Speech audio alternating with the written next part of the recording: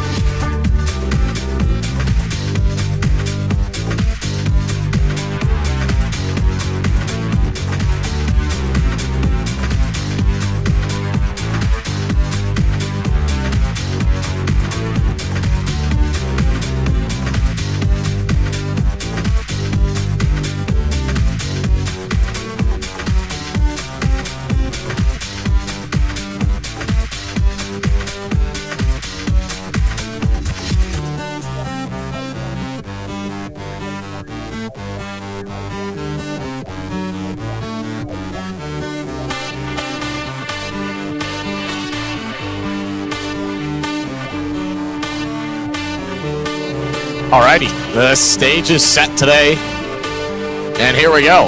We are ready. Now, starting line is being announced for both sides here this morning.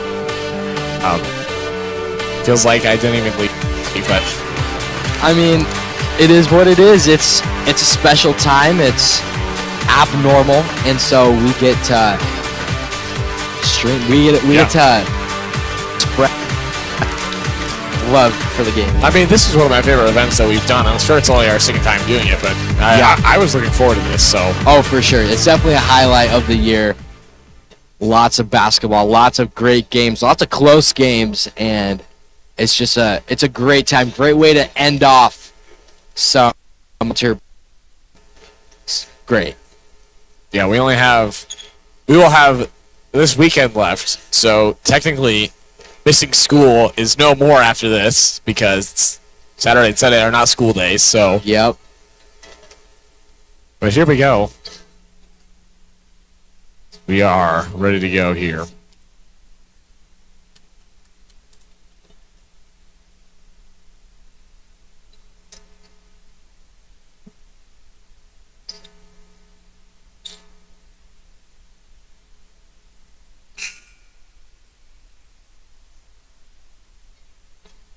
So let's see which way it goes here today. Game 1 of 8. And it's going to go right there to the Buckaroos. That's number 20.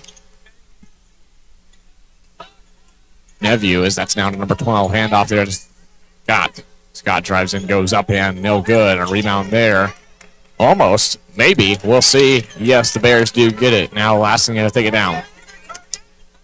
Buckaroos showing signs of pressure so far, but overall the Bears get it over. Now bounce pass there, 21. Williams, but it's nothing. That was a great move. Williams faked right, went left, just unable to finish that shot, but a fantastic move by Williams in the post. Now if you're looking to find 12, Greenwald. Greenwald, right back to her. She'll look now, pull up two, around the free throw line. It's no good, falls short. And it's going to be Bear ball. Good looks for both teams on offense, just going to get a little time to settle in and get the shot dialed in. It's still early in the morning. And, both these teams just not quite settled in yet, but that'll happen pretty soon.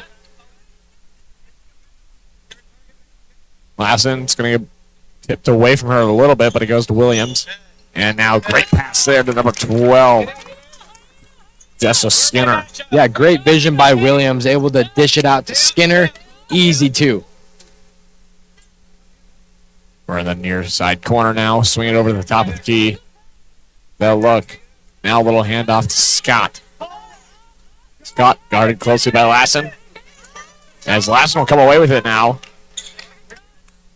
We'll slow it down a little bit here as Kiplin takes it down for them. Kiplin now looking at Skinner. Now great pass to Williams in the paint again. And back-to-back layups for the Moscow Bears. This Bears offense has great vision, great patience, and a great spread of the basketball. That's Serber going up. Excuse me, Jenis. As she moved the line to shoot two, has a foul on number 10, Brooklyn Becker. First one up and good in the silence of the P1FC Activity Center. Yeah, the free throws in the morning games are iconically quiet. They're just dead silent. Second is up and good. And the Buckaroos get their first points of this morning. This Buckaroos showing signs of pressure. And a jump ball is going to be called before they were able to swat it away in time. The Buckaroo defense has been very close to getting turnovers in the press. This time they were actually able to get a hand on the basketball, a jump ball. It'll stay in possession of the Bears. Williams in the far side wing. Now a wide open three at the far side. No good. Lassen's there on the rebound. She'll look, bounce pass to Williams. Williams now swats it away, but it goes back out to number 5, Kiplin. Now reset here for the Bears. They're looking. Kiplin Goes up, puts one up, and no good. And Skinner's trying to rip it away, but another jump ball will be called, and this one will go to the Buckaroos. Yeah, back-to-back jump balls forced by this Buckaroo defense. It'll go to Pendleton. Both teams having a press on right now. They win. They move on to play for 4th place here.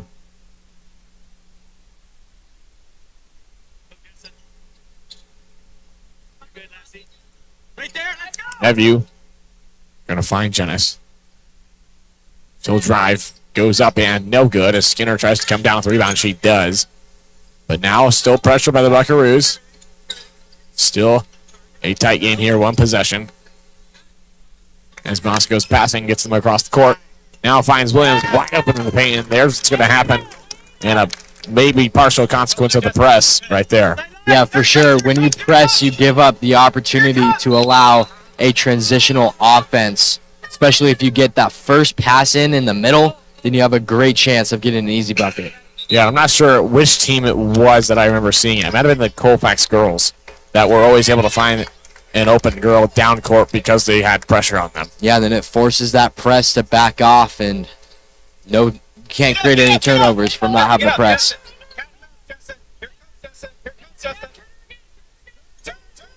So it's going to be Scott now taking it down. Almost took the full 10 seconds in the front court.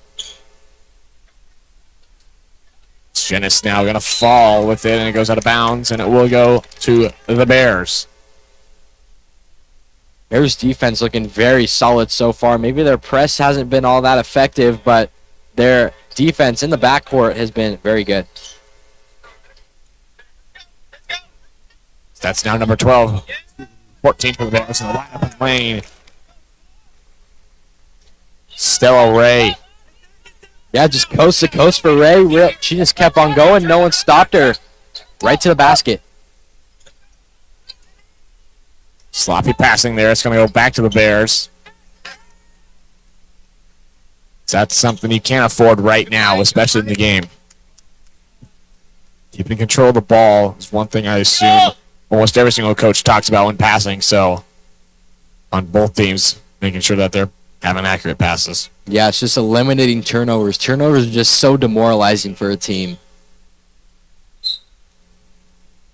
30-second timeout, please. Timeout 30. So a timeout will be called there by the Bears. A 30-second timeout. We'll be right back with more 12th Annual Avista Holiday Action Game 1 of 8 brought to you by the Diamond Shop.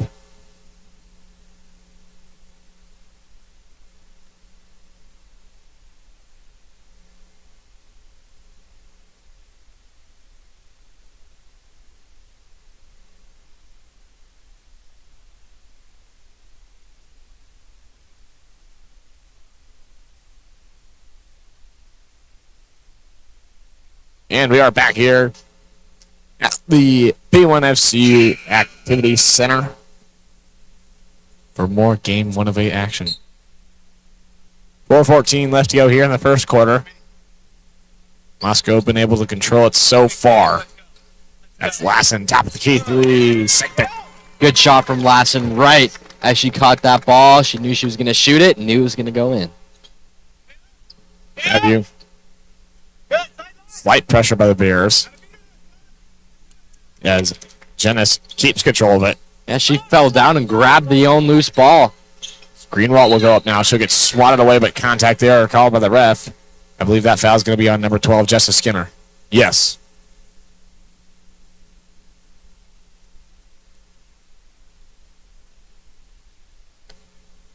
So Greenwald, it's her first appearance at the line tonight. This morning. We're not at the night quite yet. Not quite.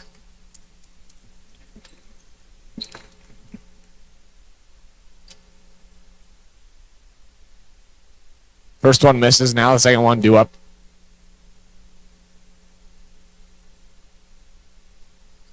That one misses as well.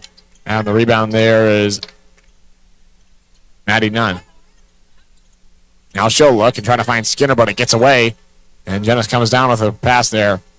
She'll stop. Now looking. She'll find Greenwald. Now kicks it to Nephew in the near side, Corner no good on the 2, and it goes out of bounds. But it will stay with the Buckaroos.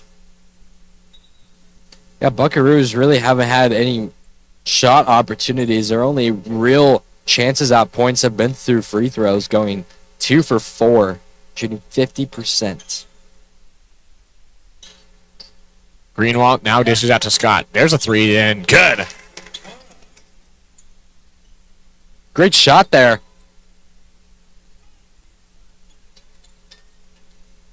The Bears trying to find a way to get across this press, and they do. Far pass there, they're going to bounce pass, and would have been a wide open layup, but number 14, Ray, can't hold on to it.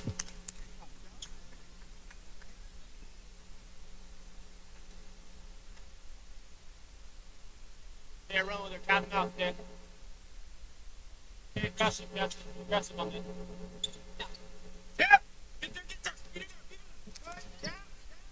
The Buckaroos able to get across the line easily as both teams still continuing their press.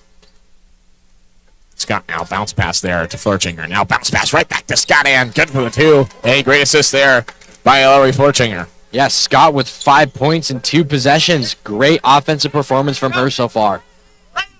Colvin might have an open lane. She'll go up, and good for the 2. These Bears on offense, they really attack the net. I mean, they go right to the basket when they can. The Bears players ran into each other as they would have had control of it. Little miscommunication there. With Lassen there, able to get control of it, as that's now going to be Becker going up for the 2, and she'll be fouled.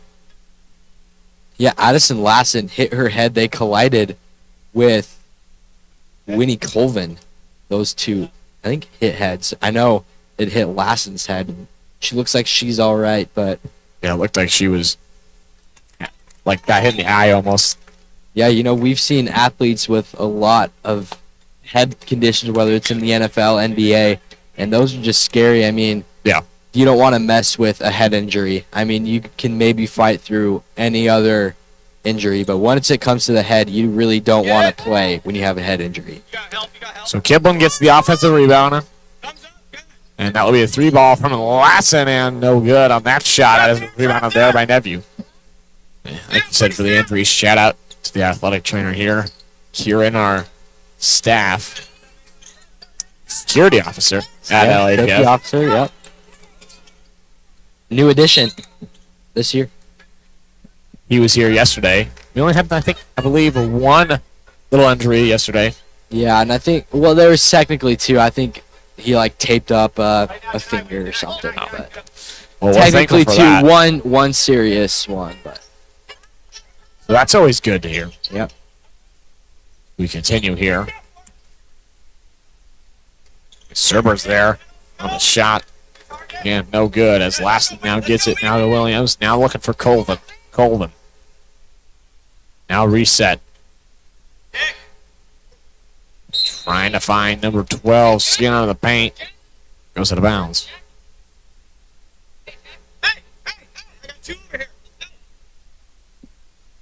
Bears still staying in that press.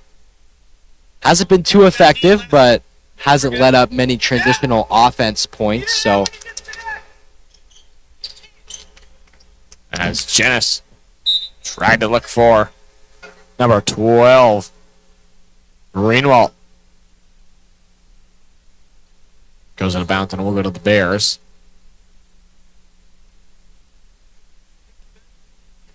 So that will be now right back to Skinner.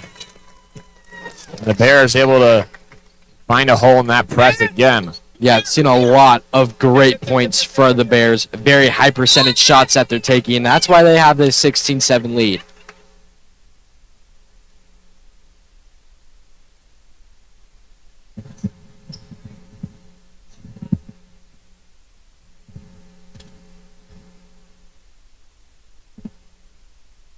As the Buckaroos able to be in the bonus now with 1:06 left to go here in the first quarter. I believe that was another rule change that happened 2 years ago, was instead of having it at the half, which is just a 7. It's now 5 in each quarter, and they reset each time. Yes. So we've had 2 years, I think year 2 of that. It's a nice little addition. Yeah, and it just allows for defenses to be a little more aggressive, because if you foul really, or like if you have a foul heavy quarter, you suffer for the rest of the half. And I think it's really good that it resets each quarter. It allows for a fresh start more often. Yeah, and the Bears in this situation, they would have only been able to give up. They would have to go through a whole other quarter and only give up 2 fouls. Right. Before they're even in the bonus. So. Yep. Yeah.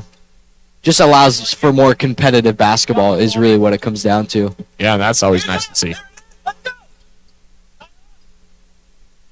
The Bears, a little pressure on there, and Nevy's able to get it away for the Buckaroos as Flourishinger now zips it over to Greenwald. Now on the near side corner. Server now back to Flourishinger, top of the key. She'll shoot one at the right wing and up and good.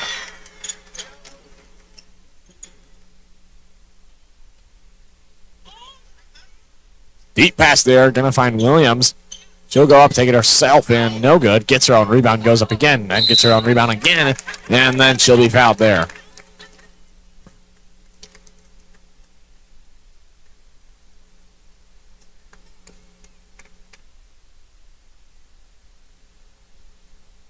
Fouls on number 20, Essenevu.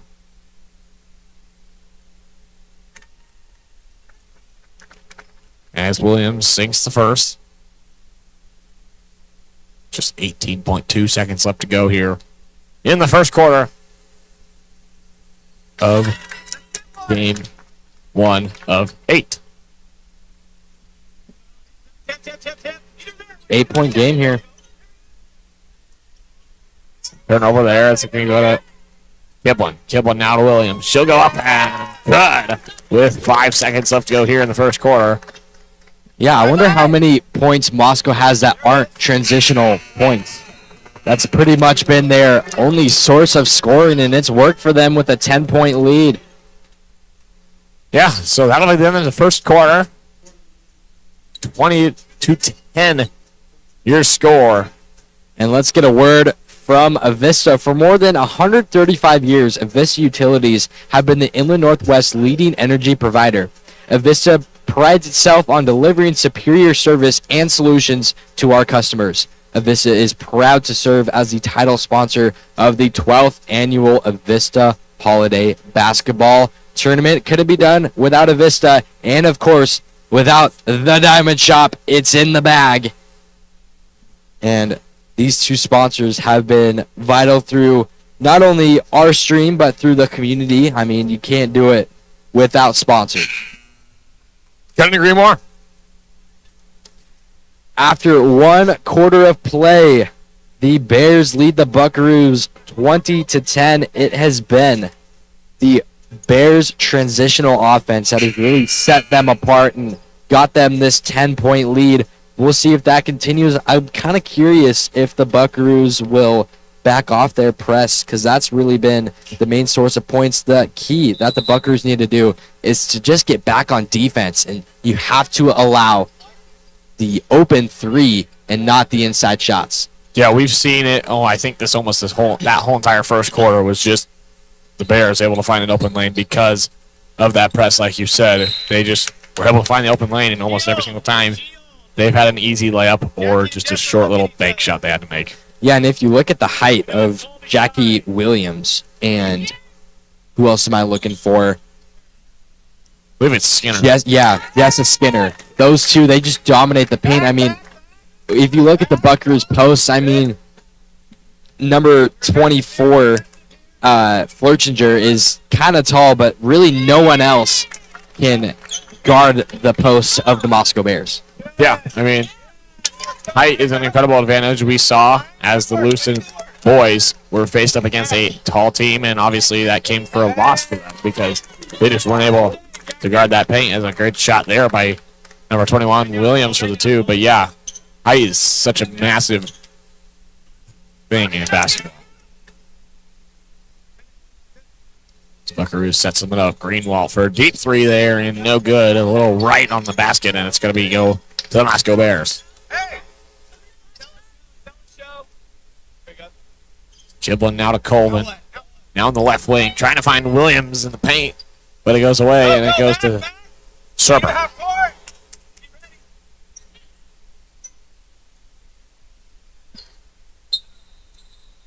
And before this possession can keep continuing for the Buckaroos, head coach Tim Foster is going to call a timeout. Set someone up on the offensive side, try to get a little momentum, shifting their way. This is the 12th annual Avista Holiday Tournament, brought to you by the Diamond Shop.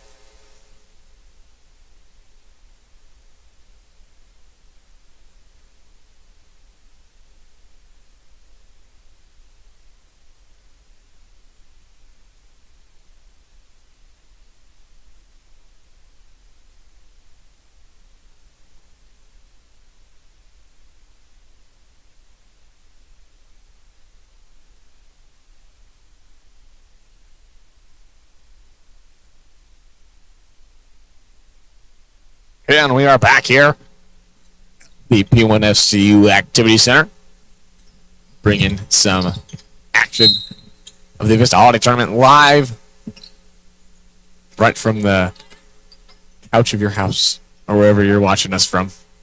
It is Friday, so it's a work day, so maybe in the office. Maybe on a phone. Or maybe, I'm assuming the volume would be down then. Definitely turn the volume up. So that's Boatman, gets it stolen away from her. The Bears so far have been explosive on the offensive side of the ball.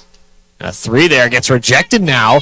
So maybe a defensive shining here for the Buckaroos. Yeah, down 14. Need to get some points on the board. And there's a great open lane look there, number 14. Riley Jackson, a freshman for this Buckaroo offense. Yeah, that resembled some characteristics of the Moscow offense. Nice transitional bucket, good easy lane for the Buckaroos. That shot's up and no good. Skinner gets the offensive rebound, and she'll get it again. So like you talked about that height, I believe we saw Williams had 3 straight of her own rebounds and ended up getting fouled, being sent to the line. So Moscow Bears have an advantage at that. The offensive rebounds. Talk about it time and time again. That's going to be number 14, Ray. Colvin. I don't know. Now Kiplin for a 3. Just sailed it. That one going to get rebounded there by Janice. Give the Jackson now to Nevu.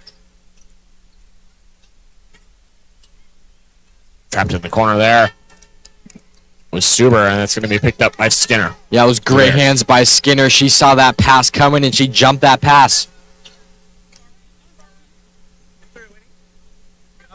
Colvin gives to none. She'll drive in. Backdoor cut, and no good. Gets her own rebound. Now kicks it out. Looking for Ray. So that one goes away. Talk. What you got?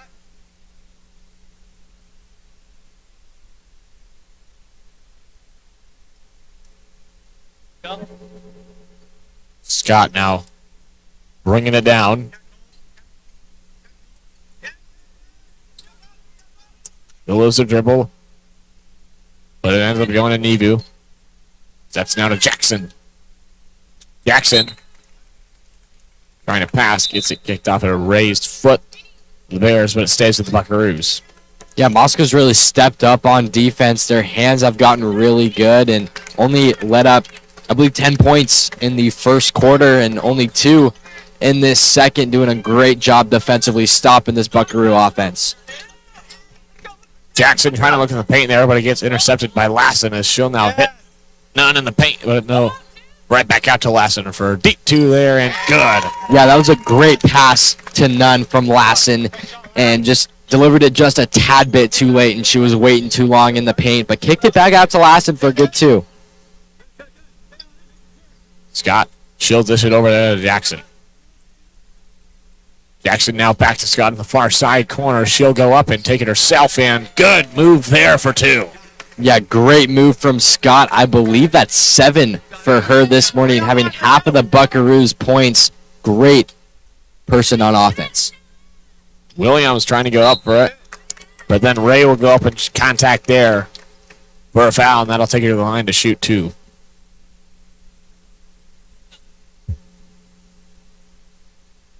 Yeah, it's just the Bears always seem to have numbers once they get a turnover or just on offense in general. And if the Buckaroos can get back on defense, that would be a dramatic change on the scoreboard. Dunn's first one falls as substitutions come in. Presley Greenwald, another threat for Buckaroo offense. Team, excuse me. Hey, look who gets to talking. Yeah, sinks both free throws. That's kind of been the difference for the Bears contrasted to the Bucks. They can knock down their free throws and capitalize on the opportunities they set themselves up for. So that's Janice on the far side. She'll find Scott thinking about the three. As Lassen's there to with tough defense. And now battle for the ball starts, and a jump ball is going to be called, and I believe it's going to go to the Bears. Yeah, she almost hit her foot there. I think she bounced the ball on her foot, and that created the turnover. Well, almost a turnover, a jump ball. It'll stay Pendleton's way.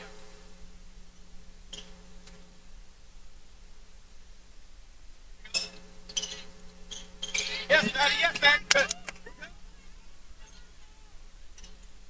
That's now in the near side corner. Scott looking for a three, no good. As Lassen now loses a little bit of control of it. Goes out of bounds, and it will go to the Pendleton Buckaroos. So great defense there by Kimura Scott. Yeah, not many turnovers that the Bears commit, but just fantastic, fiery defense by Scott there. Greenwald will now find Neview. She'll dish it to Jackson. Jackson.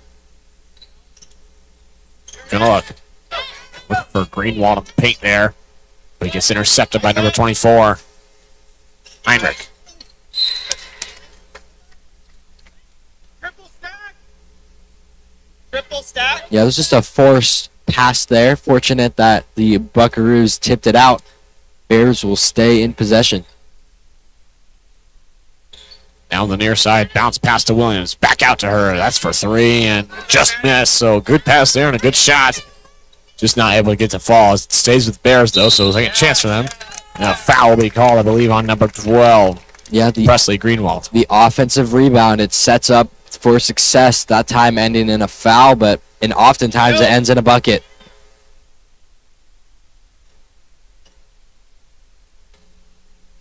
Get it, Stella. Becker finds Williams. Williams goes up. And no good.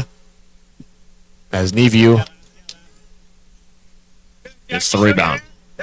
They'll try to hit. Janice goes out of bounds, and it will go to the Bears.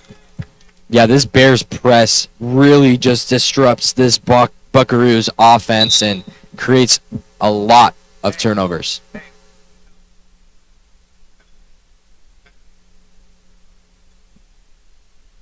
So we wait for something. There we go. We got it now. Lassen to take it out now. For the Bears. Williams now hits Heinrich in the far side. Now back to Ray. Now back to Becker. Great ball movement. Find one in the paint and up and no good. Skinner gets the rebound. No, excuse me, that's Becker.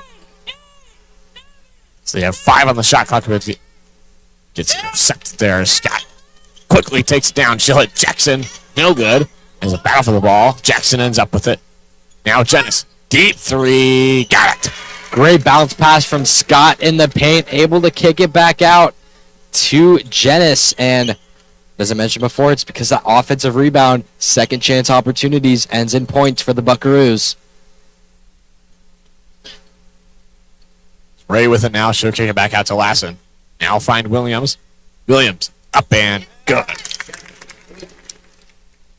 Williams is able to use her height to her advantage. She just towers over the Buckaroo defenders. Too easy for her. Scott now goes up and just misses above. Bears can really slow it down and just wear out this Buckaroo defense here. No need to rush on this possession. Heinrich now finds Lassen. Now to Williams at the free throw line, and she'll lose it a little bit, but Becker's there to keep control. And they now have 8 on the shot clock. Becker with a 3 short. But Lassen's there to keep it in, but they would have had 4 on the shot clock, so Yeah, Becker kind of gave up on that rebound. She missed a shot, kind of got discouraged, and didn't go for the board. Heinrich's there. Gives to Williams, and now line up with Becker now to take it down. She'll find Lassen. 42 seconds left to go here in the first half as Lassen drives in, goes up and no good. And they're going to call it Buckaroo away.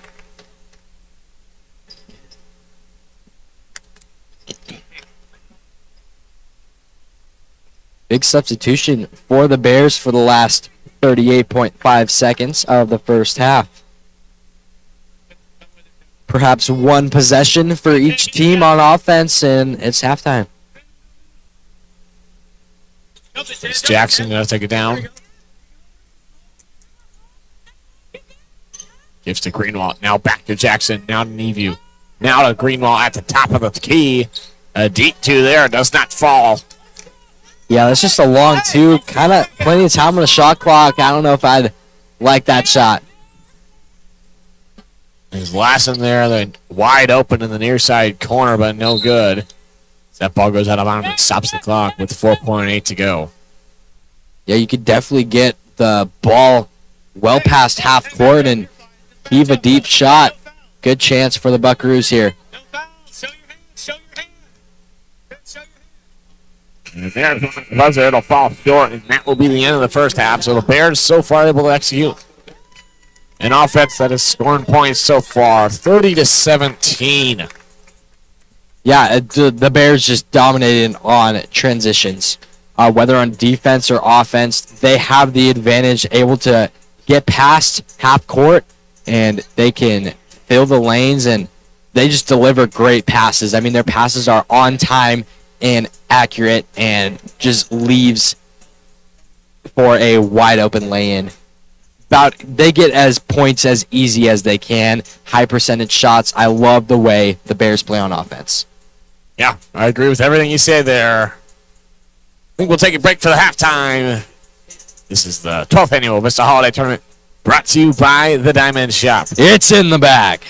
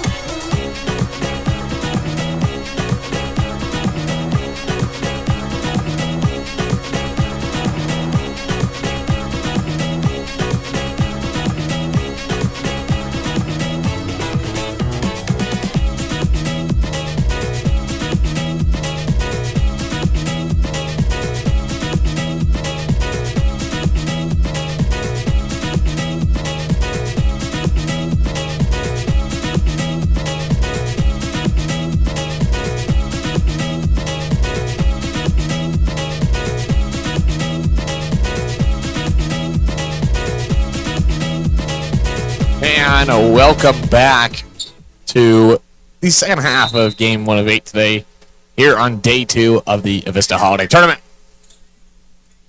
The Moscow Bears' dominant performance in the first half. We'll see if they can continue. Is Lassen now on the near side. She'll give it back to Williams. Trying to find Skinner to the paint, but no good.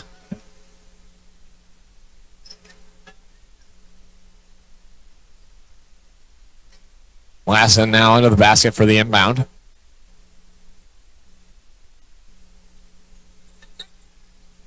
Looking there, bounce pass to Skinner. She'll go up, no good, as Williams comes down with the offensive rebound, though. Bounce pass to Lassen. As she'll now find Kiplin. Kiplin now to Skinner for a 2, and got it. Nice move there by Skinner. Good post move, using the size to her advantage. Great job. Hands up. So that's now Jennings. Now giving it Jackson. Jackson going to move it around now, finds Greenwald. And a first three in just falls short. As Kiplin fights for it and gets it. Kiplin. Now gives the Skinner back to Lassen. Lassen. Now handoff. For three. Got it. Yeah, this Moscow offense is coming alive here at the start of this third quarter. Great start to this second half. As Jackson was down there driving down, she will get fouled by number 10, Brooklyn Becker, a junior for the Moscow Bears.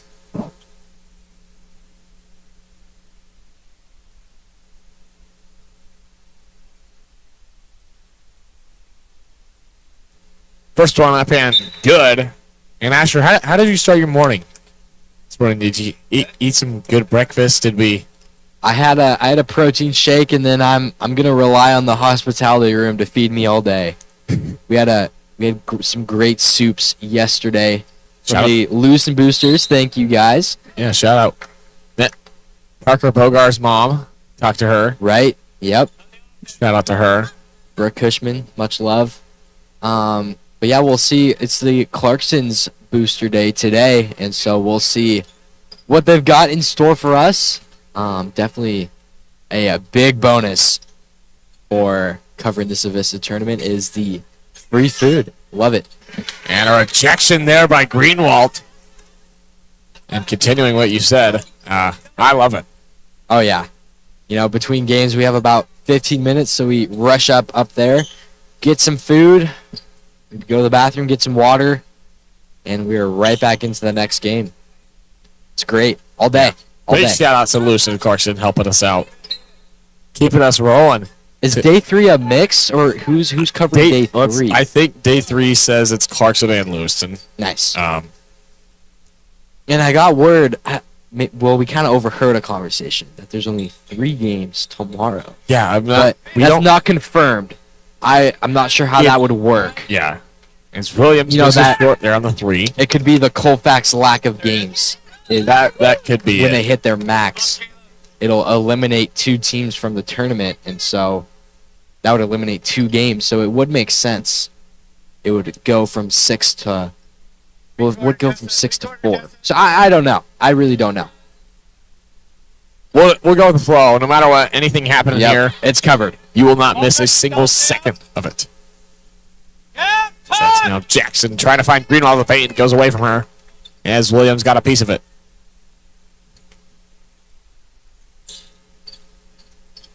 That's now over to number 14, Ray.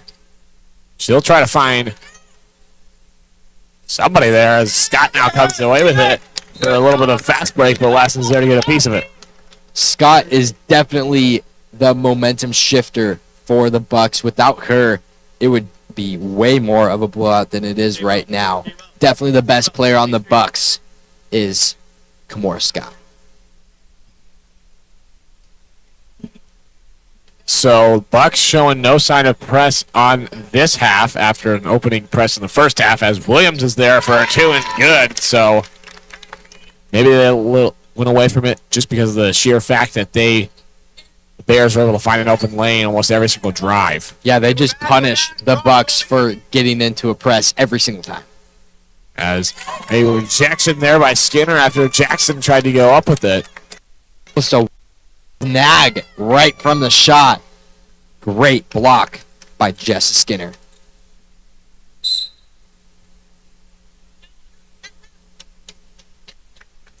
So coming in for the Bears is number 14, Maddie Nunn, and in for, number 4, Maddie Nunn comes in, and out is number 14, Stella Ray.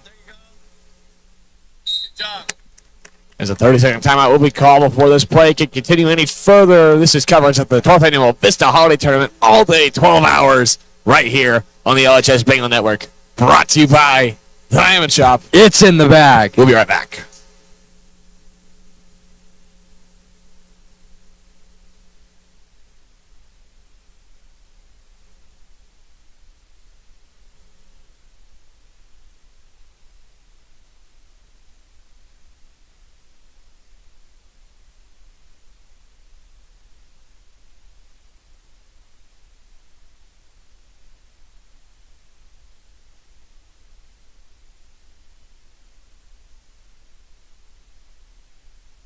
And we're back after the 30-second timeout called by head coach Tim Foster to knock things over with his players before this. Inbound here. Try to figure out a way to get rid of this deficit. As Greenwald now goes up and no good. As Williams comes down with the rebound. Oh, wow. Kiblin. Take it down as Greenwald was there to get a piece of it.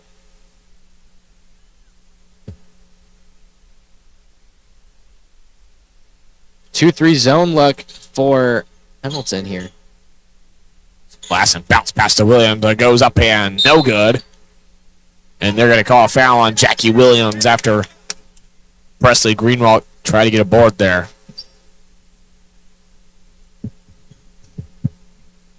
Yeah, if the Bucks want some chance to get back into this game, they really need to turn it up here at the end of this third quarter. Get something going to set themselves up for success in the fourth. Third quarter, such an impactful quarter, especially if you're down, because if it gets even worse, just get your heads down in the fourth quarter. I mean, Exactly right. you have to find a way to go into the fourth quarter with something positive. So there's a foul there on number 12, Jessa Skinner.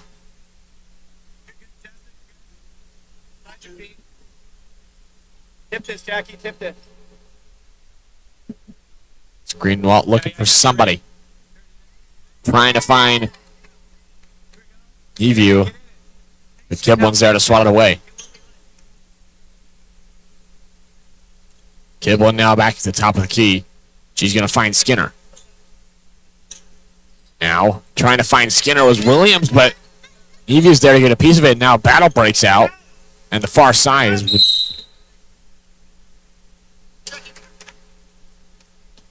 the head coach of the Moscow Bears, Josh Colvin, was able to call a timeout before they lose possession. Yeah, they did a great job by Colvin. Saw his team was struggling with the ball. Finally got possession, able to call a timeout. Good call by him. 10 seconds on the shot clock, so definitely need to take a look at that and score efficiently. Just a 30-second timeout, so we'll stay here with you before this possession happens here. 4:04 left to go here in the third quarter. 37-18, so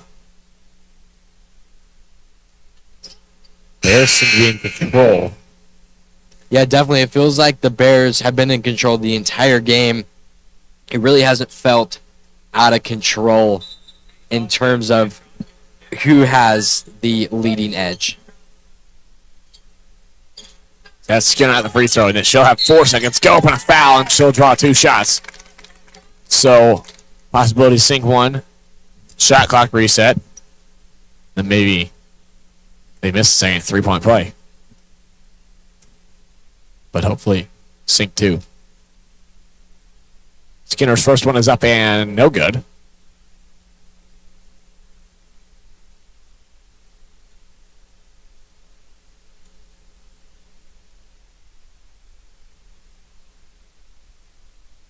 Her second is up, and that one makes it. So, 20-point lead here for the Bears this morning.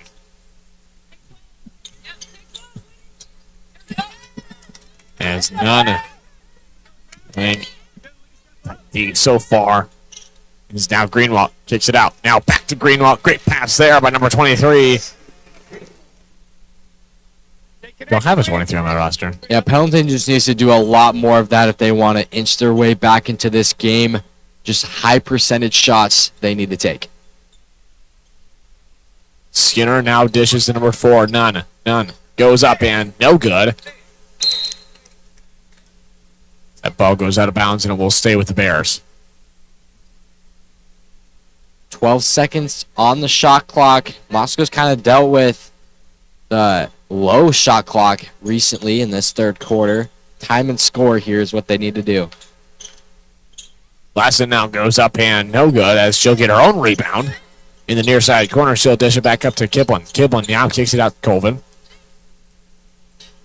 Colvin moves around, now kicks it back to Kiblin beyond the arc. Now to Skinner in the paint and show. Great move there. Get it up for 2. Yeah, just a nice use of the footwork, using her 2 steps that she gets in the paint, going around her defender. Just a great veteran move there. As that pass gets away from Jackson, and one thing I've noticed about this Moscow offense is I don't think there's ever been a time where Skinner or Williams has been off the court. Yeah, definitely the dominant players for the Bears. They control the paint and they control the pace of this game.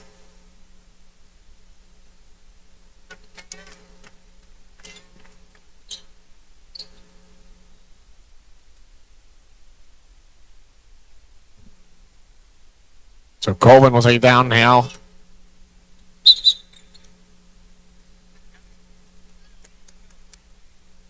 It's a double dribble there. She kind of lost. Flipped up a little bit. Yeah, easy call there. Turnover could be what the Buckaroos need to get some momentum going their way. If they could get this to under 15 points going into the fourth quarter, that would be huge for them. Greenwald kicks it out to Neview. That's step on the far side. Bounce past to Greenwald. Now finds Jackson. Now kicks it out to Jennings for 3. Just sell it a little bit. And that's a rebound by Skinner. Let's go. Kiblin will dish it to Becker. 24. That's Heinrich. Kicks to Colvin. Lots of passes beyond the arc for the Bears. Trying to chip at that clock a little bit more. 1:56 left to go as Colvin now open the paint. She'll get fouled as she went up with it. Yeah, great base cut by Colvin there. Able to just cut right in front of her defender. Good look. Attracted the foul. She's going to shoot 2.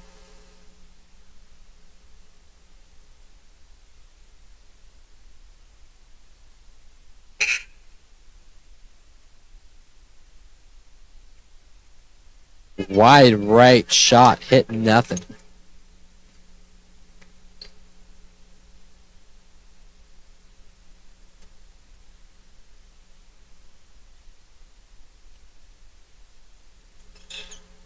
As that one's up and no good again. Scott gets the rebound for the Buckaroos. Greenlaw at the top of the key. Now he'll dish it out to Neview. Neview for 3. Nope, never mind. They'll say 2. Deep shot by Neview. Unfortunate that it's only a 2-pointer. Cuts lead to 18, though. If they could, like I said, get it under 15, that would really help them, not only momentarily, but to get back into this game. Colvin got a bounce pass there from Williams, but it falls incomplete on her shot. Scott now quickly taking it down. Now she dishes out to Greenwald for 3 at the top of the key and no good. Offensive rebound there by Silver. Now back to Scott. Scott drives in, goes up, and will draw a foul as she will go to the line to shoot 2. Great drive by Scott there. 2 big free throws. Pendleton kind of feels like they're starting to inch their way, maybe chip at the points a little bit. Down 18, chance to get it down to 16. Scott's first one is up and good.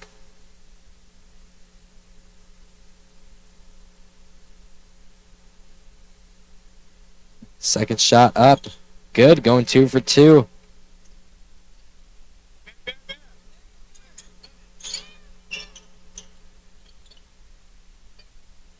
Heinrich moves to the left. Now finds Becker looking in the paint, and will be intercepted there by Greenwald. That goes out of bounds and stops the clock with 49 to go.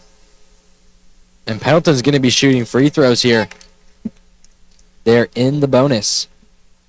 They were in the bonus at the end of the first quarter, maybe the second. But not their first time being in the bonus in this ball game. 49.1 to go here in the third. Greenwald's first one is up and good.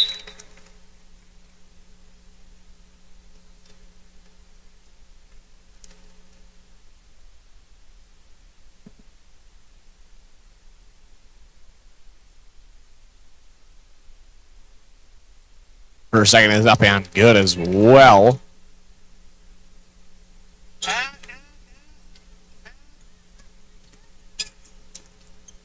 So Heinrich now in the near side corner, guarded closely there by Scott. Looking.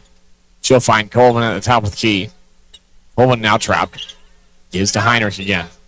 They have 15 to go on the shot clock. So now Lassen will find Heinrich. She'll go up in the paint. And we fouled. Buckaroos have done a great job of coming back into this game. Only a 14-point deficit.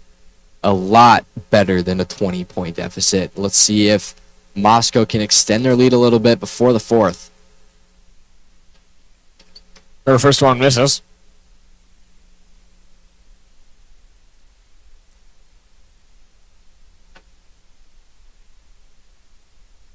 Second one doesn't fall as well. And that's the rebound there by Schmidt. Greenwald gives to Scott. Now Scott with a three and good. How about that shot? Leaning to the left, step back to the side.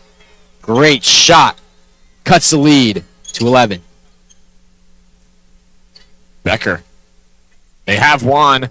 Gets it off and no good at the buzzer. So that will do it for the third quarter of this ball game. 40-29, your score. Very solid performance in the third quarter by the Bucks, especially in that last half of the third. Really started to come back. Defense is starting to lock in. Offense started to knock some shots down. They put themselves in a great position to come back in this fourth quarter. Yeah, I couldn't agree more. Well, I believe they might have been down by 20 or something. I don't know. Yes. Yep. Coming in the second half, and they've just came out and did what they need to do and make it an 11-point game. So we'll see if they can continue this in the fourth quarter and come out victorious, or if the Moscow Bears can figure something out to slow them down and get their offense back on track. We'll be right back for some fourth quarter action.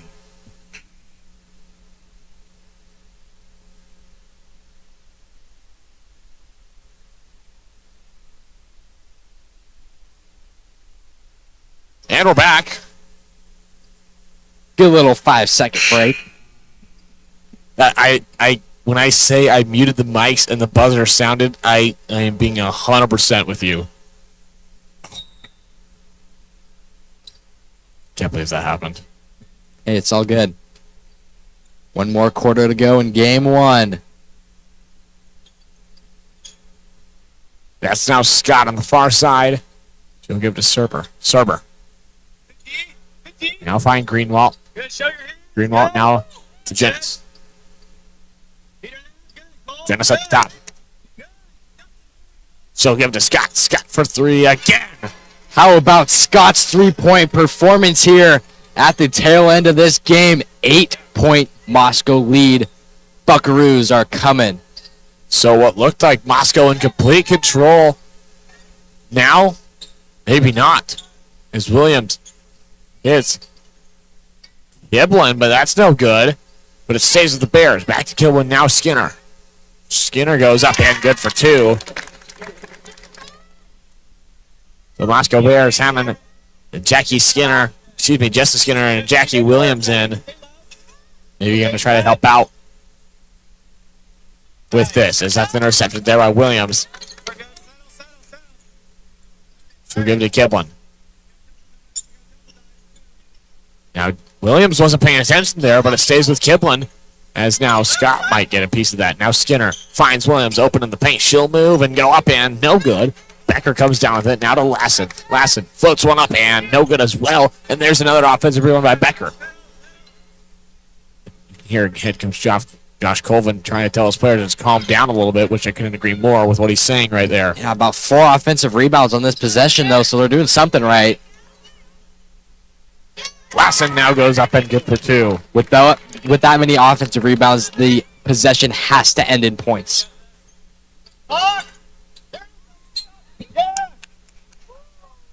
So full timeout now going to be called by head coach Tim Foster for the Bucks. So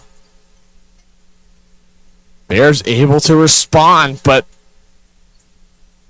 Bucks are trying to open that door. Yeah, 12-point lead for the Moscow Bears.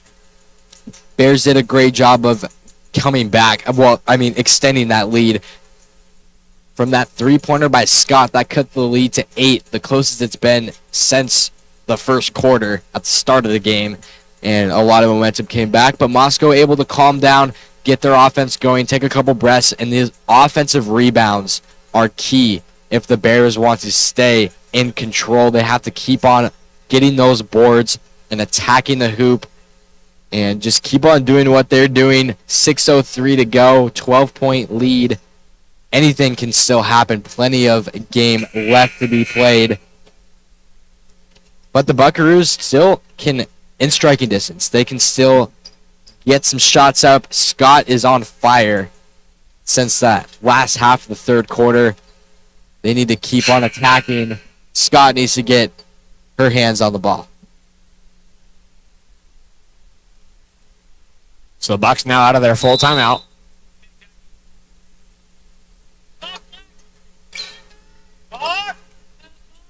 As Jenness now dishes over to Scott. Scott now to Jenness in the near side corner. She'll float one up for 2 and good. Nice knockdown by Jenness there. Cuts the lead to 10. Buckaroos need to get some stops here on defense if they really want to come back. Kiblin now finds Skinner. Kiblin now gives to Becker in the near side. Now back to Lassen. On this side, she's just going to reset it. Hugging that half-court line. She'll cross. Now 3 on the shot clock. They need to get something up. Lassen puts up a 3. No good. Short. As Jenness now gets a server for 2 and no good. Skinner comes down with the rebound. Good look by Servert there. Mid-range shot. It was a little rushed, but it was a good high percentage shot for her. Skinner goes up and will get fouled and move to the line to shoot 2.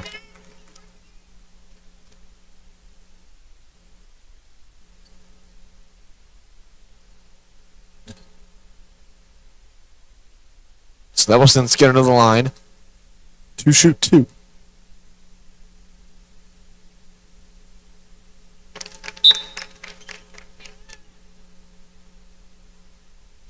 Couple substitutions for the Buckaroos.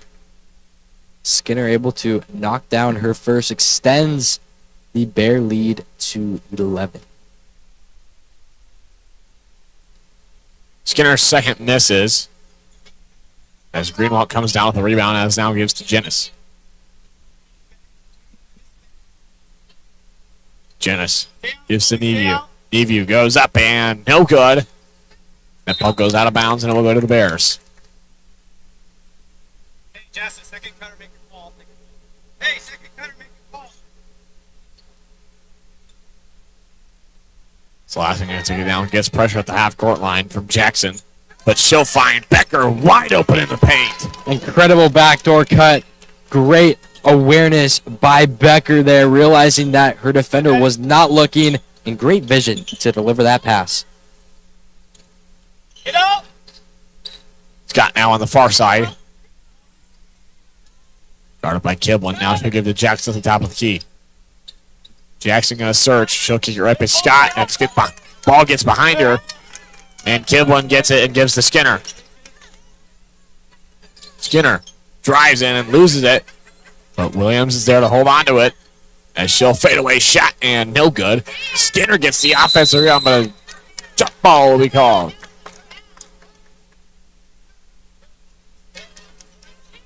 Great aggressive defense by the Buckaroos, but the head coach, Tim Foster, saying we have to be aggressive on the rebounds, and couldn't agree more. Too many offensive rebounds for the Bears. As Williams with the short hand off to Kiblin, but Skinner gets the offensive rebound. Now back to Williams for two. Doesn't sink it again, but a foul will be called now. Yeah, over the back foul called on Jessa Skinner, I would assume. Yes. That's what you need to do. When you box out your defender, you're more likely to get the over the back call. Maybe get in the bonus, shoot some free throws, come back in this game. It all starts with a box out.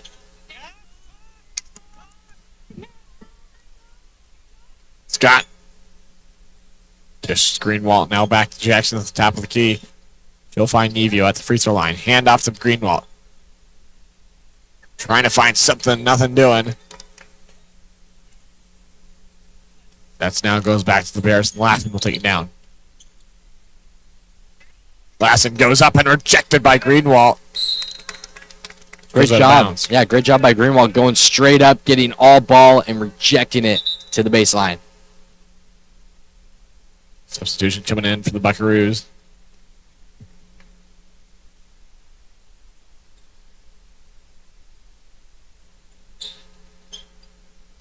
As a wide open tee there for Becker and good. Nothing but net from Becker there, putting the Bears at 50 here this morning. So 2:50 left to go here. That's now Scott. She'll drive. And now goes out of bounds and it will go to the Bears.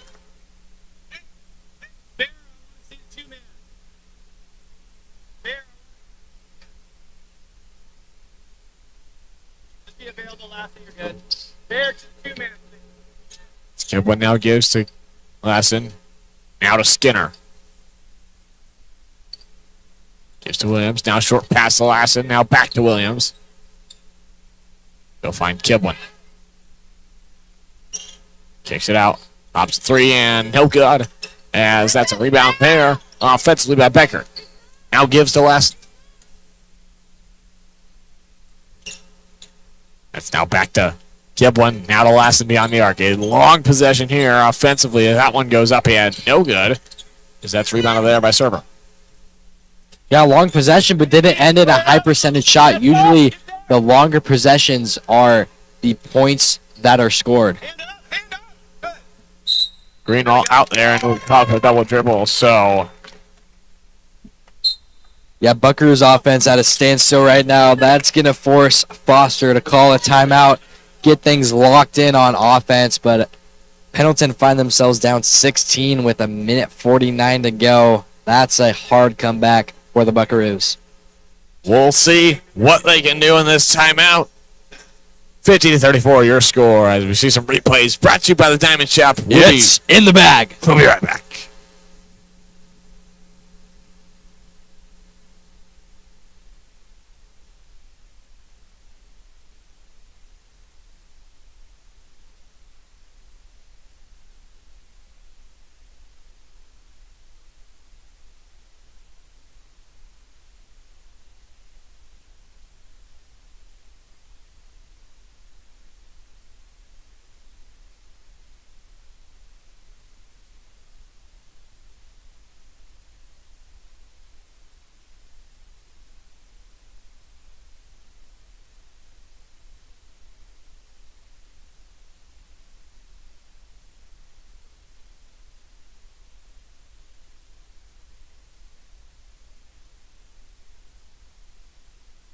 And welcome back. Some great key plays of this game presented to you by the Diamond Shop. It's in the bag. It's in the bag. It is in the bag. 1:45 to go here. Moscow in control. Williams now gives to Kiblin. To Becker. Back to Lassen. to Williams, and Becker would have been wide open in the paint. But the ball goes out of bounds, and it will go to the Buckaroos. Yeah, the Bears have really mastered the art of the backdoor cut. Pendleton really hasn't caught on to that, and it's open about every single time a Bear does a backdoor, and it's pretty much always there. Ball a little forced there, but I do like that pass. Scott now pull up three, falls short, and rebound by Skinner. Yeah, Scott's just doing everything in her power to try to get back into this game, but it might be too little too late. Kiblin's now trapped. She'll give to Skinner at the top of the key. Skinner drives, kicks out. Now to Williams at the free throw line, and no good. Misses left. There's a rebound there by Serber looking for Jackson. It goes out of bounds, and it will stay with the Bears on this side of the court. Yeah, Bears definitely looking to waste a lot of this 30 seconds and get out of this game with a win. Skinner goes up and no good. As Greenwald now takes it down. Up and we've fouled with 30 seconds left. So I probably safe to say that the Moscow Bears have shut this door for the Buckaroos, and one thing, just their offense. Yep. Whether it's offensive rebounds or transitional points or those backdoor cuts, that's been the story of this Bears offense and the game in general. Yeah, the big thing that they found in the first quarter, I would say, is when the Buckaroos had that press break, they were able to just find the open person down to the court and have a wide open lane.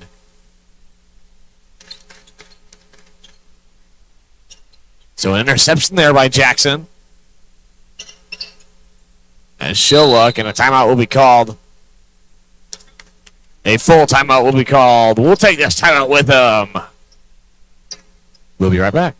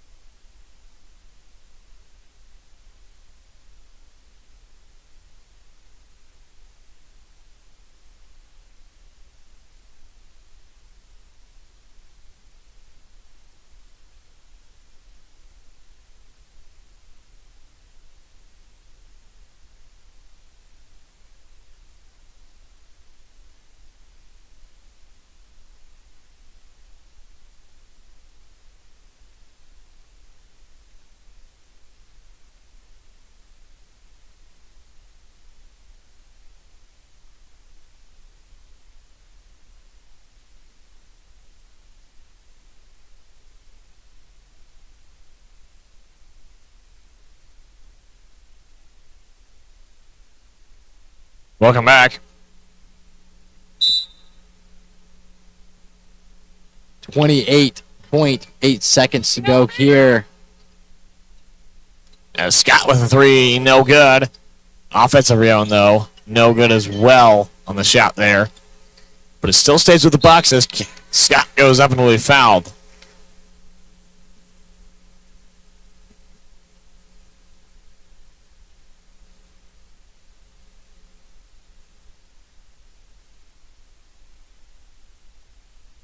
Yeah, Scott now goes to the line for her first one. Up and good.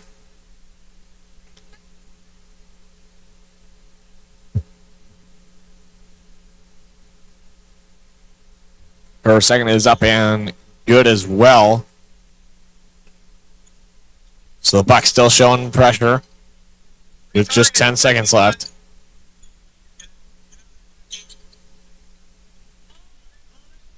And the Bears can just dribble it out here. And that will be the end of this game. So your final score, 38-50. Coming up next, it's going to be the boys' side of the bracket, the Kendrick Tigers versus the Pendleton Buckaroos. That'll be coming up next on the Bengal Network, brought to you by the Diamond Shop. We'll be right back.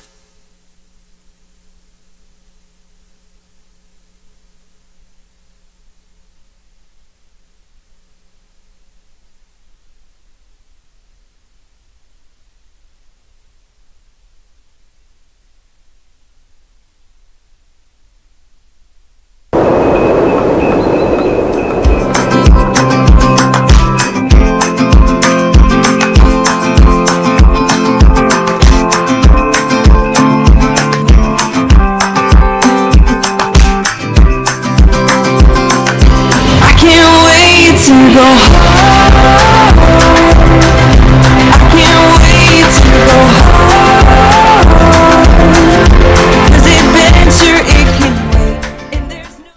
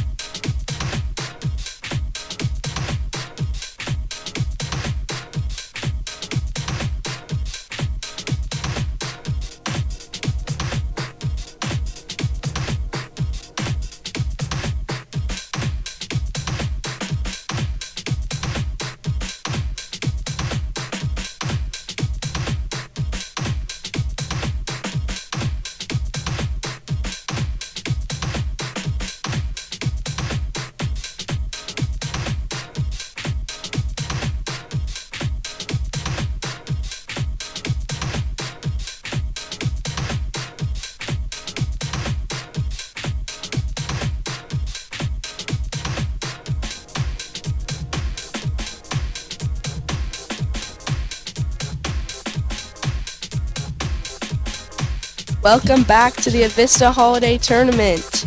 Here we have the Pendleton Buckaroo boys and Kendrick Tiger boys. A good matchup here for you this morning. Starting off the day strong. It's a little early. Let's see how well they're going to do with just waking up and getting out here. They seem pretty awake, both teams. Strong warm-ups.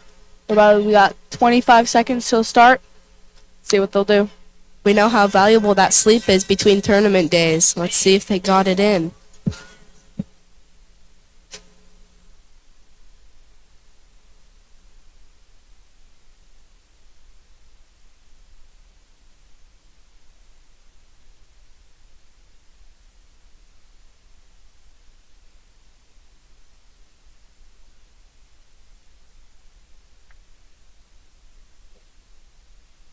Maddox Kirkland for Moscow and Kendrick Tigers.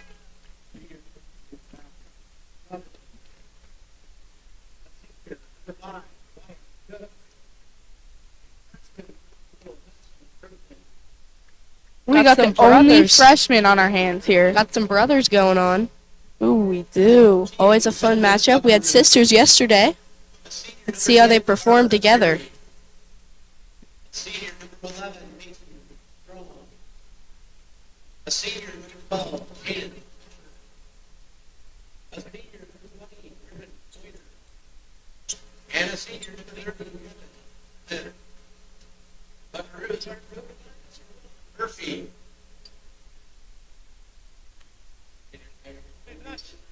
Yes.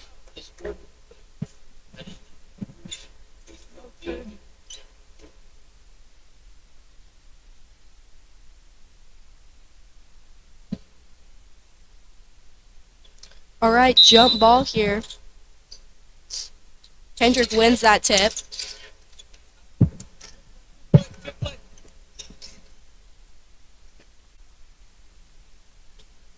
Got number 24, Hudson Kirkland, working that down the court.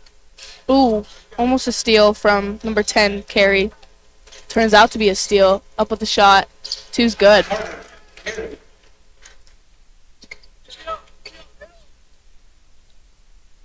We got 0, Kirkland, taking it up court. One of the brothers, Maddox. The brothers back and forth there for a second. Yeah. Playing a game of teeter-totter. Working the court. Oh, almost a steal by Buckaroos.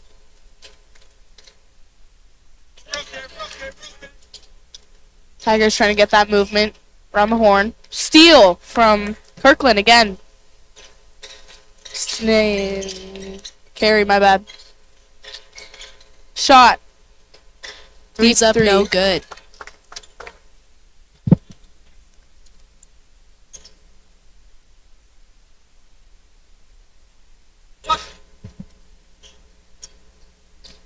Shot number 24, Kirkland. Hudson, the younger brother. Shot's no good. Getting aggressive on here, getting on the floor. They're in it to win it. Bucks bringing it down. Kirkland, Carey with the shot. No good. We got a foul, though, on number 24. Push. Hudson, Kirkland. Bucks ball.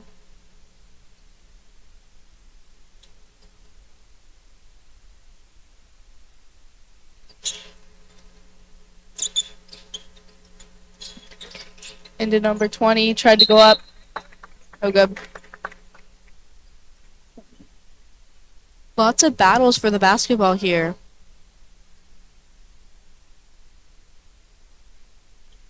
Same situation repeating itself. Let's see what they can do with it now. Ooh, number Two's 20. Griffin Coiner up with the shot. It's good. 2 points on the board.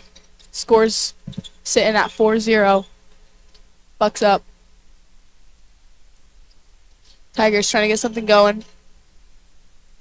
Kirkland taking it into the pocket. No good. It's a foul. Got 2 shots. Foul on wide 11 due to a push. Mason Strong.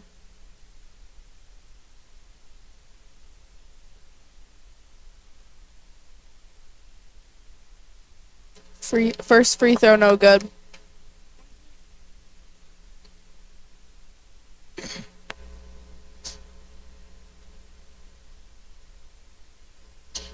Second one is good. Puts the score 4-1. Getting the Tigers on the board. The Kirklands are really showing out this morning. Ooh, beautiful pass by number 20. Parting corner. Shot's no good though. RD by Bucks. Number 30.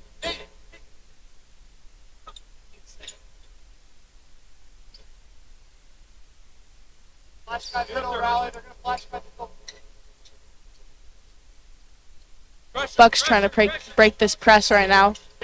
Little tough. They almost lost the pass. Got good movement though, especially for the morning. Tried to go up with the shot, no good.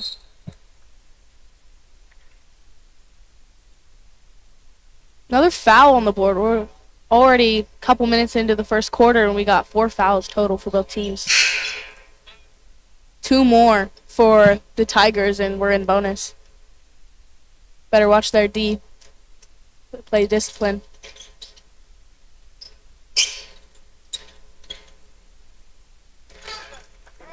.30 to Corner. Corner up with the 2. Made it.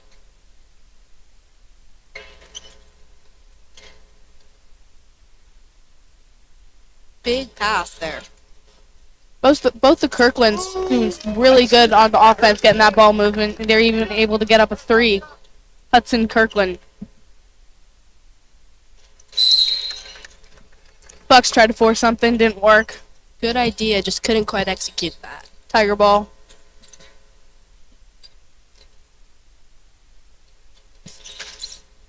Brothers forcing it down, breaking the press. Great teamwork between these two.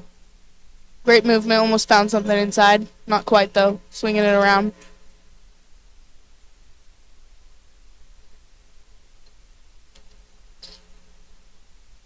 Number 1, stiff flow. The Bucks losing track of the ball here now and again, but Head coach Steve Kirkland. Maybe a dad of the 2 players. we got Would you 3 think? Kirklands on the court We got right now. 3 Kirklands on the court. Triple We threat. got a little brother, the only freshman on the team, Hudson Kirkland, and we got Maddox Kirkland, a sophomore, and then maybe their dad, maybe their uncle, you don't know. Something of the sort.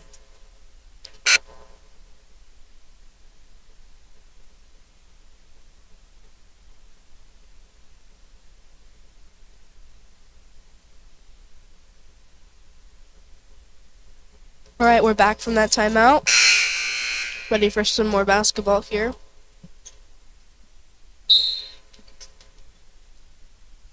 Max Kirkland with the ball, taking that down the court. Finding the shot, no good. Up with inside paint. There's a foul called and an and one shot. Number 0, Maddox Kirkland, the older brother. Big moves here for the Kirkland brothers as well as the Tigers, tying up that game in just a couple of minutes. Score sits 6-6. See if he'll make a dent in the score. He doesn't. Little shy of the rim. He was Bucks ball. disappointed, but overall a great look on that shot, just not quite there. Yet again, it is still the morning. That's right. Expected. They're doing more than I could.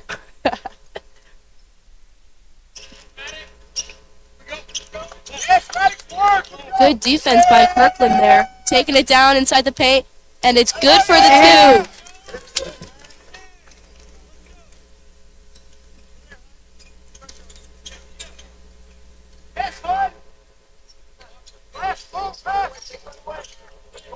.30 with good ball handling. Into 11. Good hook Mason shot. Strong. Mason Strong had a good drive there. Tried taking it in against like 4 players. He almost made something happen. Not quite though. Maybe next time.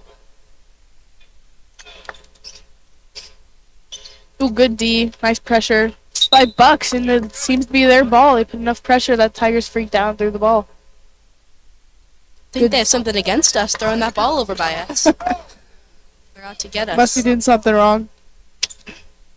They have some Let the haters complaints. hate.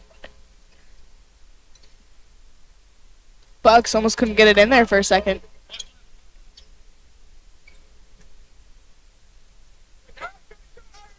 Oh, another steal by the Tigers. See if they can keep their cool this time.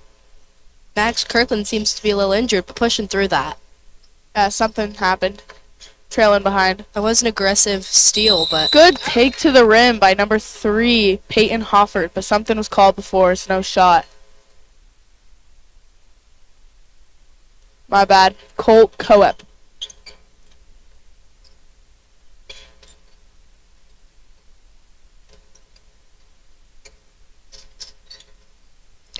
Deep 3 by number 10. Carter Carey, but the shot was a little off. Didn't happen. Ooh, we got a drive by number 1. Cade Siflo. Nothing, no. Got some good offensive looks happening here. See if anyone can execute. Still no. Number 11. Mason Strong tried to make something happen. Nothing. Rothsender up for the 2, and it's no good. We got a foul on number 10. Got 2 shots here for Rothsender. Let's see how he puts it up. Carter Carey, that's his first personal.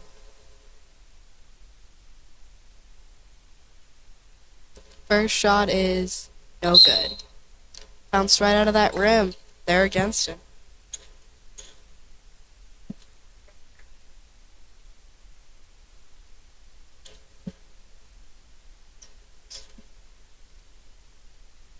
Second shot is good. Putting up some work for the Tigers here. Score sits at 6-9, Tigers. Puts the Tigers up by 3. Ooh, Kirkland, almost big had moves. Hudson Kirkland, big move down to Rothsender, and it's up. Good for the 2. something. We got a new player on our hands, number 21. Nathan Kimberling. Tried to make something happen, didn't really work. We'll catch you in a second, though. 30 seconds.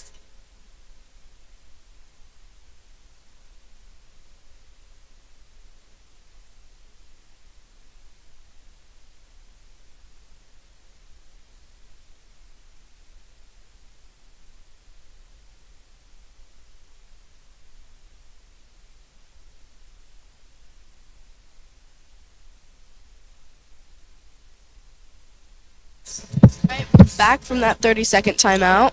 Ready to see what the Kirkland brothers do over here for the Tigers and what the Bucks can put up. Both teams, great teamwork, great drive, really good defense. We've got pretty low-scoring game so far, but then again, it is only first quarter. Getting the ball down that court. Big passes, big moves here for the Bucks. Carey trying to make something happen. Handoff. Strong. It gets stolen. Ooh, good. Hucking it down the court there. Trying to get a cherry pig. Nothing really.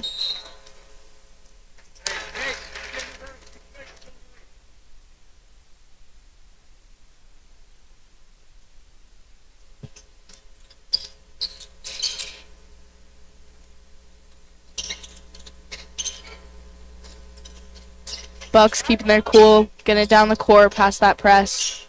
Trying to get that offense going. Saved maybe 15 seconds off the clock, though. Only got 10 left to get something happening. Shot clock's dropping They pretty have quick. 5 seconds. I'm not sure they know. Up with the 3. Kingston. Nothing really. It was a good try trying to put something up to beat that clock, but couldn't quite get there.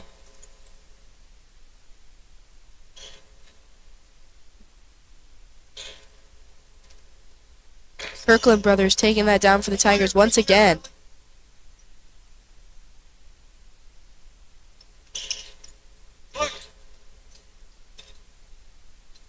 Shot deep 3 by number 2. Rally. Pardon if I say this wrong. Rochesender. Number 5 from the Bucks. Garrett Reinhardt. Up with the 2. It's good. Bringing the score to 8-11. Kirkland brothers bringing it back up.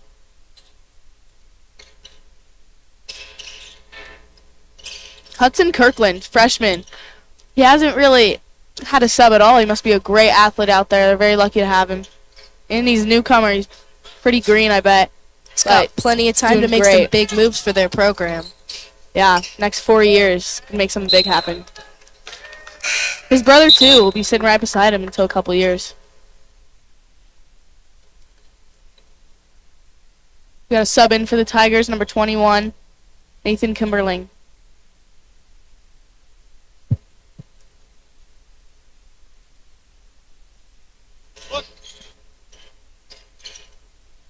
Deep 3, number 2. Riley Rotsinder, and it's good.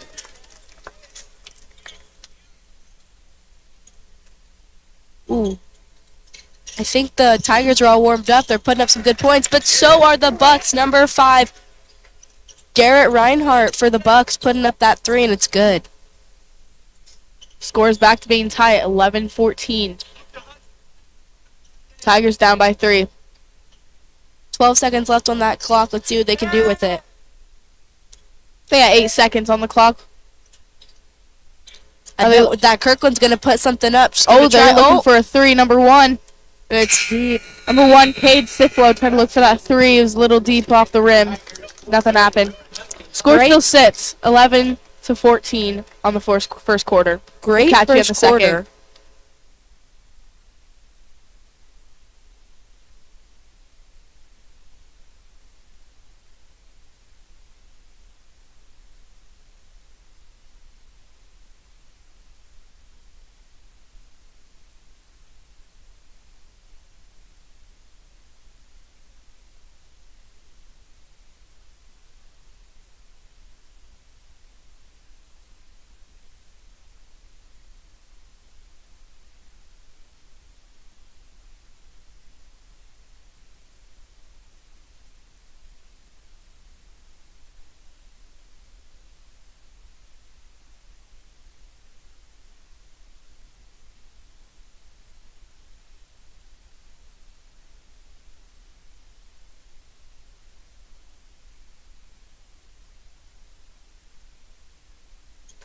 All right, we're back. Ready for a strong second quarter here.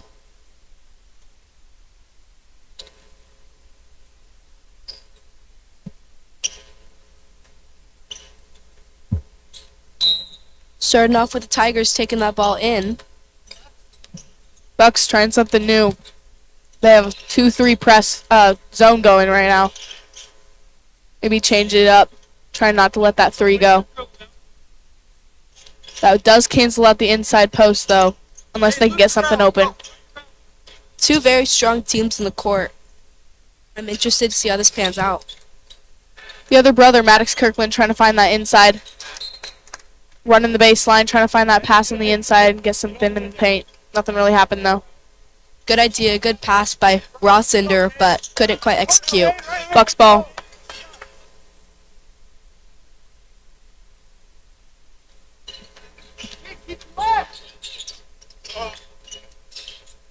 Shot up with the 3, no good.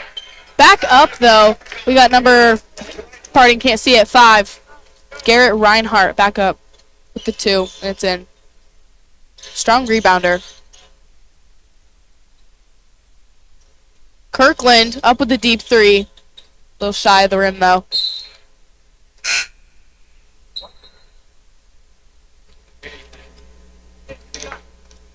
We have a sub. Number 21, Nathan Kimberling coming out. 20. For number 5, Wyatt Cook. 2 big posts batting at it already. Oh, number 11 tried to force a pass in. Hook shot, number 1, Cade Siflo. Shot doesn't count. Bucks ball.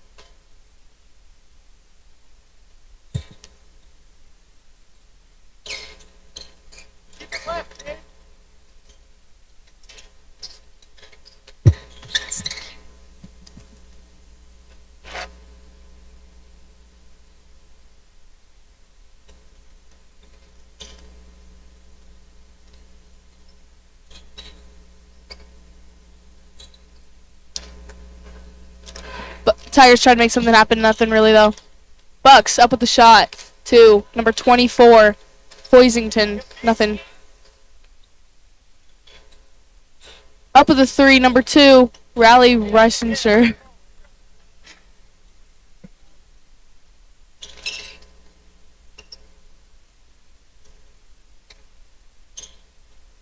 Number 3 trying to drive. 5 up with the shot. Garrett Reinhardt, nothing though.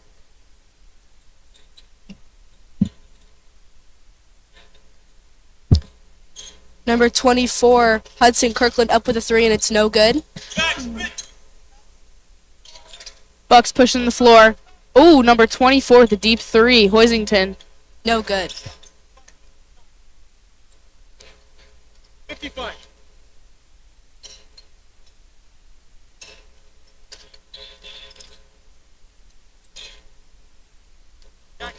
This press really seems to be getting the Tigers right now. They're not really being able to get anything done. Number 21 with the lay, with the steal, then the lay.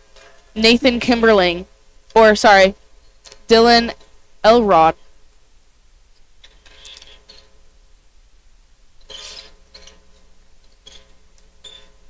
Oh, think the Tigers found a hole.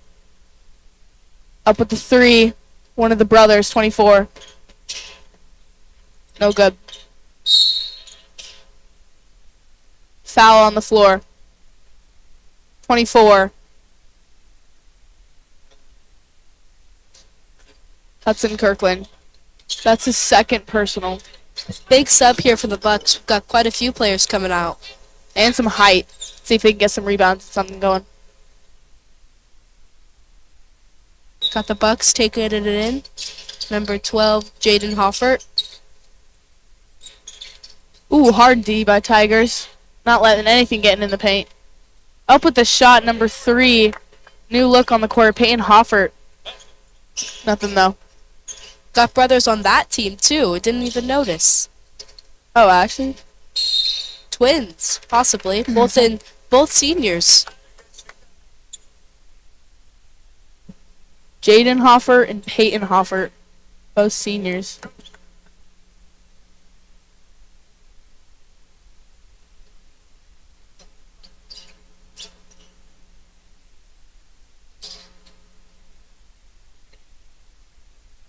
Bucks trying to get some movement around the horn.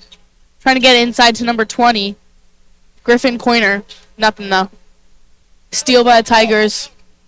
Kirkland, brother bringing it down. Trying to get it inside. Hook shot. It's good. Number 0. Maddox Kirkland. Bucks trying to push it down the court. Up with the 2. Nothing though. Number 30. Tried to make something happen. Rothsender handling that ball for now. Passing it out to... No, bring it up top. Coach trying to talk some sense into his players. Number 5 going back up for the second time. Wyatt Cook made something happen. Tied the score. 17-18. Bucks making a movement.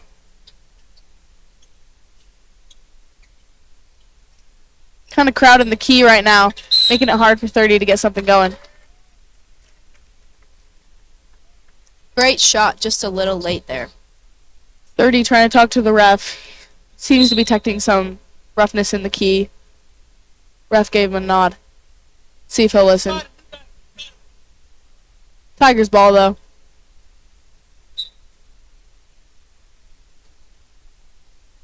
The brothers taking it down once again.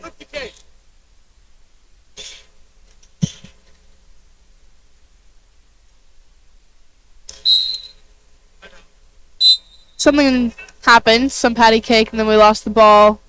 Bucks ball, but then head coach Ron Murphy called time.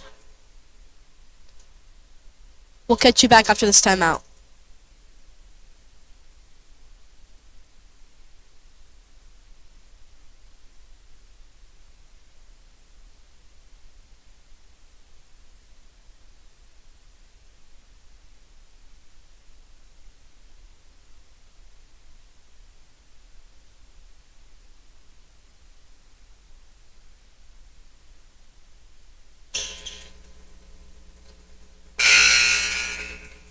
Alrighty, we're back on the court here after that timeout. Bucks ball. We got a hard press, hard D on Tigers. Bucks brought it down quick though. Getting something going quick. We've got a tough game going here defensively. Yeah, they're really in it.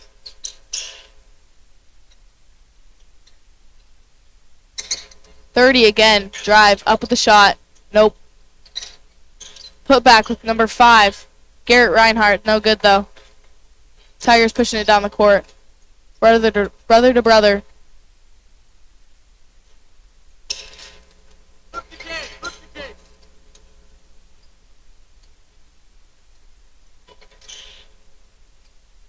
Siflo with the ball. Drive, kick out. It's number 2, Rally Russinger. Beautiful 3. Mind if I call him by his first name, guys? He's not Rally.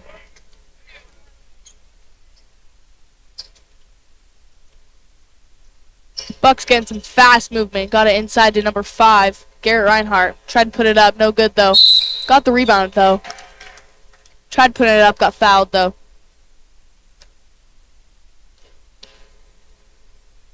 White Cook, his 3rd personal foul. Behind the line here, we've got Garrett Reinhardt. Shots. First one's no good. There's still time. Got a sub here for the Tigers. Got number 3, Colt Quep going in here for number 5, Wyatt Cook. I think his fouls are getting to be too much for him. Second shot's no good. Reinhardt almost got his own rebound on that. Hudson bring it down. Number 2. 2. Rally. Almost the 3. Bounced in and out. Bucks got the ball. Bringing it down. Must be a rigged hoop. These Tigers are getting robbed a little today. Double rim, maybe? No double rim because number 21, Dylan Elrod with the 2, helping his team out, bringing the score 20-21, bringing it tight. Close game Tigers here. trying to find an opening in their zone. Colt Quep up there with the 2. Got some shots. Just one shot. Let's see what he can do with it. Can't waste it.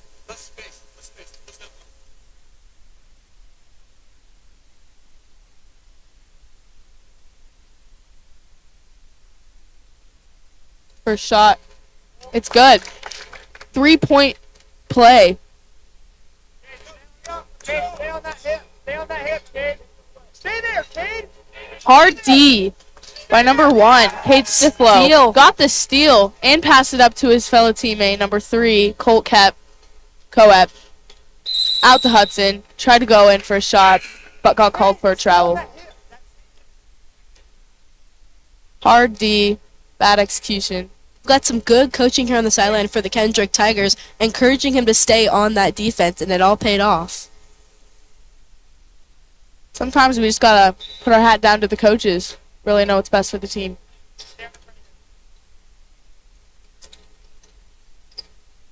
But 21, Dylan Elrod bringing the ball down. Oh, but a steal by number 2, Rally. Up with the 2. No good, but got fouled, so he's got 2 shots now.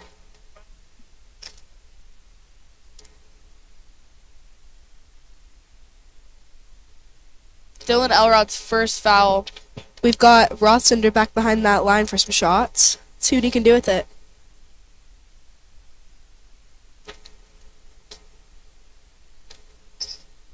First shot's good.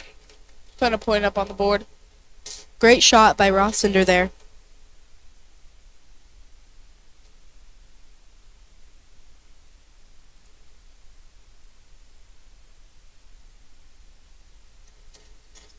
Second shot's good.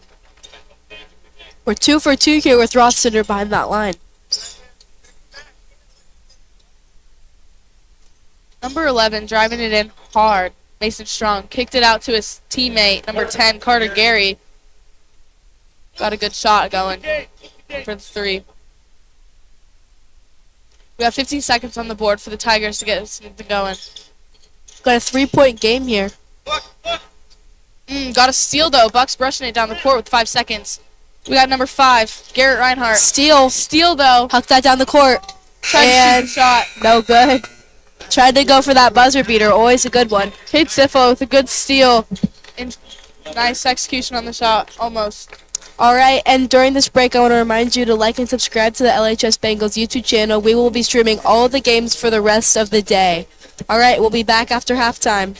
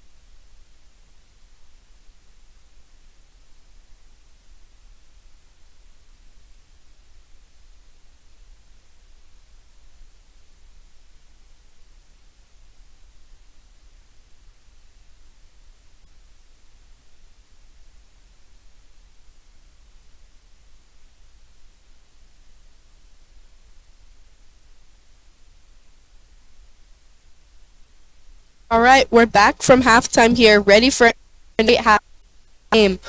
Really, anything can happen. It's a 3-point game.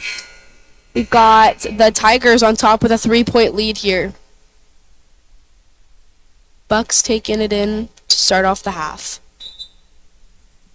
See how strong this Tigers defense is. Oh, almost lost the ball. Bucks. Got some buttery fingers here. Mason Strong juggling that ball a little bit.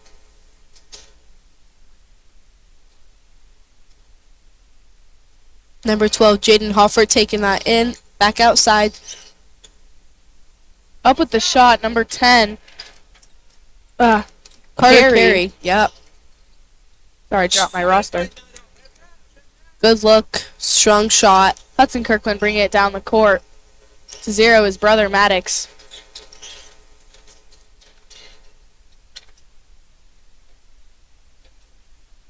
Cook. Stiflo trying to find someone. Inside. Maddox, no good.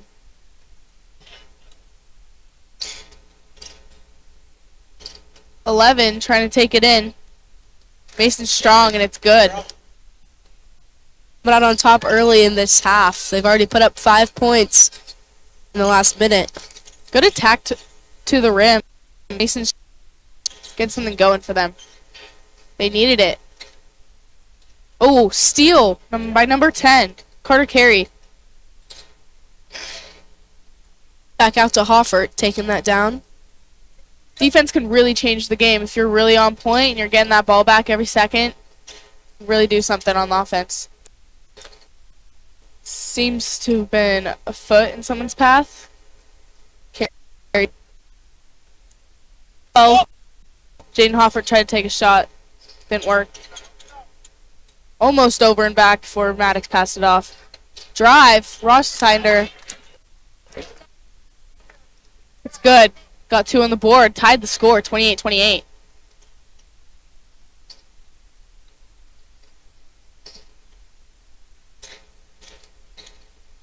Coiner to number 30. 30's not on our roster, so hang in there with us. 10 tried to take a deep shot. Carry. No good, though. Oh.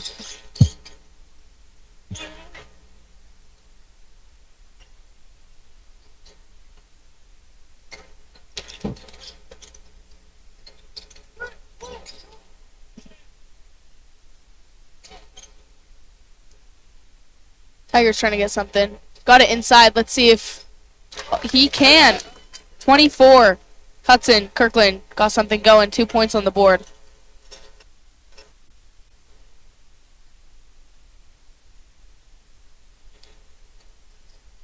Leinhardt with the deep 3. No good, though.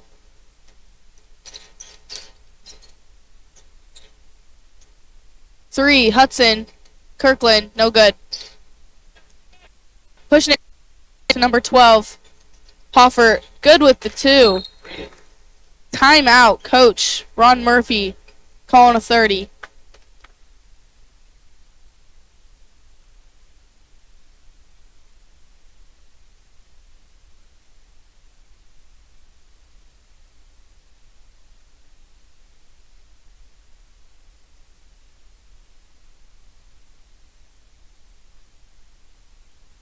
Last 30 of the game being used here. Only fulls left. So let's see how strategically they place those. We've got our Lakeland girls and our high climbers lining up here, getting ready. I think they might be our next game.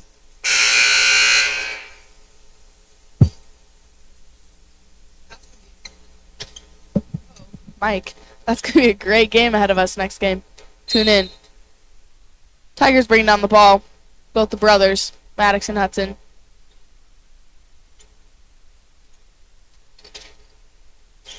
Rothsteiner to Cook. Cook trying to find one of the guards.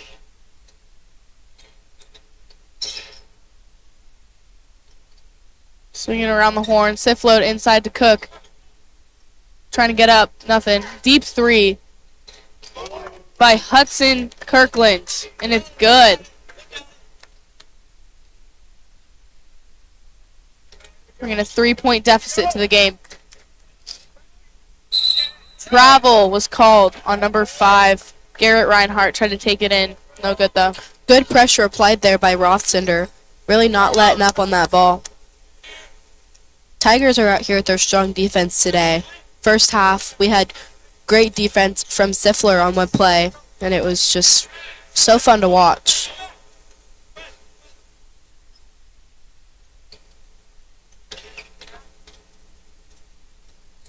Kirkland tried to find a shot again. Back out to Rothsender. Siflo inside to Maddox. Back out to his brother. Little shy on the 3. Maybe next one. Bucks bringing it down hard. 11. Mason Strong tried to take it in for the lay, but got fouled. He's got 2 shots.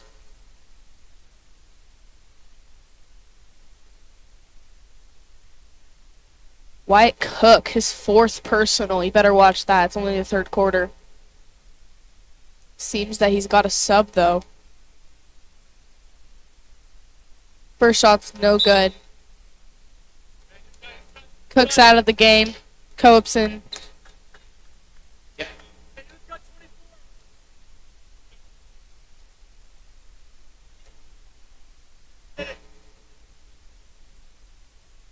Second shot is good. Almost bounced out of that rim. I'm telling you, that rim has it out for him.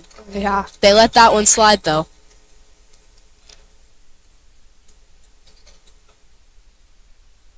In good movement here, Tigers. Kind of blocking my view, though. This coach is really into it. Maddox trying to make something.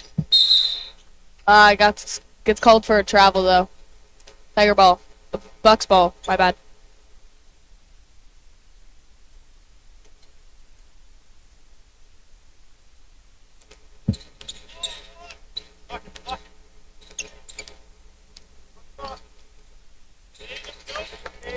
Good D by Stiflo.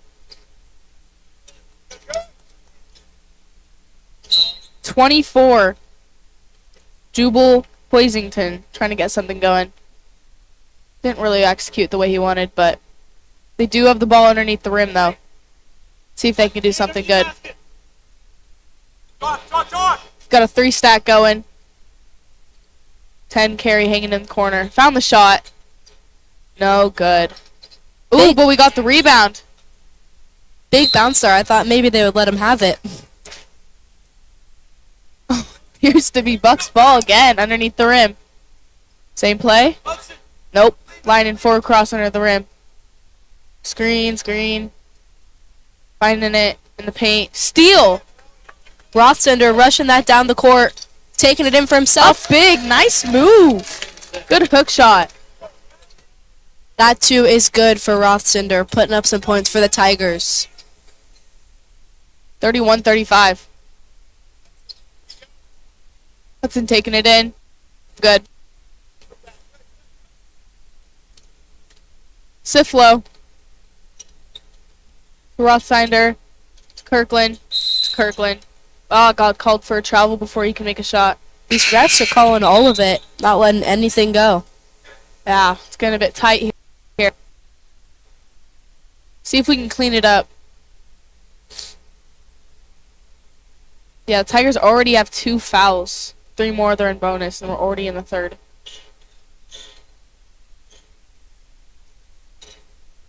Drop, cut, then ball, then no good on the shot. Someone's on the ground, but he's up. He looks hurt. Number 11, Mason Strong, but I think he's good.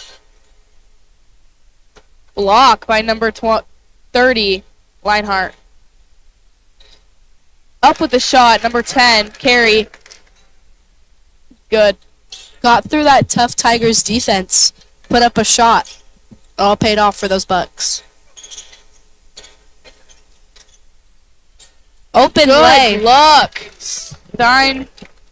Rothsinder found Stiflo in the paint.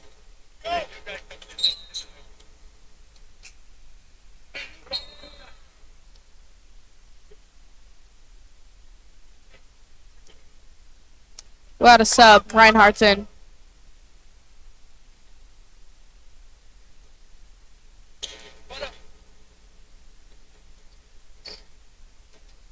Got Kirkland taking it down, handing off the Rothsender out to Quep. Quep to Kirkland. Kirkland to Kirkland for the three. It's good. Hudson with another 3. They better watch that. They better get out on that. He's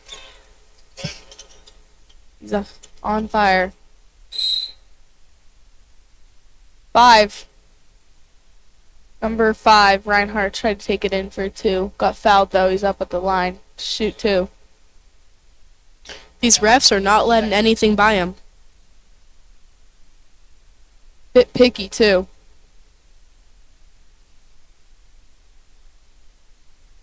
First shot, good.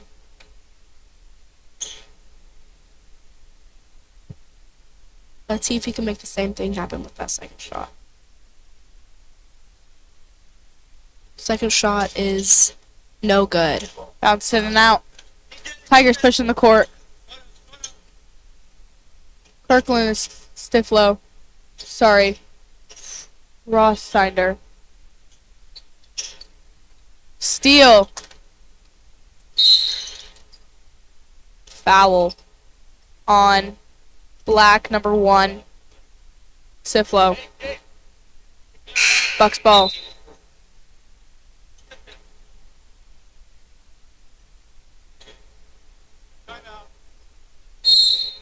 And timeout by head coach Steve Kirkland. We got a full. It's going to be a full minute. We'll be back with you.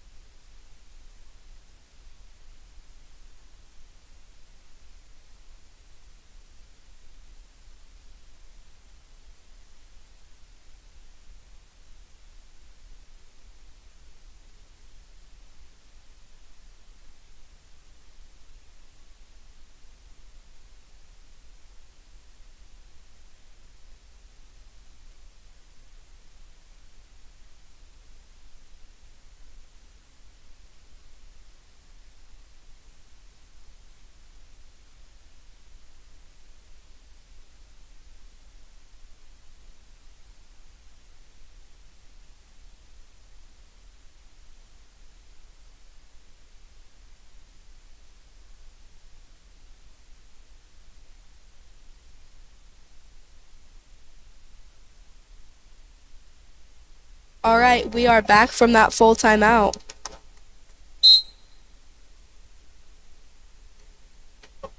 Bucks ball. We got Strong taking it up. Ooh, good D. Rothsinder. In stiff low. They're playing hard. They got cat fight out here, guys. We got a foul, though. Number 3. Also his 3rd.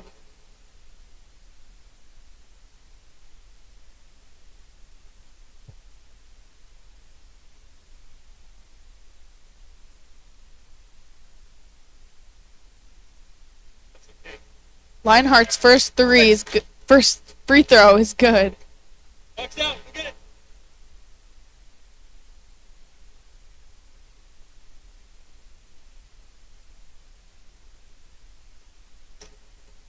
Second shot is good as well.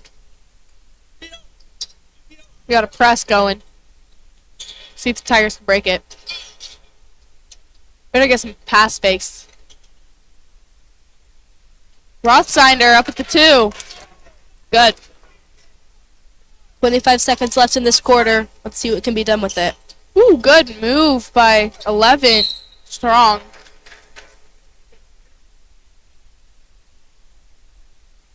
Another foul.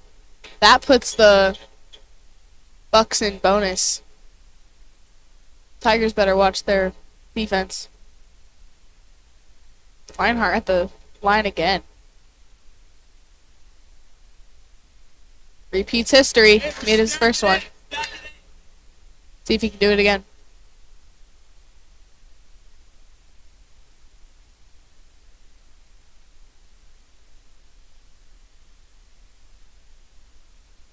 Second shot, no good. Someone should have knocked on wood. Ooh, almost got a steal, though. Lionheart. Good D.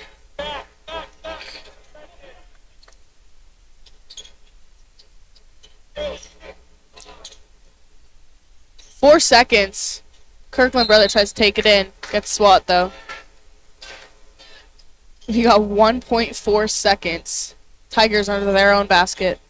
See if they can get something up. Better get some lockdown D, though, on Bucks. Can't let anything happen. Shots up. Bifflo, so close. Missed shot, though. During this time, I would like to remind you that Avista Utilities provides service to more than 1.7 million electric and natural gas customers in Idaho, Washington, Oregon, Alaska, and Montana. Avista is proud to be the title sponsor of the 12th annual Avista Holiday Basketball Tournament. Avista Utilities, energy for life.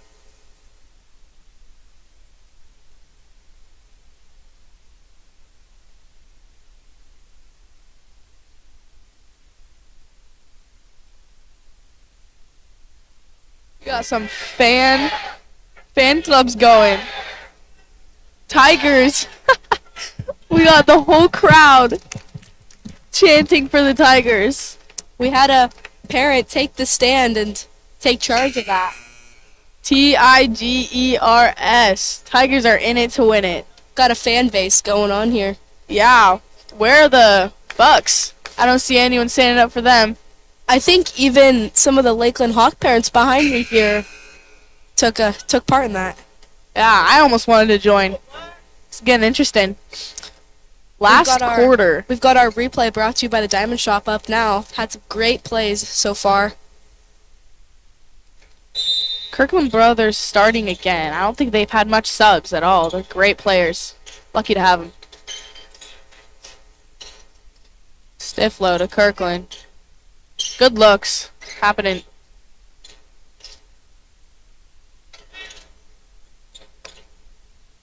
Hudson Kirkland. I think he's trying to look for a shot. He really wants to get it going again. He had some good shots in the last quarter. Oh, we got a shot. Rothsteiner for the three, and it's good. Bringing a lead.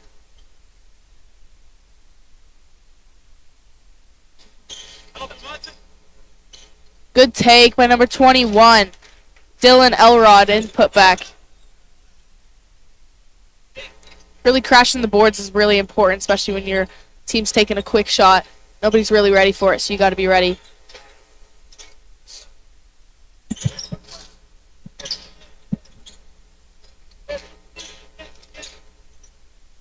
Tigers trying to set up a play. See if that'll help them out.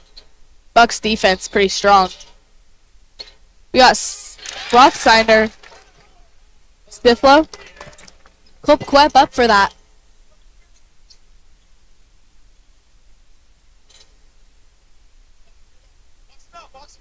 Good shot by Lionheart. Recovered by Rothsteiner there, taking that down for the Tigers. Rothsteiner out to Kirkland. Into Kirkland. To Quep. Inside to the Kirkland. No good.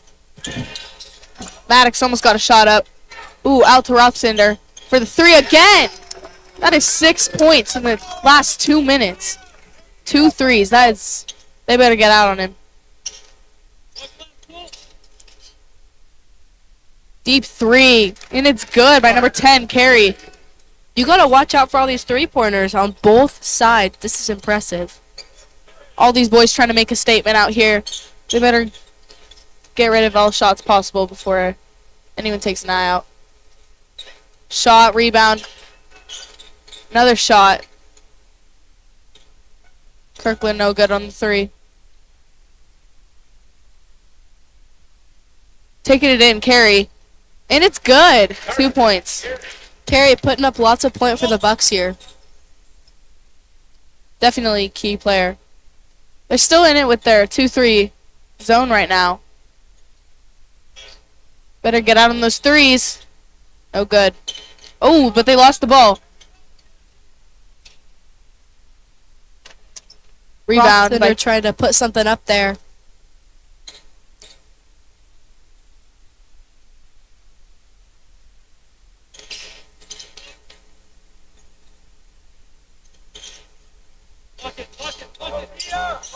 Strong with the ball. Trying to make something happen. Oh, we lost it.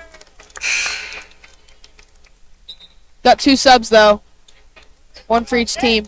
See if that'll make a difference. Hey, CPO. Single man strong Sockeye.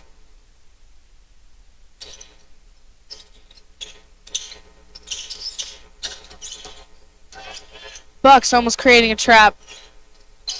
Almost a shot. Got inside, popped it out to Hudson. Up for the 3, no good. He's lost his spark. Maybe he'll get it back.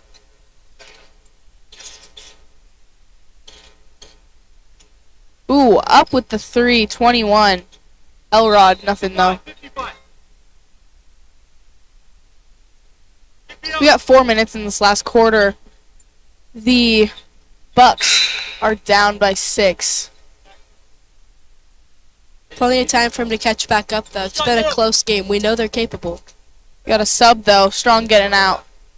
We got the other twin brother in, I think, Jaden Hoffert.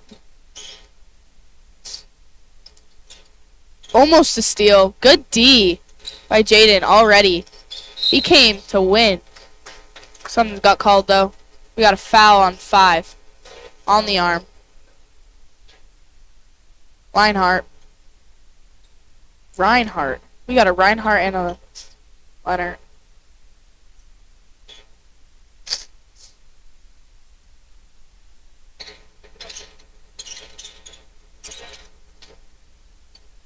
Steal.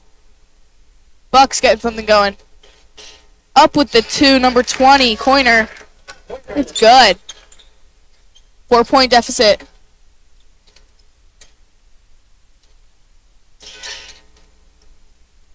Popped it out.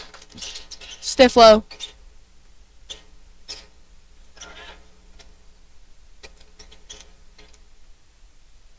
Swinging around the horn.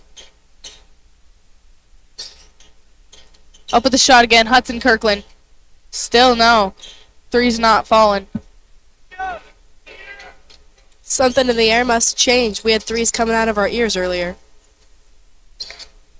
Easy. Go.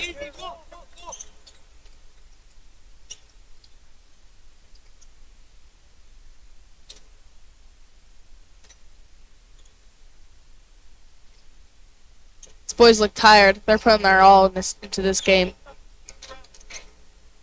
This win. Whoever wins this game continues on to see who gets 4th place. Steal, though. Ferry almost had it. Oh, got a steal and then a steal again. Bucks ball. Up for the shot. Fouled.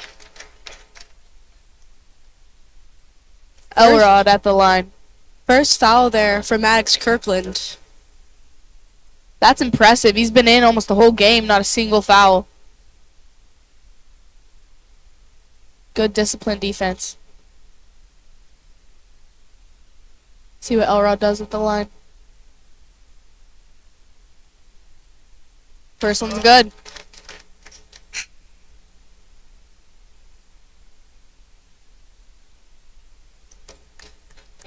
If he makes this next one, it's a 2-point game. Box out. Go get it.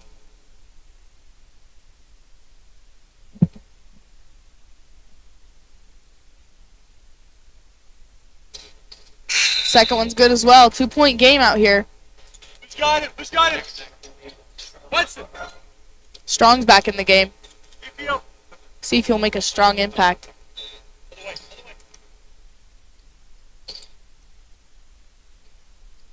Breaking the press.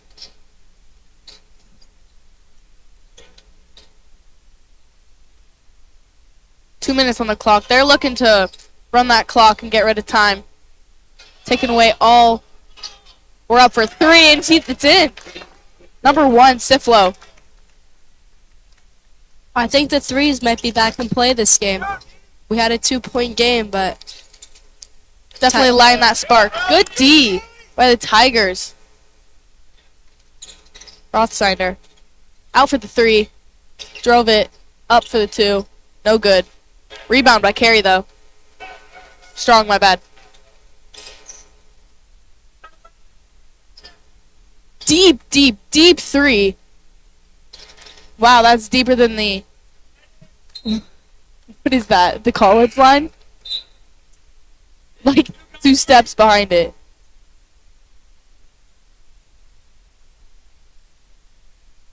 Got some strength on that shot for sure. Might as well have been a half-court shot. Maybe he'll try that next. Guess you have to tune in. Stay on LHS Bengals YouTube, and I guess you'll find out.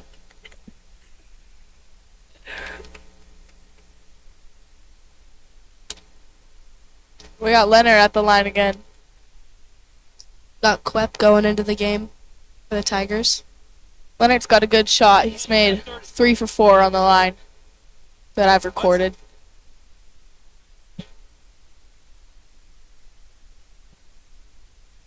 It's in.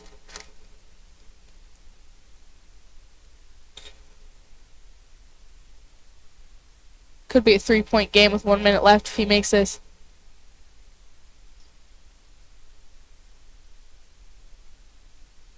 It's good. Tigers better protect the ball. They want to run the clock. Let nothing happen. Almost a steal. 1 3-pointer from the Bucks, and this game is tied.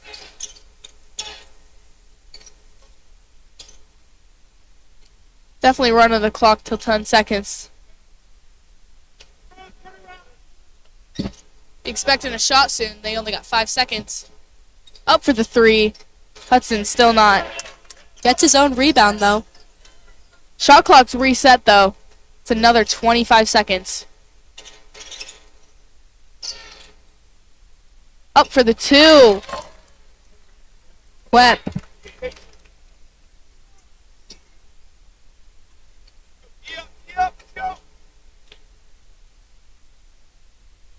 Reinhardt trying to get something going. They need it. They're down by 5. Up for the 2. Ferry, no good though. RD's all they got. They got 37 seconds on the clock.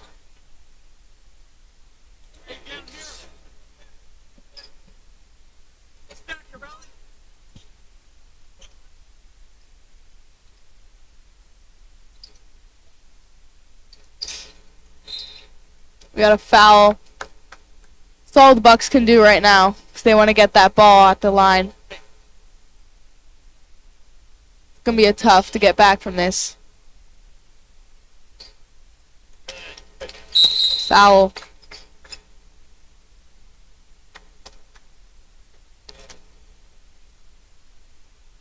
That's his first foul.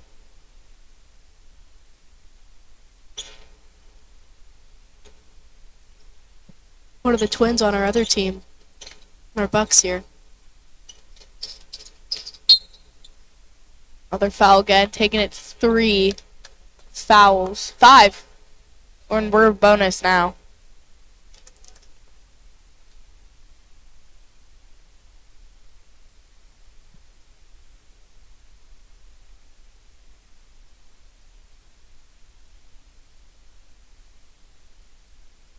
Co-op at the line made the first, making it harder for the Tigers, for the Bucks to come back. 6 point. 33 seconds is plenty of time for something to happen. Quep's second shot, it's good. We got a timeout, Bucks. Head coach Ron Murphy. Alright, we've got a full timeout. We'll be back.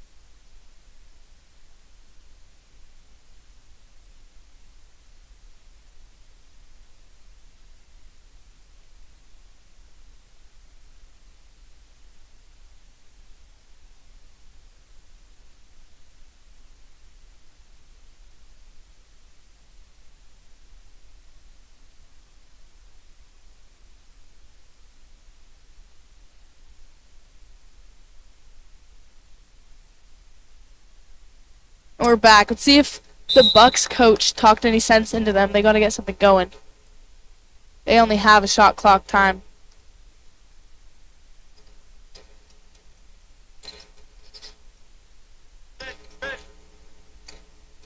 Up for the shot carry.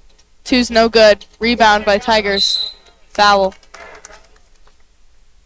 Rough. 7-point deficit.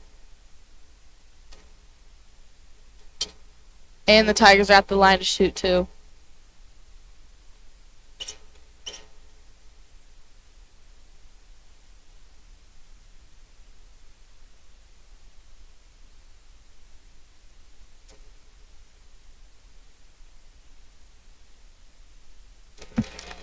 Rothsinder at the line.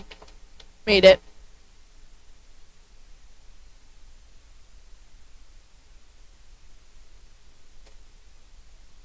Second shot, it's good. That was definitely a big help for the Tigers here. 9-point difference now. Up with the 3. Oh, wow, Leonard. Got another full timeout here. Let's see what this coach says to them because they're down 6 points with 11 seconds. You know, That's- a lot can happen in 11 seconds, but it's going to be a fast-paced game. They're gonna have to put up a 3, make it, and potentially steal it on Tigers' way down the court and get another 3 and tie the game in only 11 seconds. That's gonna be tough, but let's see if they can do something. But It's definitely going to be difficult, but I definitely think that this team has it in them. I mean, they're strong. They have the drive. you know, miracles can happen. That's right. That's right. Anything can really happen here. Avista Holiday Tournament, we've got the Christmas magic still going here. Yeah, and the help of Diamond Shop. None of this could happen without them.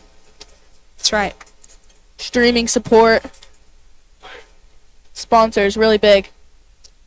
All right, we've got both teams back on the court here, getting ready to resume play.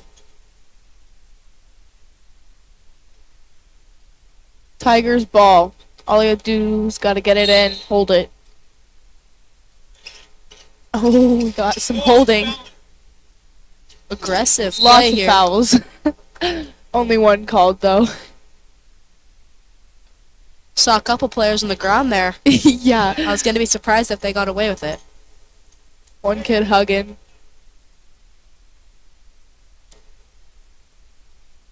It's getting personal. We got Rothsnyder at the line though. Let's see if he can do what he did last time. First shot, it's good. Swish there. Pretty accurate shot. Looked good. 60-53. Second shot, it's good. Beautiful shots there taken by Rothsender. Oh, steal by the Tigers though. Foul. 5 seconds. Lots of fouls going on this game. It's an aggressive game. It's close. Stakes are high. Bucks had this game a second ago. Later in the fourth, they just kind of lost their cool. They knew they needed to get some points. Nerves get to you sometimes. Yeah, forced a little bit too much. It slipped at the end. First shot by Rothsender was missed, but one more to come. Now time's a little bit tight. Too tight to get anything going, but here they are. Another steal. Tigers. 2.5 seconds left. Coach cannot be happy right now. Game's not quite over. It can't be too happy until that clock's run out. Rothsinder at the line again. I think he's the third person in a row to be on that line in the last 15 seconds. First one's good. Got some subs going in for Bucks. Whole team sub. Gotta make something change with all these fouls. Probably at 8.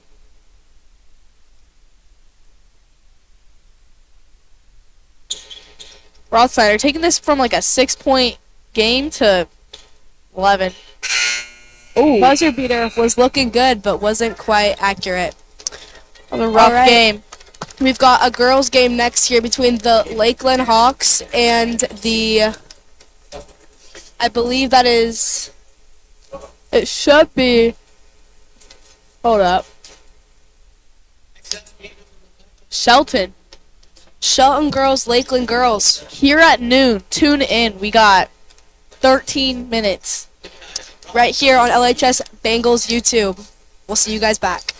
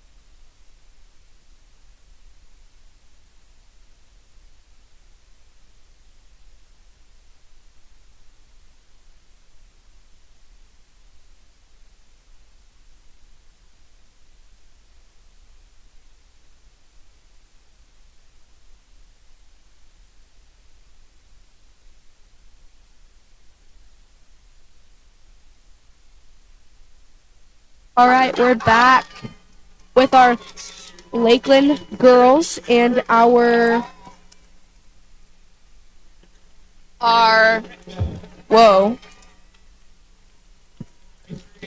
Shelton girls here. We've got the Hawks and they're all black, looking my pretty mic dapper. on? Looking pretty dapper here. Excited for this matchup. We had our Lewiston girls against the Shelton girls yesterday. Have a good feel for their game. And we had our Lakeland Hawks here yesterday. Super fun teams to watch. I'm excited to see how they handle each other. Coach giving a one-on-one out on the court right now. Really in it to win it tonight. Yeah. Got our coach here locked in already. Kaylin Caulfield, but the assistant, Ty Brearley.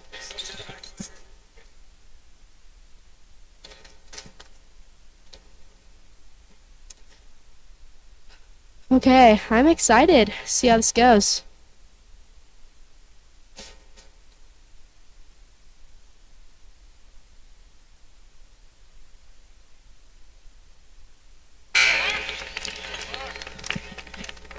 All right, we're back. We've got a jump ball here between Bollington and Wiley. Tip off. Strong tip. D. Strong tip. Simon tried to go up. No good. Bullington got the rebound. Also tried to go up. Nothing. Aggressive game to start. Not sure what just happened, but It seems was all, to be the climber's ball. all in a pretty big tussle. 6 seconds in. Refs are already confused. It's It's going to be good. be a long game. It's going to be good. Here we go. Right, we've got Shelton working it down that court. Got some good ball movement. Strong passes here.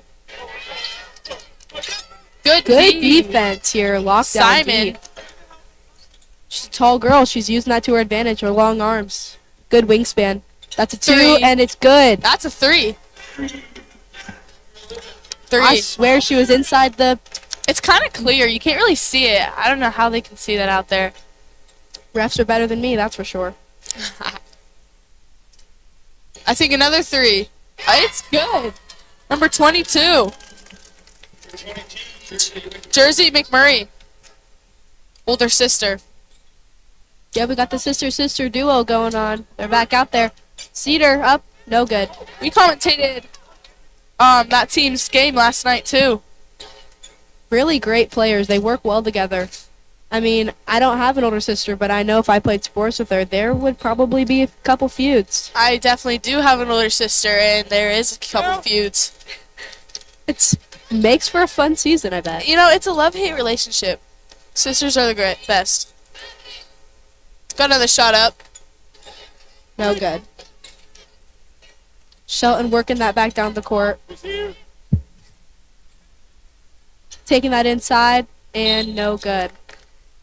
Lakeland ball. I'm really loving the Lakeland uniforms here. Beautiful black and yellow combo. And the Shelton jersey is nice on the lighter side. Digging it.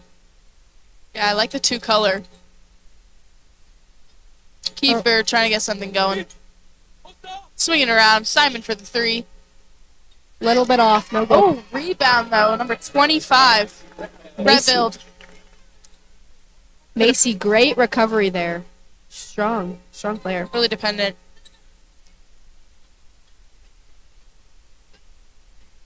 Driving it in. Oh, foul call. 22. Jersey McMurray.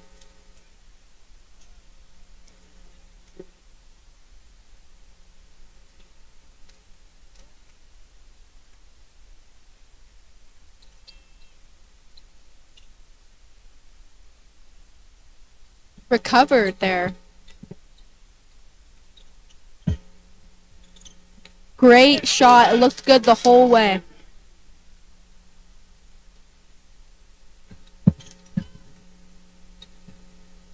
Simon almost looked for a shot. Kiefer bringing that around the key. Looking for Bullington on the inside, trying to make a move to the basket.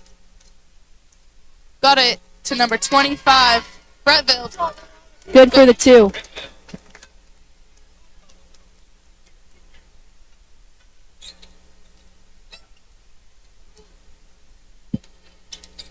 Ooh, got a steal, Brettville. Good It's off Lakeland. defense.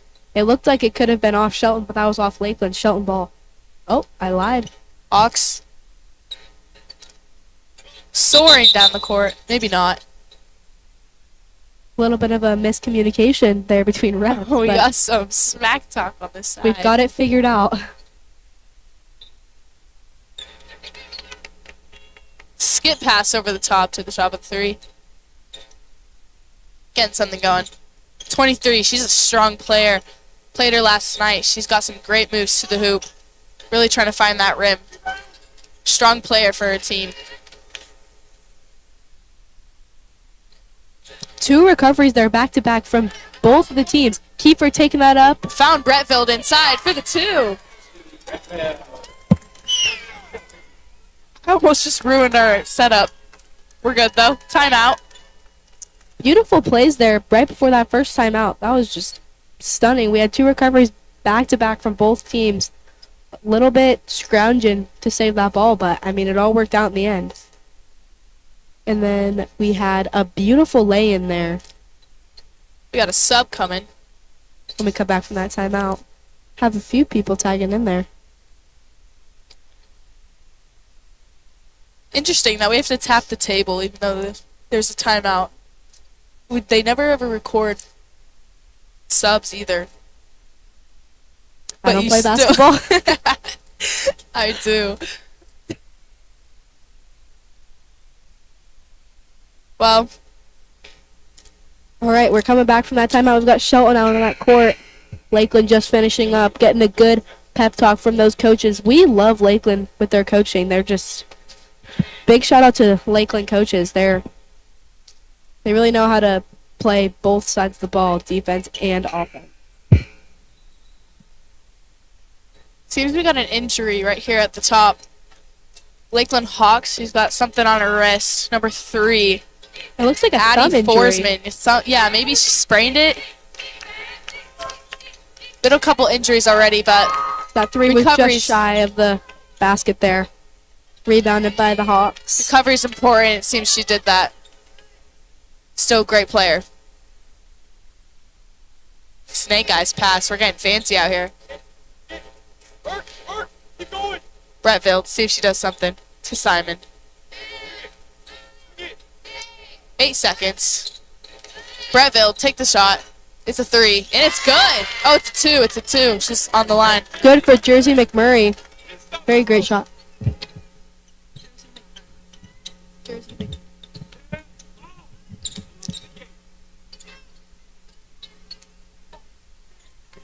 We're getting real physical here, but Got a steal. Number 11 fouled it. Olivia Swanson.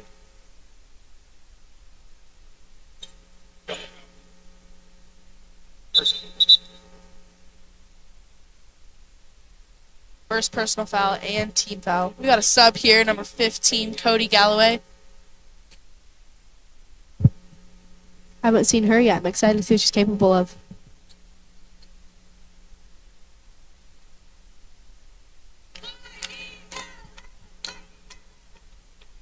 All right, we got some cheering on the sideline. Got some hype. I'm liking it. I like it. Whoa, we got Lakeland. Whoa. Wow, that's catchy. Maybe I'll start a chant for Shelton. I might leave you in a second. You're getting kind of boring. I might go stand with them.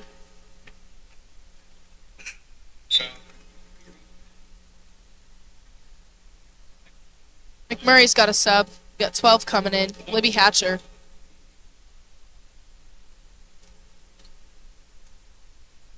Score sits 5-11. Let's see if the Climbers can do anything. 6-point lead here for the Hawks. Good defense being played by Forsman. Almost took it to the paint. Number 11, Swanson. Hey, we got up for a 2. 23. Strong player. Janelle Kreis putting that up for her team.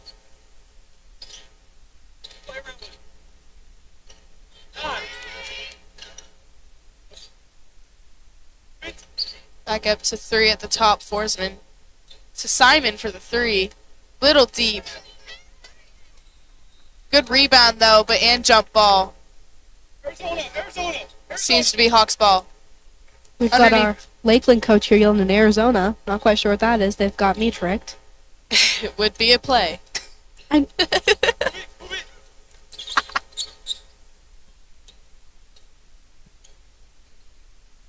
Arizona seems to have us fail. Oh, but we got the 3 up. Little shy. Oh, good rebound and hook shot for Simon. 2 points. Great recovery. She's good at those kind of plays when just cleaning up the team's mess. Real Putting it away. fancy. Looking good while she does it. We got a 2, number 23. 4 points in the last 2 minutes. Great player.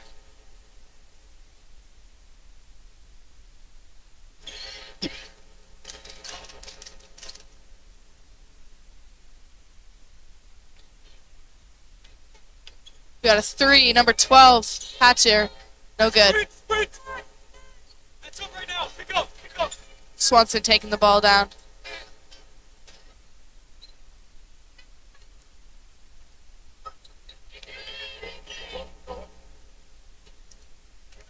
Wiley holding that ball for a minute. Better find Christ. She's been doing really well in the paint and on the outside. They found her, and she's good. She got a 2 in. She's definitely their stronger player. They better key in on that. We got some chance again on this side. They're consistent. Really trying to help their team get that win. Score's getting tight. 11-13. Work, Pacey. Shelton's not letting up here. They're really resilient. Oh, we got a 3 going. Forsman, no good. Three.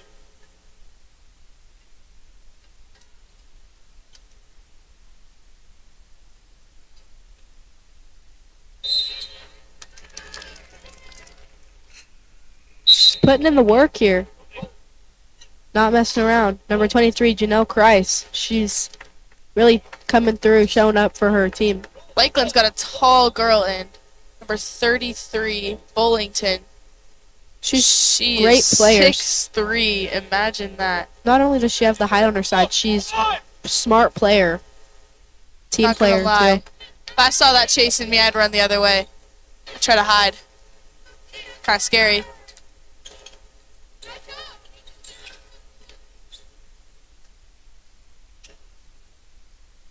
It's up and it's good. Swanson with the 2.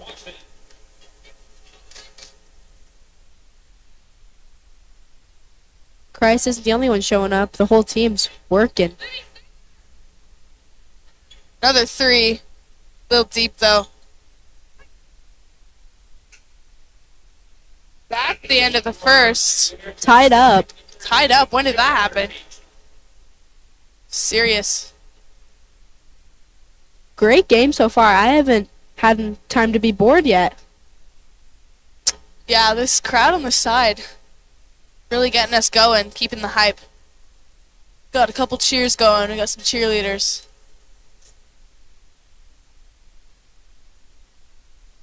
Alrighty, we'll be back when we pick up for our second quarter here.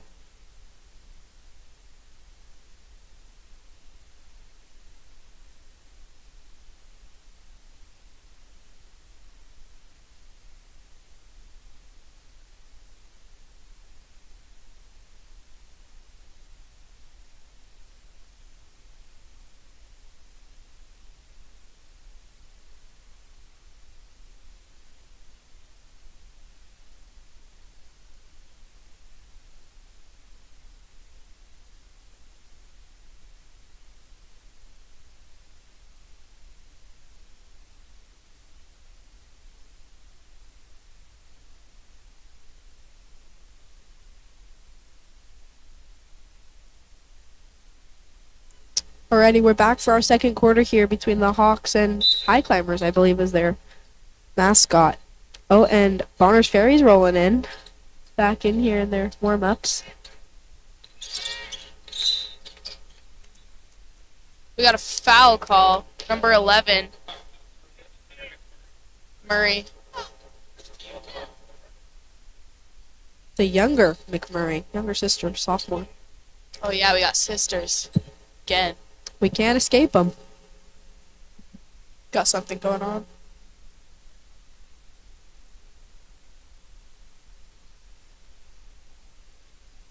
They have 2 14s.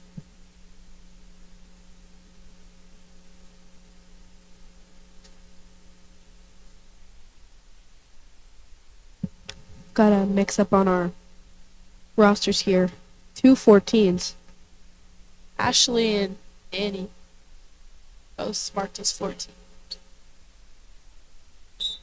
We're Right. good, though. Pick it back up. That roster might have been our fault, Emma. We did, in fact, make the roster.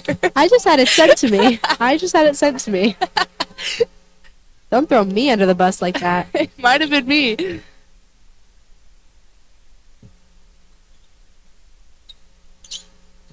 Keep for carrying that ball, passing that out. Simon back into Hatcher. Better find Keeper. Bollington on the inside. She's a key player. She gets that ball, it's honestly a made basket. I wouldn't do well on her either. She's a great player.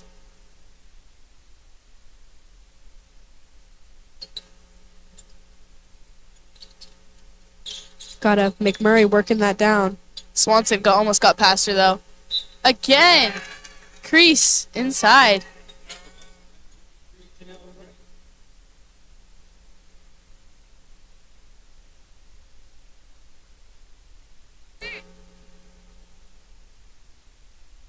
Got a new player on the court. Bailey Place.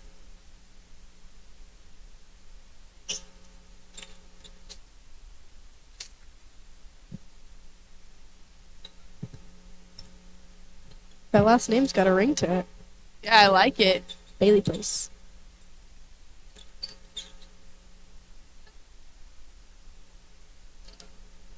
To Bollington on the inside, taking it up. Jump ball. Looks like a foul to me, but I'm no ref. We got a sub. We got McMurray in. Take it out, Jonesy. Take it out, Jonesy. Jersey, that's a cool name. Hunter, you, Hunter. Out to Kiefer. Kiefer to Simon. Ooh, ball's out. Pass was just a little bit off. Tough to recover. Oh, almost some destruction in the table here. Recovered, though. Made me nervous.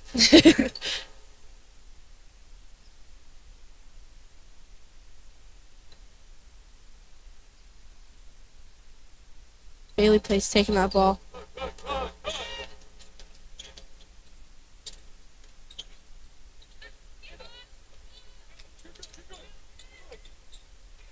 Got some great movement going on here. Lob didn't quite work, but it was a good look. Barely touched that ball, making it a white ball as it went out. See what they do under their basket.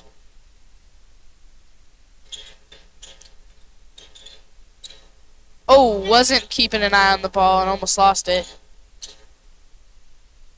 Oh, passed it Right off. to her. Right into her hands. Let's see what McMurray will do with it. Jersey. Making it easy on her. Kiefer. Foul.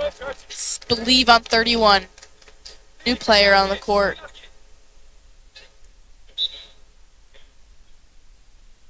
Excuse me, 21. Simmons.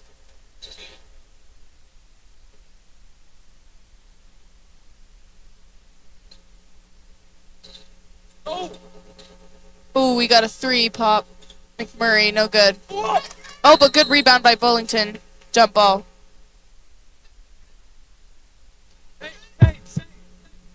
Both teams really have a drive to fight for that ball. Really like when we are seeing all these fights for it. Got another problem over here. It's going to be a long game. Oh, it was just possession-wise. Ah.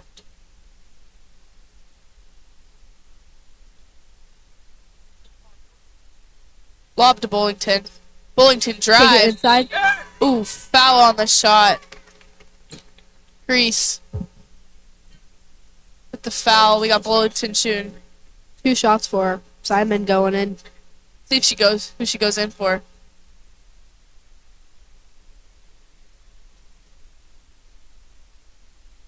First shot. Looked good, but wasn't quite there. We got a strong team out there at Lakeland. We got Simon and Bullington out there. Got the height on their side. And the second one's good. And Brettville out there. Definitely a strong team. Tight score, though. We got the Climbers up by 2. Lakeland better make something happen. Lakeland's got the height, but I'm telling you, Shelton, they've got that agility, they've got that drive. They fight to get that ball to their hoop. We've seen it, them taking it in under their basket time and time again, and they always seem to make something happen. Keeping the score tight. Really great players to be able to get around the long arms and great defense by the Hawks. 3 Simon by taking Simon. the shot. It's good. Woo! Yep. She's hot. She's hot. Hip hip hooray. Oh, we got a 3 on the other side. No good, though. So close. Looked good the whole way.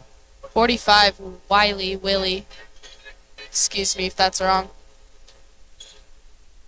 Oh, Simon tried to make a move. Wiley did not let that through. Looked like a clean block, but called as a foul. 2 shots here for Simon. Either a clean block or a slap across the face. You never know. Couldn't quite tell which one that was. Looked clean to me. Doesn't matter. She made the 3. Free. Yeah, we got 3 points on the free throw line. You're all over the place. Yeah. Close enough. Alright, last shot for Simon here. Let's see if she can put it up. It's good. Beautiful form. Great shots by Bringing them Simon up. there. 3 points ahead of the game right now. See if the Climbers can do something. Great footwork there, moving that around. Simon trying to steal the ball. Woo! Jumping over people. Lying on the floor. Getting crazy. Lakeland ball here. Sideline.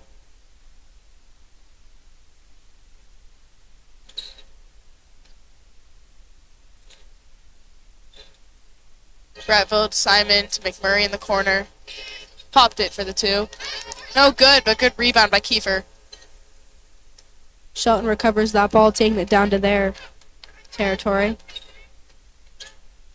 Ooh, Tripping foul. ball. Ow. Something happened. That was a rough fall, but she is strong, very tough. Swanson got up quick. She's good. Tough girl out there. Kudos to her.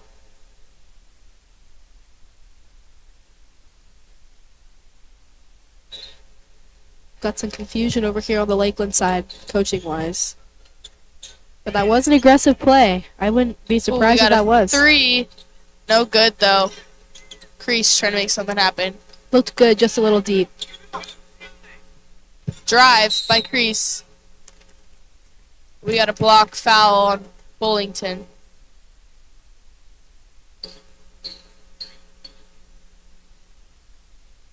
Bullington's first personal. Playing a pretty clean game. Some mistakes have been made.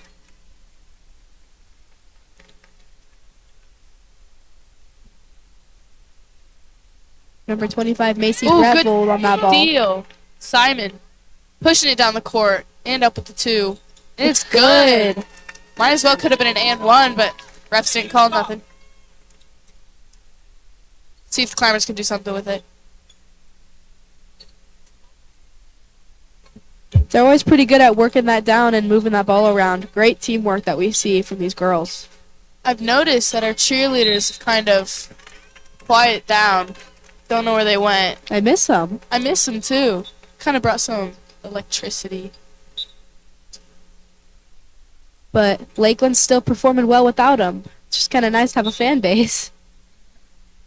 I want that parent back. Yeah. Who is hyping up the whole crowd. Give me a TIGERS. No kidding. Oh, we got a 3 pop by Kiefer. Oh, and it's good. We're going to score 16-24. Tiny but mighty. Tiny but mighty.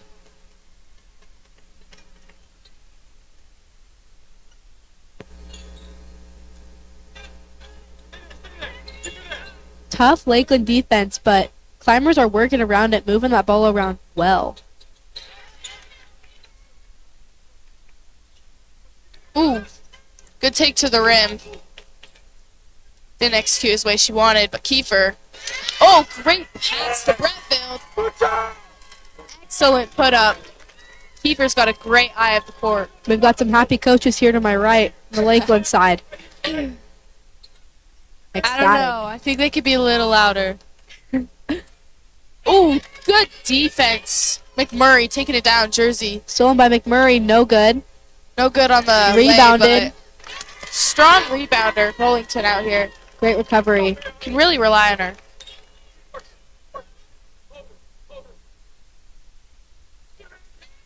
Good steal and cherry pick. Simon. They're working here. They're working. They really want that win. And one.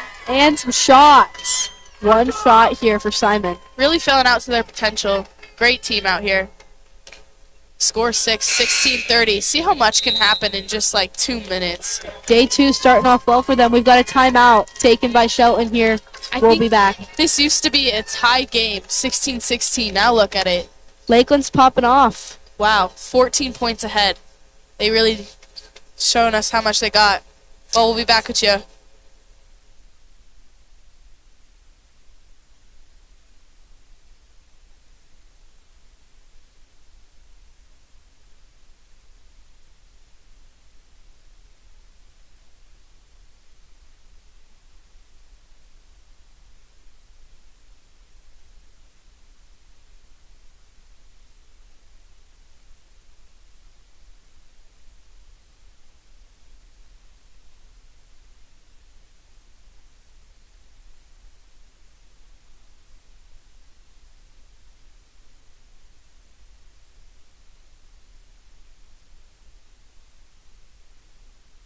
We left you with some pretty good tunes on our break there, but we're back to real life, back to reality. Got a good game going on and not complaining about being back, it's for sure. Shelton really bringing some resilience to the court. They don't really got much height against the Lakeland Hawks, but they really got that agility and footwork, and they're really here to push and show us what they got. It's not even halftime yet. I mean, they're great players, so resilient. They can 100% come back. Lakeland's is such a strong team, but Shelton, it's also a some match. things over Lakeland that, yeah. So agile, for sure. First shot. It's good. Beautiful form there by Simon. We got 2 minutes left in this quarter. Let's see what they can do. Steal. Called it. She came out of nowhere.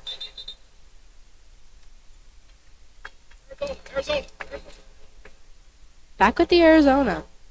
I'm lost. See if Arizona works this time.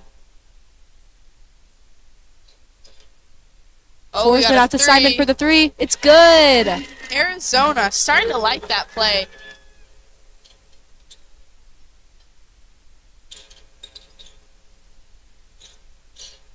Got the McCall-Donnelly Vandals warming up. They're on the sideline getting ready for their game against the Lewiston High School boys here. Coming up at 1:30. Great move by Crease.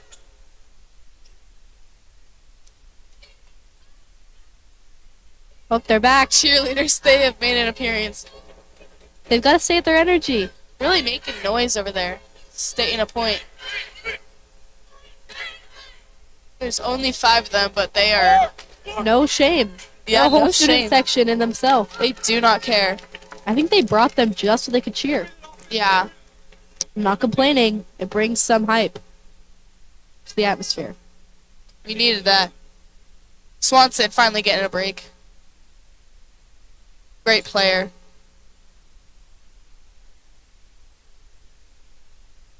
Forsman handling the ball. Oh, we got a pop 3 from NBA Reigns. Wow, we got number 12. Where she went? Hatcher.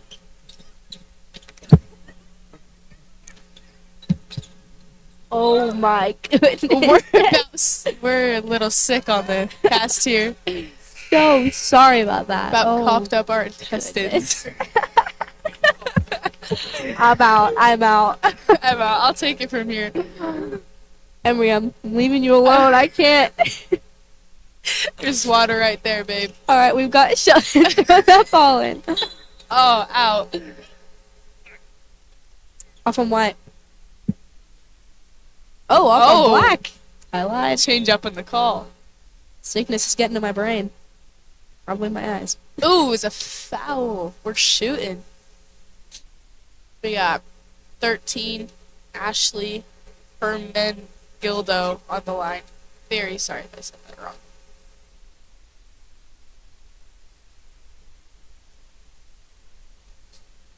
First one's no good.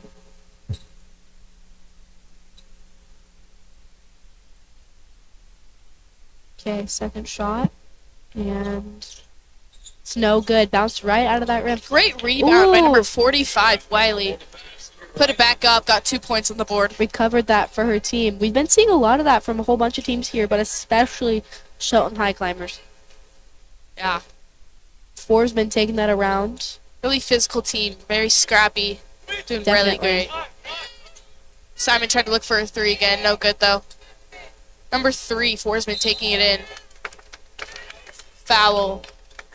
Wiley. High Climbers definitely very physical, but they also really fight for that ball. Uh-oh. We got Forsman holding her hand. We were talking about that earlier. She had tape on it. It's her right hand, too, so that's a shooting hand.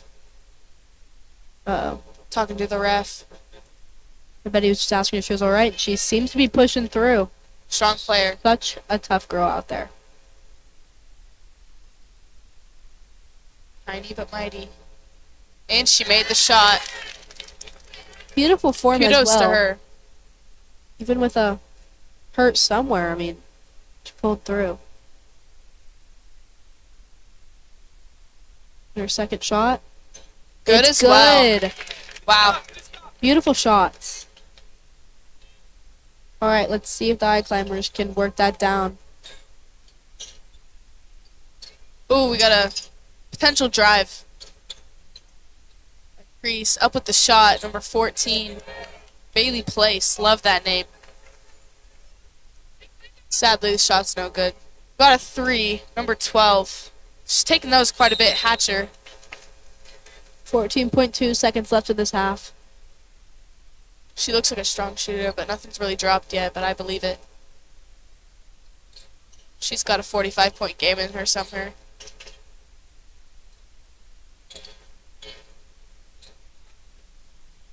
Ooh, we got a 3 shot by Crease. So close, not quite yet. Another great rebound by Wiley. Almost in. I bet Great we're going to see strong player. some resilience, some comeback in this coming half here for Definitely. Shelton. We're That also, was only a half. I know, it felt, I was Oh on the edge of my. my seat the whole time. Oh my. I'm excited to see the Lewiston boys pop out, and the McCall-Donnelly boys. We should have a yes. good match here. We'll have Asher and Wes back on here for you guys during that high-stakes game.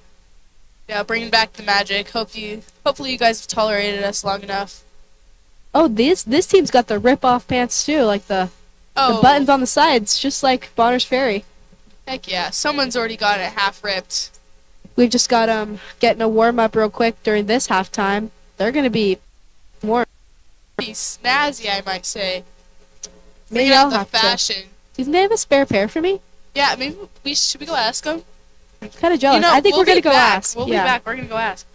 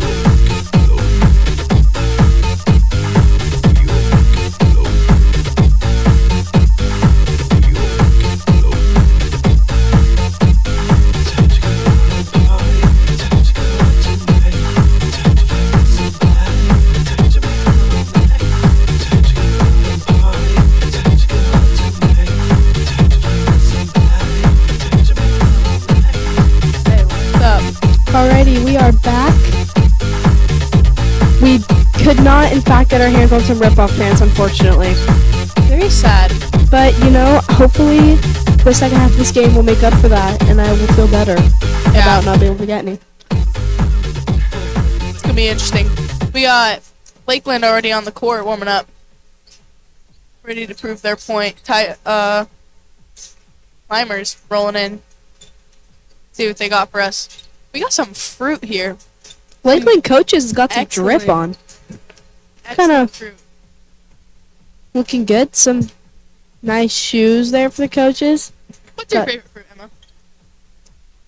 I don't know. I really like strawberries. Pineapple. Too acidic for me. Yeah, I guess after a while, but it's really good.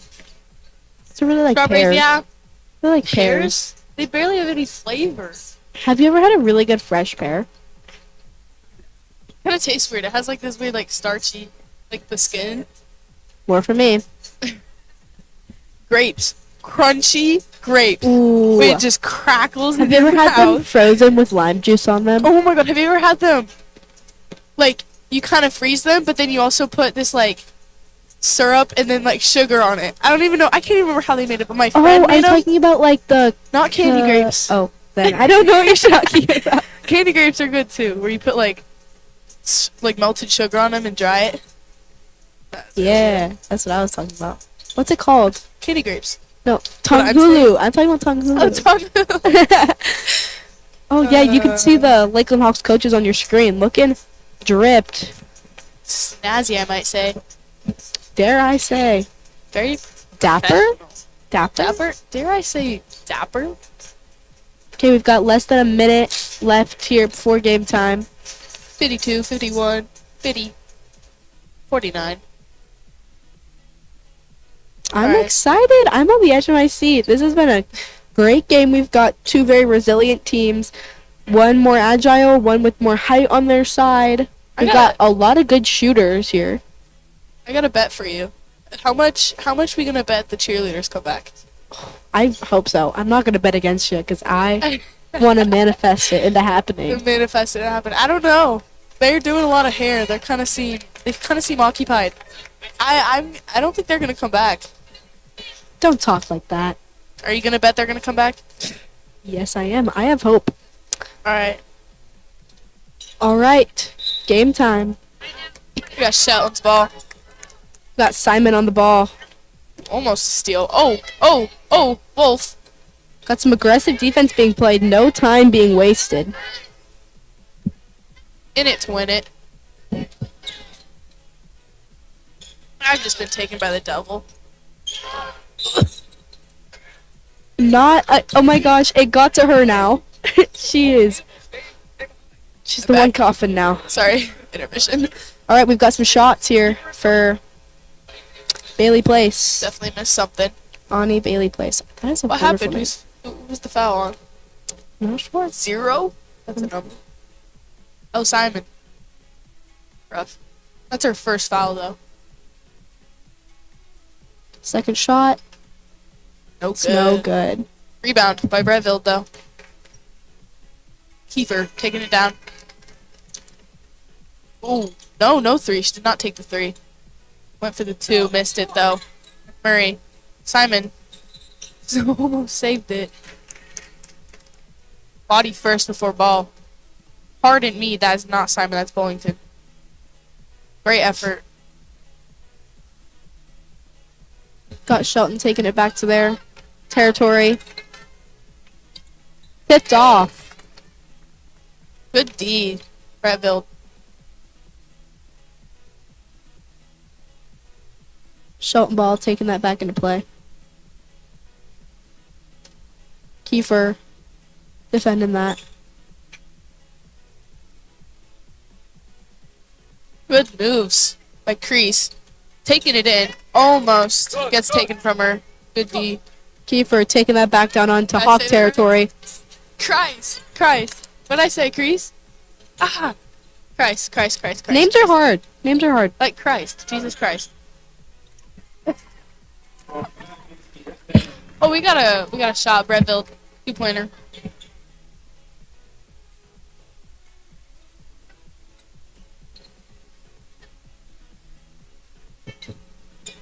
Got Swanson holding that ball, passing that back out to Christ. Crease. Let's go. Keep it up. Wait.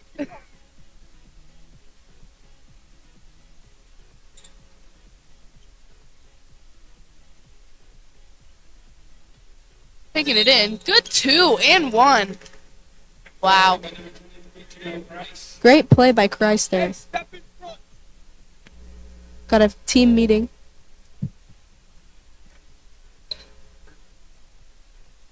Reynolds first person.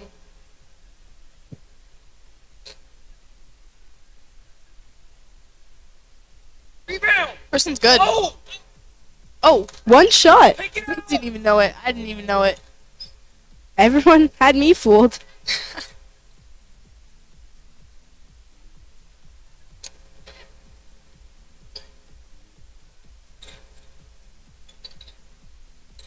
Simon taking that up. No good. Rebounded. Wiley. Swanson taking that down to Christ. Good pass. Great drive. Oh my gosh. What a play. stud. Great play there. Great Christ. player on our hands. Bullington. Good. With the and 1. Wow.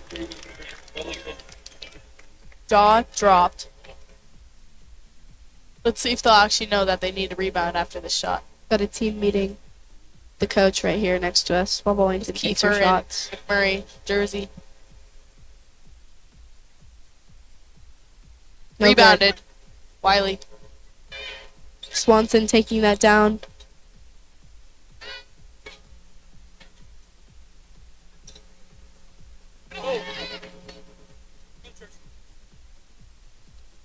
Kiefer taking that out over to Jersey McMurray there. Look for the 3. Kiefer. Not Kiefer. Revild.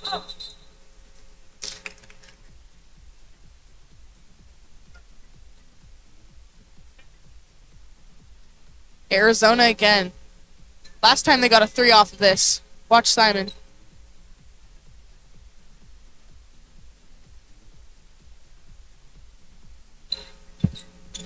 Almost. Kiefer for 3. It's good. They should run Arizona for her next time.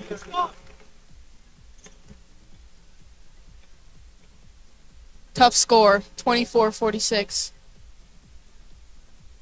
Oh, we got a 2 pop off. 23. Price really coming in the game here. She's got to have most of her team's points. Great player. The whole team, though, really on fire. Both sides of the ball.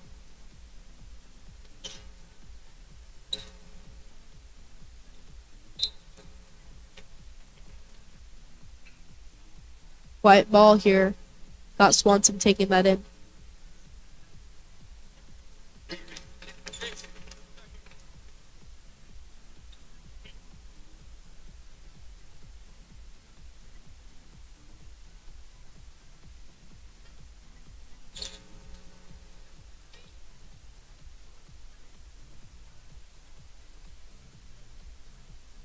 Got a tussle right there in the middle. 4 girls on the ground. Simon in the middle of it, surrounded by White.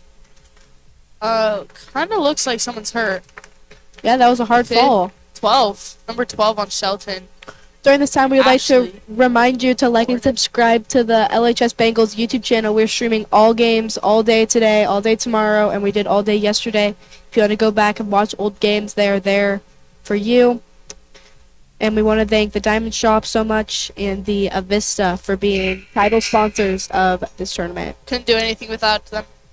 They really do make everything so much easier and so possible for LHS Bengal YouTube and for this tournament to go on. We really do appreciate all of it.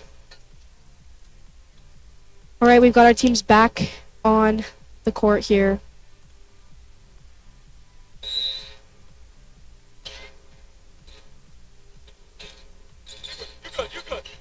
Woo! Fancy footwork Got here. some handles.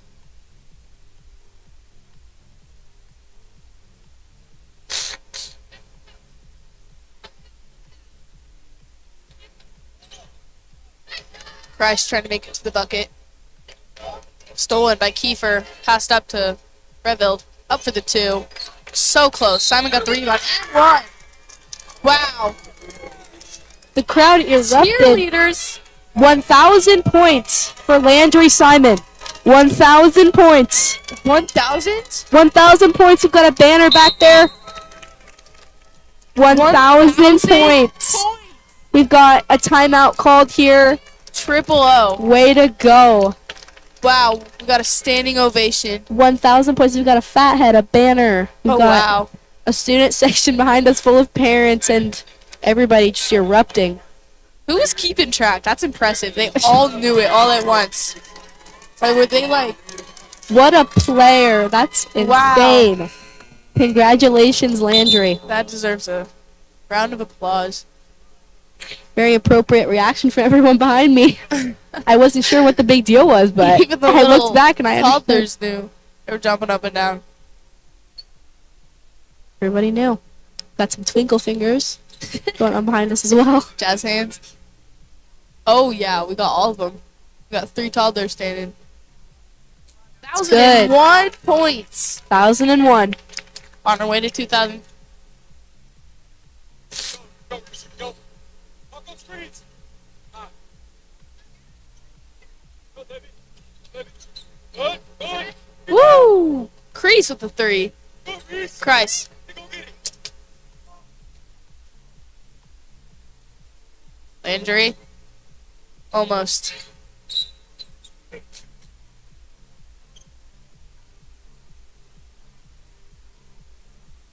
Got number 12, Ashley Borden taking that in for the high climbers. Christ joining her down the court. Christ getting it to Wiley. Up with the shot. Blocked by Simon. Simon pushing the court. Simon on fire, on fire. I think she Missed. wanted a dunk. It didn't happen, but Oh, put back.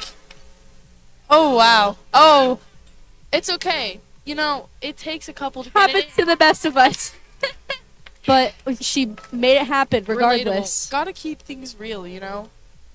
Made it happen regardless. Not everything's gonna plan out the way you wanted.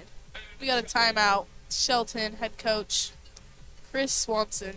Swanson, whoa. Let's see. Number 11's dad? Could be dad. Could Dad. be uncle. Uncle. There's some sort of relation there. I'm thinking. Got the good music back on. I'm not sure how no one in the crowd behind me is dancing. Or in front of me. Alright, we'll be back.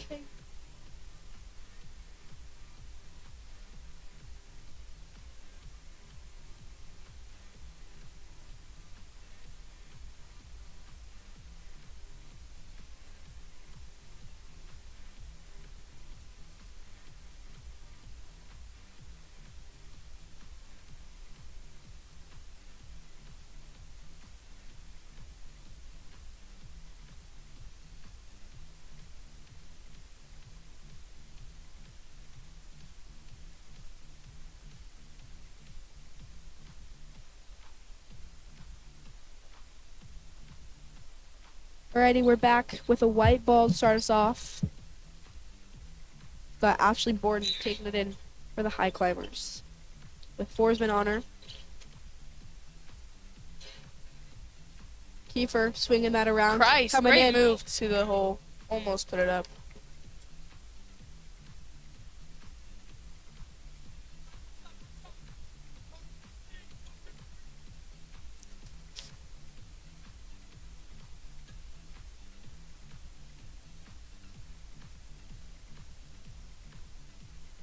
Wow. Getting something going. Wiley taking it to the hoop. So close. Great rebound, though, by 12. Ashley Borden. Trying Well- it again. So close. Oh, my gosh. Great block out by number 12, Libby Hatcher. Taking down Wiley. Almost did a front flip. Impressive. Ended up in a personal foul, but Was not a front flip. It was a foul. Lob. Saved it before half, though. Ooh. really strong and like controlled work there Yeah. by Talent. Wiley.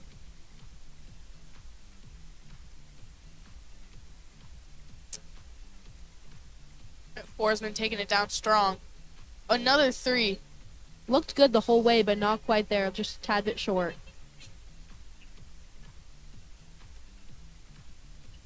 Wiley taking it down.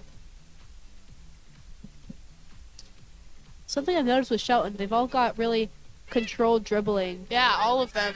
None of them are scared to take it down. 100%. Really important for a team to have all strong ball handlers. They all have very different styles of playing, but they work together to make a really strong team. That's what differentiates the both teams.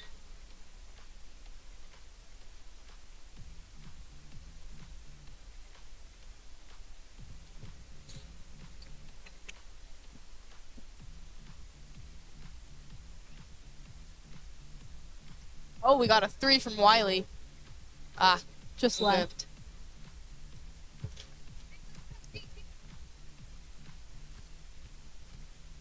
We got a stack, 4 stack.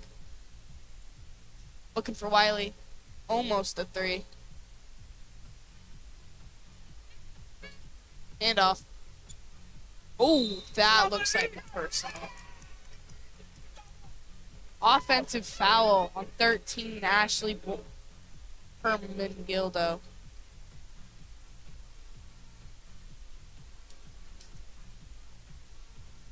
We got 2 Ashleys on the Shelton team.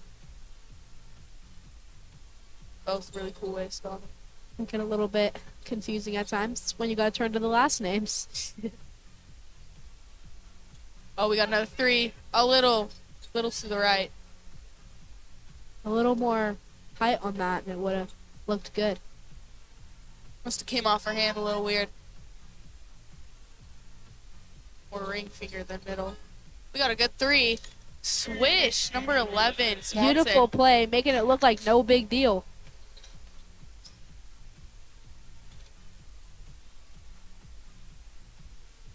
.58 seconds in the third.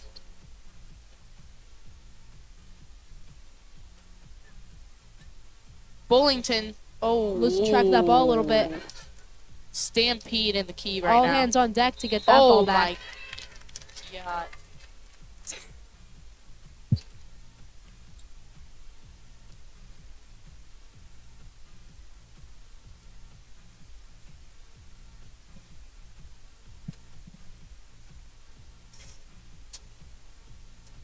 First shot, no good. Hatcher, no good on the line. Little to the right there.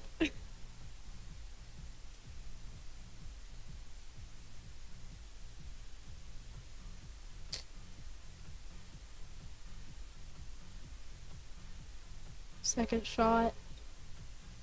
It's a No little good. bit to the right as well. Just got to adjust that angle. Almost a steal. Swanson there, bringing it down. Horseman's got some good D. Ooh, got a lot of girls in Florida. And some wrong.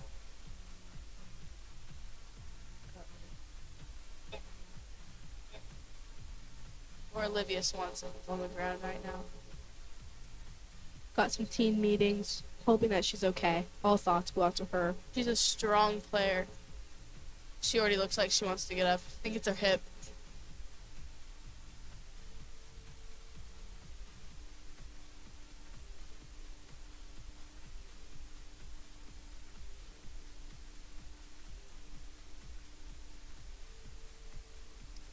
Getting up. Such a Strong strong player. girl. Very strong girl. Wow. Toughy. Walking off, no help. Giving all my rounds of applause to her. It Kudos to her. was a hard fall. All game. Takes a lot. Okay, picking up where we left off now. Black ball here being taken by number 11, Hunter McMurray. One of the sisters being taken down by Addie Forsman. Popping the 3. Little shy. Oh, Brushed the got a net. save though. Travel. Bullington. Wellington protecting that ball with her life, though. Holding it to her chest, not messed around. What you gotta do? Oh, we got Christ taking it down. Wiley really making a big appearance up at the top of the horn, trying to get some ball handling in. I know last night she was a very valuable player There. for the high climbers, and she's no different today. We got some handsy defense. 1 second left, and Oh, it's the end of the third quarter. I don't think they knew that time was running that short, but there's their whole another bench quarter to go. talking that. Not quite. Oh, got a couple players about to leave, but still got another quarter. not quite done yet. This is a long game. And we have our replay brought to you by the Beautiful. Diamond Shop. We've got some good plays to look back at from both sides of the ball. Christ making some great plays. Wiley to Christ. 3, I think.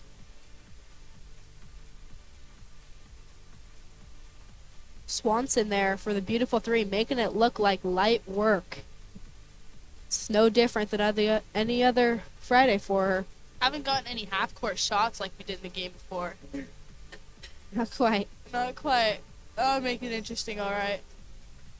Still a great game to watch, Let's see. regardless. Where does this game take us? Is this to 4th place? Is this for 4th place? For the final rounds, whoever wins this plays Moscow for 4th place. Wow. And then whoever loses plays Pendleton for 7th.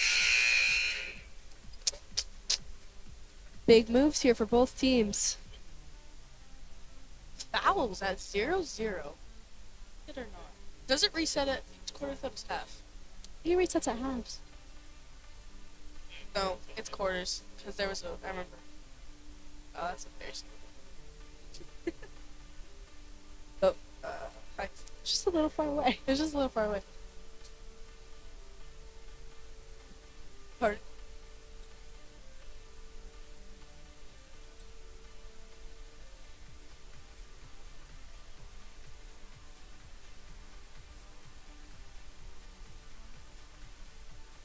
Got some threats upon our hand. Threats for Tex. Making Climbers me had a nervous. delay warning. They have another. That's a tech. Were they getting mad at her for being hurt? Is that what that was about? Are we mad? Fighting words. Are we pressed? Fighting words. All right.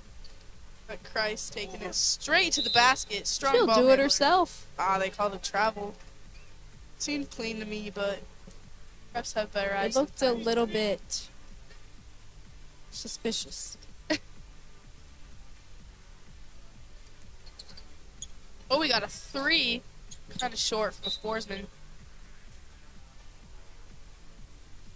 Devil has taken Emma as well. She's gone. Oh my. She'll be back though. Oh. Gonna be nonchalant. Oh, we got a 3. We got a 3 in our hands. So close. In and out. Just these baskets must be double rim. Ooh. Everything's bouncing out, especially I hate double rim. during our Kendrick game last game. Crazy had a little piece of chunk of metal. Differentiate. That's a 3 by Christ.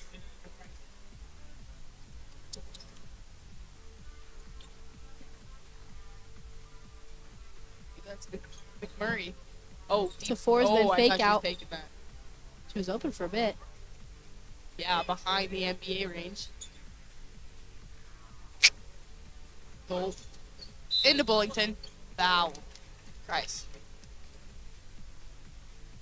Fouls coming out of our ears today. They're everywhere. Out of our ears. That's her 3rd. She better watch it. 2 more, she's out.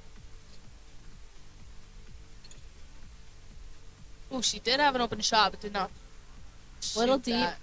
A little deep. Found. Wiley taking that up the court onto high climber territory. Top of the key. Deep 3. Almost. Rebound by Bullington. A rare miss by Christ. Yeah. She's an accurate player. Here and there. Gotta lose to win. Gotta fall to rise. Should we get inspirational? You Not got- at a time like this. We have 6 minutes left in a high stakes game. Yeah, that's the only time to be inspirational. Sometimes you just gotta Got- fight with what you got. But Christ and Bailey Put plays everything taking this. into it. Jeez, Emma, why are you being so inspirational right now? Like, focus. Christ has the ball. She's trying to get it inside. I'm just feeling inspired by all this resilience. But on a real note, they are Ball. pushing through very well. Persevering. It's been a long game, rough game. Running through leather. I actually have no idea what that means. My coach says that all the time. Whoa, that is a foul. Womp womp.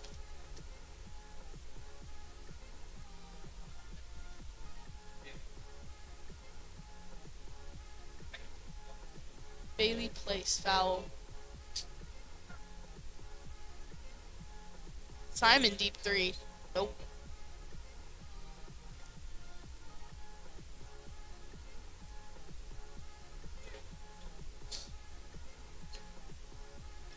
High climbers getting some offense going. Trying to find those open spots. Moving that ball around real well.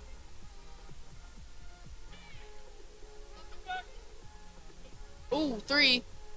Bit shy. A little low, but Simon pushing it through two people. Finding her open player in the corner. Kiefer with the two. It's in. Rim, backboard, and net. Beautiful.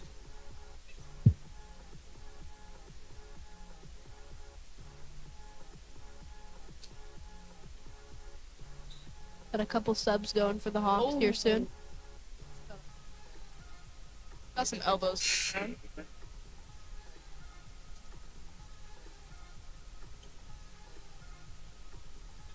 Even coach saw it. Trying to tell ref. Ooh, steal. Steal. Pushing it to Kiefer. Breville. Ooh. Steal. Other team, they're pushing it. Maybe an open lay, we'll see. Tried passing it to 21. Bianca Simmons. Didn't work though. It is High Climbers ball. See what play they're running. Uh-oh, might get called for the 5. Oh. Breville got it to Simon. Simon's pushing it.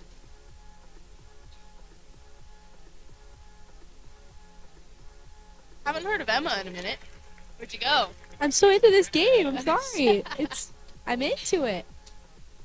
Beautiful plays there done by the Hawks. Lots of movement around. Ooh, got a 3.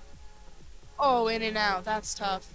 I'm telling you, it's rare to see a miss like that from Christ. Yeah, she's been so hot all game. Beautiful shots from her always, regardless if they go in or not. She's got good D too. Hasn't really had any fouls. I think she has like 1. Disciplined These player. refs are calling everything, which it's good, Yeah. but aren't letting anything past them. We got a timeout, Lakeland. We've got a foul taken by Black here. We'll be back.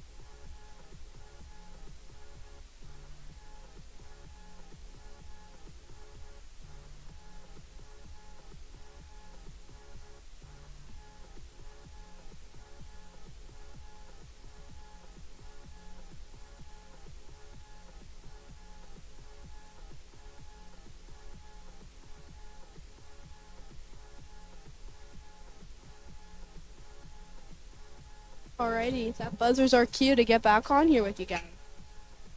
There it is again. Really Threatening the urging Lakeland us. Hawks. Yeah.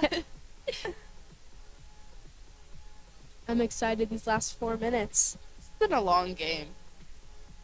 Super high stakes, too. Oh, almost. Almost.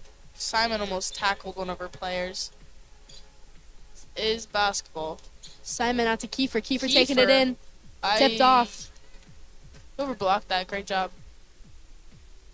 Christ taking that back up to high climber territory. Ooh, good take to the rim and one. Wow. Dominated that whole court. Big moves here by Christ. Valuable player.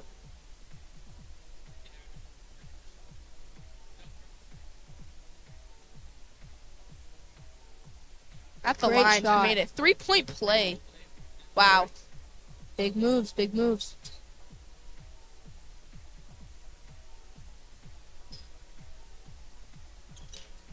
Hatcher with the ball. Simon. Getting something going into Breville. Just shy. Little shy. The ball's a bit timid today. Hitting it shy.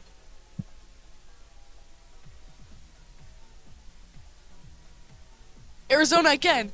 Let's go. I like this play. Works out for them pretty often. They got 2 threes off of it. Oh, that one. Hey, great hook shot by Breville. Just to beat the end of that shot clock.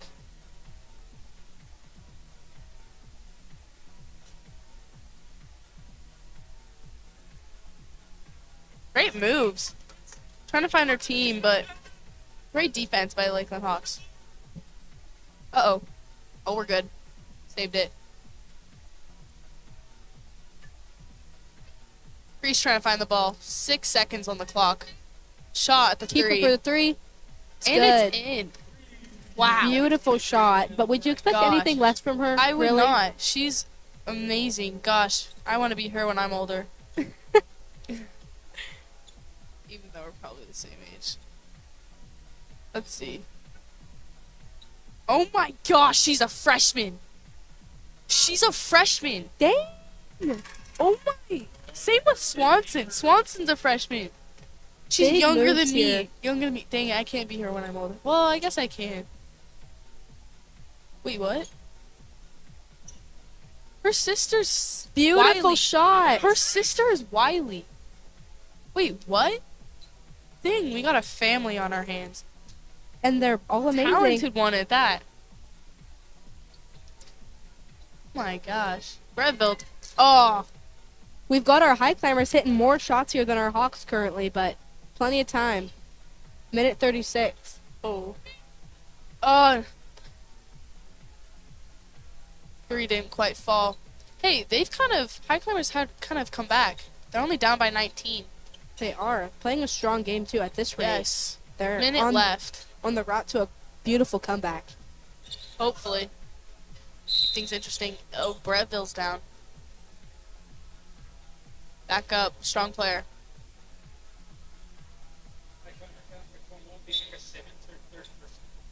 So we got a couple subs in.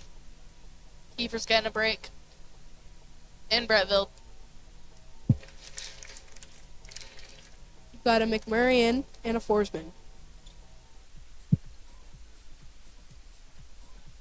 Wow. Still can't wrap my head around that. Christ is a freshman. And her sister, Looks like she's Wiley. been playing with this team for years. She's got good chemistry with all of them. Christ? Mm-hmm. She's a freshman. I know. It seems like she's been playing Oh, with it them seems for such like a long it. time. My bad.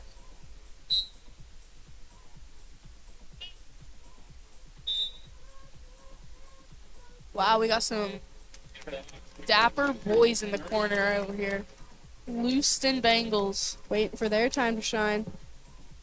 They're competing for 4th place too. 2 corners, just ready for their time. Forsman.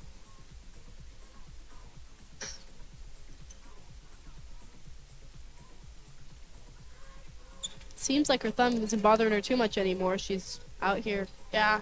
Probably put some ibuprofen. Grinding. Tylenol. Okay, we got a new scorer on our hands. 23. Vanek. Reese Vanek. Oof.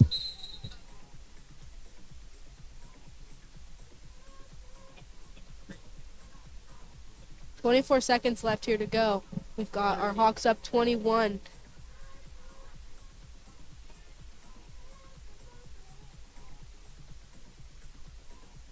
Yeah, they just. Whoa. 12 with the foul. That's her fourth. Better be careful." 21 seconds. See, she'll get a fifth.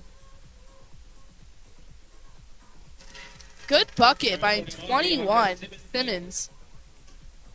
We got 15 seconds though. Clean shot, too. Oh, No wow. foul. A little bit Three. off there. All they gotta do is waste the clock. They got 6 seconds. Got McMurray with the ball back over to Forsman. Wow, we got some talented players.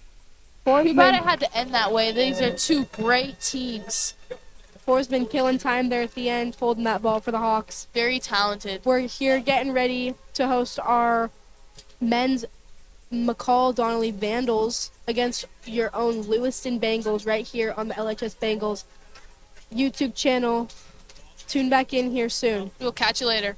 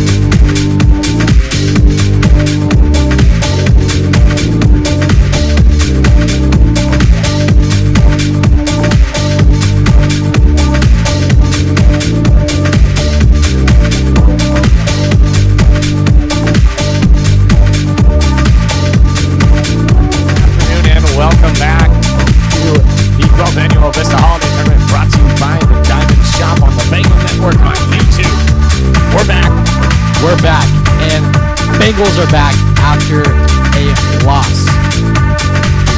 The first loss of the season against Bonners Ferry, a heartbreaking loss, losing by 3. Final scores 58-55, a nail-biter first game. And moving on to McCall-Donnelly, they're 3-4. They actually met up on December 20th, and the final score was 61-60, and there was some scoring complications, so a little controversial ending. So it is set to be a good one, about as close as you can get. And so the rivalry kind of has already started from that last game. And Bonners Ferry lost 63-54.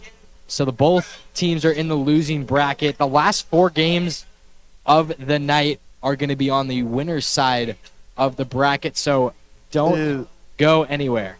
This is the last one on the loser side, or we? Yes. Okay, yeah. So don't go anywhere. You're going to see possibly each game next up after this one worth going to the championship. So, correct. Yep.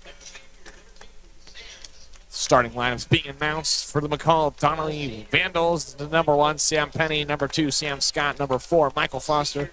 Number 22, Maddox Arnold. And number 23, Mike Wyman. Then for the Lewiston Bengals, number 1, Dre Torpy. Number 2, Royce Fisher. Number 3, Joe Aldridge. Number 4, Jordan Walker. And then the number 31, 6'2", senior Parker Cushman Bogart. So, yeah. Obviously, like you said, the heartbreaking loss last night against Bonners Ferry. Yeah, first loss of the season. They are not used to losing. Perfect on home, perfect on the road, except for last night. Man, that game had me on the edge of my seat. It did. It was insane. It was a good one indeed. But now after you lose, there's really no pressure to keep the undefeated season alive. Right. So, and if you think about it on a full season perspective, these games don't matter. It's not any league games. It's not for any playoff contention. It's not for a run to state, but there are really good teams in this tournament, and it's just great experience and some great basketball that's being played. So like we said before, this Lewiston team, the height not on their side. So we'll see.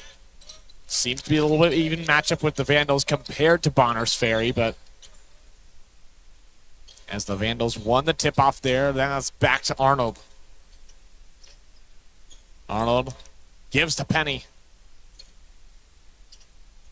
Penny dishes number 2. That's Scott. Scott drives in, kicks it right there. Number 4, Foster. Foster now loses it. As now that goes to Aldridge for the Lewiston Bengals. Aldridge drives, kicks to Fisher, and up and good for 2. Bengals get the first. Yeah, that was a great last-minute decision by Aldridge there, dishing it to Fisher for 2. Fisher and Aldridge trapping Scott. And that's going to force McCall to call a timeout right away. Yeah, very early timeout, only 42 seconds in this game. A great press so far by Aldridge and Fisher in the front court. So the Bengals wanting vengeance based off their loss last night. We'll be right back for the rest of this ballgame.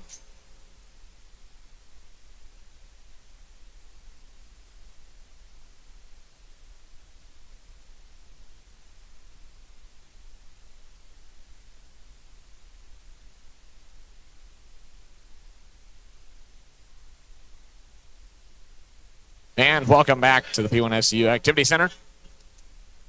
So as we said, the Bengals looking to keep their record against McCall-Donnelly Vandals 2-0. Obviously, McCall forced to call a timeout right there to keep their possession alive on this one. As Arnold gives to Penny, now Foster. Foster goes up, guarded by Dre Torpy and Bogart, but he just pushes right by him. Yeah, big frame on him. As that's Walker, top of the key, hits the back of the rim, and it's going to go in and out. Those are quality shots from Walker. He's a great three-point shooter. Expect to see him shoot a lot more of those. Scott now gives to Wyman. It's going to be Arnold now driving, wide open lane. Good for 2. Yeah, just great find in between 2 Bengal defenders, finding a gap and a poke there. That by ball- Foster. Yeah, Foster able to get a piece of that one, but it goes out of bounds. We'll stay with the Bengals. Sam Scott had a great game yesterday, shooting a great three-point percentage. He's a special player for the Vandals. Bogar handoff to Fisher. And he gets tripped. The foul's going to be called on number 23, Mike Wyman.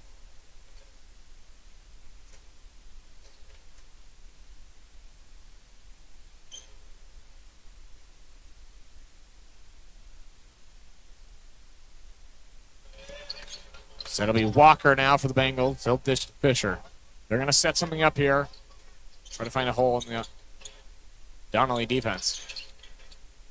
Fish, cross court. It's going to get intercepted by Penny.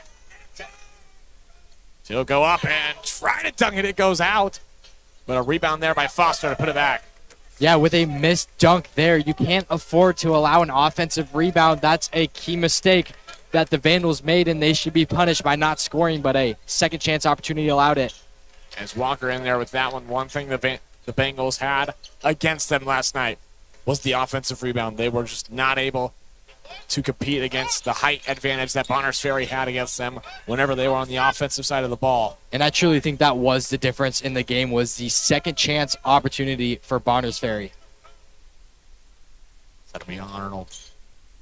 Gives us Scott. He'll now hit top of the key to Foster. Foster back to Arnold. 3 Arnold. seconds left. They're going to run out of time here. Yep.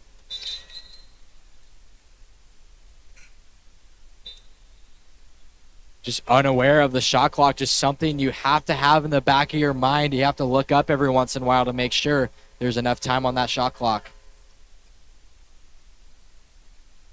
So the Vandals able to keep the Bengals to 4 so far. See what happens. Fisher leading the charge on this one. He'll drive in, kick to Bogar. He loses it a little bit, and it's going to get stolen away a little bit by Foster, but Bogar holds on. Now he'll kick Rudolph. Rudolph back to Hepburn. Hepburn back to Rudolph now. Rudolph drives, kicks to Hepburn. And just nothing doing in the paint inside for the Bengals so far, as contact there by number 4, Michael Foster. Yeah, that also resets the shot clock. Shot clock was at 3, and Bengals getting bailed out. New shot clock and a new opportunity to set up a play here. Fish kicks to Rudolph. Now to Torpy. Now kicks out to Rudolph. Thought about the 3. Pump fake. Now goes up at the free throw line and up and no good for 2. Yeah, highly contested shot from Rudolph.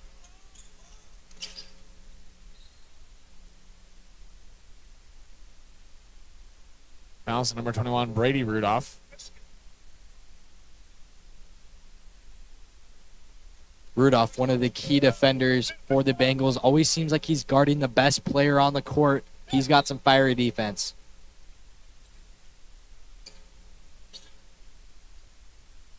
Arnold will find Scott. Now they'll zip it cross court over there to Wyman. Wade Penny now drives in at the block. Far side, he'll go up and be fouled.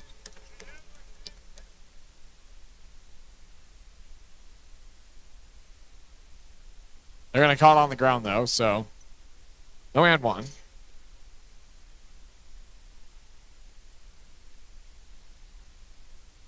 So a couple of substitutions for the Bengals. Going to be Arnold on the near side. Now back to the top of the key. Penny, and a travel's going to be called on Sam Penny.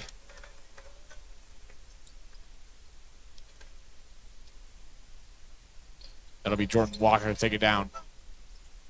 We'll find Rudolph all the way down. Now back to Walker. Now back Fisher top.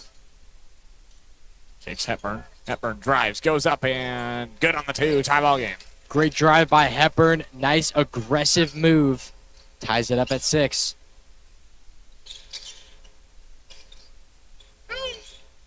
That'll be Scott now. Kicks it out to Foster. Foster. He'll drive up, kick out. Near side corner. Scott. No 3. Sailed. And that's going to be Fisher on the rebound. Yeah, he wasn't expecting that board was Wyman. Fisher Gonna be on the far side trap. He'll drive. Goes up at himself, and it's just swatted away by Foster. Yeah, he was double teamed both in the front and the back. Probably should have kicked it out there. So it'll be Scott now. Deep three. He got it. Yeah, Scott is a lethal shooter from anywhere on the court. Have to get a hand up if you're a defender. Hepburn has an open lane. He'll go up and miss it.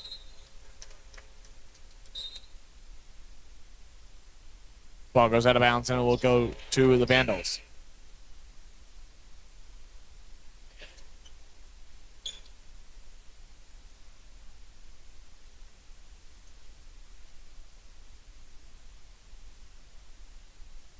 Bengals showing press here. Short handoff from Penny to Scott.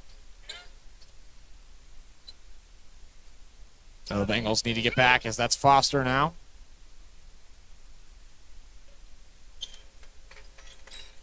Now Penny. Back Foster. Foster. Scott at the far side. On offensive rebound, though, by Wyman now. He'll kick to Penny. Penny wide open lane and good for two. Yeah, great finish in the paint. Penny is a beast in the paint. Way to Walker. Deep three. Downtown. Got it. Right in the hands and the face of Sam Scott. Delivered a message with that three. So it'll be Penny now.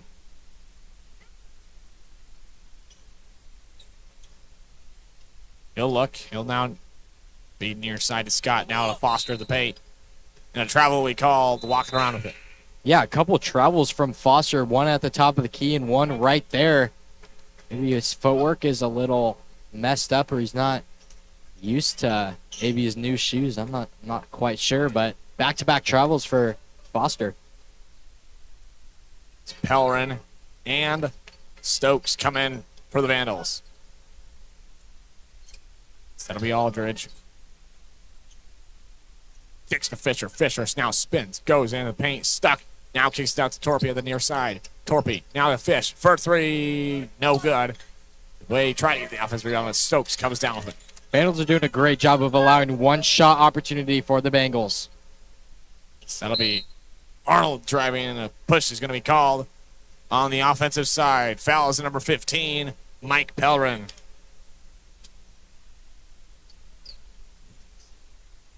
Three team fouls for the Vandals. Two for Lewiston.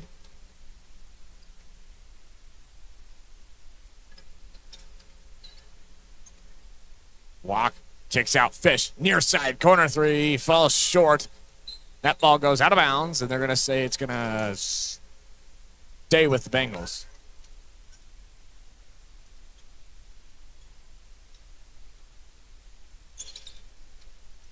Now Aldridge kicks to Fish.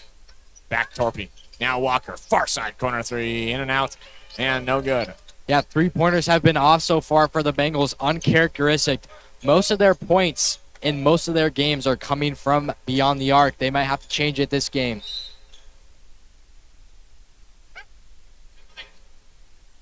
Foster driving in. We got fouled on the shot. Going up.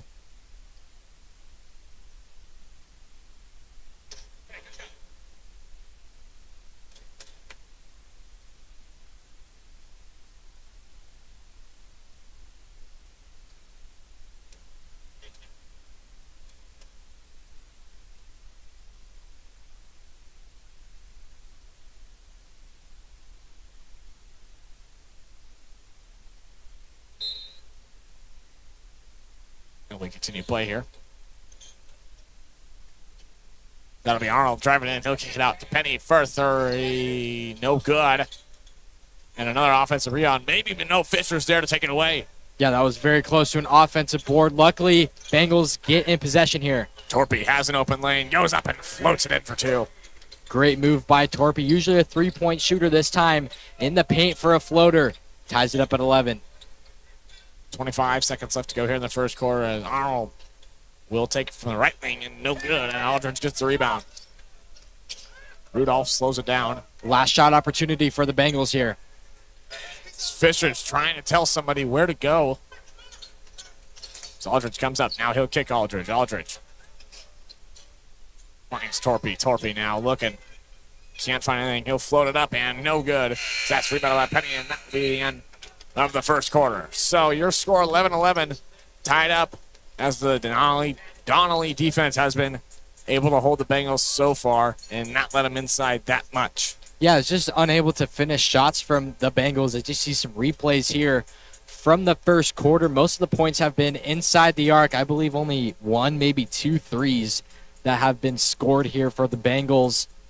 They're usually a beyond the arc team, just kind of been off, maybe a little slump, trying to get back into the groove of things and knock some shots down.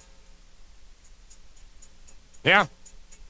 So you can see some clips of the first quarter brought to you by the Diamond Shop. Huge shout out to them. As well as Avista.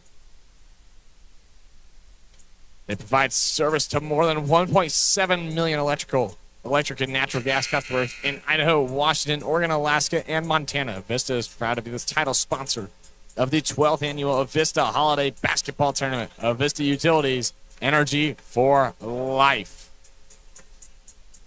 Huge shout out to them putting this tournament on.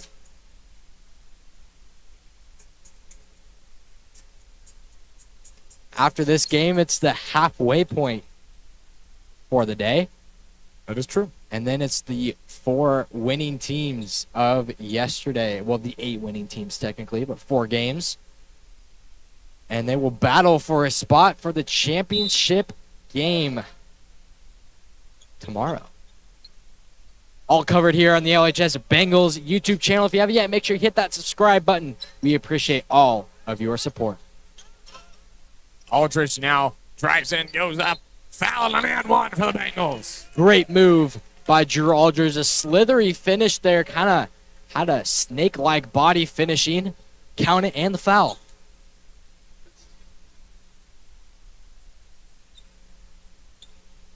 It's number 4. Michael Foster checks back in.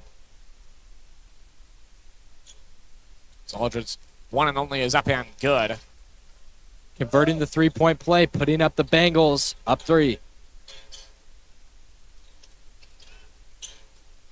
That'll be Arnold.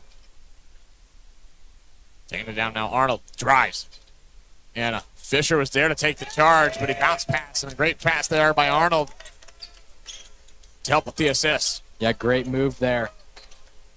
Taking what the Bengals defense is giving them. As Bogart, top of the key, 3. Got it.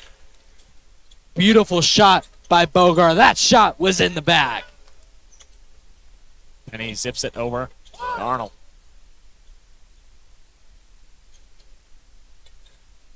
Arnold guarded by Aldridge. Finds Penny now.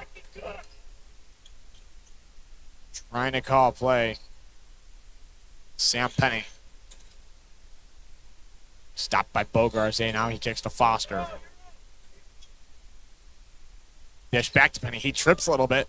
Now he'll go up at 4 seconds left on the shot clock, but an offensive rebound resets as Foster goes up, and he'll go up and no good. And a foul will be called, I believe, on Michael Foster. That'll be his second on the night. Afternoon. We're not towards the night yet. What is considered night? 4 p.m.? 5 p.m.? That's evening. I'd say night or 7. 7? 6.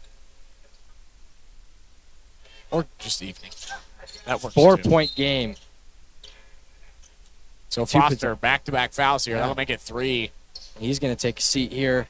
3 personal fouls. Probably won't see him until the third quarter, you would assume.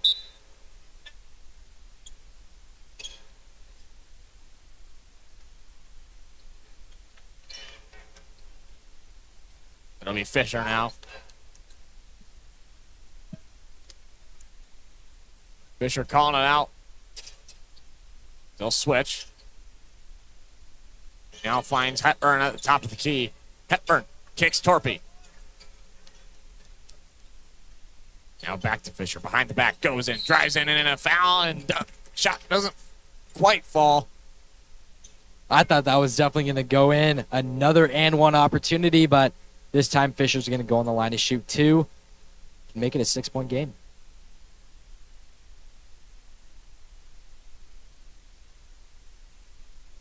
Fisher sinks the first one.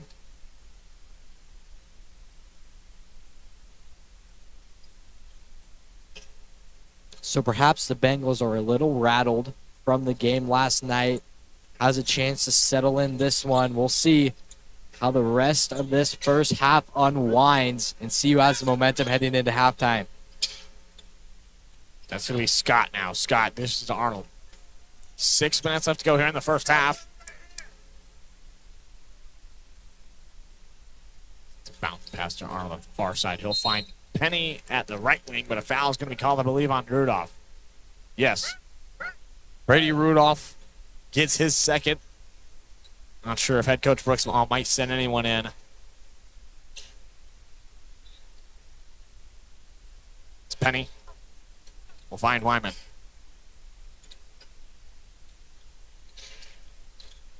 Wyman dishes to Penny. He's going to have a wide open layup. No good. As he goes up again and a foul on and one. Yeah, these Vandals have not been finishing their lay-ins, but with the amount of offensive rebounds they've gotten, they've been able to not let them hinder them, and they've been able to capitalize on those offensive rebounds.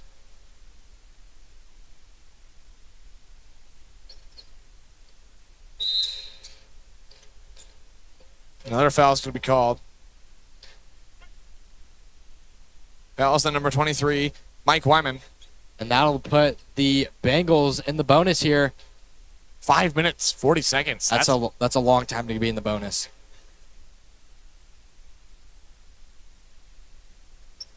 So now they got to clean up against a Bengal team that is phenomenal at free throws. So Bogar is going to go on the line.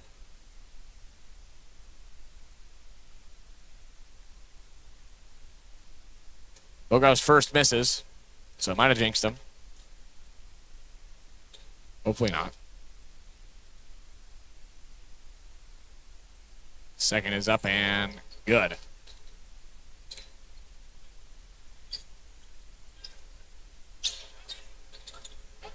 This pressure continues by the Bengals as Arnold's now trapped. He'll look, finds Penny, and a foul will be called on Bogar.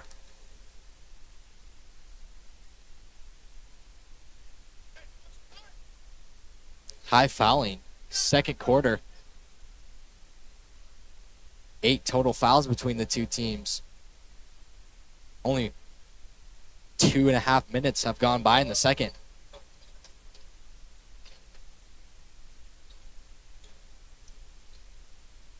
Penny now kicks it out. The near side corner, that's Arnold.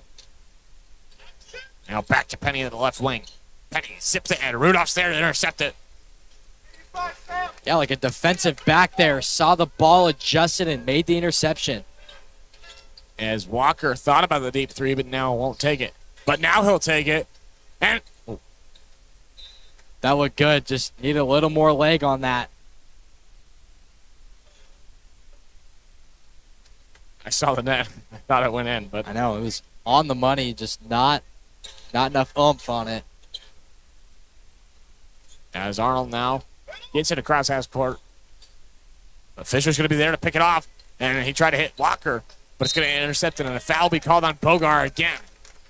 Yeah, he was going for the ball there. Only 14 fouls, so McCall isn't in the bonus yet, but Bogar will take a seat with 2 personals.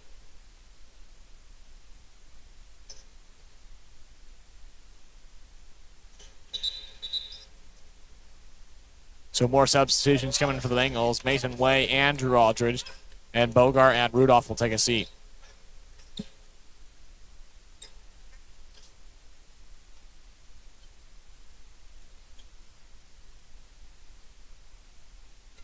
So Arnold with a now he'll drive down, guarded by Walker. It's Penny now. Floats one up, goes up and no good. Fisher's there to reject that one, and Mason Way will take it down for the Bengals. Great hands by Fisher there, all over his defender. Fisher to Torpy. He'll have an open lane. Goes up. Contact. No foul. And it will go down to the Vandals now. Scott, deep three, no good. Offensive rebound by Stokes, though, but it gets swatted away, and Mason Way comes down with it again. Yeah, again, no bodies on the McCall-Donnellys. Walker trying to find somebody. Now to Fisher. Fisher. Back to Walker, down Torpy. Torpy, back to Fish. Excuse me, Walker. Back and forth between Walker and Torpy. Way back to Walker. Pump fakes. Now to Aldridge. Now to Fisher in an open lane. Good for two. That was great ball movement. I mean, it was passed between Walker and Torpy for about 10 passes. And then that might have, like, lulled the defenders to sleep, and a wide shot for Fisher. And Fisher goes up for the two. As number 2, Sam Scott, goes down, maybe a busted ankle or something. Left ankle, maybe rolled it. Hopefully that's all it was, not a break. Hopefully he's okay.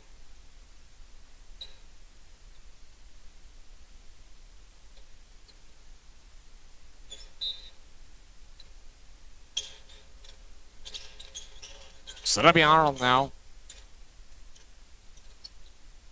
He'll take it down. And now zipping in. Rudolph's there to get a piece of it and tip it away. The Angles have shown great defense, especially in this second quarter. I'm not really sure how many points the Vandals have scored, but it is no more than 4 points. Stopping the Vandals. Arnold will find Penny. Penny now back to Jacobson. Illegal screen there on the Vandals. No shots because it's an offensive foul, so that's why they're not shooting free throws.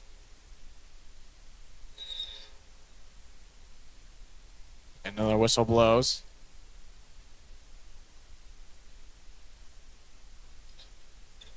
Yeah, that was an offensive foul, so they shouldn't be shooting free throws. Oh, off ball. Off ball foul. So it will send Wade to the line to shoot 2. Interesting. I thought all offensive fouls are no free throws, but I think they're still debating it here. They're going to say no free throw. No free throws, offensive foul. So head coach Brooks Baum doesn't seem to disagree with it. So. Yeah, I think that's the right call. I think all offensive fouls result in no bonus free throws. Here we go now. Fisher will give to Way. Now back to Rudolph. Rudolph. To Fisher in the near far side, excuse me. He'll dribble. Now to Torpy. Torpy drives in. Kicks to Way. Near side corner 3. Sails. That ball goes out of bounds, and it will stay with the Bengals, though. Yeah, I suppose that was last tipped by the Vandals. I was surprised to see a Vandal on the ground diving for the ball, and he ended up out of bounds.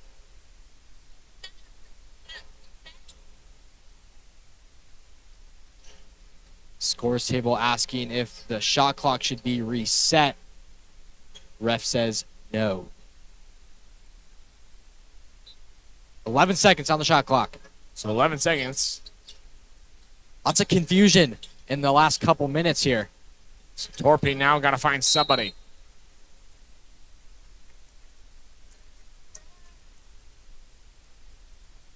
Another offensive foul. That'll be on Brady Rudolph, his third personal. You'd have to assume he's going to sit here.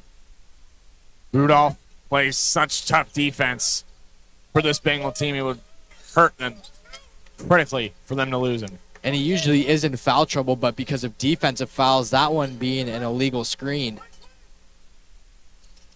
So Arnold now. Short handoff to Penny. So he now finds Stokes. 2 minutes to go. They have 8 seconds on the shot clock, though. Arnold's just pointing. They got one. Penny gets it off. Did he, though? Yes, they're going to finally call a shot clock violation. Yeah, I was going to say that was some risky defense from Fisher. I think Mulm was yelling at him because that could have been a foul. He was pretty smothered on that shot there. So both teams in the bonus, 150 left to go here. As Torpy's trapped. Usually an all-star three-point shooter for them. Not sure we've seen a single one from him so far. As Fisher, far side corner three, got it! Fisher finally gets a 3 to fall for the Bengals, putting them up 11. Biggest lead of the game for the Bengals here. As Penny drives in, they're going to call a travel on him. So momentum sort of shifting towards the Bengals. As we saw some frustration right there from number 15, Mike Pelrin. Yeah, no one stopped Penny there. He just kept on driving and just walked one too many steps without dribbling. Another turnover for this Vandal team. So Aldridge now kicks Torpy, now back. Fisher, now Torpy. In the near side, he'll get called for a travel. Yeah, a couple shimmies to the right. Definite travel. Happy feet there. Back-to-back turnovers for each offensive possession. So Arnold will now dish to Penny. 60 seconds left to go here in the first half as Torpy comes down with the rebound. Fisher now to Aldridge. He'll kick back to Torpy. Now Krassel on the near side. And they'll just swing it around back to Aldridge. As Aldridge now drives in and reach in there by number 5, Gage Stokes. So Aldridge will go to the line, shoot a pair of free throws. 6 seconds between the shot clock and game clock, so the Bengals will receive another offensive possession. Aldridge's first one is up and good.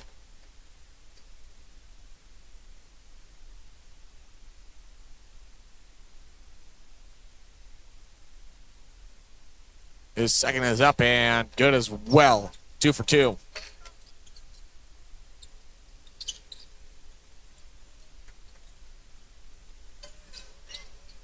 So Arnold contested. Now they'll find Penny. So now he'll hit the Jacobson.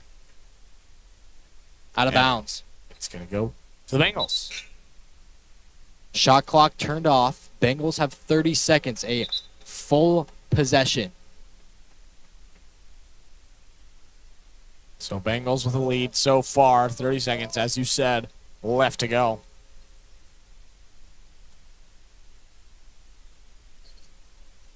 So Walker will take his time down the court now as they'll just sit at the logo. I think he's going to wait to 10 seconds to start the play. That's what they normally do. So now here they go. Bogar sets a screen. Walker to Fisher for 3. Short. The battle for the ball starts. It's going to stop the clock with 3 seconds left. So Fisher, 3 ball not falling for him tonight so far. Afternoon.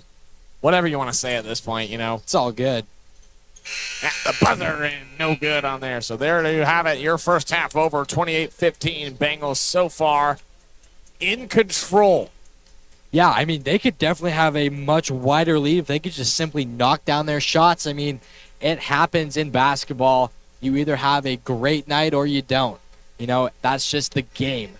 And it's how you respond to it. It's how you respond to the adversity. And they've responded by going in the paint. They responded with their great ball movement. And they've resulted in much more lay-ins, much more high percentage shots to make sure that they score here. And Penny almost went up, and he almost slammed that down. Yeah. I mean, that would have been a heck of a play. We normally don't see that much in high school basketball, but we've seen quite a bit of dunks in this tournament, and we will see that in the Colfax game. That is going to be the last game of the day, I believe. Yes. And as you see some replays here, presented to you by the Diamond Shop since 1926. You know, when you look at the highlights, it seems like it really, but the Vandals are down 13. Yeah. I mean, based off how they're playing, it seems like it's close.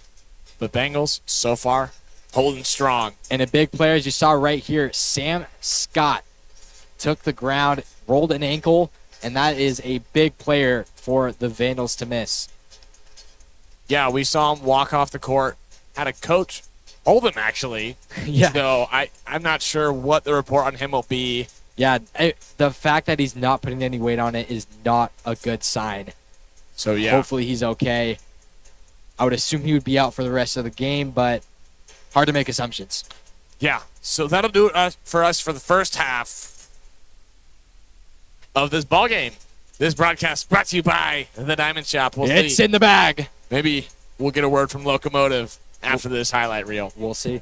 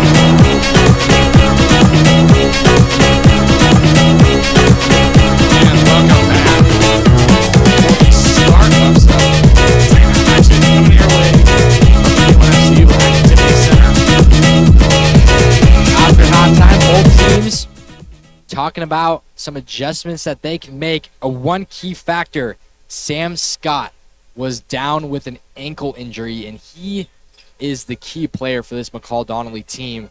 And so that is a big hit that the Vandals took. Let's see if they can respond and if they can play for Scott, but just a big blow for this Vandals team. So, yeah. I'm not sure how out of halftime, but yeah, as you said, such a crucial player for this Vandal team. So, yeah, Scott's over at the right side of the bench with his leg extended on all of the other chairs. So, looks unlikely, to say the least, to play in this ballgame.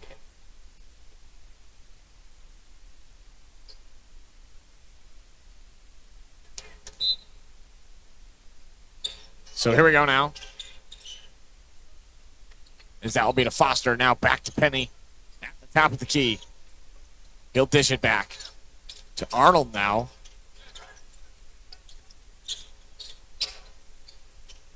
Who's guarded by Walker. Now he'll dish Penny in the near side corner. Penny now finds Foster. Foster has 3. That Penny will go up and good at 1 second left. So a long draining offensive possession ending in points. Yeah, that definitely tires out the Bengal defense. If the Vandals want to get back, they have to do stuff like this. And Fisher at the top of the key, no good. As Foster was there, kind of hard, but he'll drive in, take it himself, and he'll walk with that one, a travel call. Foster not liking that call. He's a fiery player. He's very passionate about the game, to say the least.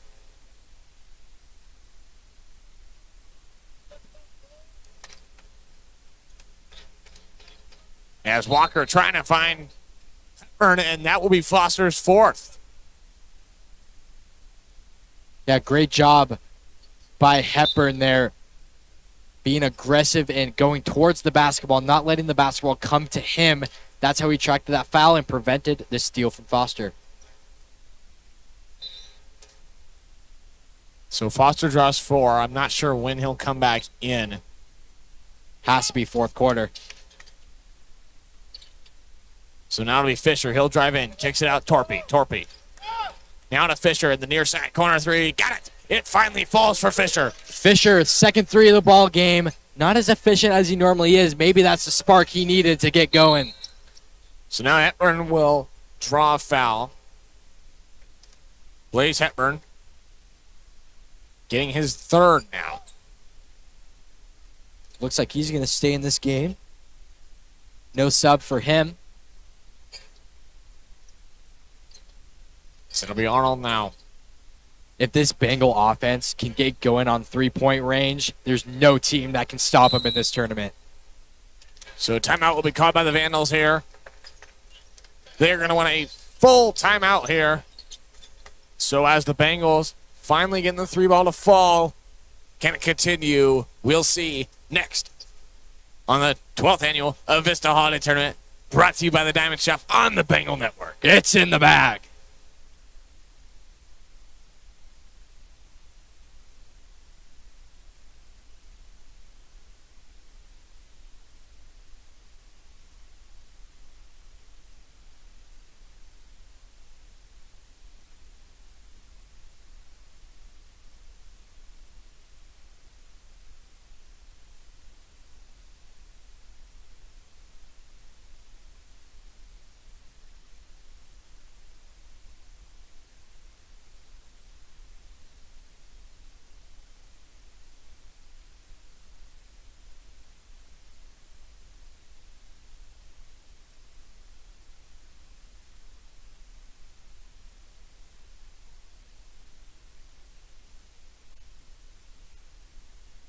Welcome back to the P1FCU Activity Center. For the rest of this day 2 of the Avista Holiday Tournament this afternoon. More live coverage continues after this one. 4 games after this one. No call called after Torpy hit the ground as Hepburn comes down with a rebound. Great aggression by Bogart there, knocking the ball free, letting Hepburn get the board. Walker kicks to Fisher. Now to Hepburn. Hepburn kicks it to Fisher. Thought about the three, don't take it. He'll go up himself now, and no good, as Pellerin gets the rebound. Two great pump fakes by both Bengals, getting good-looking shots. Pellerin beyond the arc, he'll kick back to Arnold. Now he'll find Jacobson. Now to Pellerin on the right side of the paint. It's out with Bogar now. Bogar looking around and he sees nobody. Now he'll kick Torpy. Very wise decision by Bogar. So now he'll go to Fish. Fish goes up and no good again. Yeah, high contested shot fading away. I don't know if that's shot selection you want. And that'll be a charge. Great job by Bogar, sacrificing his body and taking one.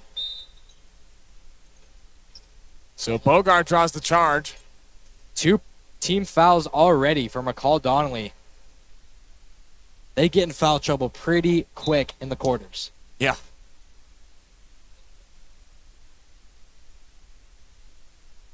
Bengals still scoreless after the full timeout. So we dish Bogar now back to Aldridge. That's Hepburn. Now he'll kick Rudolph. Rudolph to Aldridge. Top of the key. Now Rudolph kicks it out to Bogar at the far side. Bogar drives, reverse hand, good. Nice full head of steam move by Bogar. Got a head down, put in the work. Easy left-handed lay-in for Bogar. Benny. Gonna look, he'll kick it back to Pellerin as now he'll find Arnold. Reset here. Walker guarding Arnold. Now kick out to Stokes, right back to Arnold.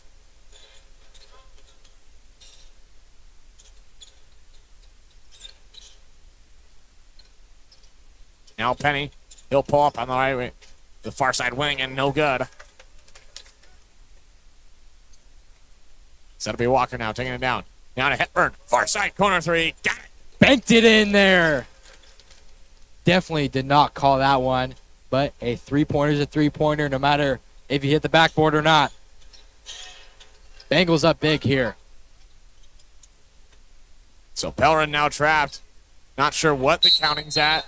And there's the 10-second violation. How about this press by the Bengals causing the 10-second violation? Bengal ball momentum shifting towards Lewiston. 19-point lead.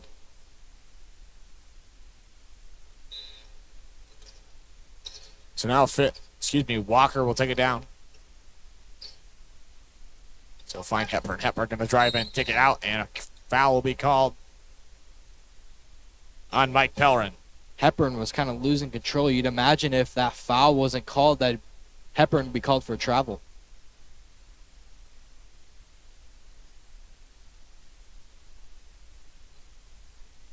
As Walker under the basket now for the inbound, he'll throw a lob there. Hepburn, now Rudolph in the near side corner. Cross it over to Hepburn, now back to Rudolph. Rudolph back to Hepburn now. Now Walker. Walker surveys, finds Rudolph for three. Got it! Brady Rudolph from downtown. This Bengal offense is heating up.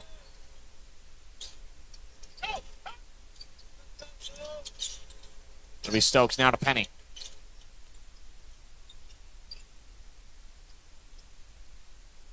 Penny will look. He'll find Jacobson. Is that going to get away from Wyman and be Bengal basketball? Vandal is starting to fall apart both on defense and offense.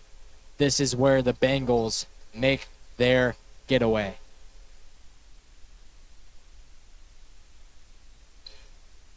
So now Walker will take it down. He'll find Rudolph. Rudolph. Gonna go up with it and good for the two. What a move by Rudolph. Picked up his dribble, got creative, pivoted around his defender. Left-handed lay-in. Savvy move by the sophomore.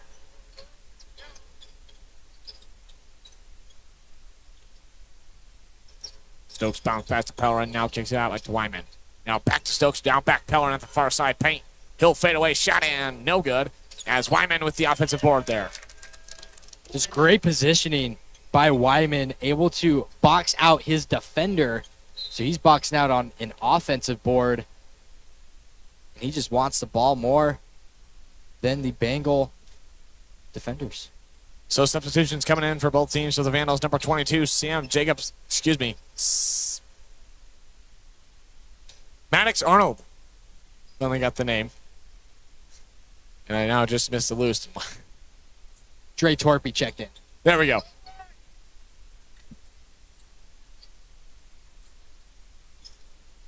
Fisher at the far side. Now kick Rudolph back Aldridge. Aldridge at the top of the key. He'll kick it out to Rudolph, and Rudolph holds onto it because he almost lost it there. Rudolph drives in, wide open lane, and another good one for two. How about Brady Rudolph's offensive performance? Started off with a three, then a crafty left-handed lay-in, a drive on the right hand now. Rudolph Arnold's now. Rudolph appeared to hit his head there. Still shaking it off there. Holding the back of his head. What a great effort there by him. Got up and just sprinted. Yeah, one thing you never have to question about Brady Rudolph is his hustle. He is always hustling around the court, getting his defender locked in, and just playing his heart out for the Bengals. Wyman kicks to Penny.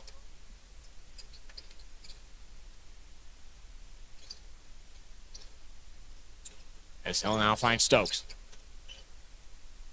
Now back Penny, cross court, pass to the far side is Pellerin. Pellerin goes up and drives in, no good. Puts it back in, good for two.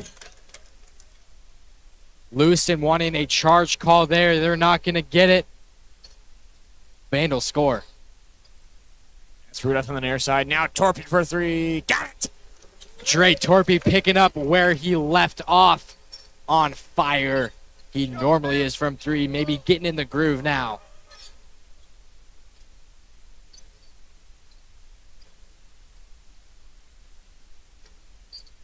So Arnold kicks to Stokes, now back to Pellerin. That's a fadeaway from Penny and good for the two. Tough bucket from Penny there. Using his height to his advantage, keeping the ball high up where no one can reach it. Torpy spins at the far side corner. He'll look, he'll find Rudolph. Pump fake three. Now he'll kick it out to Fisher. Now to Torpy. Pump fakes again. He'll drive in. Wide open lane and good for the two. Yeah, Torpy's just such a threat from beyond the arc. When he pump fakes, the defenders fall for it, and he can easily drive to the lane for two. That ball almost gets away from Penny. It does, but Pellerin's there. 10 seconds left to go here in the third quarter as Penny's now going to set up the last shot. Gets a screen from Stokes. Now he'll go behind. Now Stokes wide open in the paint. Too easy for the Vandals. As that will be the end of the third quarter. So the Bengals so far able to be successful in the third quarter. Yeah, big third quarter from the Bengals. Up 23. Really created separation from the Vandals.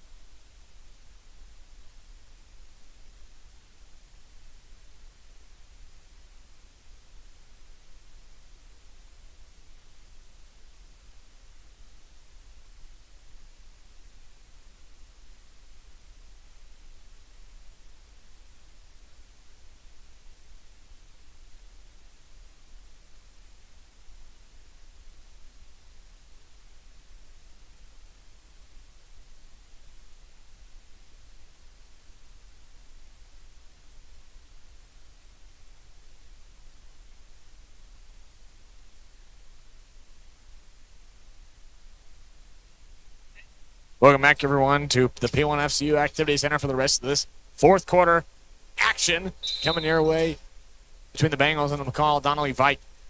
I always want to say Vikings. Vandals. Vandals. I make the score bugs, and I put Vikings instead of Vandals, so I made that correction right before the game. Yes, Vandals, a rare high school mascot. As that earned beyond the arc for three.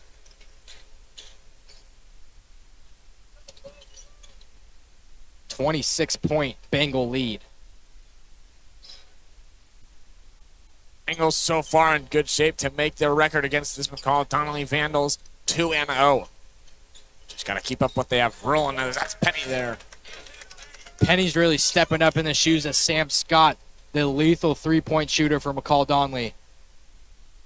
So Michael Foster is back in the game with 4 fouls at the start of this just ball went out of bounds.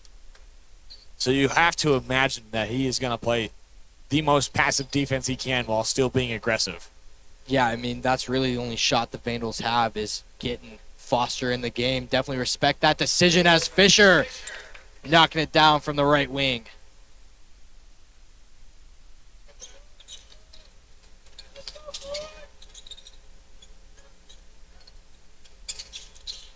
Arnold kicks to Foster. Foster drives, now stops at the far wing. Now he'll kick to Jacobson. Jacobson goes up and no good. Rebound by Hepburn.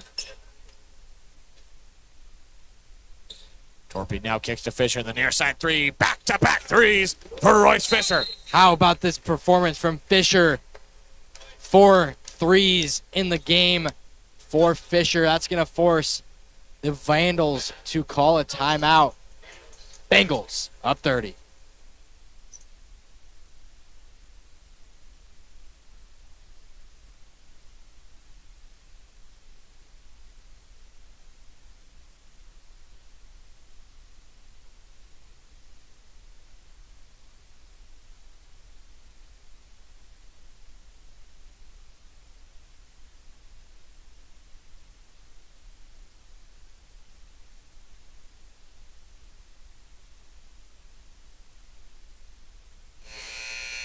Dan, welcome back for 6 minutes and 37 seconds of fourth quarter action. Bengals have so far been able to find their rhythm. And they're not backing off of this press.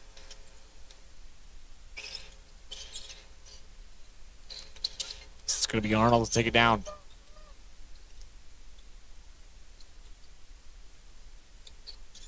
Arnold going to look. Trying to find something. And looks like that's on Foster. And he's going to be fouled out. Maybe. Nope. It might have been a 3-second violation. I don't know. Not really sure on that one. Anyway, it's a turnover. And I believe we just got a technical foul on head coach Jason Tinney. Yes. McCall-Donnelly Vandals.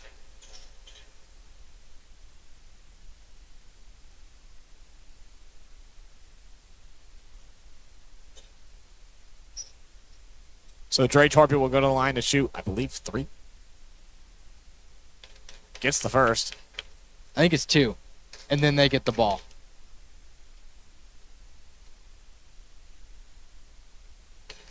It is 2. So I think you are correct about them getting the ball back.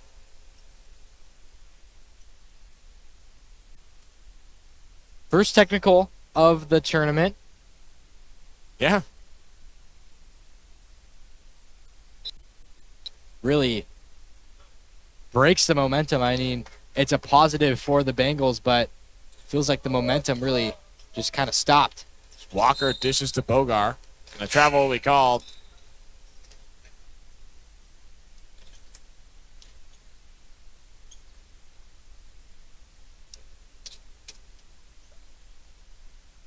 So Penny on the inbound on the far side. Will dish to Arnold.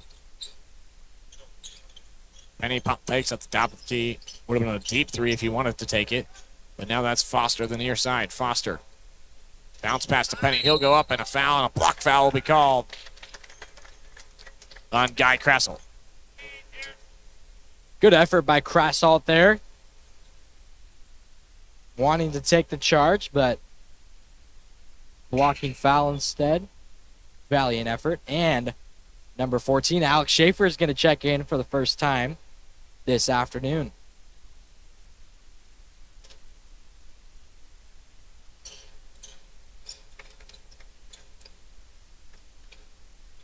So it makes his one and only, as Walker will take it down now.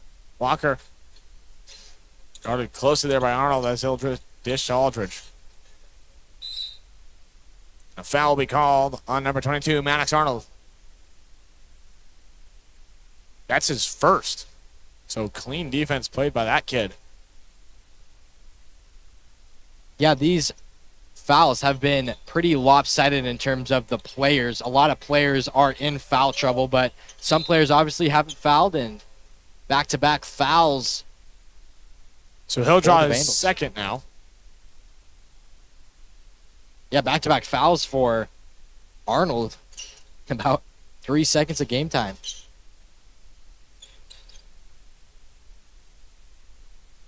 As Walker now dishes to Schaefer. Back to Rudolph. Now to Walker for the top of the key three. No good. But Krassel will get called for an offensive foul. Going up for the rebound. Yeah, pushed off of his defender to get the advantage. You can't do that. And another foul called. So substitutions now come in for the Vandals. Number 5, number 10, and number 42. That is Cage Stokes. Number 10, Jacob Lawless. And number 42, not on my roster, but number 15, Mike Pellerin comes in as well. And Stokes will take it down. Guarded by Schaefer as he'll dish to Pellerin. Number 42. It's Wyman driving in and gets away from him, and we'll go to the Bengals.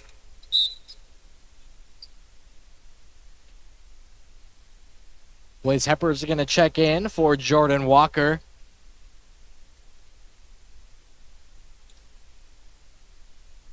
So Rudolph. Under a minute to go here in the game. Yeah, Rudolph doing the point guard for the Bengals.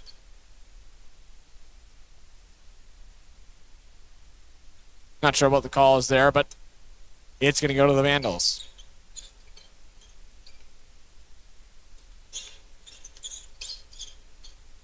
It'll be Pellerin now to number 42 for the Vandals. And it's going to be intercepted by Schaefer. Fast break for him. He'll slow it down, though, and he'll just dish to Krassel. Definitely could use up the shot clock here. Aldridge now backdoor cuts, but will get tripped. And the foul is on number 42.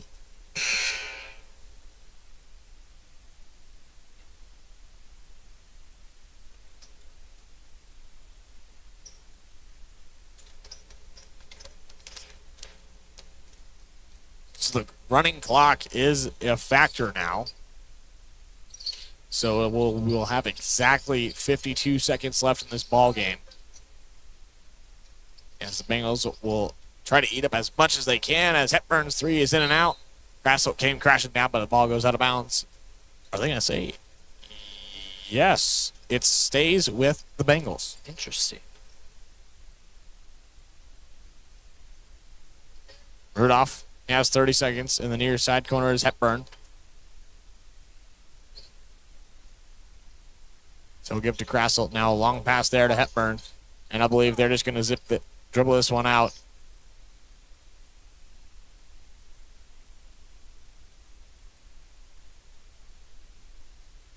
Yes, they will. So that will be your final score, 59-30. The Bengals coming out on top, and they will be playing in the championship.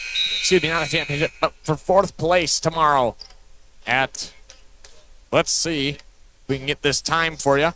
But yeah, great performance by the Bengals overall, especially in that second half. If you see some replays of the ball game, a great comeback from Bonner's Ferry. And the three-point really stepped up in the second half, finally connecting from beyond the arc, moving out of the slump. Yeah, so the Bengals may have won, but they just drew themselves an 8:30 a.m. game tomorrow. So that'll be an early one, game 19 tomorrow, because they just won game 12 against McCall-Donnelly Vandals. So that'll be it for this game. And coming up next will be Girls, Clarkston versus the girl Colfax. Should be a good one here. In about 20 minutes, we're going to have some more action here at the 12th annual Avista Holiday Tournament presented by The Diamond Shop.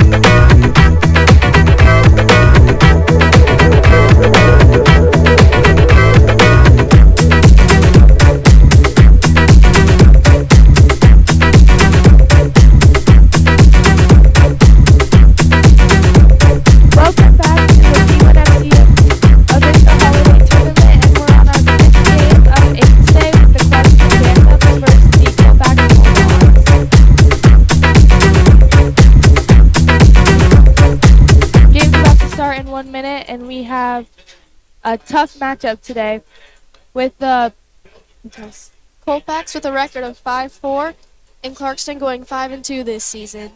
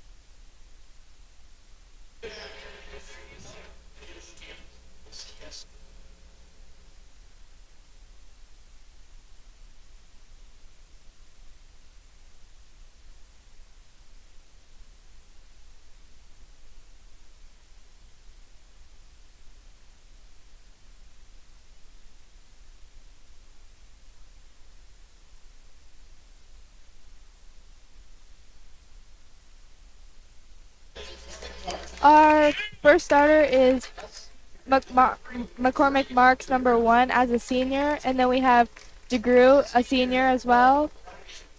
And then Combs as well as senior. We have a whole 5 seniors for Clarkston. We have Levitt. And then Villavicencio as well.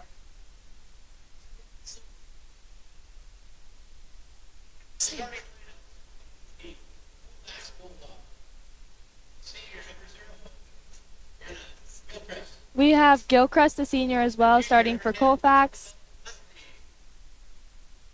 We have Huntley, who is a junior. And then we have Swan, who's a senior as well. We have a junior, number 40, Gibb. And then Lola Hennigar, number 42.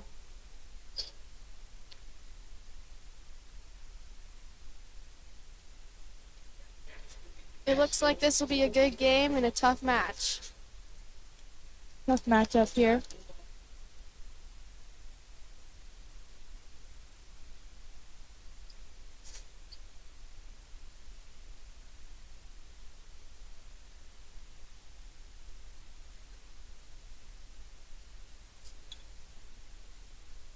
DeGroot jumping for Clarkston and Swan jumping for Colfax.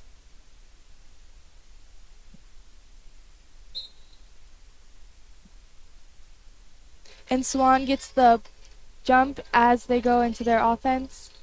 It looks like they're running a man here, Clarkston is, and with the pass from 0 to 42, Hennigar, with a miss on that layup. Combs dribbles up the court as she passes it to McCormick. And Venevicilla for the 3 and misses it. And she goes on her fast break, Gilchrist for a fast break.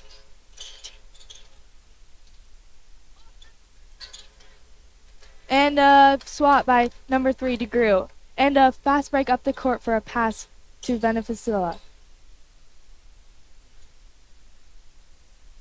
And a jump ball under the hoop for Levitt and Hennigar.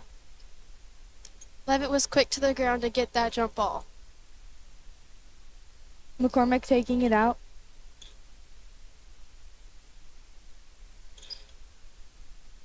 Looks like a zone being run by Colfax, and the pass goes in, and it was not a good pass. And as they struggle for the ball, there's a foul on number 42. So far, it's already been a pretty aggressive game with jumping to the ground and getting on the ball. McCormick passes it in. McCormick gets the ball and goes up for a layup and misses it. Combs gets the ball and passes it out to Levitt for a 3. She misses it, and Gilchrist dribbles up the court. Gilchrist going fast as she sets up her offense. Passes it to Swan as she dribbles and gives it to number 10. Gibb has the ball and drives on DeGroot. Passes it out to Hennigar, who dishes it in for a steal. Levitt had a good steal there, and then she lost it. Gives it back to Gibbs as Gilchrist gets the ball and tries to drive on McCormick. Foul on McCormick. She's On the shooting drive. too.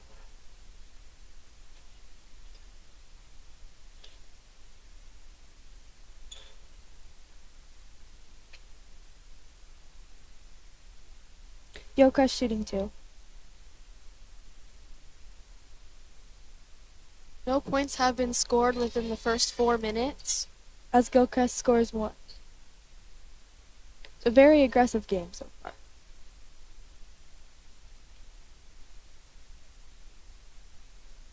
Makes her And- second. DeGroot takes it out to McCormick, and Villavicencio takes it up the court and gives it to Combs. Combs drives and tries to dish into Levitt, Clarkston's been good at getting as the ball McCormick right up the does court. a cut down the middle of the court and gets fouled on her layup.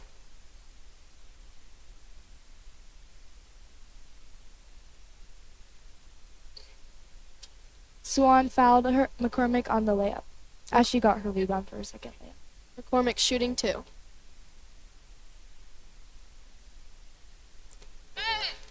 McCormick makes her first shot.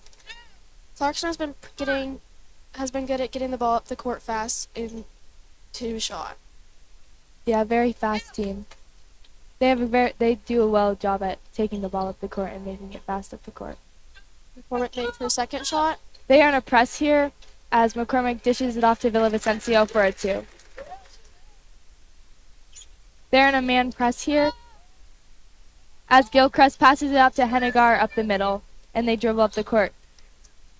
Gibb to bring it up the court. A very aggressive job by Villavicencio, and she goes in for the drive and makes it. Gibbs with a 2. Clarkston's been really aggressive on this ball. Combs dribbling it up the court and give it to Marks, who had a bad pass right into Hennigar's hands, and Gibbs dribbles it up the court and tries to dish it up, and it gets tipped off by McCormick. That was a great deflection by McCormick.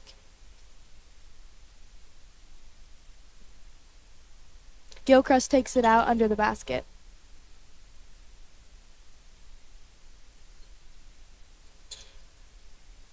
Tries to dish it up to Swan as she tries to dish it in and for the steal from McCormick. McCormick is going up the court fast as she tries to dish it off to DeGroot. Bad pass by McCormick as DeGroot couldn't get to it. McCormick's been quick to the ball to getting the steals and deflections. Very aggressiveness by Villavicencio for the layup by McCormick.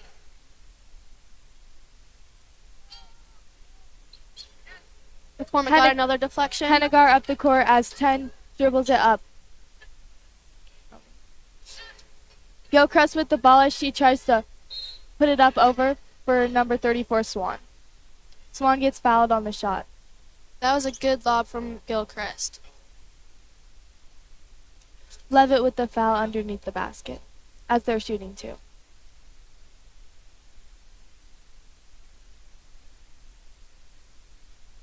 She makes her first.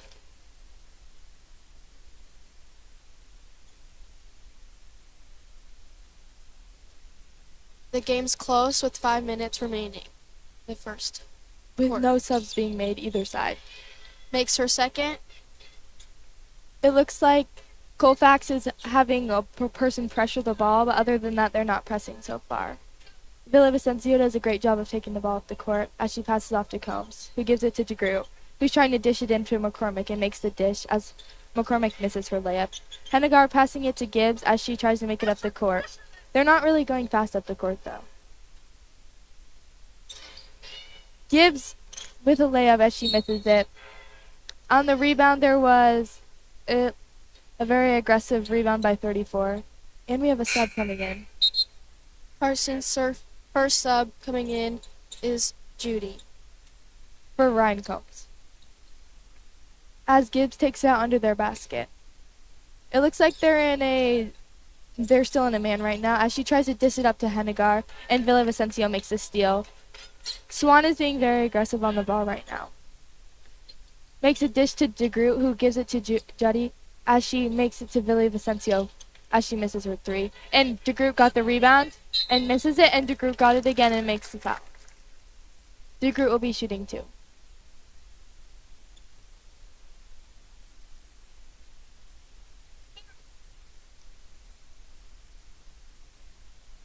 DeGroot's been doing a great job at rebounding and being aggressive with the ball at the hoop. She's made her first free throw.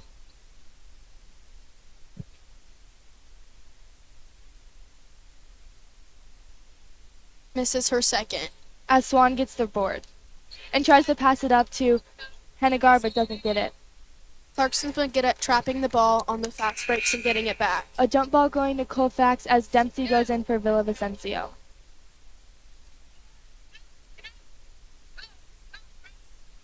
As they're up in a press right now, a man press. Doing a very good job of being aggressive towards the ball as Swan has the ball and Gilchrist is dribbling up the court now. Clarkston's been doing a good job That at was a pressing. good screen by Swan. As Hennegar is trying to work in the end block by number 1 McCormick.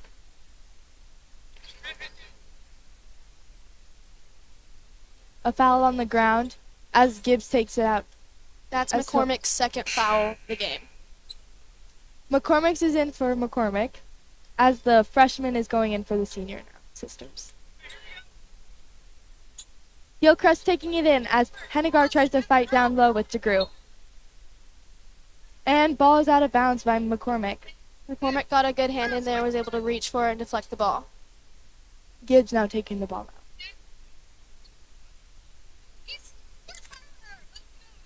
Gilchrist with the ball, dribbling up the court, now passing it to Gibbs. Dempsey with the steal. On the ground with the jump. It looks like, nope, the group got the ball. Dempsey's coming out and being aggressive for just getting into the game and just keeping the pace up. Juddy with the ball as she passes it to McCormick for a 3. And she misses it as 0 Gilchrist gets the backside rebound. Gibbs dribbling up the court. McCormick's putting good pressure on Gibbs, but Gibbs is handling it well. Huntley with the ball now. Oh, Gilchrist with the ball is right now as Dempsey deflects the ball out. We have 2 subs here. We have Henwell and we have Agar, a freshman, for Layla Levitt and for Gibbs. Gilchrist taking the ball right now. She struggles to find someone open. Lobs it over to Swan and misses it. Agar with the ball as she's dribbling up the court. Clarkston's been quick to those backside rebounds. A pass to DeGroot as she misses it. DeGroot rebounds the ball. And goes back up again. and misses it. Clarkston's ball underneath the hoop. It's been a close game throughout the whole game. 3 minutes left. It looks like Colfax is in a man right now as Reese goes up for the layup and gets fouled. That was very aggressive defense for Swan. Reese has been quick to the rebounds and been aggressive towards the ball, causing all these. This has been there's 7 fouls and there's still 3 minutes left in the first. Misses her first free throw. Gibbs goes in for Hennegar.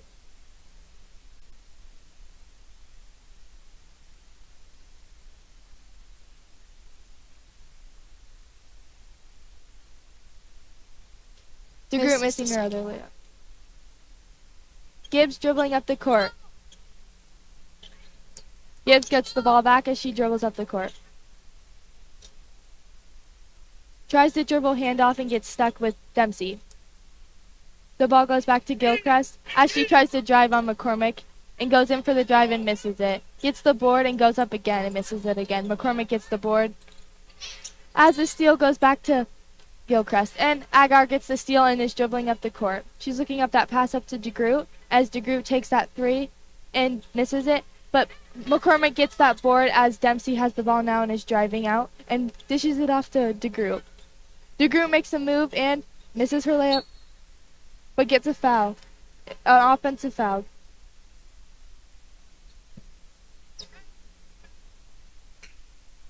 Clarkston's been really aggressive throughout the beginning of the game, and that looks like they're going to keep it going in the second quarter. Combs going in for DeGroot. Penwell taking a 30-second timeout by the Bulldogs.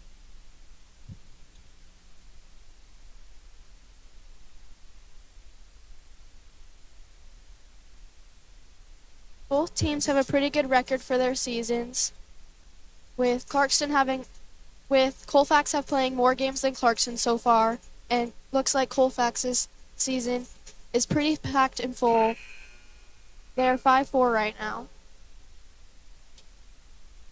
And Clarkston's 5-2.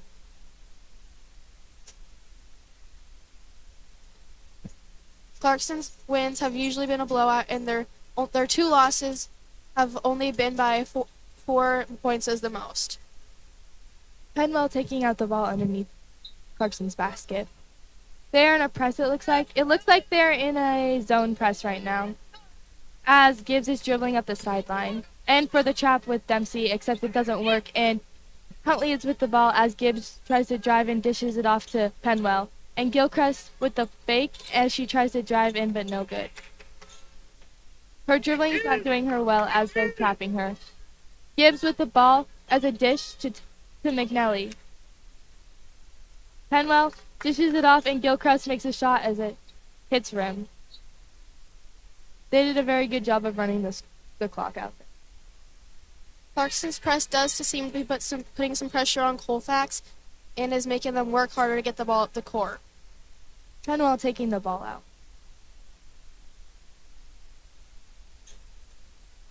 Penwell passing it to Huntley. To Penwell. Gilchrist goes up for the shot and misses it. Aguiar With the board. rebound. Agar dishes it up to Presley Dempsey. And with the 3. Dempsey's been playing good and made her first shot and has been playing aggressive on defense. Gilchrist and Penwell passing it back and forth as Gibbs goes up for the 3 and misses it, and McCormick gets the backboard rebound. The backside rebound. Judy dribbling it up the court as she goes to make a 3, except she doesn't shoot it. Agar with the drive as she gets on the ground with Gibbs, and Judy with the cut in the drive. The cut, drive, and the foul. She'll be shooting 2.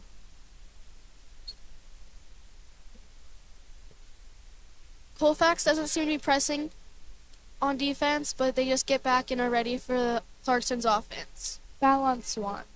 It looks like Villavicencio is coming back in. She makes her first shot. Villavicencio for Dempsey.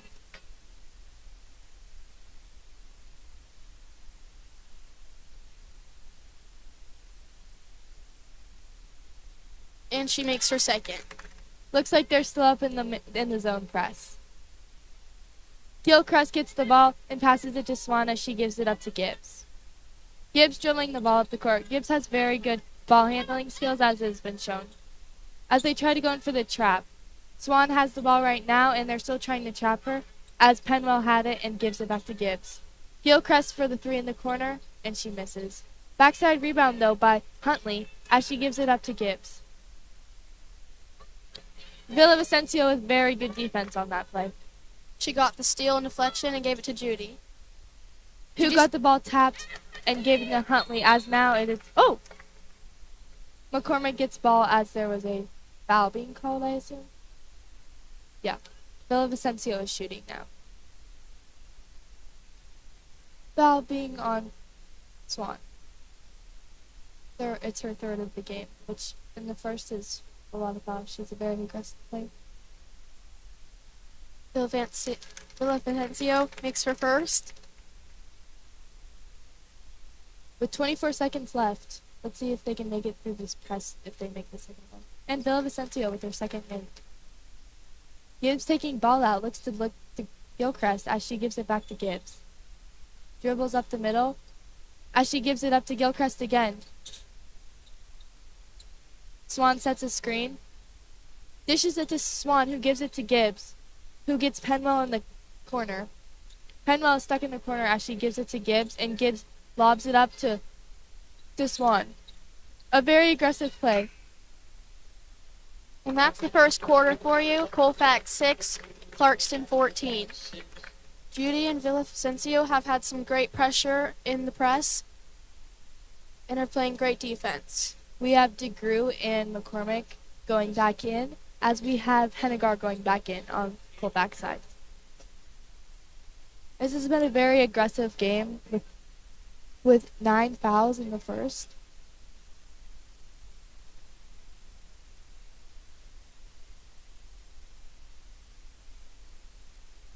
Levitt going in as well.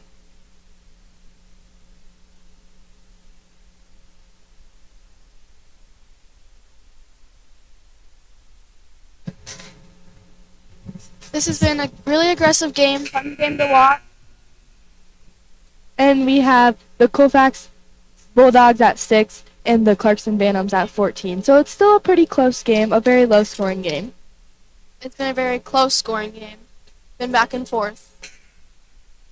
It looks like Clarkston's press has been working and giving them lots of deflections and steals, which is working towards their advantage. Let's see if Colfax will come out in a press or keep their man defense.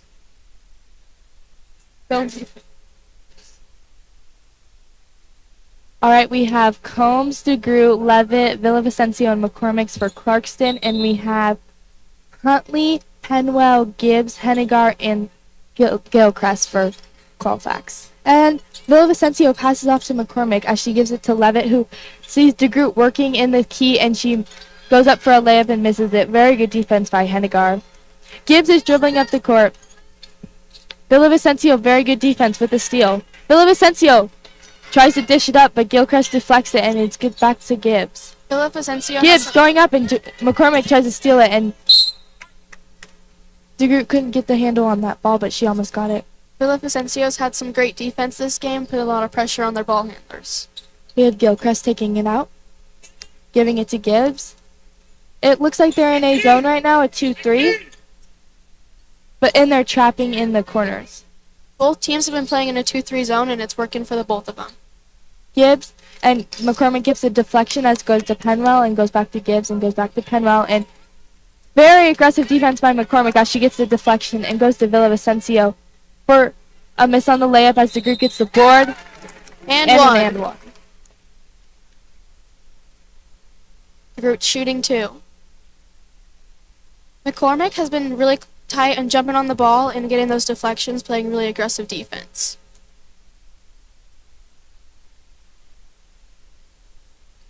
A lot of Clarkson's points have been fast breaks, which is good as they're a fast team. DeGroot makes her free throw. As Gibbs is dribbling it up the court, gives it to Hennigar, who gives it to Gilchrist as DeGroot, and they trap her in the corner, and Hennigar gets the ball back. Villavicencio with very good defense as she goes up to Gilchrist. And Hennigar with a shot in the key. Very aggressiveness by DeGroot as she gets the board. Villavicencio dribbling it up. And she pops it for the 3, and she makes it. Villavicencio has been a threat on offense and defense. Ball to Hennigar as Gilchrist gives it back and back to Hennigar. And she dishes it to, and she doesn't make it, the pass. Very good defense. Villavicencio taking it out. Colfax's passes haven't been always getting there and being great. Villavicencio giving it to McCormick, who gives it to Combs. Back to Levitt, back to Combs. Back to Villavicencio as she's at the top of, and gives it to Levitt inside the key for a move. And she misses her layup. Hennigar gets it. Gibbs dribbles. Gibbs going sideline as she goes back to the middle. Looking for that dish somewhere because she has being trapped.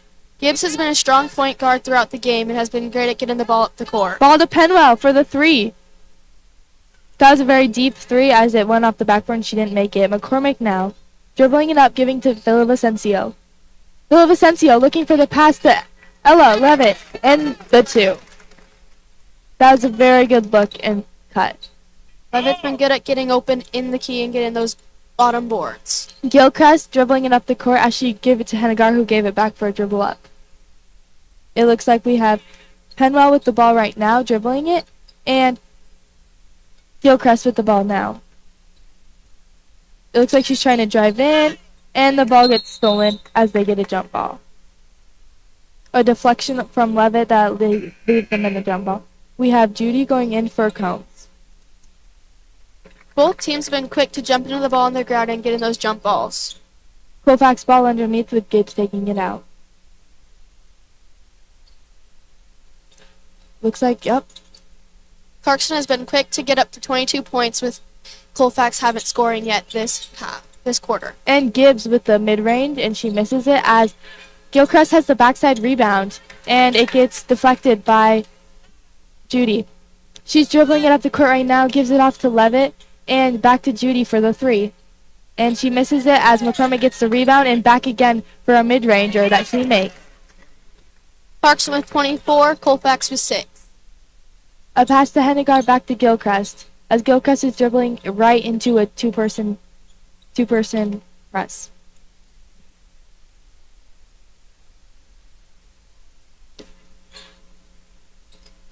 And they didn't make that shot with Gibbs shooting a three.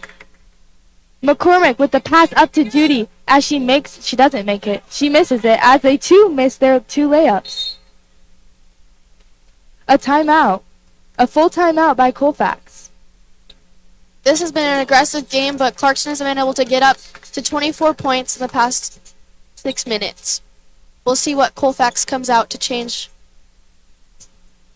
Clarkston's two-man front zone defense and their two press has been working very well for them. They're doing a very good job of that offense. They've also gotten a lot of fast breaks on defense, making a lot of their points. With McCormick also having some really good deflections in getting those balls. Colfax has had really good point guard.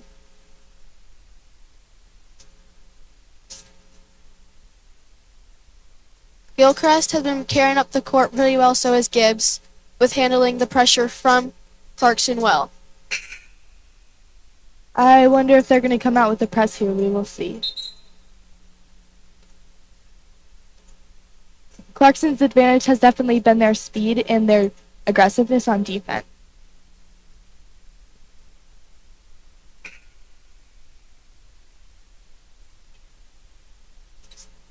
Colfax first step back out on the court. It looks like they're not going back on a press. It looks like they're back. Colfax gets ball. Clarkston's out of their press. Looks like they're in a zone here. And Gilchrist dribbling it up as passes it to Gibbs as Gilchrist gets it back and alley-oops it to Gibbs. Deflection by Reese as Hennegar gets pushed off. But Reese gets the foul. Colfax ball under the hoop. Gibbs taking it out. That's 2 fouls for DeGroot. Dempsey going in for DeGroot. Passes it to Penwell. Gilchrist with the ball as Judy is playing very good defense. And for the screen from Hennegar. Gibbs with the ball is right now. Dribbling it in, trying to get the backside, and no one's there as she passes up to Hennegar, who misses the mid-range. Gibbs with the layup as she misses it again. DeGroot with the ball as McCormick's dribbling it up, passing it up to Judy. Judy dribbling it up. And McCormick with the pass. And DeGroot with the three. She misses it as it goes in rim and Hennegar gets the board. Gibbs dribbling up the court. Penwell with the ball as she gives it back to Gibbs. Looks like both teams are keeping their fast Gilchrist pace. with the three as she misses it. Levitt jumps on the ball. Clarkston calls a timeout. 30-second timeout for Clarkston. Both teams are keeping the pace up and still pushing the ball up the court. Clarkston taking off the press as they're almost up by 20. It was a very close game until that press. I think that press helped them a lot and gave them an advantage. The press definitely got them up and was able to get all those deflections. It looks like now they're in a 2-1-2. Or 1-2-2.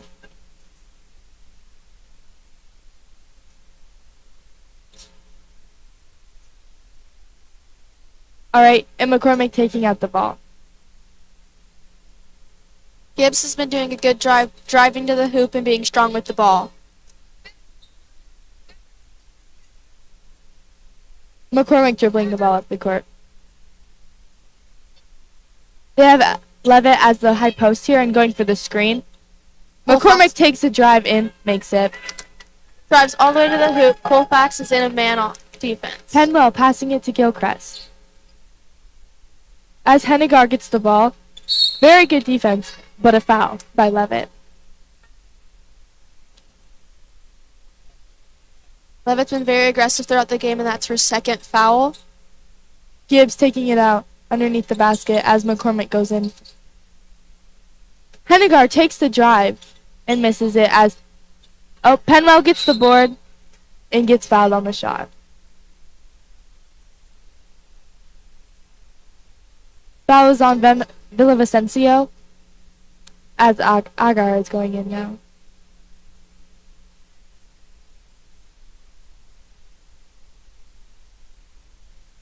This is her first shot. Going in for Levitt and McCormick marks.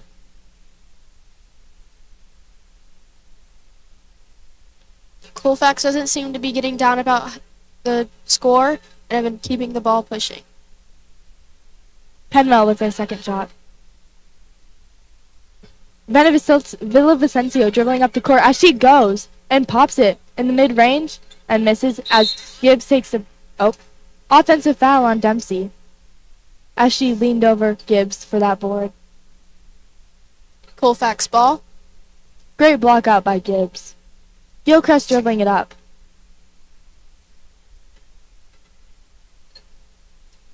Passing it off to Gibbs as Gibbs it off to Huntley. Good deflection by Villavicencio. Colfax's ball. Gibbs taking it out.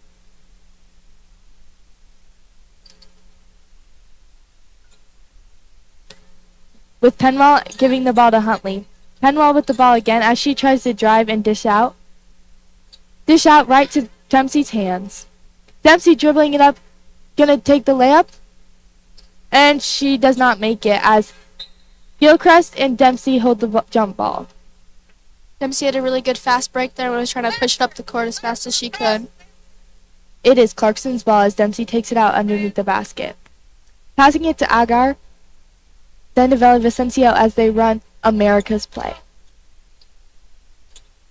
And there is a deflection on Dempsey's ball as she gives it to Villavicencio as she dribbles it back up the court and gives it right to McCormick Marks as she back cuts. That was a great pass from Villavicencio to seeing that cut with a great shot. Gilchrist dribbling the ball up. Gilchrist giving it off to Penwell. Penwell to Gibbs.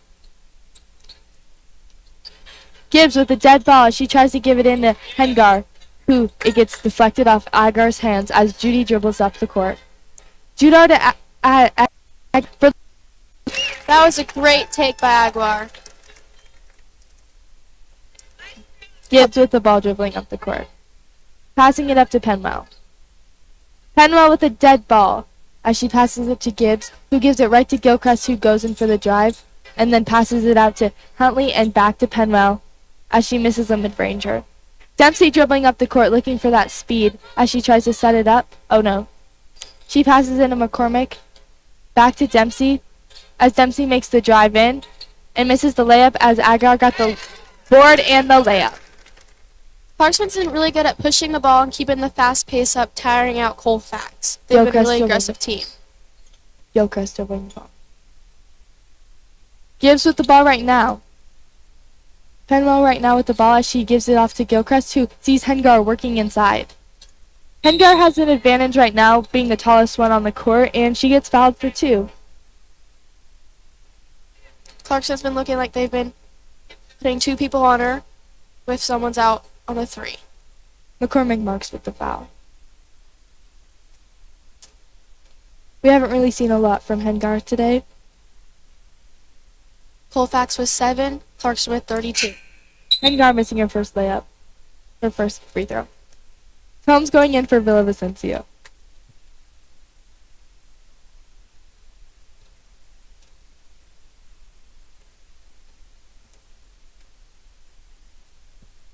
Clarkston's been able to get away in this second quarter with Hemgard making her second free throw.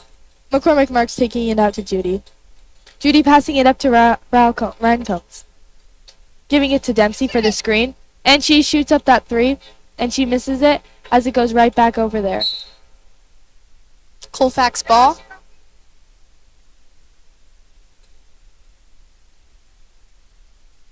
Colfax's advantage right now is size, as they have Hengar. And we have no bigs for Clarkston in right now. Gibbs with the dribble as she gets a dead ball. And now Gilchrist gets as a deflection by McCormick Marks. And she misses that layup right as the buzzer beats. It's been a very aggressive game, good game, but Clarkston really was able to pull through and score this second quarter to get ahead, 32-8. Going into the third, Colfax definitely needs to be more aggressive on the ball. And they also need to, they need to be way more aggressive on the ball and be more aggressive, period, on offense as well. They need to get some more shots to catch up to Clarkston. Clarkston being a very aggressive team with a lot of deflections and steals as of right now. And Clarkston's been shooting quite a bit and getting those shots up.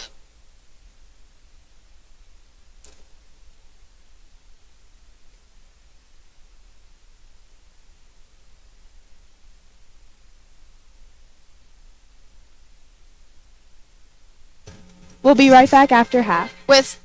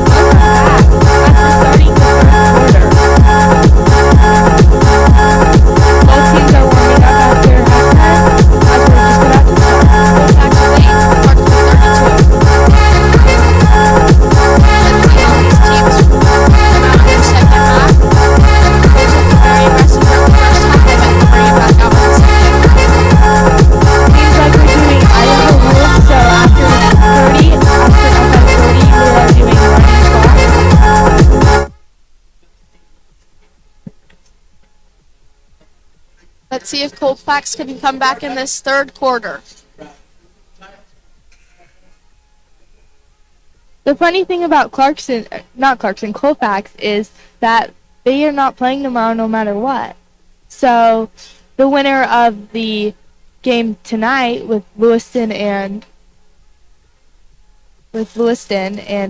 Pendleton, I believe, but I could be wrong, is the winner of that game. Grangeville and Lewiston is the winner of that game, or the loser of that game will have no game tomorrow, but the winner will play the winner of this game, or depending on the win.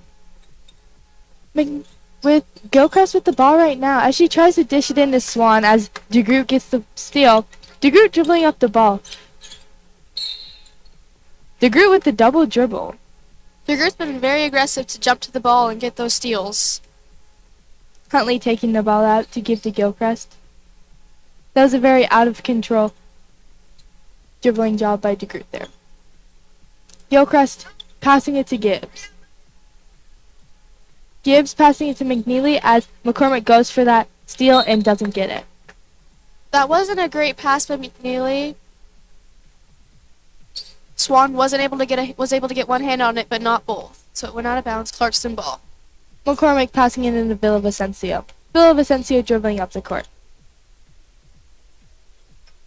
Clarkston is a very well-disciplined team here. As Combs with the ball, as they make a play. Looks like play was no good. As McCormick has ball now, it dishes it out to DeGroot, as DeGroot goes for the three and misses it. A board by Gilchrist as her and Hengar both go for the same rebound. Gilchrist with ball as she tries to dribble and misses that left-hand layup. Swan with the board as she misses it as it doesn't even touch the brim. Villavicencio with ball right now. Looks like Colfax has came out and matched Clarkston's aggressiveness and is trying to keep their aggressiveness up to get up in this third quarter. Steal by Gibbs as McCormick dribbles into three people. Okay, Gibbs with ball right now. Gibbs dishing it out to Gilchrist. Oh, Gilchrist was going to shoot that as she goes to dish it into Hengar, who out to McNeely for a mid-ranger as she makes it. That was a great pass from Hengar out to McNeely. Very good luck. McCormick dribbling it up the court. On Colfax, we have a 8th grader, it looks like, who we haven't seen the court yet, but that's still very cool, as the only 8th grader in the tournament. DeGroot with a miss as McCormick makes it. That's the first score in this third quarter. We have Gibbs dribbling up the court. And McNeely with ball. Colfax has been doing good with those little handoffs. Clarkston hasn't been able to get through him. Hengar with the ball as she goes up outside and does not make it. With the backside rebound by Gibbs. And the two. McCormick. Gibbs has been very aggressive in this game and has been aggressive on defense and offense. Levitt for the three, and she makes it. Levitt has been a threat from the three and down in the key. Gibbs dribbling the ball up.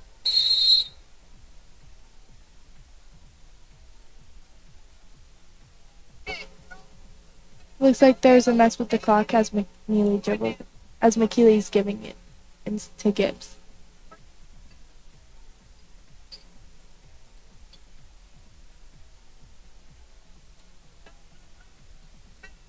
And tries to dish it up to Swan as she doesn't get it. Swan being very aggressive underneath the hoop with two very aggressive players guarding her. Levitt with the pump fake and drive as it was no good. And McCormick with the mid-ranger. McCormick's been making her shots and been doing a great job at those mid-rangers and threes. Gibbs dribbling the ball up. Clarkston has a very equally skilled team. There's no one on the team that's just better than everyone else. They're a very equally skilled and disciplined team, which helps them in the long run. And good defense by Combs as she makes the foul, though, with a block on Gilchrist. Clarkston has a very strong defense and is able to hold off most of their offensive opponents. McCormick's with the tip. as she's dribbling it down for a fast break right to DeGroot as DeGroot makes the 2. That was a great fast break and a great play by McCormick. Gilchrist giving to McNeely as Gilchrist gets the ball back. It looks like we have Clarkston boys playing next, which is kind of cool to have back-to-back. And a dish up to Swan as Levitt has very good defense as she misses that left-hand layup. Gibbs has had some great lob passes into those posts. They just haven't been able to score. McCormick dribbling it up as it slides off Gibbs' hip, and she gets the ball back, misses the 2. DeGroot and Hengard fighting for the ball as a pop up from Hillcrest. It looked like she was throwing the football to Swan. Gibbs with a trip as Combs gets the ball. McCormick dribbling the ball up.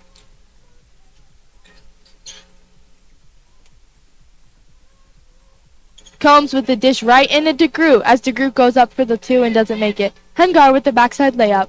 Backside rebound. Hillcrest dribbling the ball up the court. DeGroot's been doing good down at trying to get those boards, but just haven't been able to put them in. With the dish right into Levitt's hands as Levitt bobbles the ball to Combs. McCormick dribbling the ball up the court. Villavicencio running point on this play. It looks like Colfax is in a man here. Oh, with the foul on DeGroot.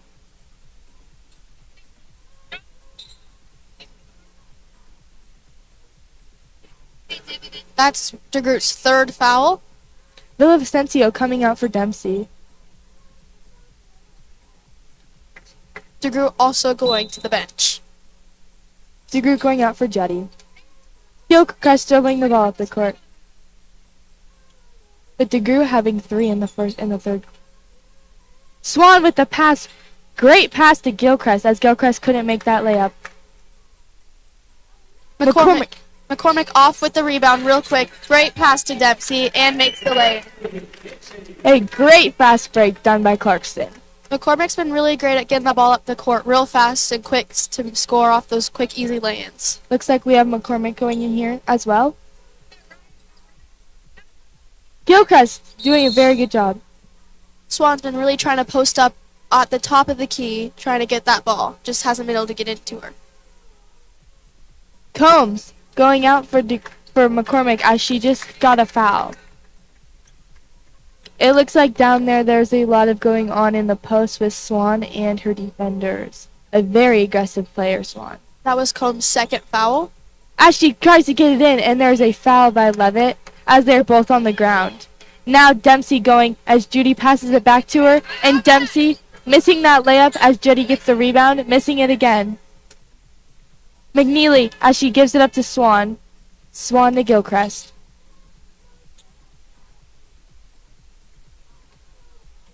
Colfax has put 6 points on the board this half, with Clarkston putting more than that. Colfax at 12, Clarkston at 43. Penwell with the 3. Colfax is not letting the score get him down and has been pushing hard to keep A bullet by McCormick to Judy for a 2. That was a great pass by McCormick. Good luck. McCormick's had some great passes this second half and has just been really pushing the ball up the court to get Clarkston up in the score. We have 2 McCormick sisters in this game, which is kind of cool that we have 2 sisters. It looks like Colfax has 2 sisters as well, but we haven't seen the other one yet. With the travel by McCormick, we have subs coming in. Agar for Levitt. A great job by Levitt on the defense and offensive side. Colfax is still coming out super aggressive on the dribble drives and has just been trying to get to the hoop. Clarkston being such a defensive team, that has just gave them so many deflections and steals where they can score on lots of fast breaks. They've been doing a very good job on defense. With Gilchrist trying to pop it up to Swan, and McCormick with a steal. McCormick's had a few really great steals. She has had a great dish to her. McCormick to McCormick for that too. Great pass. McCormick's been great at getting the ball up the court and getting those fast breaks. Gilchrist dribbling into two girls as she dribbles into both sisters. McCormick up to her sister again as her sister didn't see that pass in time. 35 seconds left on the clock for this third quarter. Villavicencio going in for McCormick Marks. That was a great job by McCormick Marks on defense as well as offensive looks. She's been probably their strongest player this game with getting the ball up the court fast and getting those shots. A dish right to Swan, to McNeely, to Swan again. Swan playing out as she was playing in the last few times. Swan's been really working that high post and low post spot and has been really trying to get the ball into her. That was a very aggressive thing by Swan there. Oh, and she spins for that pass, and she doesn't make it as it gets deflected. Swan's had some great shots and just great looks. They just haven't been able to get in. And Anissa with the 3 at the buzzer as she airballs it. Good shot. That's the end of the third quarter with the Clarkston Bantams up 47-15. Swan's been doing a great job working those posts, just hasn't been able to make those shots. McCormick had that great fast break and had multiple in a row with getting Clarkston up by quite a few now. We have had a less aggressive quarter, it seemed like, with less fouls from the Clarkston and Colfax side.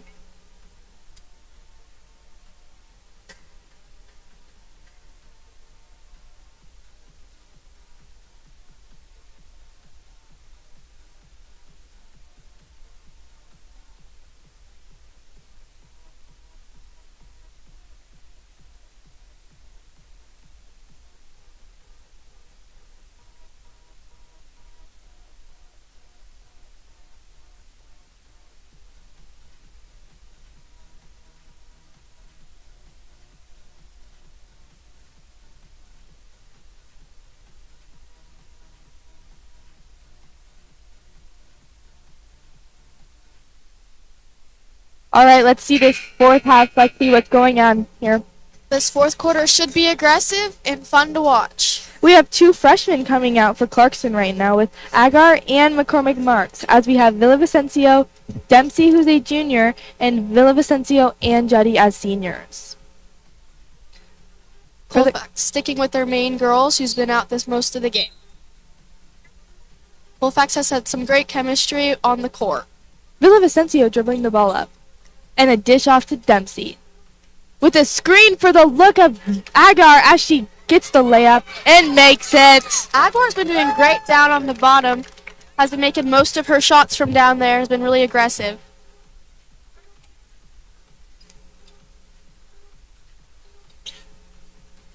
Colfax with a varsity team of 0 freshmen. They have one sophomore though. No, 2 sophomores. And they are mostly a junior team with only 2 seniors as well. Clarkston is a junior and senior team, mostly with 2 freshmen though. No sophomores. And a dish to Swan. And she makes that layup. That was a much needed layup by Swan. It looks like she's been struggling this game as she has not made many of her shots, but she has taken a lot and been very aggressive in that post. And Dempsey with the drive right up the court. And she misses it. But a rebound, a tip to from McCormick to Agar, and Agar right back to McCormick for the 2. Agar's been very aggressive with jumping on those balls on the ground and passing them out to McCormick for that shot. Gibbs dribbling the ball up the court.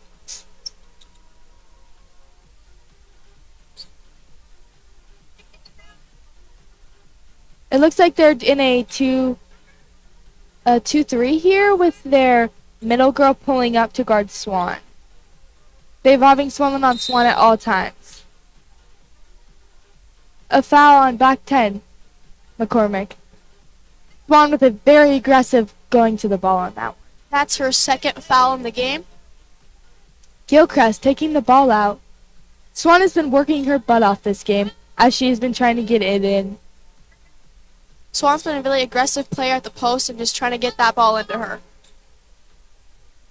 And they're trying to get her an alley-oop here, but it's no-go. And Gilchrist goes in. No good on that layup. McCormick taking the ball up as she's looking up for Presley Dempsey. And no look on that one from McCormick as it got deflected, but right back to Villavicencio. Villavicencio looking into Aguirre as Aguirre goes and doesn't move. And miss of that layup, but a rebound by McCormick. And a foul on number 14 on Colfax. Penwell. McCormick and Aguirre, two freshmen, have been working really great together and getting that chemistry down. They're getting those backboards. Yeah, one thing about this Clarkston team is they have a lot of good chemistry with each other, and they all work together very well, which is needed in the team. Aguirre, and she dishes it right out to Dempsey, and Dempsey gets that three that goes right up the thing. But Judy with the two. Dempsey missed that three, but it went right to Judy, and she got it right back into the hoop. Gilchrist giving it to Gibbs as Gibbs pump fakes and tries to go on Aguirre, but no good. Penwell with the ball. And a missed layup that bounces out the backside. A back three. Dempsey with the ball, dribbling up the court. Right to Judy. Is that a double screen going by both freshmen? Right to Villavicencio. Villavicencio dishing it in McCormick. Right out to Dempsey for three. Dempsey's been really hot at those threes, making most of her threes, and has just been ready to get that shot off her hands. Dempsey being a very strong asset on the three-point line. They should not be letting her shoot as much as she is right now. She's a very good three-point shooter. And that was a block by Aguirre and Gilchrist in the layup. Villavicencio with the ball now. Dempsey driving in. Dempsey giving it to Aguirre. Aguirre going baseline for that left, and she misses it as Swan and Penwell fight over that ball. Gibbs driving up the court. Aguirre's been very aggressive in this game and is really holding her ground. And a dish right out to Gilchrist as she tries to drive in. No good drive. Gilchrist has been trying to drive and get those shots in, just hasn't been working. And Penwell with the three that bounces right into Judy's hands. Judy dribbling the ball up the court. It looks like we have DeGroot going in here. Judy right to Dempsey with a handoff. And a screen by Aguirre. Aguirre with the bucket. Aguirre was able to get the roll off that screen and got the ball. That was a great play done by Clarkston. Yeah, great roll done by Aguirre. She saw her defense wasn't hedging and she just rolled. And a dish right to Swan, back out to Penwell. Swan's had some great passes from the post, getting it back out to the threes. They just haven't been able to get that shot. Hengeyer going in for Penwell as DeGroot going in for Villavicencio. It looks like we have DeGroot as a point guard right now. Colfax with 17, Clarkston with 58. Both teams have been scoring. It looks like we're doing a little horns offense here for Clarkston. A great job done by Aguirre as that pass was no good. Swan was able to get that deflection, get the hand on it. And Gilchrist lost the ball as it's going back to Clarkston. Looks like Colfax is getting tired and just getting more nervous with the ball now, while Clarkston's still being aggressive and holding that up. They switched to a horns offense. It looks like it was a very spin-off of it looks like. And DeGroot with the great cut, but no good pass. And Anissa with the mid-ranger. Giving it to Gibbs. It looks like we're doing running clock here as the clock hasn't stopped in a bit due to the 30-point rule. And right to Gilchrist as she tries to dish into Swan. And no good on that backside layup. Aguirre got it. Swan's been really trying to work that hoop, but just hasn't been able to make her shots and get them in. Good pass by McCormick to Aguirre. Looks like they have good chemistry as Aguirre passed it to McCormick and she dove, and Aguirre got that pass in that foul. Aguirre on the line for the free throws.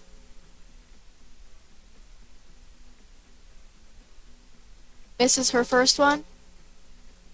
A great game by both freshmen, Aguirre and McCormick. They seem to have some really great chemistry, and knowing they're going to play the next 3 years of high school together, it should be good games with them.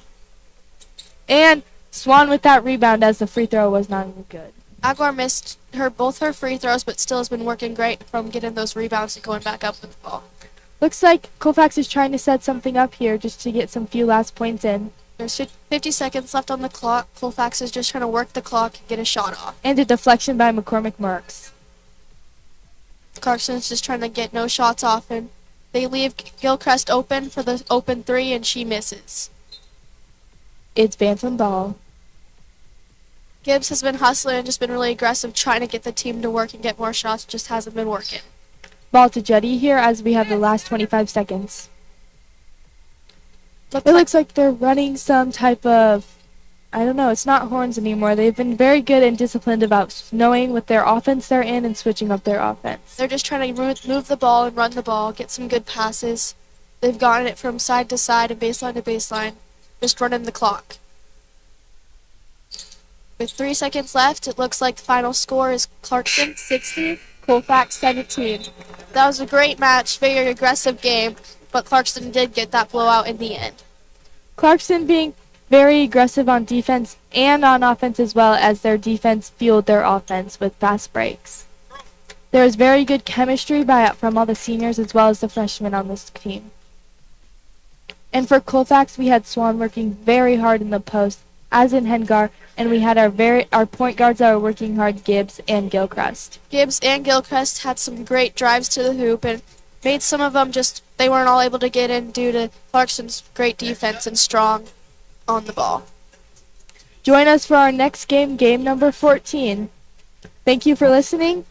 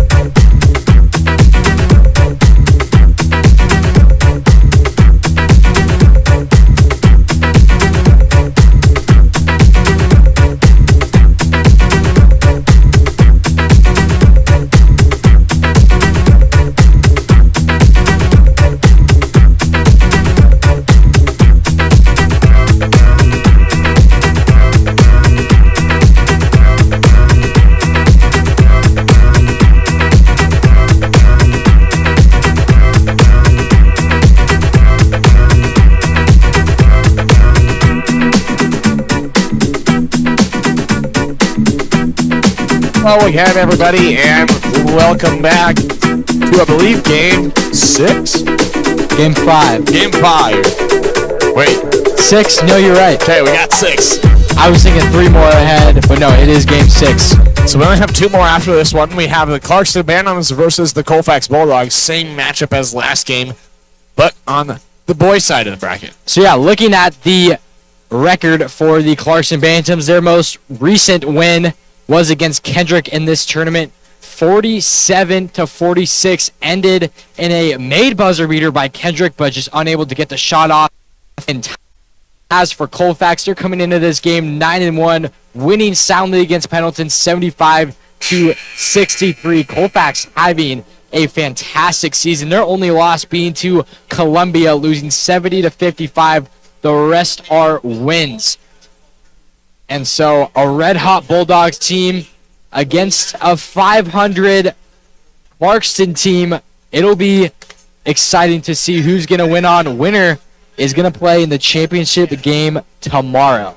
Yeah, one player to look out for the Colfax Bulldogs is number 23, Adric Jakin, an electric player. He can jump out of the gym. We saw alley-oops. We just saw slams, 3-pointers from him. Definitely a player to keep an eye on. So, as starting lineups being announced for each team, we are set to go here. Now, this one is to make it to the championship game. Going to be played tomorrow.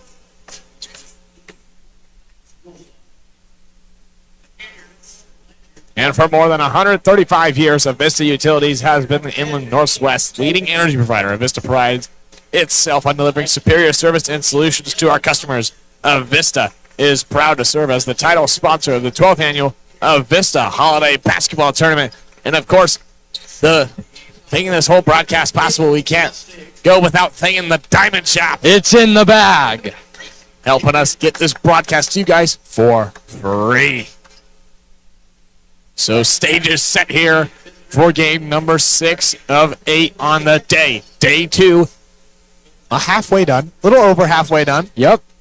And couldn't feel better right now. Yeah, energy is back compared to this morning. Yeah. I was tired. But we are back like we never left.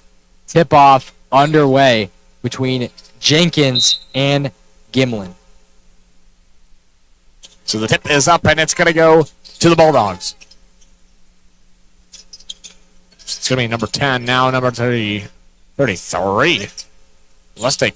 And that's the 3 ball there from Jenkins, but no good. And it's going to be rebounded by Ahi. Ahi looking way down court, finds Gimlin, now hits Hoffman. Now Reinhardt, now back to Ahi. Ahi looking, drives. Bounce pass looking for Hoffman. He'll find him. He goes up and no good. Rebound by number 33, Lustig. That's all the way down court. Jenkins goes up and will be fouled. And if he would have kept that ball, that could have been a dunk there. Instead, he got fouled, so Jenkins will go on the line to shoot 2. Ledger Kelly, they are hitting him with it. And one thing we can talk about is the height of the Colfax Bulldogs. I see 2 players under 6 feet, and the most they go away from 6 feet is 2 inches. Yeah, it helps so much when you have height on your team. You're able to do so many more things. You're obviously more of a threat in the paint, and if some of these guys can shoot like we know Jenkins can, they're just a triple threat where they can shoot and score from anywhere on the court. So Ahi taking it down, getting pressure from Jenkins as he finds Hoffman. Hoffman to Gimlin, and that's for an easy layup, lay-in for 2. Great offensive movement by Clarkston so far as we get the steal here. Lost the ball a little. It'll go to Colfax, so that turnover not doing much. It'll be right into the hands of Colfax. So that'll be number 10, Jace Kelly, giving it to Jenkins now. Jenkins on the free throw line. He'll dish to Lustig. Lustig now kicks out Kelly. Now bounce pass right back to Lustig. He'll go up and easy float shot for them. Yeah, responding with some points of their own, keeping this game nice and close. Sahi will find Reinhardt. He falls, and Kelly was there to tip it away. He ends up with it. Now back Reinhardt.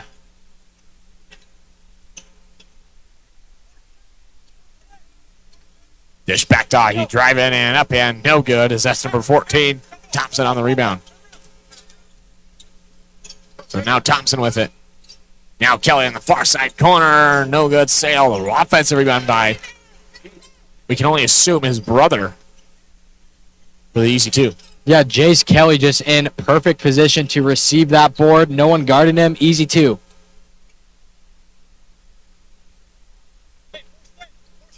So Gimlin now looking all the way for Woods as that's now Reinhardt in the far corner. No good on Sale. Gimlin offensive rebound though, but it's going to go right to Kelly. Slow down now, goes up and a foul and one. I believe that's going to be on number 0, Isaiah Woods. No, never mind. It's on number 40, Jason Reinhardt. I was going to say, I really didn't see a lot of contact there, but contact and the foul. Chance for an and one opportunity.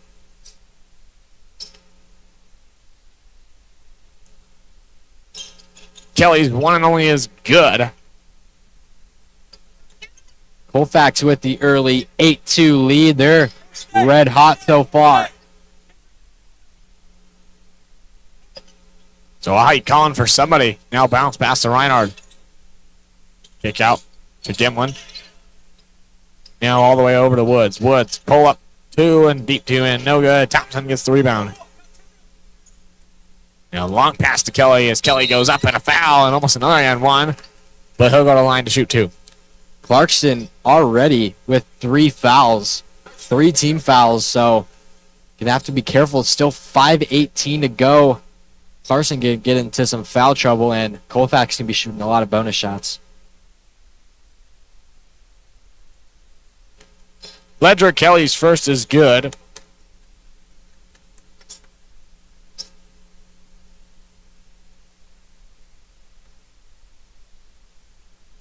His second up and no good. Gimlin on the rebound. Gimlin will look. Searching, gets the screen by Reinhardt. Now Gimlin drive. Stops at the free throw line. A reach-in foul is going to be called there on number 4. Ledger Kelly. That was a travel. Oh, never mind. So, yeah, right before that was definitely a foul, but before that, a walk. Yeah, I was 100% looking foul there, but thank you for correcting me. Dakin gives to Lustig. Now he's dropping. It's going to hit off the bottom of the hoop and go out of bounds. Yeah, you're talking about the height of this team. This time as a disadvantage. He didn't even, lob that up. It was just a direct pass, and it hit the bottom of the backboard because he was so tall. Yeah, that looked like it had some zip on it. It did have some heat on it. He will give to Reinhardt. Now bounce pass in. Hoffman. It's traveling all around, and a foul will be called. Foul. That foul's on number 33, Caleb Lustig. Yeah, Hoffman kind of getting bailed out. I don't think he realized where he was. He was behind the backboard and hit the bottom, but a foul, so. His first shot took about 5 bounces on the back of the rim, but falls away. Now his second falls for him, so we'll give Josh Hoffman 1 for 2 on that. Kelly handoffs to Jenkins. Now Thompson back to Kelly. Now great backdoor cut by Jenkins, and it would have been a good play on the reverse layup, but it misses, and now he draws a foul. Yeah, a wild way in. He was in the air forever, it felt like, just unable to finish. He's had a pretty quiet first quarter based on how electric of a player we've seen him become.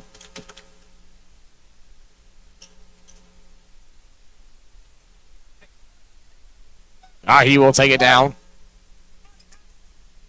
He's calling for somebody again. As Forsman now in for the Bantams.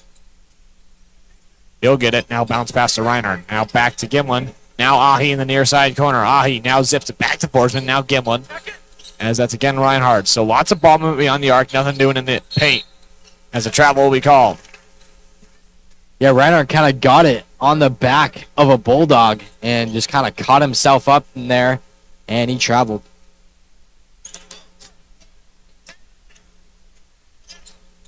Jace Kelly hits it. Thompson now back to Ledger Kelly. That's going to be from the free throw, and trying to find Lustig on it, but it goes out of bounds. Yeah, great look into Lustig, but just better hands for the Clarkston defense. It'll stay Colfax ball. So Jace Kelly looking. He's going to find Lustig. Lustig in the paint now, kicks out Jenkins. Excuse me, that's Kelly. Now that's Jenkins at the top of the key. Jenkins drives, kicks out, and looking, and it's going to be a foul, I believe, on 33. Kendrick Gimlin. No. Wrong again on Reinhardt. On Reinhardt. His second personal. So he's going to take a seat. In is going to come Otis Phillips.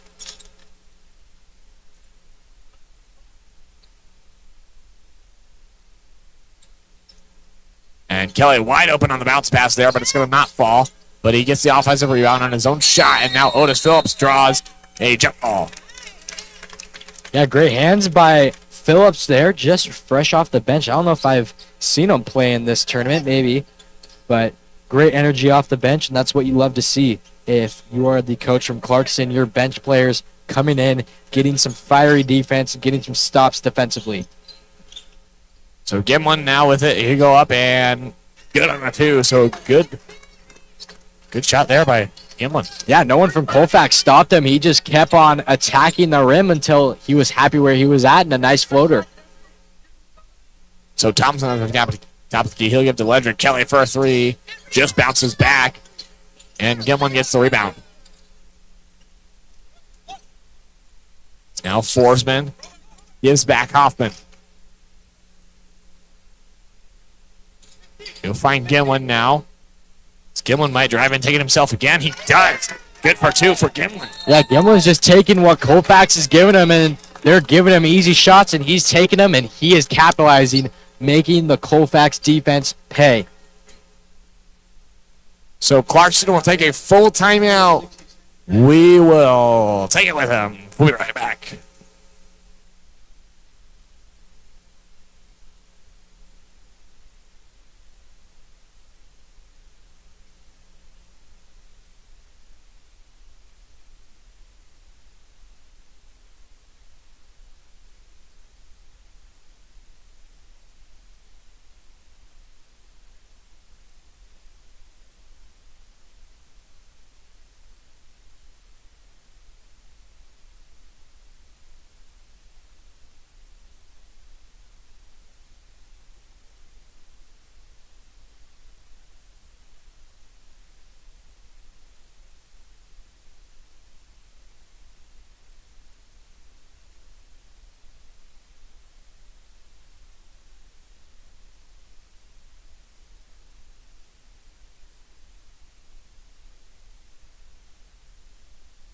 And we're back here on the Bengal Network, brought to you by the Diamond Shop, making this broadcast possible. Couldn't thank him enough. Here to continue the rest of the first. Whoa! Here to continue the rest of this first quarter. Messed up my words there. Been doing lots of talking the past couple days. Yeah, lots of talking, some tongue twisters for sure. As Jenkins is in the corner, misses everything. Kind of an off game for Jenkins that we're seeing so far. I mean, Nico Ahi, he'll kick it out to Forsman. Now Josh Hoffman, tap the key, three, no good. Battle for the ball starts as Ahi keeps this possession alive for the Bantams.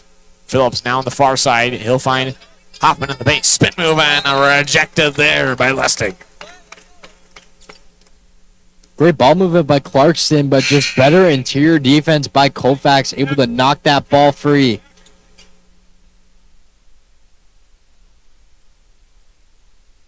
As you see that replay here presented to you by the Diamond Shop. Nice little spin move by Hoffman, but it is rejected by that Colfax defense. So Forsman takes a long two, and he finds everything there. The freshman. As Jenkins gives back to Brown. Now a long three there for Jace Kelly. It misses. Here come the Bantams. As that one gets away. But it will stay with the Bantams. How about the freshman and the shortest player on any roster, 5'9", Braxton Forsman, getting that defensive rebound.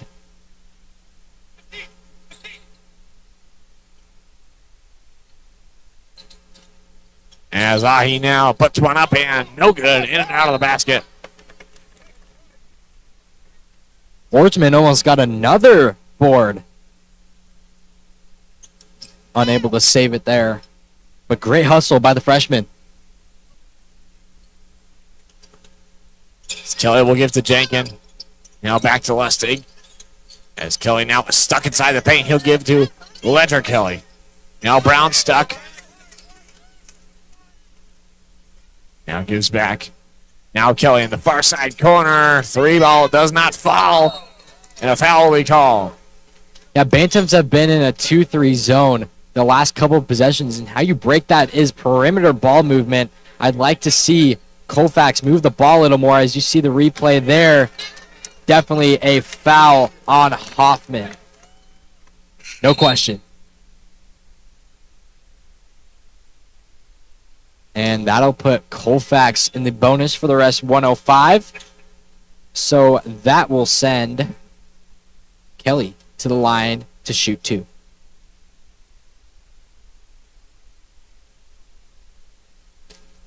So Jace Kelly sinks his first, the 6'3 senior for the Colfax team.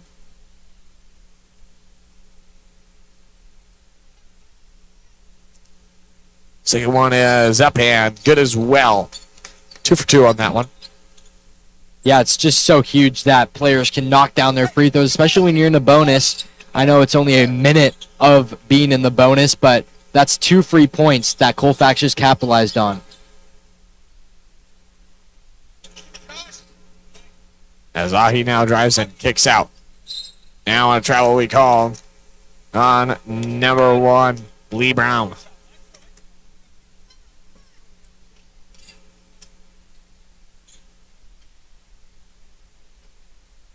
And the shot clock not reset, so ref John Potter will take that to a stop. Wait for the play clock to reset back to 30, and we're back in the action. And we talked to John Potter before this game, and he was talking about the shot clock operator, Golden Steel, giving him a little bit of crap about not having the shot clock dialed in, but shout out Steele. He's a craft of the shot clock. He is. Very much indeed. 15 seconds left to go here in the first quarter, as Ahi will lose control of a little bit there. Now he'll look out for Hoffman. Hoffman gives to Forsman. He has 4 seconds. Now Hoffman wide open, and it's rejected there by Jenkin. Jenkin making plays defensively. He's been quiet on offense, just made a statement right there defensively, keeping the lead to 4 for the Bulldogs heading into the second quarter. What a block.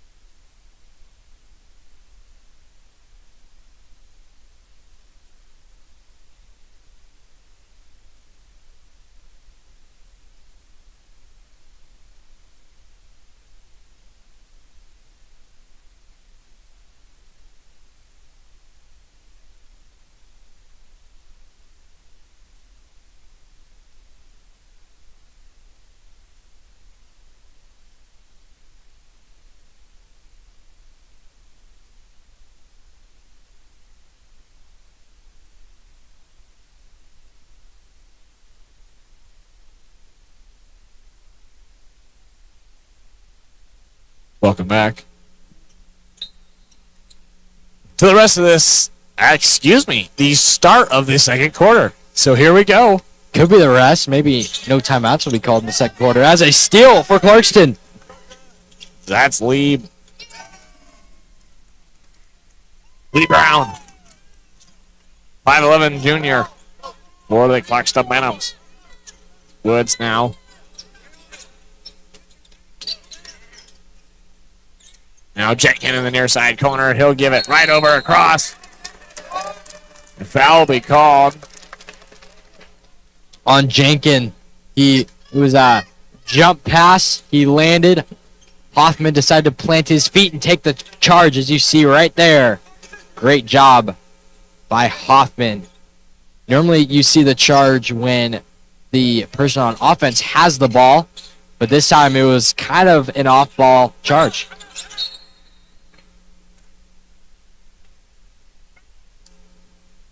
Head coach of the Clarkston Bantams, Justin Jones, frustrated with his players. He's going to get everything dialed in. Colfax giving him some problems on the press. Yeah. Forced to call that timeout there, trying to figure out a press break here. And, I believe it's just a quick little 30-second timeout. Yes, indeed it is. Just talk things over and get them figured out. So,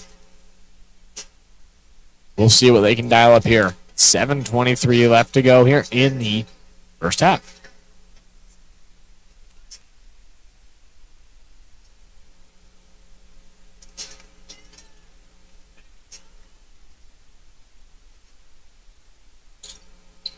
So it'll be Bantam ball after the timeout they called. As Brown, Chase Brown now will look for somebody. He'll find Hoffman. Hoffman pushing his man back, now gives to Brown. He'll look, and that's intercepted there by Kelly. He'll throw it in front for Gunnar Brown, and that's good. Great defense turns into great offense. Easy 2 for Brown. Now Woods will be stuck with it. He'll give to Brown. Now he'll look. He'll find Hoffman.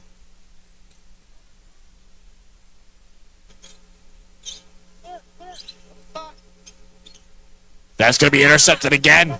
Kelly gets it. He'll slow it down. As now he'll find Jenkins in the near side corner and got it. Jenkins connecting from downtown, starting to get his presence felt offensively. Hoffman now kicks out to Woods. Gives to Brown, and that's just rejected there by Kelly.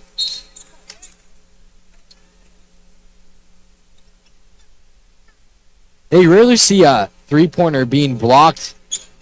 Brown, not that tall, standing at 5'9", as you see that replay of the block. I mean, it's 5'9" against 5'11", so a little bit of a height difference. Just a nice, solid block by Brown. Whistle blown. There's some confusion. Ref Thompson talking to Ref Potter. Two great people conversing right now. Maybe it's about the shot clock again. Who knows? Talk things over here. Gets resolved. Not sure what it was, but we'll continue play.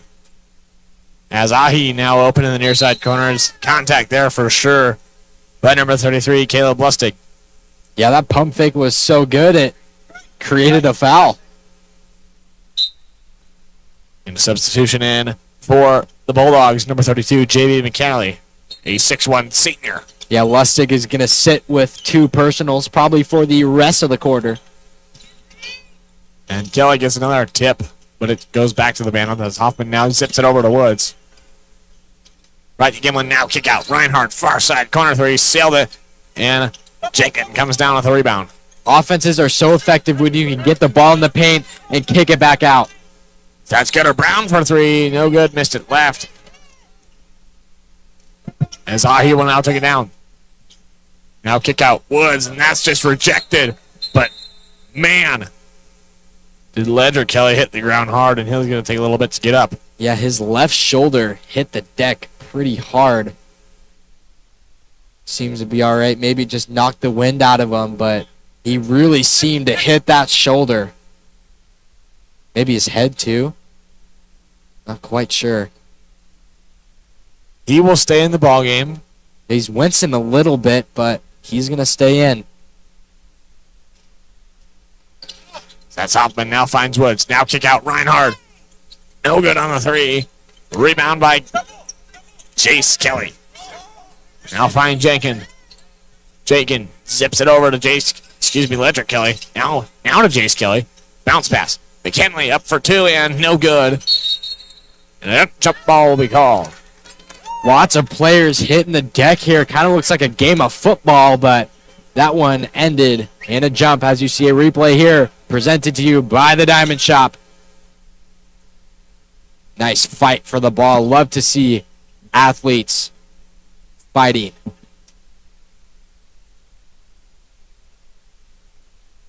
It's ref John Potter cleaning the ball off from some sweat. And we're back in play.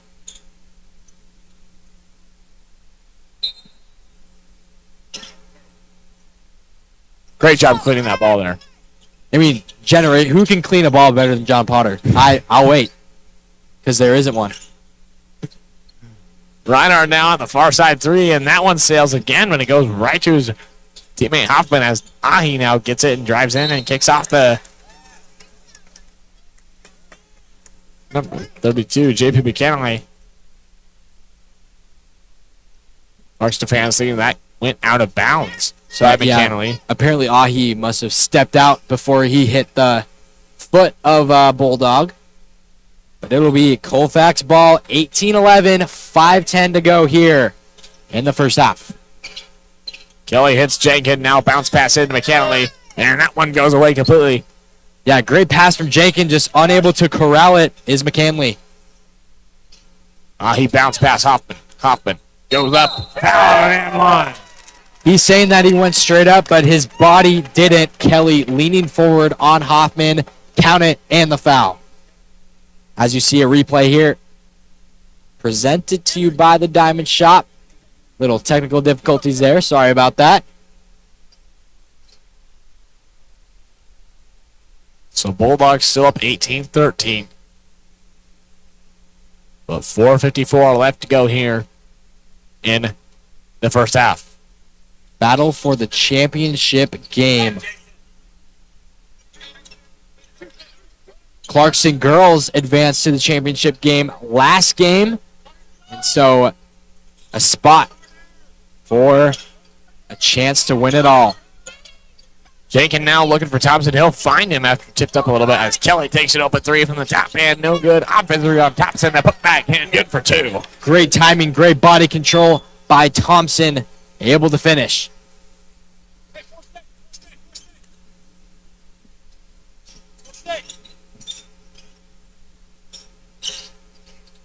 Ahi to Gimlin, now to Woods. As Reinhardt catches it at the far side wing, he'll go up and reject it there by Thompson. He gets a piece of it. Now Jace Kelly will hit Jenkins now back, swinging around the court. He'll take the three himself and sailed it a bit there. As that one gets rebounded by Ahi. Ahi drives, kicks out to Woods for three, and in and out. Woods with a good look, pretty open, just rattles out. Jenkins goes up, and no good on the top there. As Giblin comes down with the rebound. Every time Jenkins gets close to the rim, I always get excited. I always think he's going to throw one down.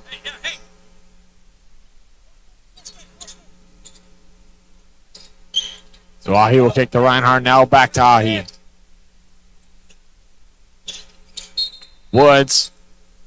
That ball hits off of Jenkins' foot. It goes out of bounds.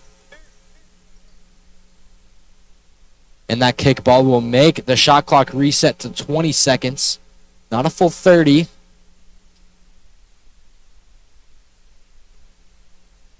Snowy Woods with the ball.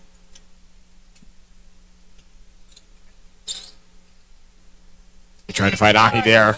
Nothing doing, but now bounce pass into Gimlin. As Ahi loses control of it, and it's going to go to the Bulldogs. Yeah, Ahi just unable to get his hands in control of the basketball. Another turnover for the Bantams. Kelly kicks Thompson. Now back to Kelly. It's pass to Lustig. Now back Thompson. Now back Kelly. And there's a three and good for Ledger Kelly. Yep. Clarkston was in the zone, passed it around the perimeter, made Clarkston shift on defense, found a gap, knocked down the three. Textbook offense for Colfax. Yeah, seems like they just know what to do, how to break that defense, and they did. Showed a perfect example how they can right there.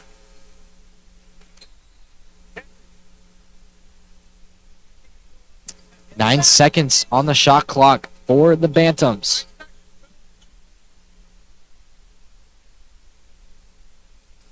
No need to force anything right away, but definitely have to stay efficient to get a bucket in time.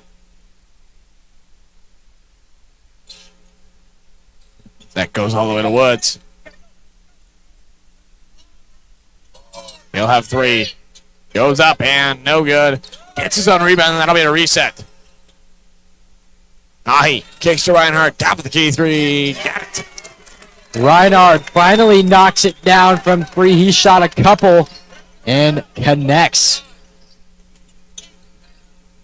So Kelly hits Jenkins.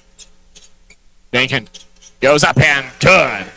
Jenkins knocked down the three, responds with the trifecta of his own. That's now Reinhardt. Reinhardt dishes to Gimlin. Gimlin. Gonna drive in. He'll hit Woods to the far side. Woods drives. Now kick out Reinhardt to Ahi in the near side corner for three. Short. And Thompson gets there on the rebound.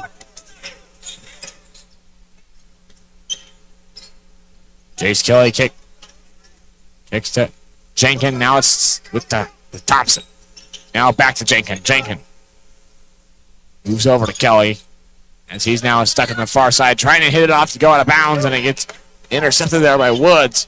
As he'll take a three there and got it. Great shot by Woods. Pull up three after the steal.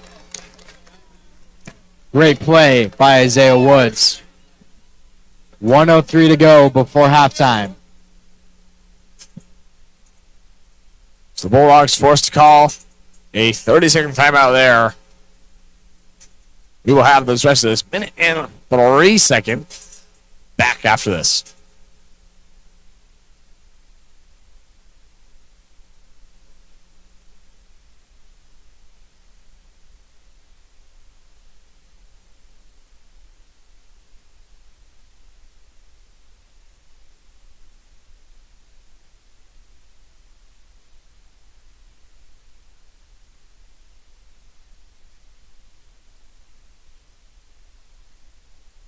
And we are back here in the P1FCU Activity Center for the rest of this game.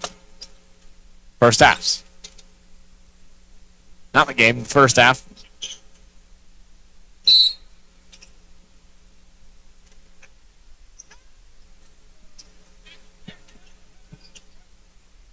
As Kelly will give over there to Brown. Now back Thompson. He'll find Kelly on the wing. He'll go up and good for the two.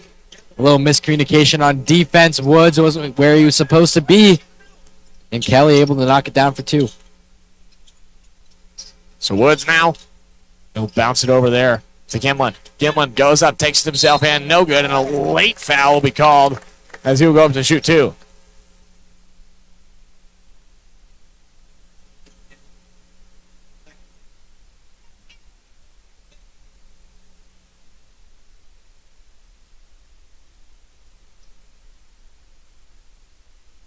Foul on Kelly there, his second personal, team's fourth. Clarkston has not fouled yet in this quarter.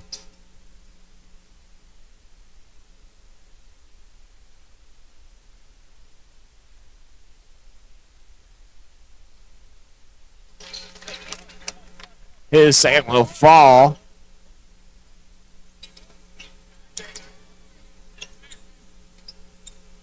As Kelly will call it to play for the Bulldogs. He'll give it over there. Lustig. And we hand off to Jenkins, and a foul there on Josh Hoffman.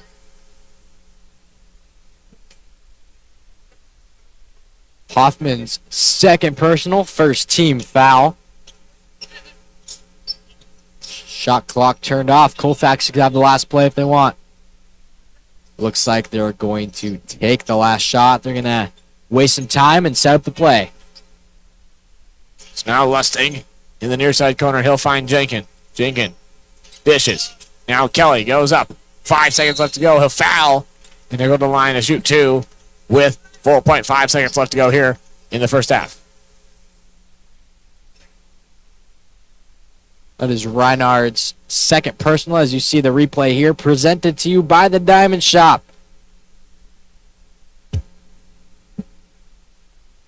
First one misses.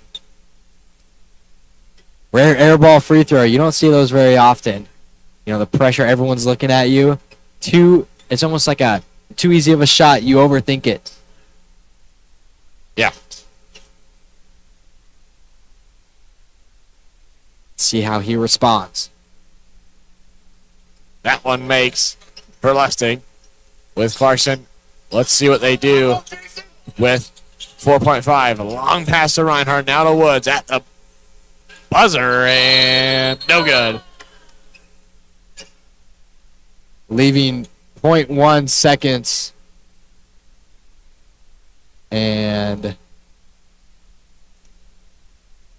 John Potter says 0.8. Add 0.7 seconds. Enough time to shoot. Up and no good. Don't know how he noticed 0.7 difference, but Not what bad an to eye. see that. What an eye by the referee, John Potter. He's been all over this first half. I'll tell you what. Incredible vision. Cleaning the ball, having that conversation, stopping the play, adding 0.7 seconds. Yeah. Great job by him. Yeah, phenomenal job. Inspirational performance. All right, we'll be right back for the rest of this second half action coming your way right here on the Bengal Network, LHS Bengals YouTube channel, brought to you by the Diamond Shop. It's in the bag. We'll be right back.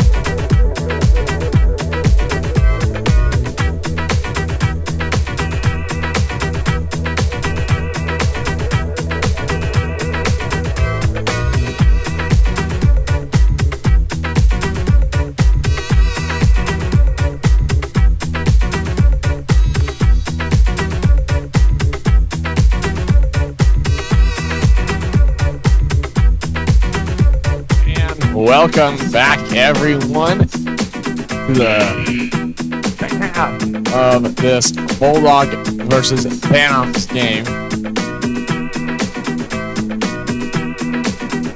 And me and Asher witnessed a great throw by the one and only Golden Steel. Shout out to him. Over the head pass. Over the legendary. From the desk. It was great. From the desk. You might be able to see him on right your on the screen. money, too. Right on the money. Right in the middle there. Right under the, in between the Bulldog and the 29 is the man, the myth, the legend, Golden Seal. Shout out to him. 29-20. Bantams find themselves down 9 heading into the third quarter. So that's now in the paint, and looking was Kelly. And he goes out of bounds, and it goes to Bantams.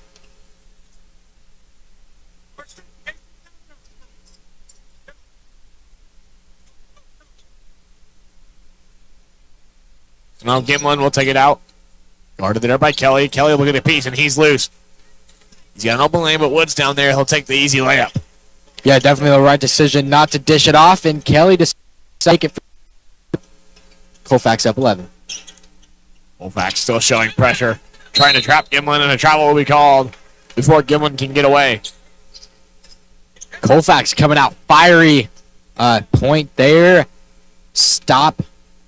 And a chance to score more. Widen that Bulldog lead. Thompson just going to lose it. Couple turnovers for the offenses to start off. So the turnover leads to Bantam ball. As Ahi will now have a chance to keep cracking at that deficit there. Gimlin might be trapped again. No, he gets away. Now pass to Reinhardt. He'll kick it back to Ahi. Reinhardt now looking. He'll give to the top of the key. That's Gimlin. Now he'll be trapped. Now bounce pass over to Woods. Woods now looks back to Ahi. 1 second on the shot clock. They're not going to get it off. Fantastic defense by Colfax. Shot clock violation. Just unaware of the time on the shot clock. Yeah, and we've seen a lot of those. Yeah, like I said before, we never see those in the Lewiston games. Neither the boys or the girls. They're always aware. I mean, they're not even really close to the shot clock ever expiring. As Jenkins takes a deep three, but it's no good. And Gimlin comes down with the rebound. Long pass there, and right open in the paint is Reinhardt. Nice bucket by Reinhardt there, finding an opening in that Colfax defense, shortening the lead a little bit here. 9-point Bulldog lead. Jenkins now has it. He'll dish it over to Brown. Now in the wing. Not sure what happened there, but it's going to be... I think a kick ball. Maybe. Maybe you're right, because they do have 20 on the shot clock now. Kelly going to drive in. He'll look. Fadeaway shot, and no good for 2. Good defense by Woods there, contesting the shot. Ahi now has it. Ahi going to look. Gives over to Hoffman. Hoffman now back to Ahi. Kicks back to Woods. Now back to Ahi. Now Reinhardt. Beyond the arc. Still perimeter passes here. Nothing inside the paint. 6 left. Gimlin kicks out. To Reinhardt for 3. No good. Yeah, Reinhardt had to force a shot there because of the shot clock expiring. Pretty much a forced shot just there as Gimlin able to knock it down. And there's another turnover, so maybe do we have it? Yes, we do! Slam. Leonard Kelly throws it down. Timeout called by head coach Justin Jones. What a performance so far in the third quarter by the Bulldogs.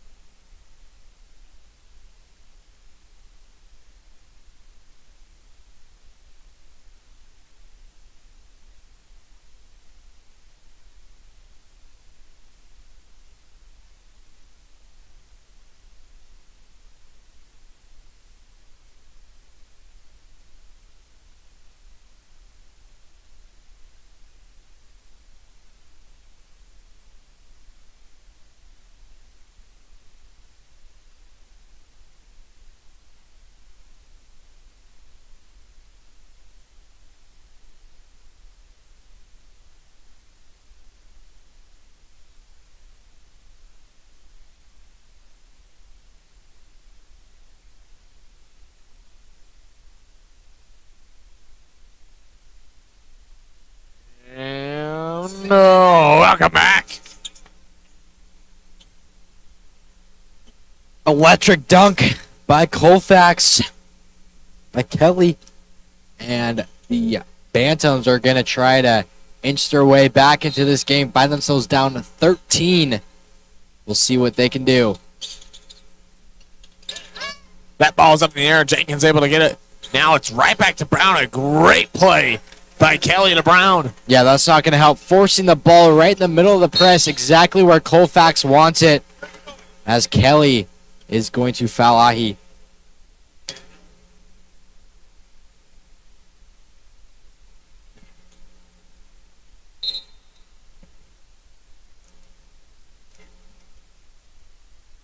.458 to go here in the third.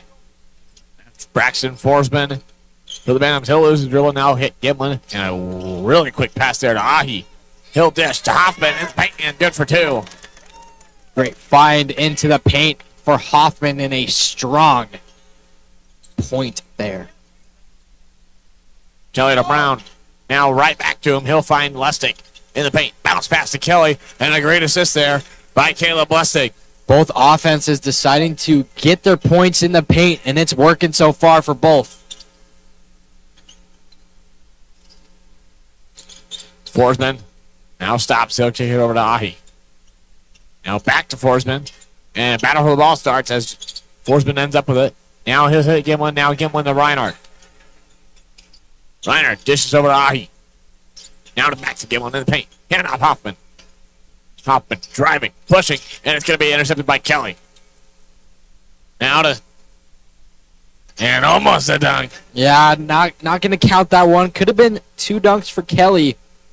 Jenkins had all of the slams in the previous Colfax game. But now almost 2 goes to Kelly, and this has got to be a slam right here. Down. There we go.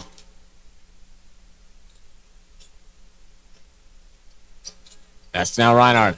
Open 3 for him. He'll take it. No good. As Jenkins comes down with the rebound, he'll dish it over there to Chase Kelly. Chase Kelly to Lustig. And a good for the 2. Yeah, too easy for the Colfax Bulldogs.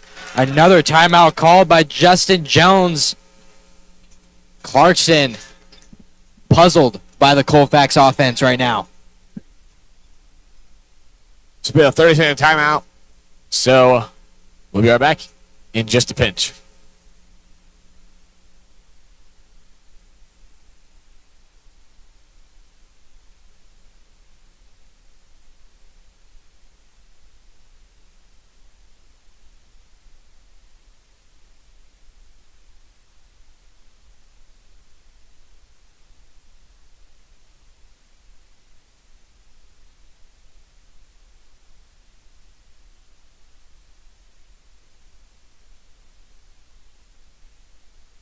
And we are back here in the P1FCU Activity Center for day 2 of the 12th annual Avista Holiday Tournament, brought to you by the Diamond Shop on the Bengal Network. All-day coverage. 2 games after this. After today, we are going to decide who's in the championship game and set the stage for tomorrow.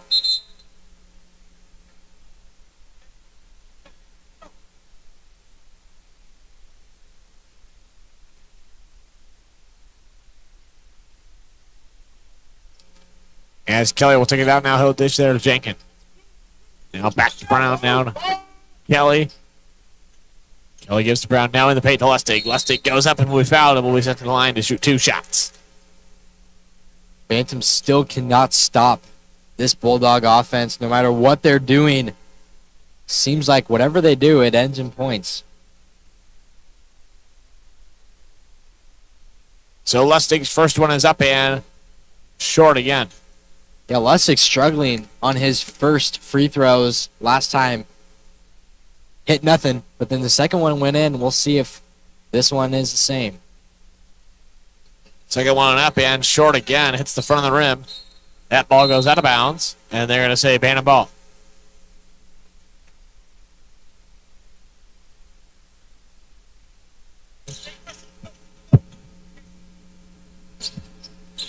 Ahi. Now to Forsman. Now back to Ahi, working on that press break as Colfax shows pressure, but Forsman now is with it. And it's going to be trapped in the corner. He'll dish it. Phillips is there to keep it. As that's now to Hoffman. Hoffman goes up and good for 2. A great play there by Josh Hoffman. Yeah, sandwich between two players, able to pivot his way between them.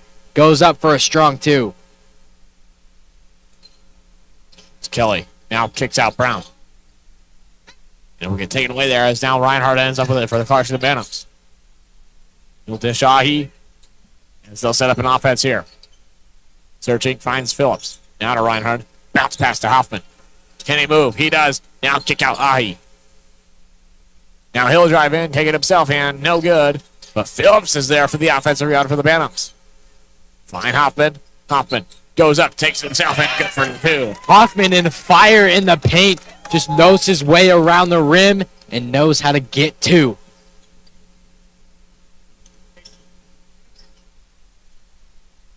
So now Brown dishes to Jenkins. Now dishes to Kelly at the far side of the wing. As Lustig goes up, gets his own rebound, put back, and good for the 2. Great job by Lustig. Great positioning. Able to get his own board up for 2. These posts are doing it all here. As Reinhardt now looks, he'll dish over Ahi. Now Forsman at the top. Back over. Once again, same pass. Phillips now kicks out. Hoffman drives, kicks out. Reinhardt, far side corner 3, no good. Would have been a killer there. But anyway, it goes to Kelly now. Dishes it. Now kicks over. Jenkins drives, and a block foul will be called before the play can continue further. You know, it feels like such a close game, but Bulldogs are up by 19.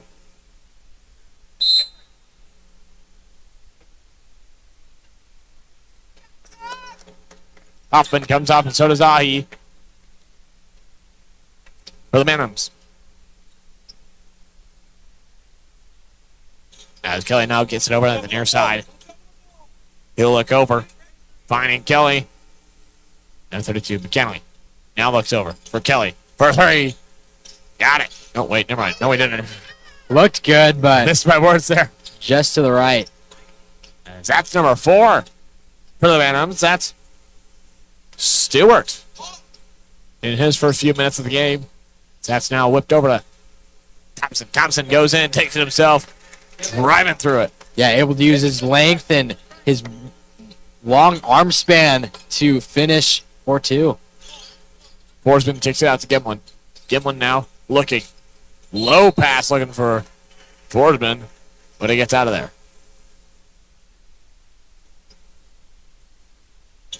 Turnover for the Bantams. 21-point game.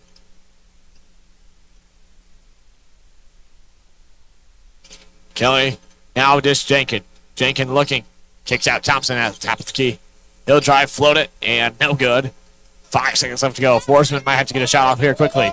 3 seconds. At the buzzer. No good. Almost got it, but Very close there. But that will be the end of the third quarter, so Bulldogs still well in control in this game. 8 minutes left to go here as we wait the start of the fourth quarter. This is the Avista Holiday Tournament on the Mango Network, brought to you by the Diamond Shop. It's in the bag. We'll be right back.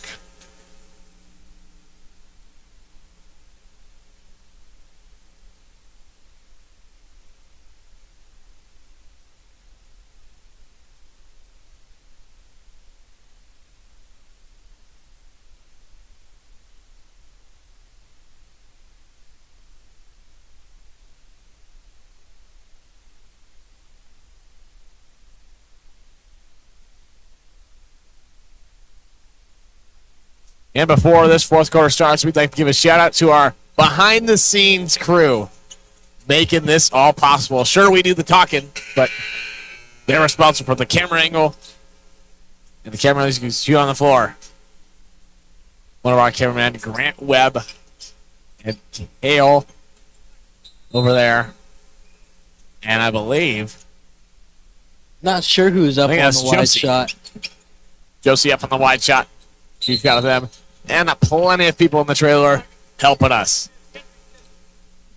We appreciate all of you. As a travel call there will result in a Colfax ball. That's now over. McKinley. Now over to Kelly. Kelly now looking. He'll give it to Jenkins on the far side. 3, no good. As that's rebounded there by Phillips. Stewart. Now almost going to get it taken away by Jenkins. Boom. Heaves it over to Forsman. That's now a low pass there to Kimlin. Some very sloppy offensive possession for Clarkston. Back-to-back turnovers offensively to start the fourth quarter. That is not what you need if you're going to try to come back from 21. And on the near side corner is Kelly. He'll dish to Jenkins. Jenkins now looking, trying to find McKinley in the paint, but it's nothing doing as Reinhardt's there to steal it away. Forsman now drives up and looks fun and good for the 2. Nice creative shot by Forsman there.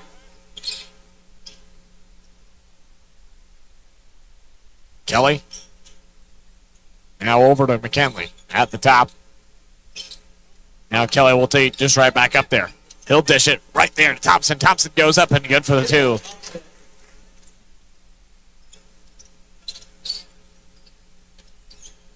Forsman will take it down. Big part of this Bengal team. There will be a foul called there on number 14, Dylan Thompson.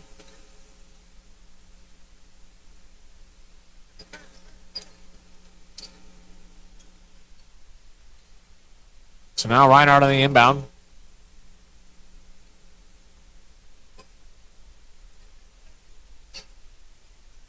He'll give to Forsman. Now right back to Forsman. That's the top of the key. Drives at a far wing.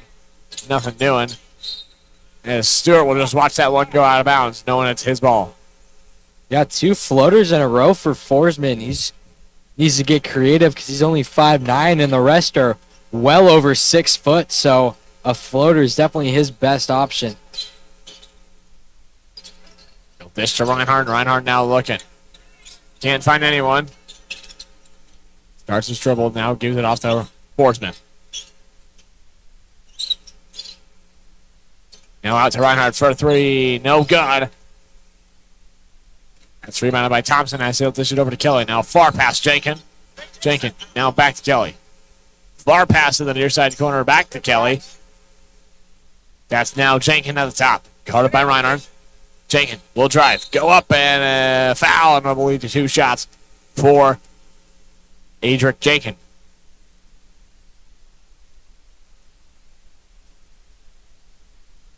Great performance by Colfax tonight. They've just dominated the entire game. Offense has been explosive. Defense, they've gotten many stops and turnovers. Great overall performance.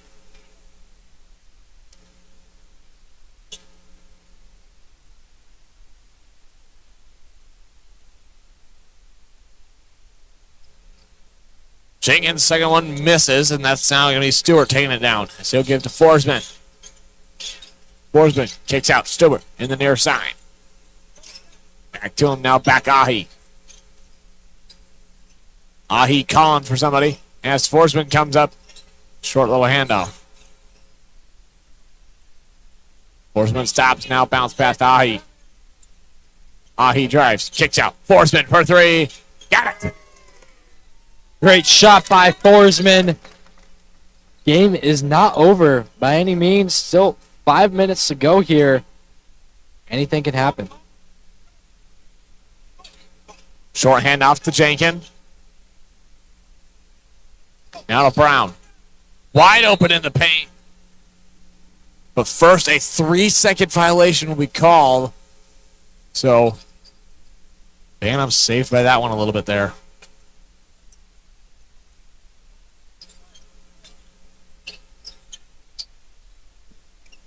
Phillips will now dish over to Stewart. Now Brown's there to steal it away. He'll get it. He'll slow down. As he'll look. Now kick over to Kelly. Kelly. Now to Jenkins. As Jenkins spins. Crossovers and nothing doing. He'll take it himself. And no good. Gets his own rebound. Goes up again. And there's Jenkins. Yeah, just a nice bounce pass. Strong with the basketball. Overall, superstar of a player.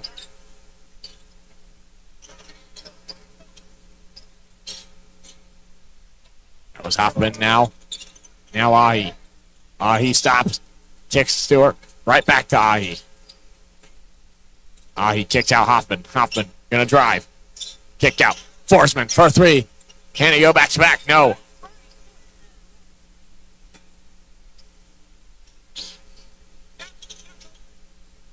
As Kelly kicks it out to Jenkins. Jenkins stop. Kicks to Brown. Now he'll drive in himself. No good. Own rebound though. As Hoffman's there to swat it away. But I believe that foul is going to be on him. Yeah, how about these Colfax offensive rebounds? As you see this replay presented to you by the Diamond Shop. Looked like it was intentional off the backboard to get his own rebound and get a little better shot. Ends in a foul. And McNelly will go on the line to shoot two. Able to knock down his first. Extending the lead to 22. Gunnar Brown, second shot. New up. No good. Maybe a chance for an offensive rebound, but yes. Off Clarkston. So it stays down there with the Colfax Bulldogs. So instead of getting the offensive rebound, they get a ball that goes out of bounds. It's going to be off Clarkston, and it's going to go their way. Yeah, that's a perfect example of how this game has gone for Clarkston. It's just the simple things that they haven't gotten down. As Jenkins misses all that, but it goes right to number 14, Thompson, and he'll put it back for two. Just giving Colfax way too many opportunities to score. So Ahi will take it down. 3:21 left to go here in the fourth quarter. As Phillips going to look, he'll find Stewart at the top of the key. Bounce pass Hoffman in the paint. He'll kick it out to Ahi for three. No good. Jenkins is there for the rebound.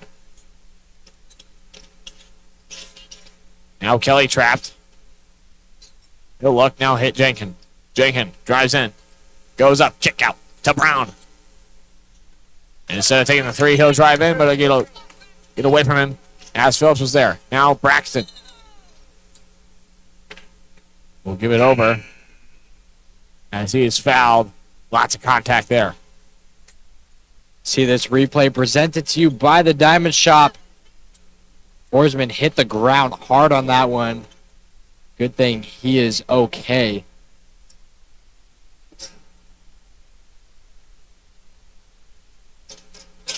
Lob pass over there to Hoffman. Hoffman goes up himself. No good. Gets his own rebound. Goes up again and draws a foul. And he will go to the line to shoot two. And Hoffman is just a tough man in the paint. Just a beast, getting boards, attracting fouls, going up strong.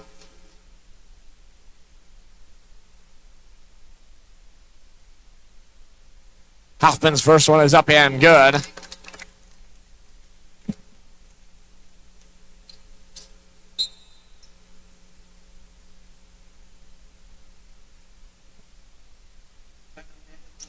Full timeout taken by the Clarkston head coach Justin Jones.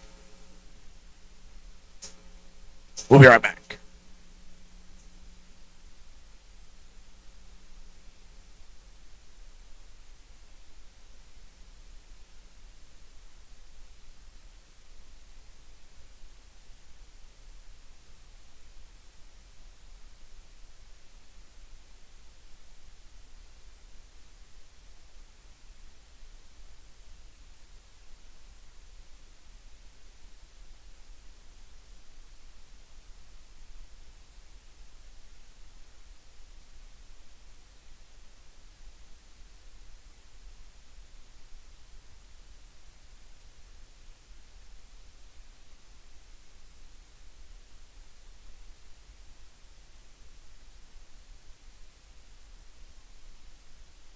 Welcome back to the rest of this game with just 2:42 left to go here. Bulldogs still holding comfortable with their lead. It's been a dominant performance by Colfax. Really thought this game would be a lot closer, but the offense and defense of Colfax just showing superior. Hoffman's second after the timeout. In between is up and no good, but they get their own rebound. That's now to Hoffman. Over Forsman, now back. The number one. That's Brown. Brown now kicks it out to Hoffman. Now Forsman for three. Got it! Braxton Forsman. Little offensive explosion here for him in the fourth quarter, proving himself to be an offensive threat. Short pass over there to number 24. McCanley. Long pass to Thompson. Now back to McCanley. Near side. Corner three. Got it. They respond. Connolly able to respond with a three of his own, and this Colfax offense is red hot. Short handoffs back to back between Brown and Forsman as a bounce pass there to Forsman. Top of the key three. Got it again. How about Forsman from downtown once more? The freshman leading this team for the Bantams. Yeah, he's going to be a solid player for years to come for the Bantams. That's number 3. McNally. Now he'll dish to McCantley. Good for the 2. And a timeout will be called. Just for subs. So no huddle from each team. Just quick substitutions with 1:24 to go. And although the Bulldogs are going to clearly win this game, they have reached their season limit. So even though the Bulldogs should advance, Clarkston will advance to the championship game tomorrow.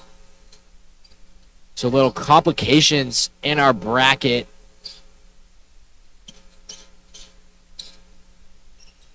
So that will be number 3, McNally.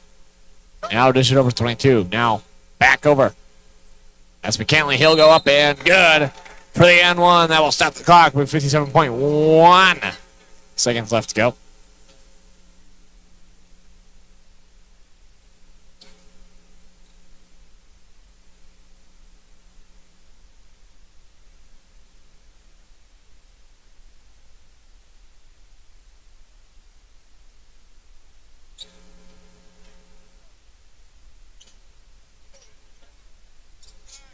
So Brown will take it down. Passing over to Forsman. Brown looking. He'll dish it over to Phillips. That's now over. That's now to Forsman at the top of the key. Thought about it. And a block foul will be called.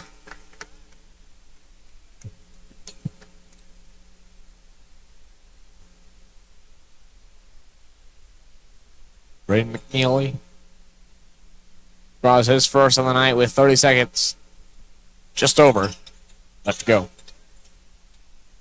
Forsman, long pass to Brown. But they'll dish it over to Stewart as he sort of loses control of it, but he keeps it. Now Phillips out to the key. Dish is over. Drives in as number 1, and a foul will be called before he gets that. Lee Brown draws the foul, 5'11" junior.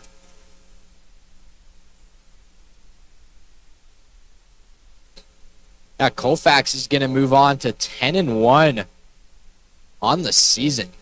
Great season they are having. I believe they are second in their division. So, very successful season that both the boys and girls have had for Colfax. And it's great to see success.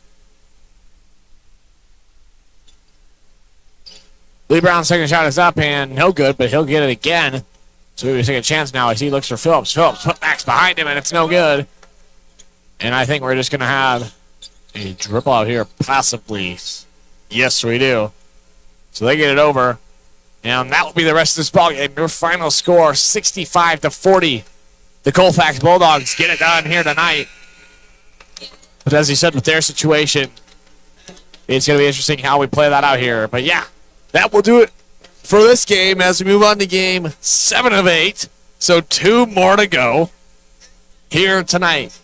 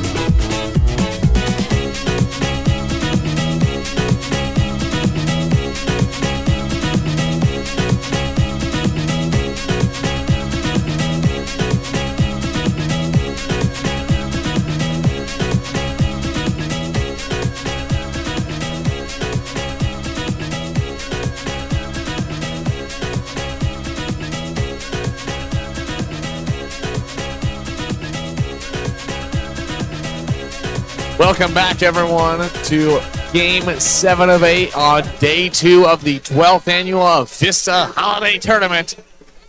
We are on our way here between the Lewiston Bengals and the Grangeville Bulldogs. Yeah, so first for the Grangeville Bulldogs, they're heading into this game 5-3. Their most recent game, this says against Orfino, they won 79-12. But they most recently played, I don't know if we can get the girls' bracket up here, but Lewiston ended up winning against Shelton big at the last game of the night last night. And so both teams coming off a win. Again, we are on the right side of the bracket. Winner goes to the championship game, and we're going to see who comes out on top just in a few minutes here. A 4-5 Lewiston team versus a 5-3 Grangeville team. Bengals shot very well, especially Sky Van Treese from 3. She had a monster game.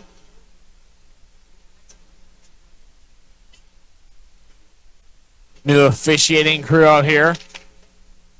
Yep, they switch every 2 games, Yep. yeah. And we are set to go here. The Lewiston Bengals in the white uniforms and the Grangeville Bulldogs in the navy.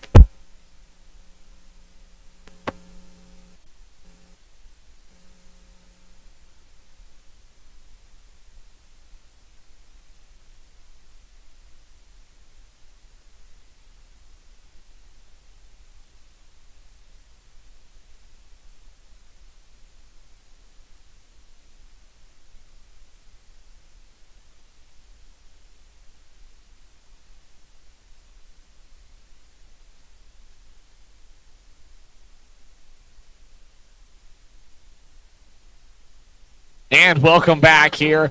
We had an unplugging issue, but it got fixed and resolved, so we're back here. Yeah, everything went black for about 10-15 seconds. Well, on our end, the stream was still going. You just lost us and about nothing else. We lost everything. Yeah. So, but we're back. That's number 4 long for the Bulldogs. Finding number 2, Larger. That's number 20. Green. She'll dish over. Finds number 3. Wagner. Now over to 32. Vanderwall. And a foul will be called. Early foul for number 21, Avery Lathan. Yeah, between Avery Lathan and Brianna Albright, 2 very fiery defensive players, and they know how to poke a ball free, but they do commit quite a number of fouls. That's going to be number 20. Green. Now back to Wagner. Looking over. Dishes over. Number 32, Vanderwall. Deep 3 and got it. Far right wing, Vanderwall from downtown hits the tray. So Lathan will take it down to the Bengals. She'll dish to Balmer. Now back over to Lathan. She'll search. Now dribble again. Now finding Van Treese. Kicks to McCarter in the near side corner. She'll look over. Now kicks Lathan. Now kicks Balmer. Balmer to Lathan. Good pass. Can they execute? No. Ball goes out of bounds, but it's going to stay with the Bengals. Fantastic overhead pass by Balmer, right on the money, just unable to finish it there.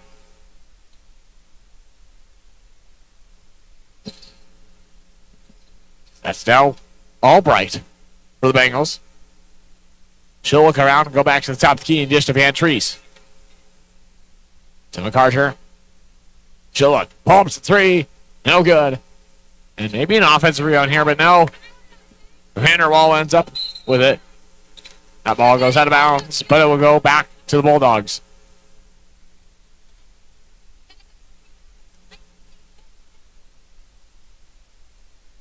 Barger. Now give over to 4. Long. Now to Vanderwall. She'll look. Stops. Now gives back to Green. To Wagner. Dishes out. Barger. Far side corner 3. No good. Albright gets the rebound. Good aggressive rebound by Albright, but this Grangeville defense is quite aggressive. Now Van Trees will pull up with the three. She did great behind the arc. The last game she played, but couldn't get that one to fall. Wagner now all the way down, and a good layup there. Yeah, no one's stopping her. Good transitional points for the Bulldogs. Bengals need to do a better job of getting back on defense. Van Trees looking for McCarter on that one as he gets away from her. Yeah, just a forced pass there. But Lathan's there to intercept that one. Pass intended for number 2, Karis Barger. 4 turnovers in a row. Now McCarter, open lane, she'll go up and good for the 2. So McCarter finally slowing things down, getting some offense going after 4 consecutive turnovers. Vanderwall short on the 3 there as Balmer's there to get the rebound as it will go to Lathan. Long pass to Albright. Albright drives under the basket, kicks to Van Trees. She'll go up with one, and no good. Falls just a bit long. As Long now pass to Wagner. Wagner stops at the far side corner. Now she'll give to Green. Now back. Wagner for a 3. No good. Short of that, and Albright gets the rebound. As Long now gets that one. She'll do a deep pass there. And now a bounce pass to Vanderwall. And no good, but a foul will be called. Lots of rush shots and forced passes. And I think the thing that will solve that is just to take a deep breath, slow down, get some nice passes going, and wait for a high percentage shot. So Addison Vanderwall will go to the line. As Emery McCarter now checks in for the Bengals. In for number 3, Brianna Albright.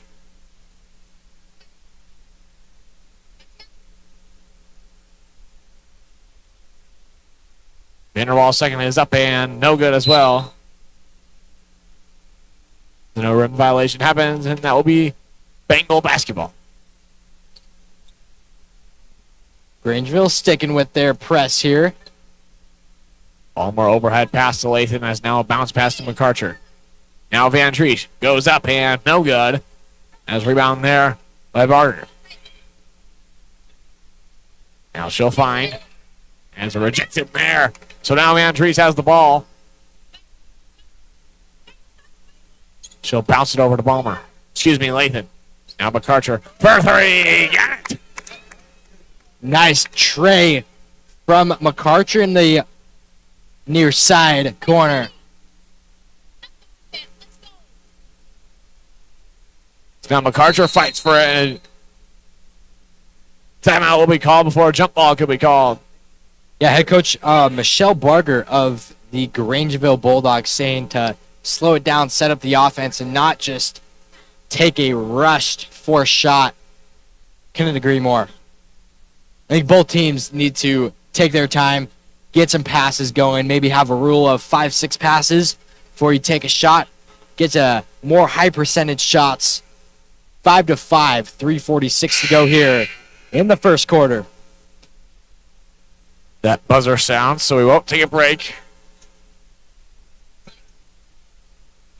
But how about a shout out to the Diamond Shop? I mean, helping us put this broadcast together.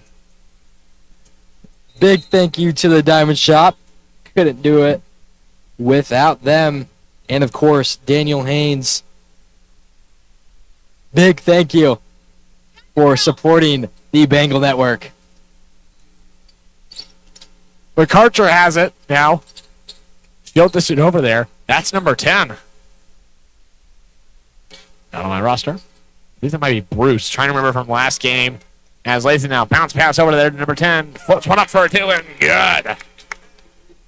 Yes, Bruce heard over the PA and forced a turnover. On defense, it'll be Bengal ball. So Lewiston might get some momentum off of that quick score and turnover. Grangeville showing in a 2-3 zone to start off the inbounds. Lathan on the basket. Lobs one over to Emery McCarter. Now she'll look. Now backs up. Kicks it. Samuels. Excuse me, Schnell. Now her sister, Addie McCarter.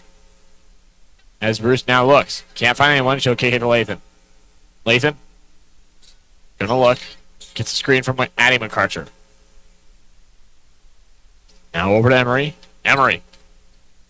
Now looks. Spins. And trying to look for Snell on that one, but Wagner's there to swat it away. And now she has the ball. Goes up and gets rejected there by Peyton and Snell. And a foul on number 3, Sienna Wagner. That was a great offensive possession by the Bengals. I know it didn't end in points, but they really slowed down, passed the ball around, and it was just better defense by Grangeville getting a stop there.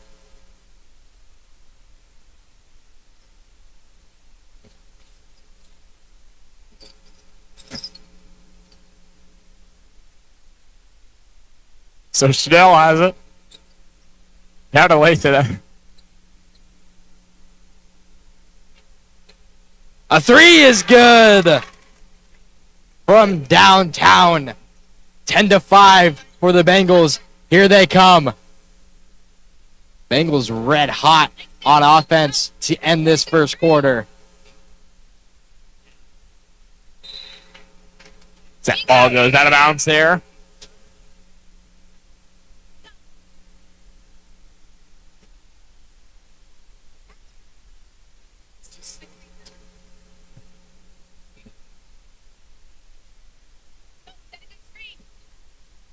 As that's Barger. Now dish it over to Vanderwall. Barger now drives.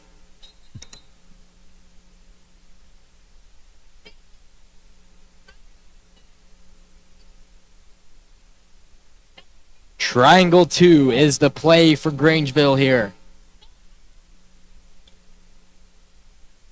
Inside for an easy 2 for Io Wilkinson. Good strong play from her. Narrows the Bengal lead to 3. As Albright takes it down for the Bengals. She'll dish to McCarter. Now trying to find Albright. And just had a little bit too high of a pass there and it goes out of bounds. So one thing about this Bengal offense is they sometimes push the contested pass. Almost like a 50-50 ball in football, you know? Yeah, they just have a pass in their mind and they don't want to deviate from that. It's the first look and they really want to get it in there, but it always isn't the right choice. There's a long pass there. As that's now Vanderwall for 3, just short. Offensive rebound though by number 50, Wilkinson. As she went up, she got fouled. The foul is on number 3, Brianna Albright.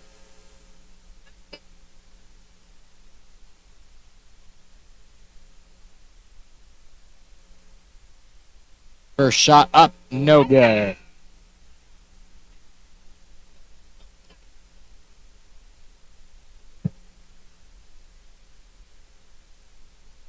Wilkinson's second shot up.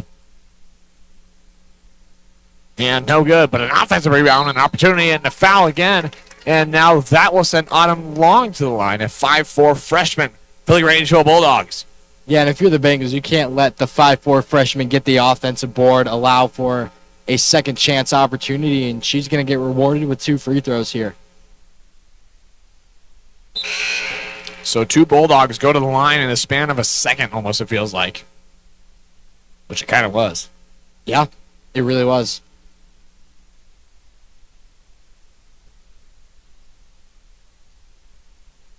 Long second is good.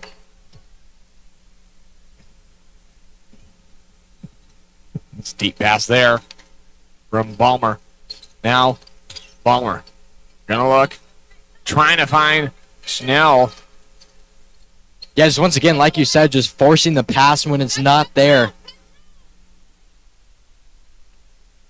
That's now Barger driving in and going up for 2 and no good. And rebound there by Schnell. That was a crafty move inside the paint, but just unable to finish it there. Holman now has it at the wing. She'll bounce past Albright. Deep 3, no good. Just missed in front there, but Holman's there to keep it in bounds for the Bengals. Holman now looks, and she will step out of bounds, and it will go to the Bulldogs. Big substitutions for the Bulldogs, as Grangeville will take the ball back up. 5 seconds between the shot clock and the game clock. 10-9, 1 point Bengal lead. That'll be Green now. Dishing it to Long. That's 24 seconds, but shot clock there. And that's Green. Yeah, that's just a tough bucket there. Over the defender, really can't do much if you're the Bengals. Holman now has it. They have 10 seconds. Going up and right there and good. What a pass by number 22, Taylor Holman, to Avery Balmer. That connection strong. The buzzer there. What a finish. What a way to end the first quarter. Grangeville buzzer beater. Put them up by 1. So that will be the end of the first quarter. What a way to end it. We'll be right back.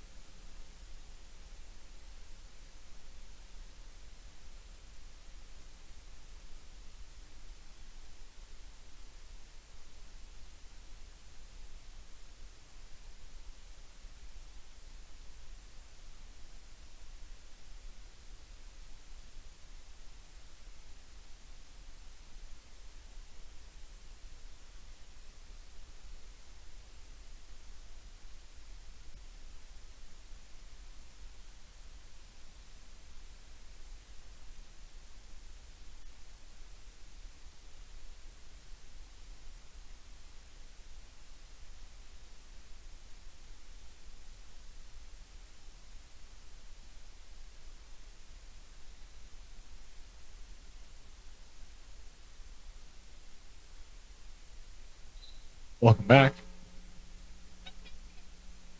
to the start of the second quarter. So we will have Wagner with it now. She'll dish it over there to number 11, Bashaw. Now a cross-court pass there. Now bouncing. And up hand, no good. Was Green. That was excellent ball movement by Grangeville. They saw that the Bengals were in a zone, and you skip past it all the way across the court. A little bit of a risky pass, but if you can deliver it, it is successful. As you see that replay presented to you by the Diamond Shop.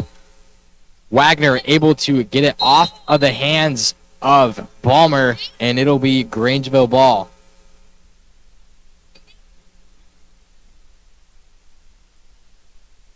Michelle Barger is pleading the case that she was shooting in the act, but foul will be on the ground. Foul is on number 2, Avery Balmer. Set side Green now. Nice Barger now. Green in the paint. Green kicks it. And looking. Wagner keeps it alive for the Bulldogs. That's about Barger at the top of the key. Gives it over to Bashaw. Bashaw now. Over. Swings it. Bounce pass by Vanderwall. To Green, goes up for the 2 and no good. But almost another offensive rebound. But it goes to the Bengals as it goes out of bounds. Yeah, Coach of Grangeville is saying pass the ball fast, and that is exactly what they need to do because Lewiston's in the zone. The way to break a zone is to pass the ball with efficiency.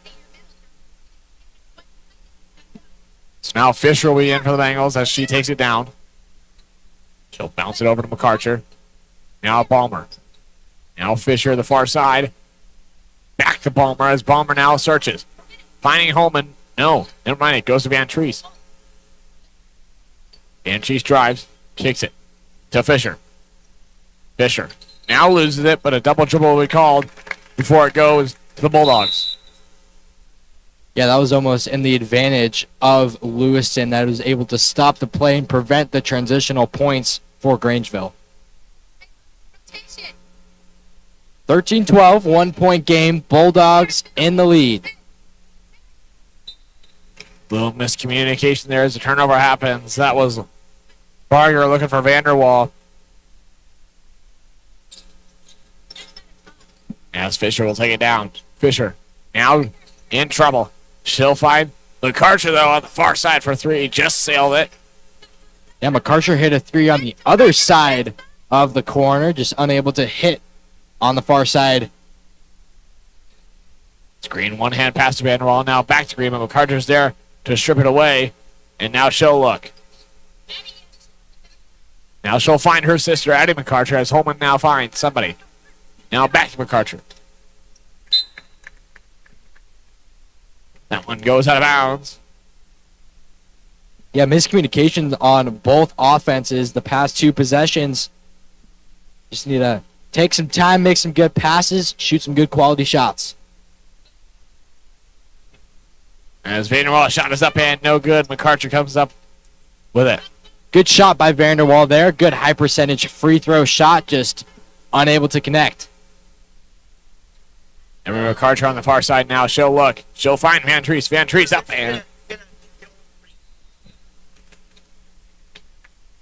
and that is another turnover for the Lewiston Bengals.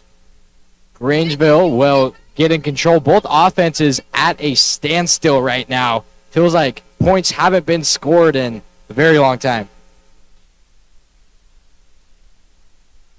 that's Vanderwall. She'll dish it over there to Wagner. Wagner now back to Green. Green at the top. She'll drive. Kick it right there. Trying to look for Told. Goes out of bounds, and it will be Bengal ball. Wilkinson now comes in for the Bulldogs. Out comes number 22, Hallie Told.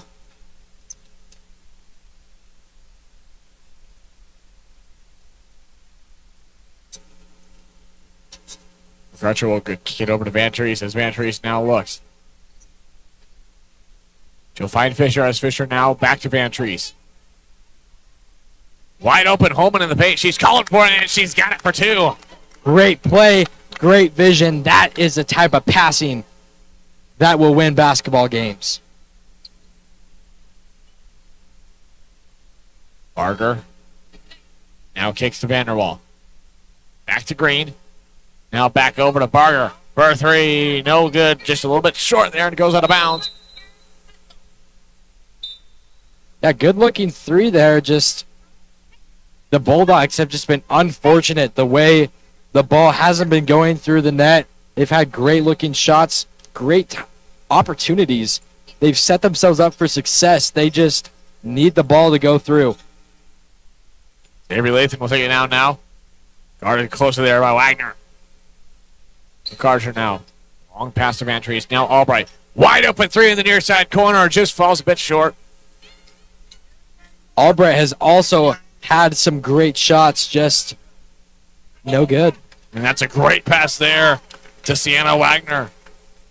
A 5'5 senior for the Bulldogs. Bounce pass to McCarter at the free throw line. She'll go over to Lathan. Now looking. Goes over to McCarter. McCarter drives in a little bit. Now she'll find her sister at the wing. Addie McCarter. But a foul will be called before the play continues. Foul is on number 3. Sienna Wagner. This might be the lowest scoring game of the tournament. Lots of defense, lots of stops that we've seen in this first half. McCarter gets it, and she'll just ditch it to Albright. Now intercepted there. That pass is intended for Van Treese. As Madeline Green's there to take it away. Now back to Green. Green goes up and good.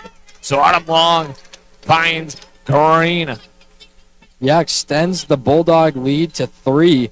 That might not seem like a lot, but the way this game has gone, people have not been scoring, so 3 points is a pretty good lead to have. Substitution for the Bengals. Kylie Samuels comes in.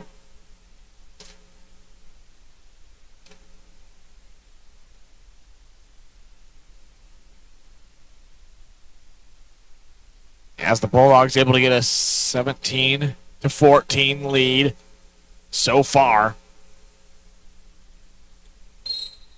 And over the back will be called, so Long was trying to save it, but now it will be the Bengal ball. Just over 3 minutes to go here in the first half. Let's see who can get some momentum going into halftime, who can get to feeling good about the rest of this game. McCarter now gives to Albright. Now to Samuels at the free throw line. She'll dish it over to Van Treese. Van Treese in the near side corner. Back over to Lathan. Far pass, but she gets it. Now Albright. Back to Samuels. Free throw shot. No good. And a rebound there by Madeline Green. Karis Barger going to take it down. Up, no shot. They're going to call on the ground before she shoots. Fouls number 5, Sky Van Treese.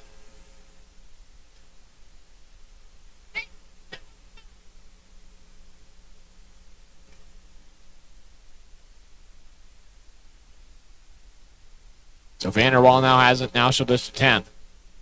Now back to Long. Now back to Barger. Back to Long. Long drives in. Finds the open lane. And good for 2. Fantastic ball movement by the Bulldogs. Able to get some points on the scoreboard. And that's a great pass there. Emma Walker able to nail that one. So now the fast-paced game starts. As now Emma Walker will take it down. Slows down. Hits Samuels. Now McCarcher. McCarcher. Now back to Samuels. Excuse me, Walker. Now that's Samuels. Samuels goes up and no good. Swatted away. But they're going to go foul on Albright. Albright a little too aggressive. Wanted that ball, but got skin.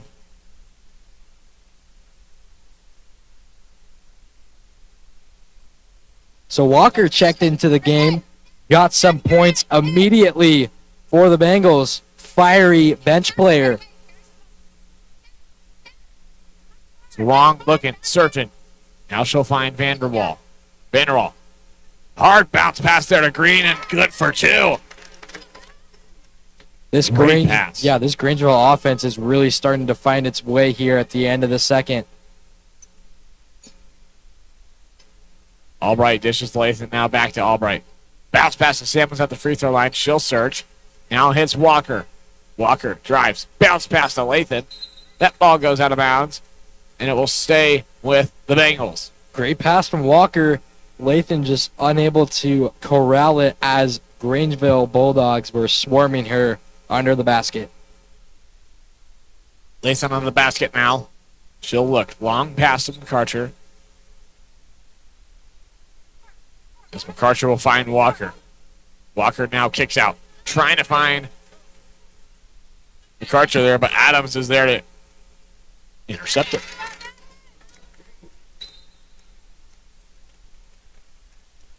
And with just 1:06 left to go, head coach Julie Fisher will call timeout as the Bulldogs go on a little run there. That's going to be a full timeout. Let's go ahead and take it with them.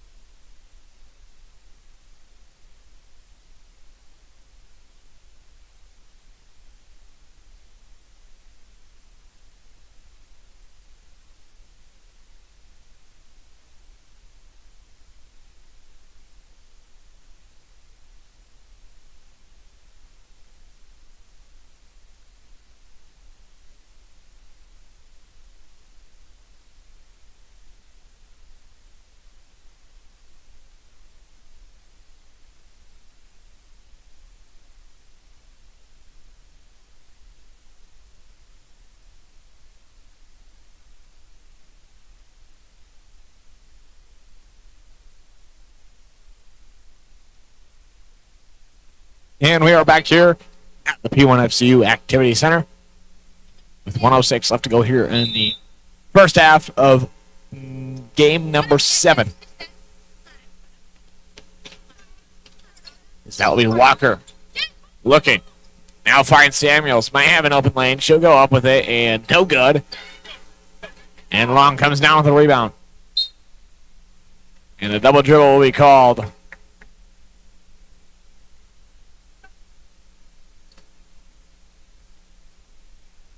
And it will be Bengal basketball.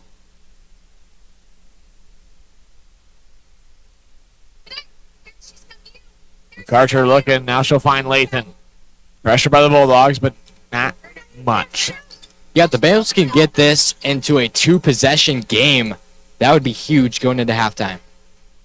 Samuels spins, goes around, and no good. But Walker's there to keep it alive as McCarcher now. Deep 2 and no good there.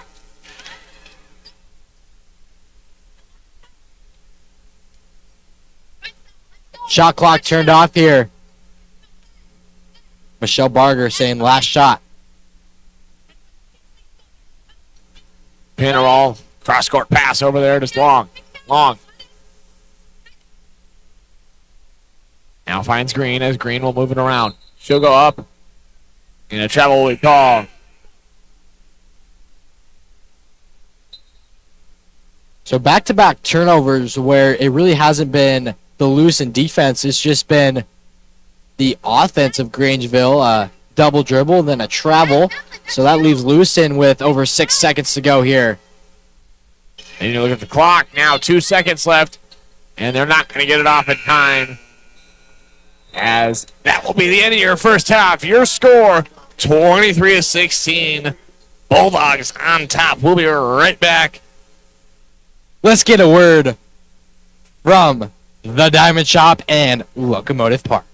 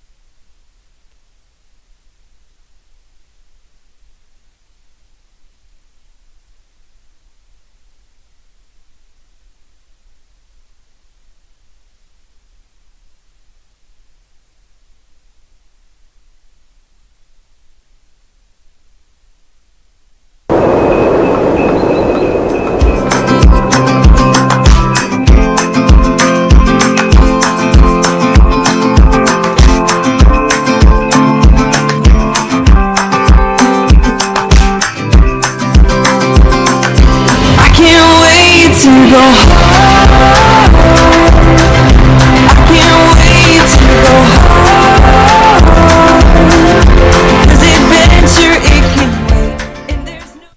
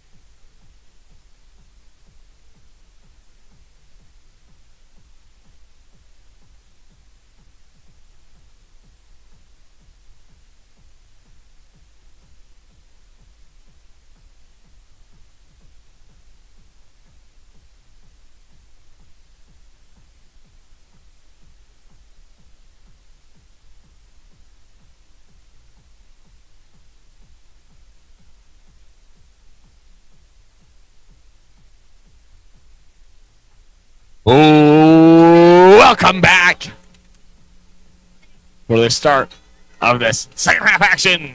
Coming your way from the Bengal Network, brought to you by the Diamond Shaft. It's in the bag. It is. It's in the bag.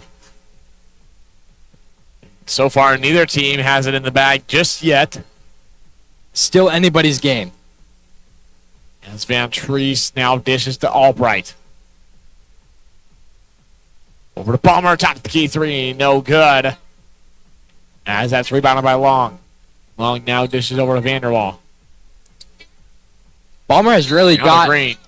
Balmer's really got some minutes here in this Avista tournament. Usually in the regular season game, we don't see much of her, but really starting to get a bigger role here on this Bengal team.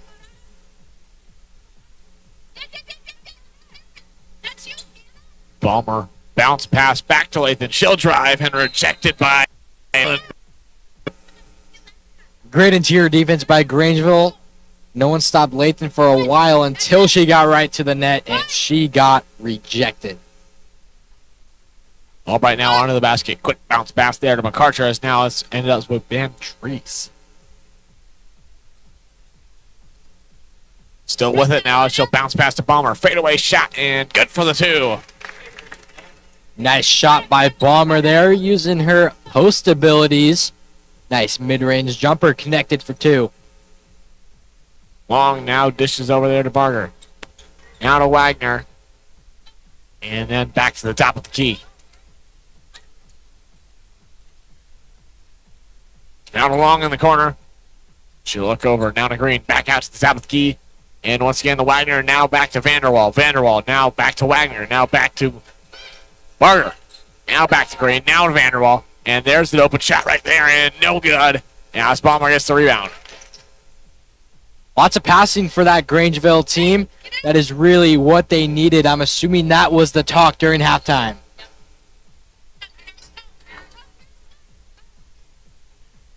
Long pass there to Wagner. To Green.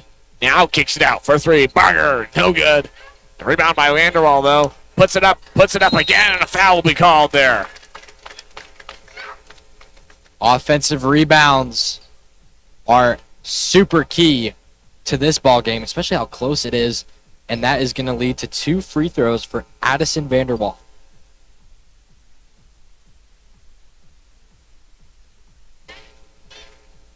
This is her first. You can see the frustration on her face right there. Not content with missing that free throw. Second one is up and no good as well, as Lakeland gets the rebound for the Bengals. Gives to Albright, now back to Lathan. She'll look. Now back to Albright on the near side. And she'll drive under. Bounce pass there to McArthur.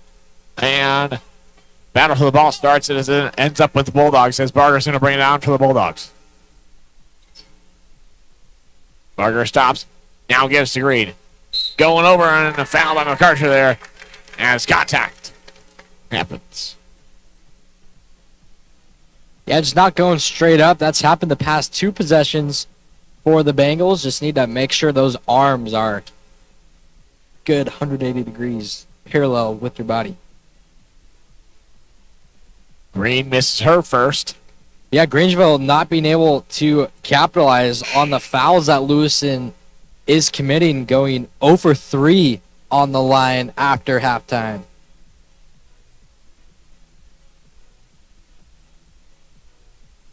Green second is up. And no good as well as Van Treese gets the rebound for the Bengals. Now finds Albright. Albright will take it down. Now kicks Balmer. Balmer goes up and good for the 2. Yeah, Balmer caught a heater from Albright, somehow able to corral it and turn it into points.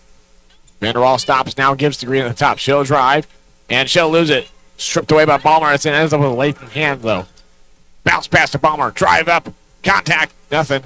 They're going to call all ball. It goes out of bounds, but it will stay with the Bengals down there. Yeah, how about Balmer making some plays for this Bengal team, both on offense and defense, poking that ball free, scoring some transitional points. She's playing very well this second half. It's a great pass to McArthur there. Her shot doesn't fall, though. Albright fighting for it. And she'll strip it away at the last second, but a jump ball will be called.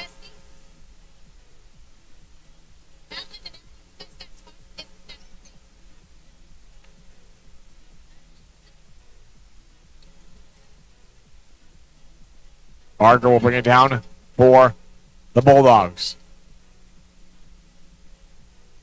Send over to Vanderwall. Now to Wagner. Back to Vanderwall. Now she'll look. Search and find Wagner again. Now an overhead pass there to Green. Now back to Vanderwall at the top of the key. Guarded closely there by Balmer. She'll look, now kick it out to Green. Green. Now to Wagner again. Now finds Vanderwall again. And then that's number 11. That shot, a shot clock violation, so it just took a little too long there to get a shot up at the basket. Yeah, great defensive stop for the Bengals, not allowing anything to happen. No shot opportunities for Grangeville.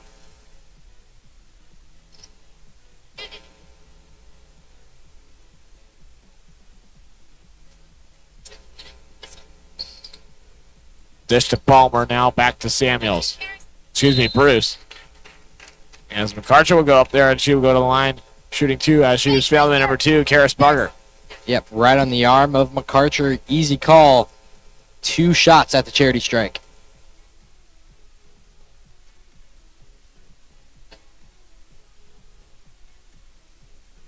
McCarcher sinks the first one.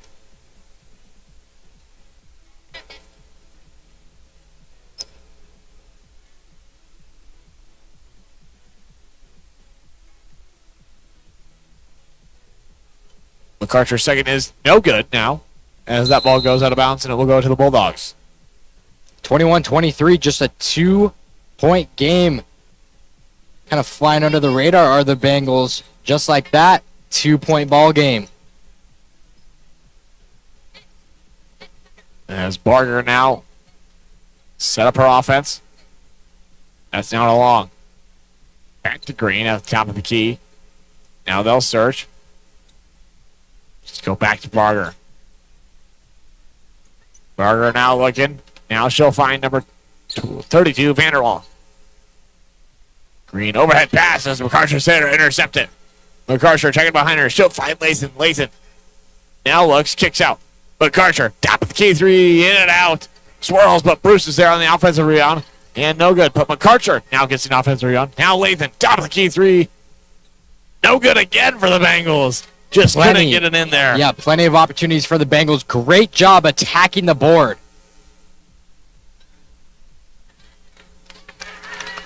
As the Bulldogs make a strike there. Yeah, Balmer did her job of boxing out her defender, but no one else did, resulting in an offensive rebound and a chance for 2 more points for the Bulldogs.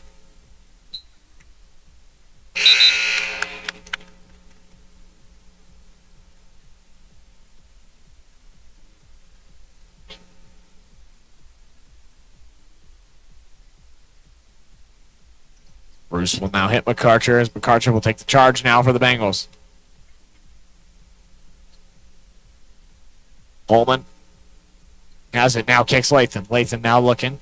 Surveying the court. She'll find Bruce just next to her. Now Holman swings to McCarcher as that's going to be a foul. Before the shot, though, so it'll stay on the ground.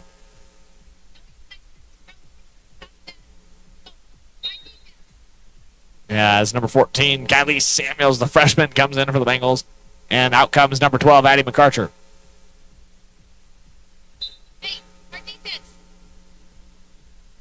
Samuels now has it, has trouble with it, but she stays with it as Bruce now has it. Bruce now looking. Short bounce pass to McCarcher at the far side. Now to Samuels. Samuels looks. She'll drive in a little bit. Goes up herself and no good. As a rebound there by number 3, Sienna Wagner. Long pass there to Long. Long got it. Might take 3, no. But now that's number 22 for a long 2. Told, but no good as Lathan now. Fast break. Spins, and now slows down, kicks out to McCarcher for 3. Got it! Emery McCarcher from downtown cuts the Bulldog lead to just 1. That was a great job by Lathan there. She knew she would have had trouble with it, stops herself, finds McCarcher, then executes a 3. She kind of created separation from that jump stop. If she would have turned and faced her body to the basket, she would have been wide open for 2. Lathan gets the rebound then. In the same position. Maybe she'll get it off this time. She does, but she will be fouled going up for 2. Yeah, Lathan a little bailed out from that lay-in. She was under the basket, hit the bottom of the backboard, but she was fouled. So she's going to take 2 shots from the free throw line.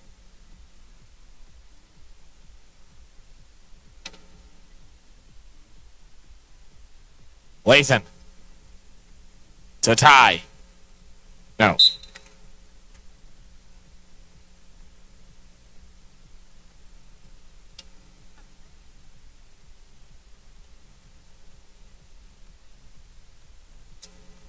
Mr. First, we'll see what she can do here on the second. Yeah, it's up. And a lane violation. So it was good, but doesn't count. Yeah, that's frustrating when you make a lane or a free throw and it doesn't count because of a lane violation. Barger. Guarded by Lakeland. She'll now kick to Wagner. Wagner now looking. She'll turn around now.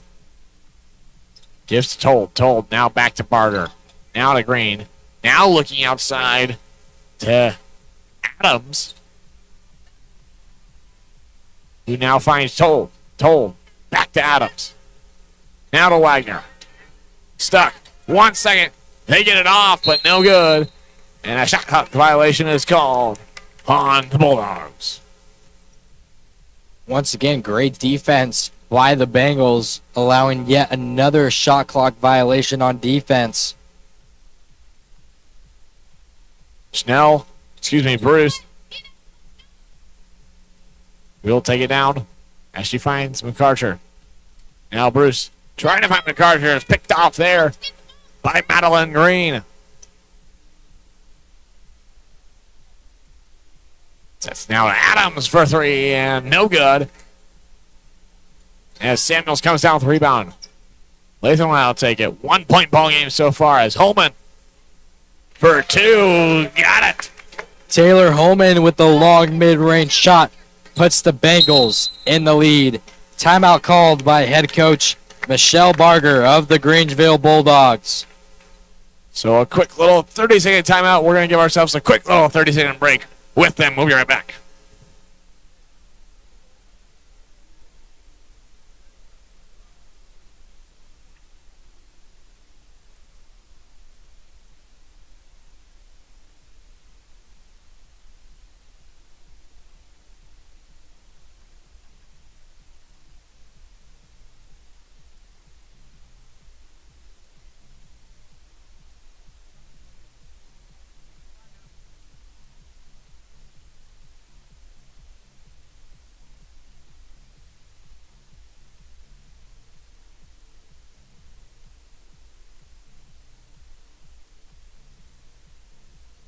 And welcome back to the P1FCU Activity Center. Me and Asher spent a lot of time in here so far.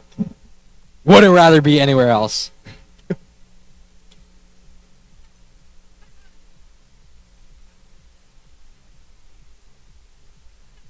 So that's now Adams kicking it back to Barger. Now back to Wagner. Cross in the far side corner as that's now Barger. Guarded by Albright. Now to Adams again. Now the look into the paint, but no good on the shot there was Told. As that will be the end of the third quarter. I did not even realize we were that low on time, but that will be the end. So, hey, time for never. Hell, we got a ball game, 26-25, with 1 quarter remaining. Name. Right back.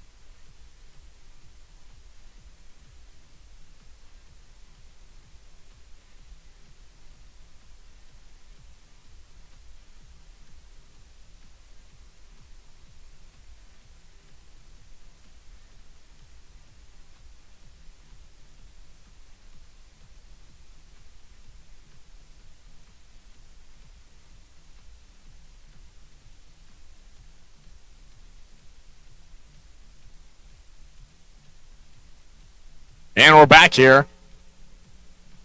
for what could be a fourth quarter thriller. 26-25 left to go here. As Albright now has it. Gives to McArthur. She'll go up. As that's incomplete there, as rejected. As Vanderwall now drives down. But Lathan's there to keep it in. This ball nearly goes out of bounds as Albright is there to take it down. These Bengals have had great hands on defense, creating lots of turnovers. As Lathan was looking for the three there. The foul on number 3, Brianna Albright. So she draws her fourth in the fourth quarter.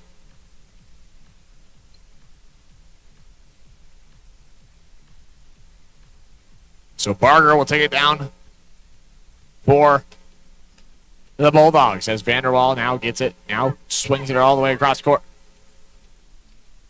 to Long. Now back Vanderwall. Now kicks it to Wagner. In the near side corner, she's waits a little bit. Now finds Green. Now back to Wagner, and then swings to the top of the key. Reset. 13 to go on the shot clock. As told, Long now will drive in. Kicks it out to Barger. Barger drives. Floats one up for 2, and no good.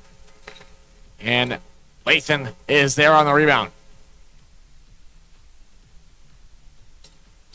It's Van Treese.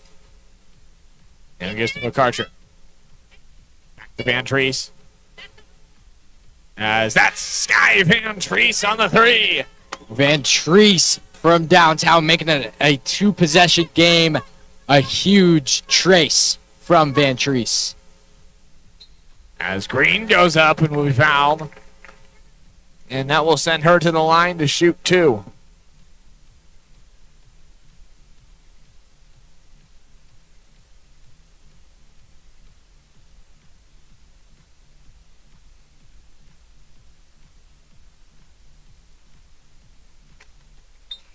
That one is up.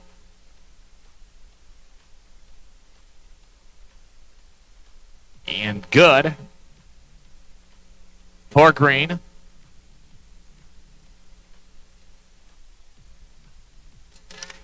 Second one is up and good as well. So 2-point ball game. Like I said, Asher, got a ball game brewing here. We sure do. As Aggressive Lathan foul. gets set base. Barger's second personal, third team foul.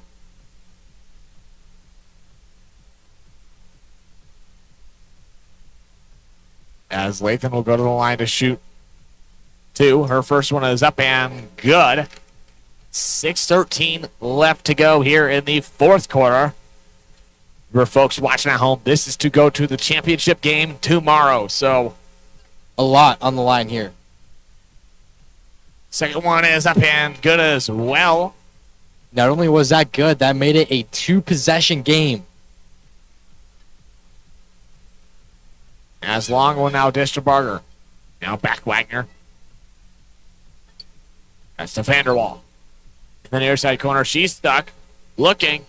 Now gives a long pass over to Barger. She'll dish it over. That ball goes out of bounds. So Bulldogs will have 12 seconds to figure something out on the offensive side of the ball, or else they will get a shot clock violation.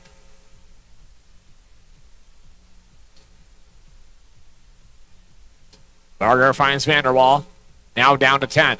Wagner dishes to Green. Now second of the wing. She'll drive in. Lathan falls down. Contact, but nothing. Now she'll get her own rebound again and get it for 2. Yeah, Lathan wanted to take that charge. She put herself in position, but no call there. Resulted in Bulldog 2. As Schnell. Now Van Treese. Now McArthur. She'll drive in. It gets away. And they're going to say it's off a knee of a player for the Bengals. So it'll go to the Bulldogs. Bengals still have a lead of 2 so far. So Barger taking it down. She'll dish it over to Vanderwall. Now now for Barker for the 2. Ties it up at 31. McCarcher will take it down now. Still 5 minutes left to go here. Anyone's ball game with plenty of time to go, even if a 4 point lead happens. So, Kind of feels like an overtime game, Wesley. haven't had one, as that would have been a great look there and a great vision by McCarcher. Just couldn't connect with Schnell.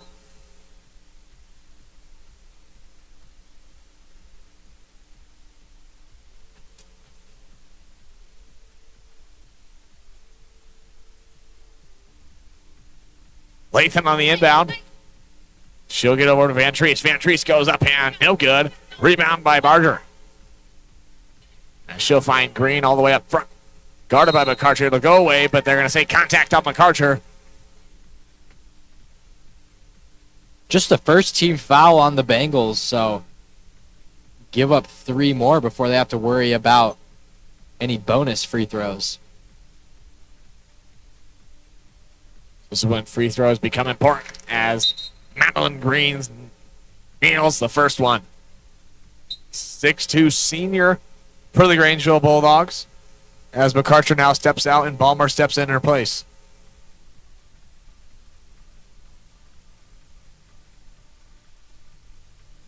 Her second is up and no good. Hits the front of the rim.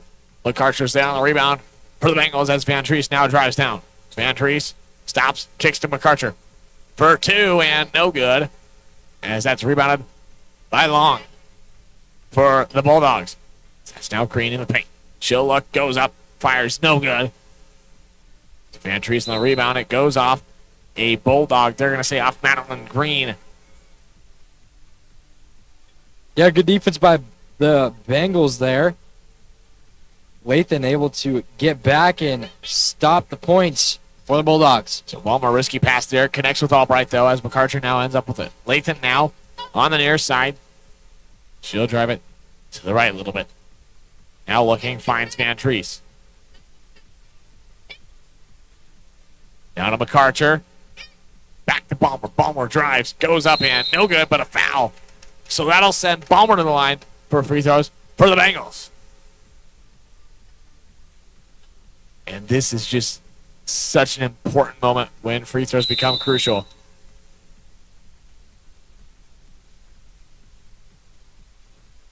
So before Ballmer goes to the line to shoot 2, Bulldogs will call a timeout.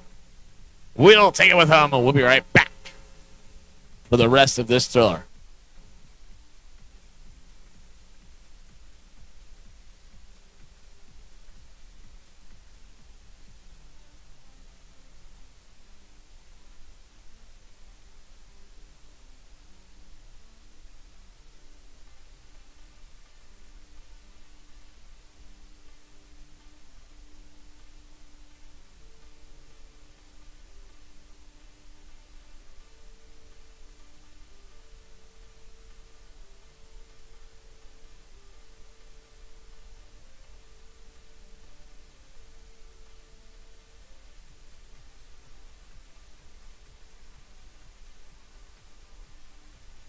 So coming out of the timeout, it'll be Avery Ballmer at the line, shooting 2 for the Bengals.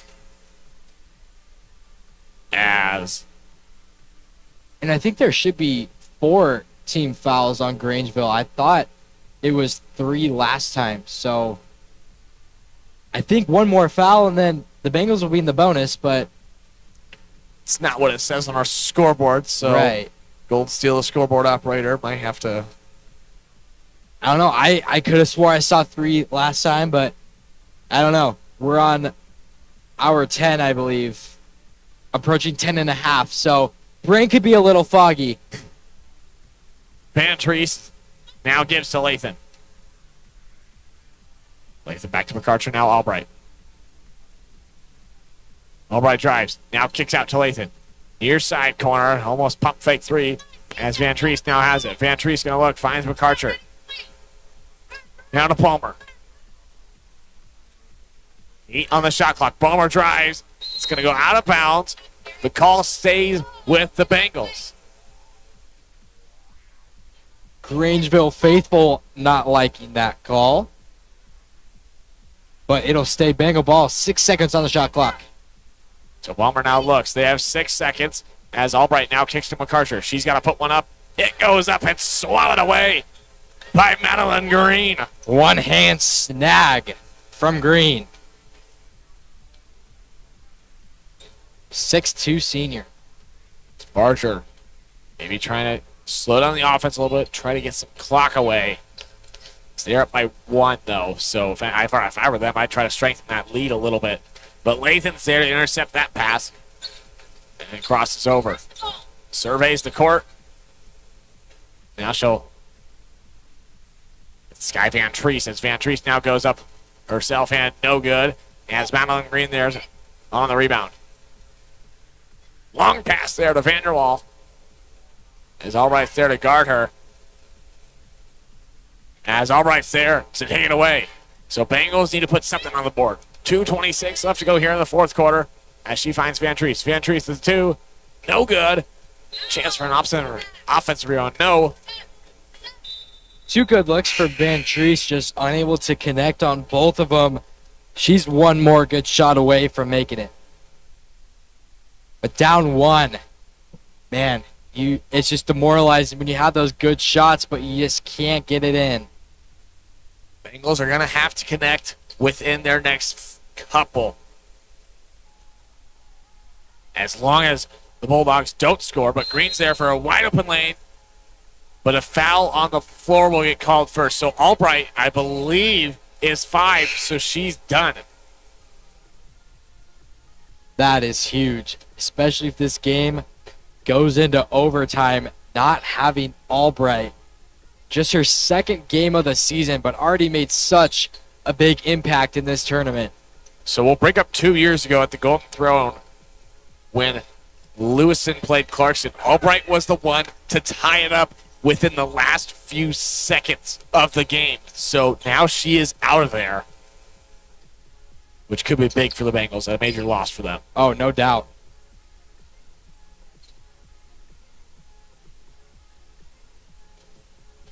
It's a deep 3 there. It sinks. That's a dagger right there by number 2, Karis Barger. My goodness, what a shot. 2 possession lead. So a timeout happens first, and that changes a lot for the Bengals because what they had was a comfortable lead or a deficit of 1, now is 4. So 2 possession game, if not the rare case of an and 1-3, could make it 1. But oh man, Yeah, that was a big 3 from Barger right there.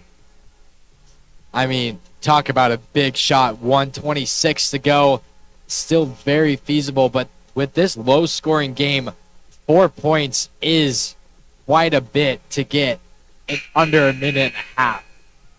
So it would take a good little run from the Bengals to get back into this one, but definitely possible. Don't count these Bengals out.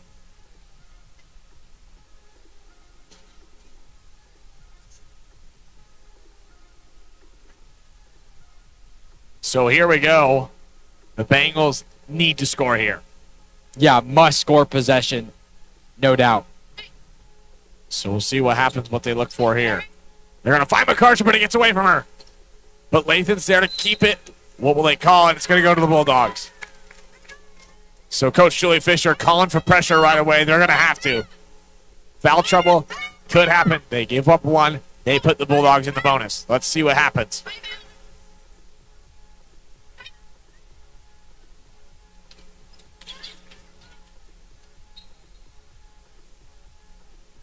And head coach of Grangeville Bulldogs, Michelle Barger, pleading for a timeout the entire time the Bulldogs were in the front court. Finally got it in the backcourt. 4-point lead for the Bulldogs. That was a must-score possession there for the Bengals. I mean, They can still get a stop, score, get a stop, and score. I mean, it's definitely not out. The next off, they need a stop, first of all. They cannot let the Bulldogs score on this possession.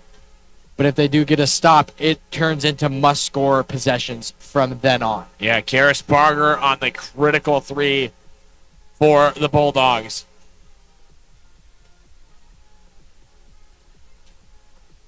So we'll see what happens here. After full timeout called by the Bulldogs as we continue. 76 seconds left on the clock. Giving a little yawn there. How are we feeling? My jaw was a little locked. I was uncramping my jaw. We're all good. Right. Feeling fantastic. Minute 16 to go. Then we have another game. Feeling awesome. Feeling fantastic.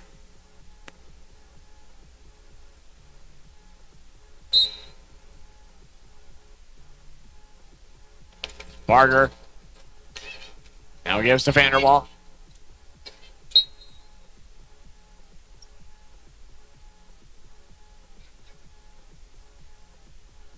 Aggressive foul by Lathan right there. So that was a costly foul. And Lathan with 3 fouls.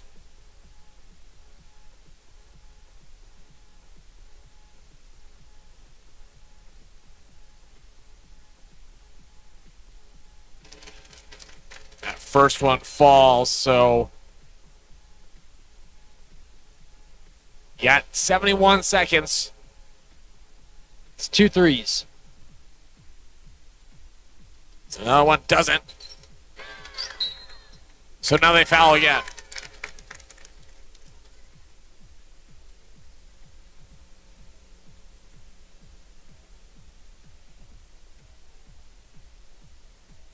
Yeah, if she knocks down both of these, it turns into a 3-possession game, and that's when it's not looking too great for the Bengals. She does miss her first, though. So no matter what, it'll stay a 2-possession game.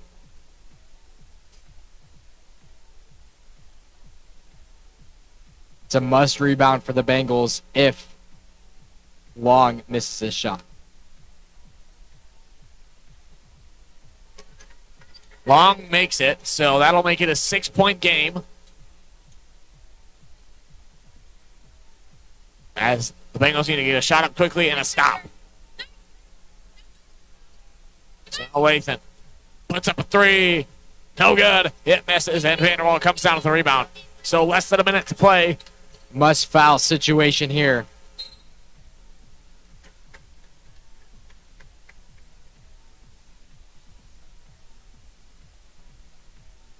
So this is just when the bonus hurts you. You're doing everything in your power to stop the clock, but overall you got to give up 3 free throws. Yeah, I mean, if she makes 1 here, then game is pretty much out of reach, and she knocks down her first, making a 7-point game.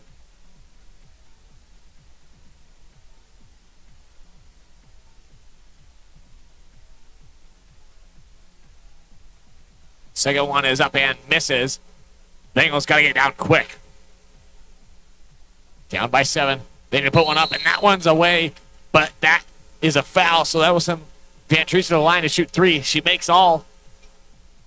Got 39 seconds. It's a quick turnover, and if it's a press, too, you're right at the hoop, so it's a turnover bucket, and then you have to do it again. So critical free throws here for Van Treese. First one is up and good. Making it a 2-possession game.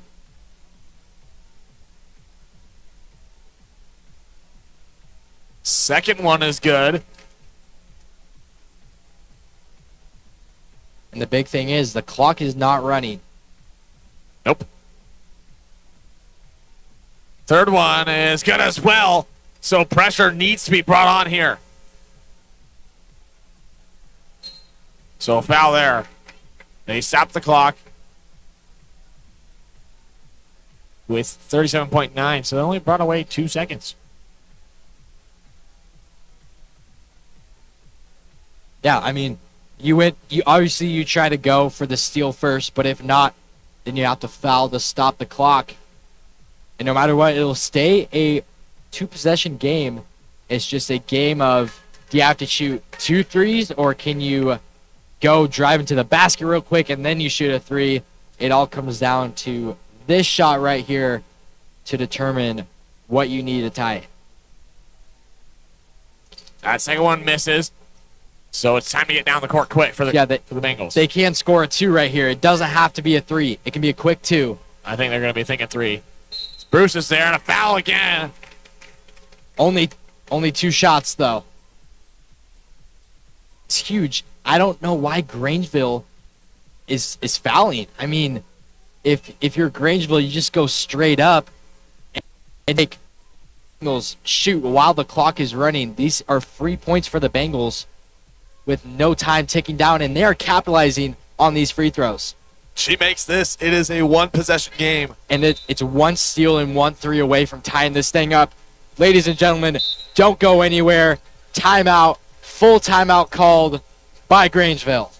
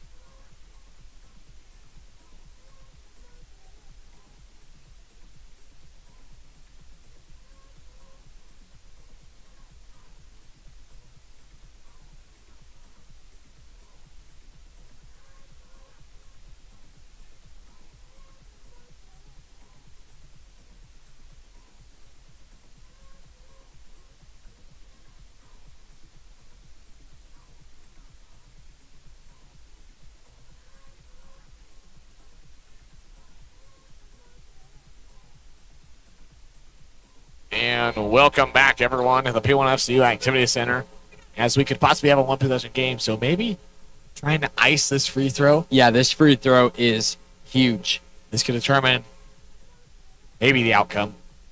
We'll see. So Bruce, second free throw is up and good. So, God, you gotta have pressure. There's gotta be pressure on defensive wise. It's a must turnover, no shot clock. Defense has to do something. And so here we go. She'll find Vanderwall. You got a foul. We'll see. Maybe they got told to play through. Get a turnover. That one goes out That's of bounds. out of bounds. And then we'll go to the It's Bengals. Bengal ball. So here we go.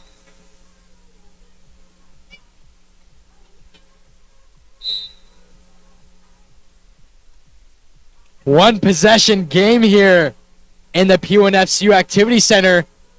And I'm getting called that it is 1-1. So,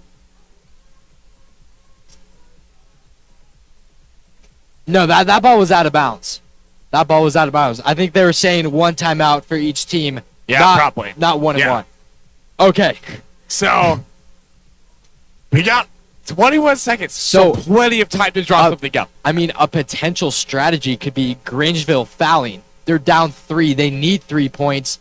They could make Lewiston go to the line, only shoot 2, but then you have to take possession on offense, and then it's just a game of fouling and a free throw game from then on. I think if there was less time on the clock, then that would be the strategy, but with 21.6 seconds, you have time. That's pretty risky to give up 2 free points. Yep. Completely agree with that one right there. So, we're going to see what happens here. Yeah, it puts Grangeville in a very interesting spot. You know, how aggressive is your defense here? Well, based off what it's looking like, they're playing tight. I mean, the Bengals could really take a quick 2 right here if they want. I don't think they're going to. They're going to have to put up a 3 here.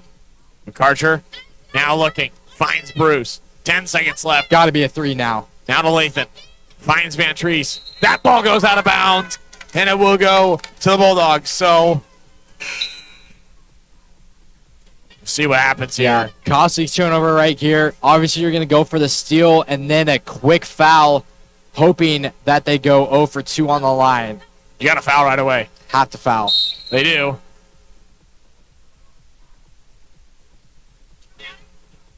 So you'd have to imagine one made free throw is game over. Let's see if Addison Vanderwall has any ice in her veins. She just needs to knock down one of two. Madeline Vanderwall's first one falls. Making it a 2-possession game.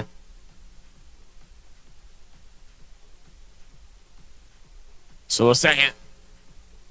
This one most likely to seal it. It's up. And no good. And Ends that in one's an up again. offensive rebound. And there's a rebound, and that will do it. So the Grangeville Bulldogs will move on to the championship game. A hard-fought game on both sides. Yeah, I mean, the Bengals should definitely be proud of themselves there.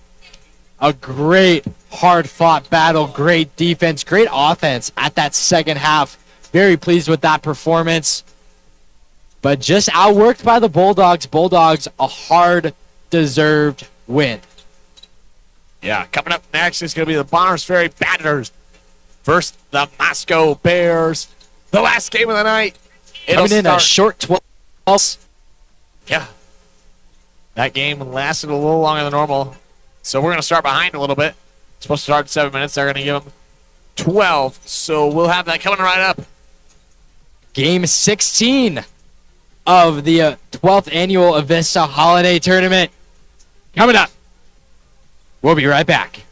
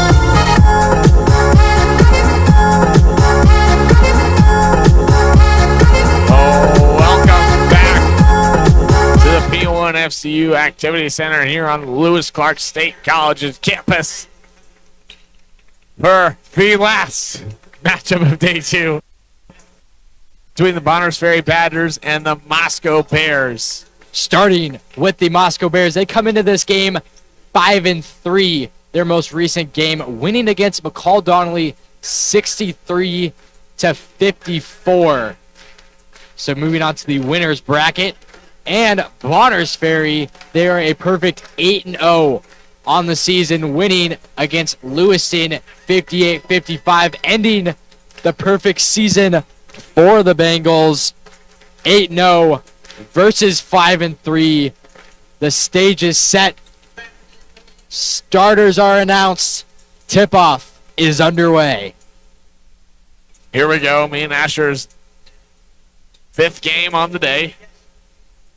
We did 7 yesterday, but 7 was without doing it. Yeah, 12 games in 24 hours. That's a lot. It is 6 a lot. double headers. That would be it. Yep. But we're ready for game 16. Bonners Ferry wins the tip. Yes, that's going to go to number 5, Brody Rice, starting off for the Badgers.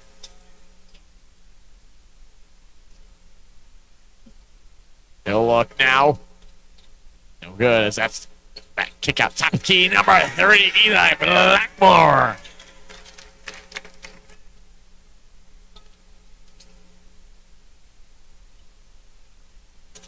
Izzo trying to look. Abu Bakari going up for the no good on the way up. But a putback there by number 12, Asher Williams. Yeah, between Abu Bakari and Williams, a 6'6" and a 6'7", boards will come easy for the Badgers. As that's number 5, Cummins. Cummins now looking for Breeze. He'll dish back to Cummins. Cummins. Now looking as Abu Bakari takes it away.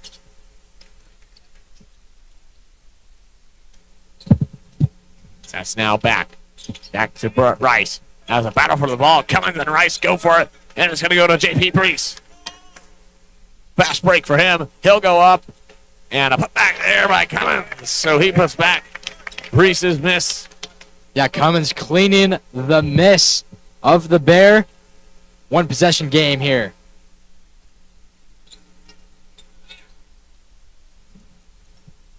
That's now to Blackburn. Blackburn.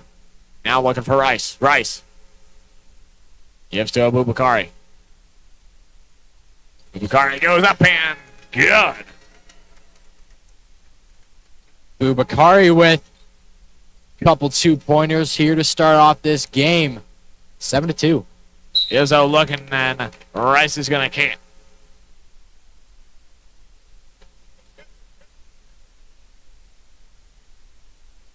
So Izzo on the inbound now. He'll look for somebody, and he'll just hit it number 35, Hurley. Now over to Breeze, back Hurley.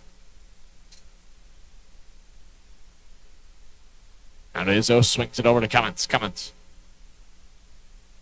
Looking, he'll give over Breeze. Now bounce pass to Hurley on the far side corner. He'll give to Izzo. Top of the key. Thought about the 3. Pump fakes. Now gives to Abendroth, and good for the 2. Abendroth's body was kind of faced towards the left, but shot that free throw shot. Went in. Rice will take his time now down for the Badgers. So he gives to Blackmore on the near side. Now finds Abendroth. Abendroth goes up and too easy for him right there. Yeah, Abendroth balling out. 9-4. This Badgers offense is cooking. So we're going to go with a foul on the number 5, Brody Rice. Look at this Badger team. 1, 2, 3, 4, 5 seniors for them. All of them at 6 foot, except Eli Blackmore sitting at 5'10". A very tall Bonners Ferry team. Izzo zips it to Hurley. Now he'll look for Breeze. Now back Hurley. Hurley to Breeze for 3. No good. As that's number 14, Thomas Bateman on it. He'll give to Rice as Rice will go up. And no good. Gets his own rebound. Goes up again. And that one falls. Could have been an and one there. Hand was all up in his face, but still finishes with the dose. Izzo. Graveland finds Reese. Now back to Abendroth. Now kick out. Hurley. Far side corner three. Hesitates a little bit, but got it. 3-pointer from Ferry. Hurley in the far corner. 4-point Badger lead. Rice. Lead it down, and it goes out of bounds off Izzo's foot, and it will stay with the Badgers.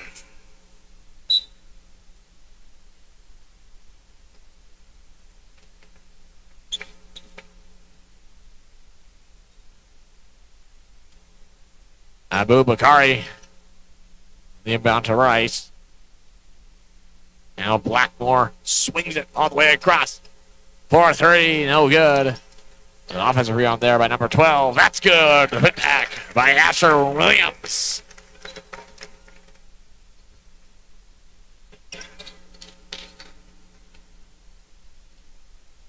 As Hurley now zips it over to Izzo.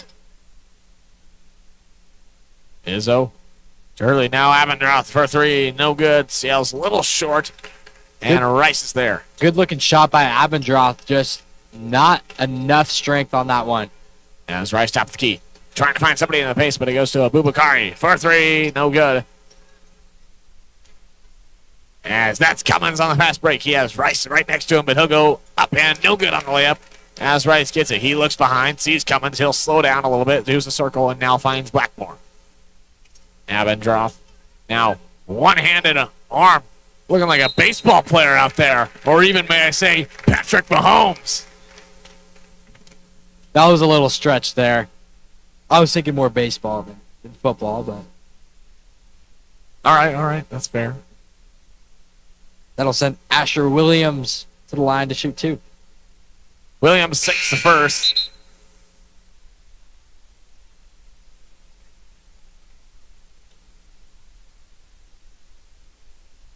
Seven-point Badger lead. Could make it 8 here, and he does. The second one falls for him. As Izzo now overhead pass over there to Hurley. Hurley now trapped. He'll find Abendroth, though. Abendroth bounce pass right there to number 21, Max Winfrey. Yeah, great stop. Great patience by Winfrey there, and easy two. Doesn't get much easier than that. Bateman bounce pass to Williams. Reverse layup and good. Great vision by the Badgers. I mean, just great pass, great timing, great delivery. Good finish. Cummins looking. He'll find Abendroth. Now kick to Hurley. Now Izzo driving under. He'll give over to Winfrey, and good for the two. Both offenses really settling in this game, really finding their way, getting the ball in the net by any means necessary. Bateman Hinthorn leading it down now as they'll find Bateman in the paint, and a good hook shot there. Good for two. Every time Moscow scores, the Badgers just respond, keeping the lead in a comfortable position. Abendroth trying to find Cummins, slips it up a little bit, but overall ends up with it as Hurley now has it. Hurley to Abendroth, now back to Cummins in the far side corner for three. Got it. Cummins in the corner makes it a 5-point Badger lead. Great response from number 5. Hinthorn guarded by Hurley. Now he'll find Blackmore. Now Abendroth was there to try to intercept it. It goes out of bounds, and they're going to say it's off number 12, Asher Williams. Yeah, just like that, Moscow can make this a one-possession game. After it feels like the Badgers are just 2, maybe 3 steps ahead of them, Moscow can make this very close. Izzo handoff to Abendroth. Now back to Cummins. Now to number 13, Isaacson. Now Cummins with it. He's going to lose it as Hinthorn now gains possession of it for the Badgers. Hinthorn to Bateman. Now back to Rice. They're working 25 seconds now as Abubakari. Now looking. One-handed pass over there to Bateman as Rice goes up, and now he'll be fouled.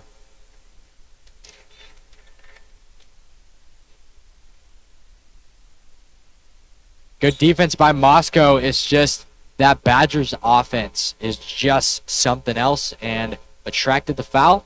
2 shots for Rice. Rice's first one is up and good.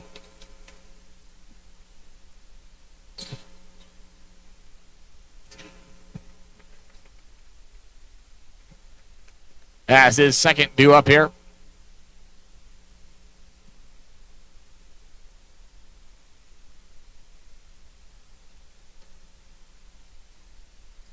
Is up and good. As Cummins will take it down now. 44 left to go here in the first. As Cummins now. Hand off to Isaacson. Now Abendroth, pump fakes, goes up, fadeaway shot at the free throw line. No good. Gets his own rebound, but a foul will be called.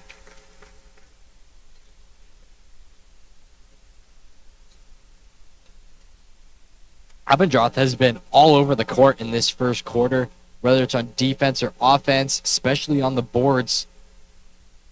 He's getting the ball in his hands. Izzo going to search for somebody. He'll find Cummins, and good for the 2. Yeah, great positioning by Cummins, recognizing he was wide open. Good delivery. 5-point Badger lead. So Hinthorn going to deal with a last shot here as he'll drive in, kick out. Now backwards reverse layup for number 1, Schrock. As they now have 8 seconds with the ball still. Bateman driving in, kick out, Blackmore. Now to Hinthorn, and no good at the buzzer. Excuse me, that was Schrock. Ty Schrock at the buzzer, but it will be no good. So that'll be the end of your first quarter. Your score, Badgers 21, Bears 16. We'll be right back.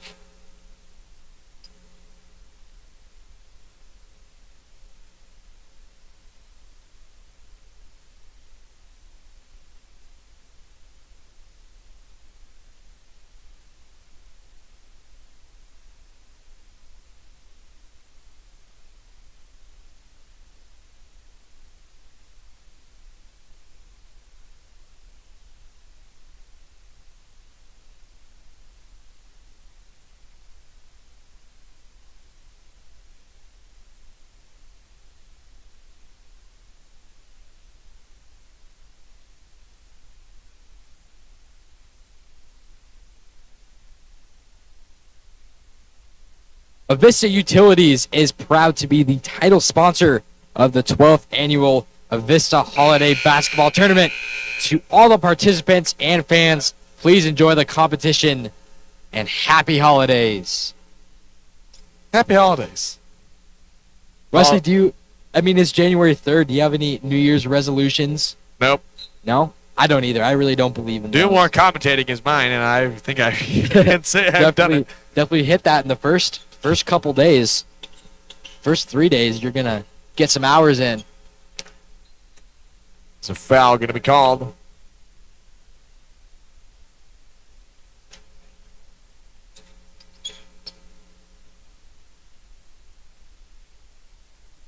It's a foul is on number 33 on... oh, there we go. Jonas Morhurst. There we go. Figured that one out. I was searching for a 33 on the court for about a minute there. We got it. The eyes. Tired as... Yeah, no, mine are bugging out pretty good too, but it's all good. At this point, we're just on autopilot, and we're just talking. It's a close game, though. It's set to be a good one. I mean, both teams showing some great offensive potential, getting some stops on defense. So substitutions coming in for the Badgers. Two of the best players, Abu Bakari and Williams, check into the game for the Badgers. Searching and just going to throw up a lot pass there to Blackmore. Bateman. Gonna give to Abubakari. Now driving is Williams, and it'll be fouled. And it'll be second line shooting 2. Fouls number 33, Jonas Morhorse.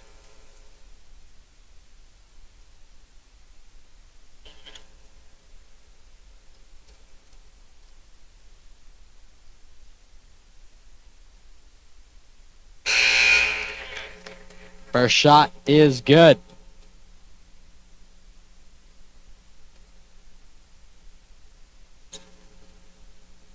Williams second, 2 up. And good. 23-16 lead here. Tonight, we can finally say, no, this morning or this afternoon. Yeah, we always commentate the games at night, but we've had morning, afternoon, evening, and night games all here on the LHS Bengals Network. Brought to you by the Diamond Shop. It's in the bag. It's a foul there. It's called on number 11, Peyton Hinthorn, a 6'5" sophomore. For the Bombers, Ferry.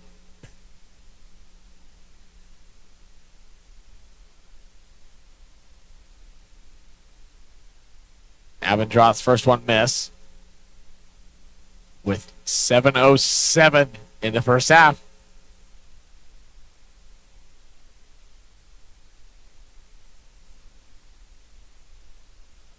Second one for Avendroth is up and good, so that one falls.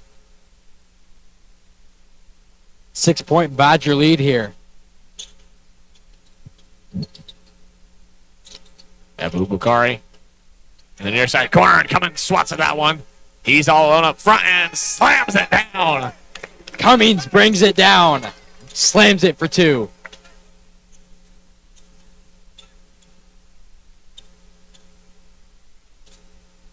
As Hinthorn finds Williams, now kicks it back out to Hinthorn for 3. No good.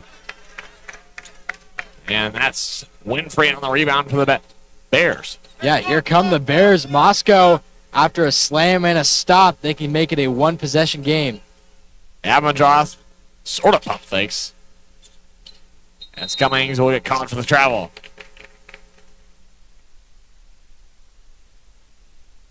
Little bit of momentum stop after that travel from Cummings, but Bears very much in this game. Down 4, 6:15 to go here in the first half. So Peyton Hinthorn brings it down. He'll hit Blackmore. Now to Williams in the paint. Now Peyton, and good for the 2. Yeah, the post, the big man for the Badgers. Just dominating the paint. Not much the Bears can do on defense with the size of Barnard's Ferry. Winfrey. Now hand off to Avendroth. A little fadeaway. That would have been a good shot right there. So he'll give to Williams. Now Hinthorn kicks it out. Bateman for a 3. No good. That looked on the money. Just decided to go out the last second. Now Cummins drives in, and good for 2 again. He does it again.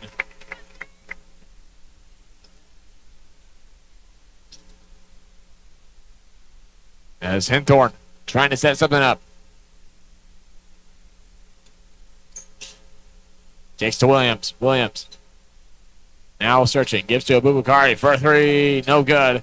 Rebound by Brees.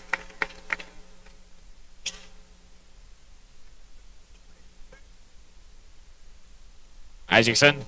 Now to Avendroth. Back to Breeze. Now to Cummings. Cummings to Breeze. Goes up and a foul, and he will get second line to shoot 2.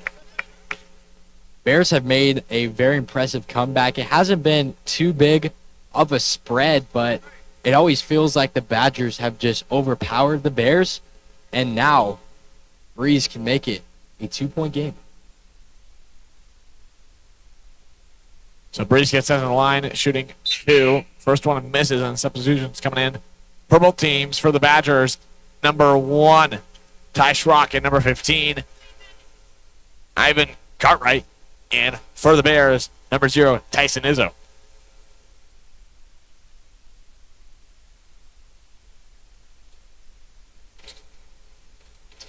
And Thorne going to get the rebound on the missed free throw. And that's now Bateman trying to hit Schrock. Schrock now kicks over to Hinthorne. He'll now move around a bit, and he'll hit Cartwright. Now back. Schrock bump fakes. Now kicks out to Bateman. Bateman gonna look. Now to Williams.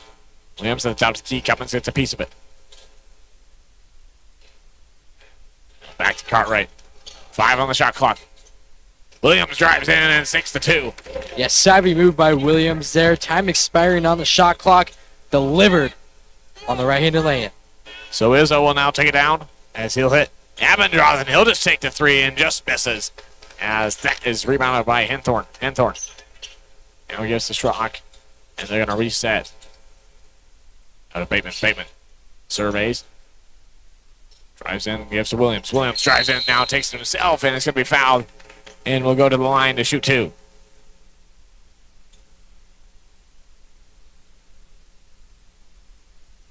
.350 to go here in the first half. 27 Badgers, 21 Bears. Williams on the charity strike to shoot 2.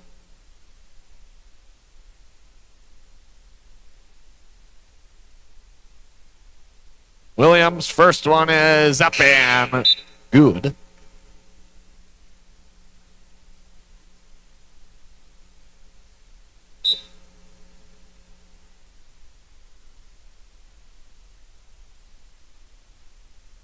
.350 left to go here in the first half.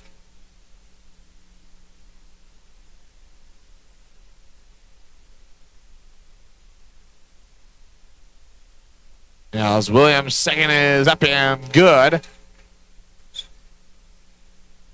So now Izzo will take it down for the Bears. Izzo drives. Fast pace gives Hurley. Now Abendroth. Abendroth goes up himself and no good. Cummins right there for the putback. Yeah, Cummins just is always has a presence on offense, whether he's slamming it down, taking a 3, or cleaning up a teammate's missed shot. He is there for the Bears.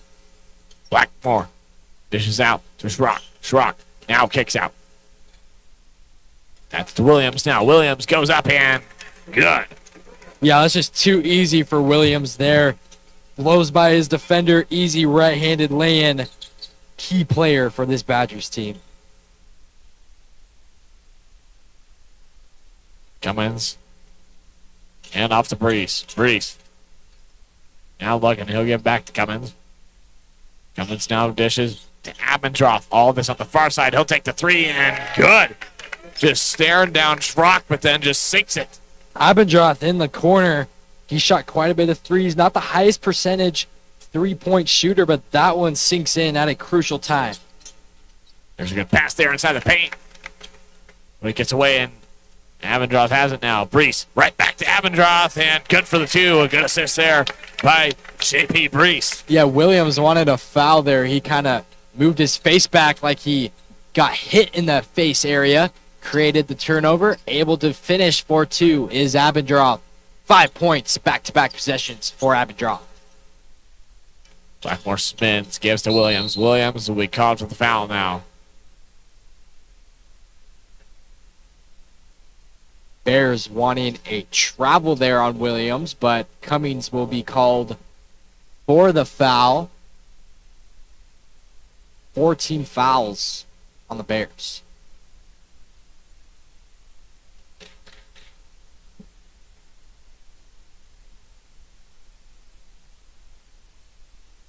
Cartwright under the basket. He'll give to Williams. Now back out to Schrock. Schrock to Blackmore. Back to Williams at the free throw line. Jumper. Good. I mean, Williams is just an all-around scorer. Most of his points coming in the paint today, but that one a mid-range shot. I know he can shoot the 3 ball too. He's knocked down a couple free throws. Game's leading scorer, I would assume. So now J.P. Brees in the paint. He'll go up. No good for the 2, but Abendroth trying to get in there and get an offensive rebound, but it goes out of bounds, and it will go to the Badgers.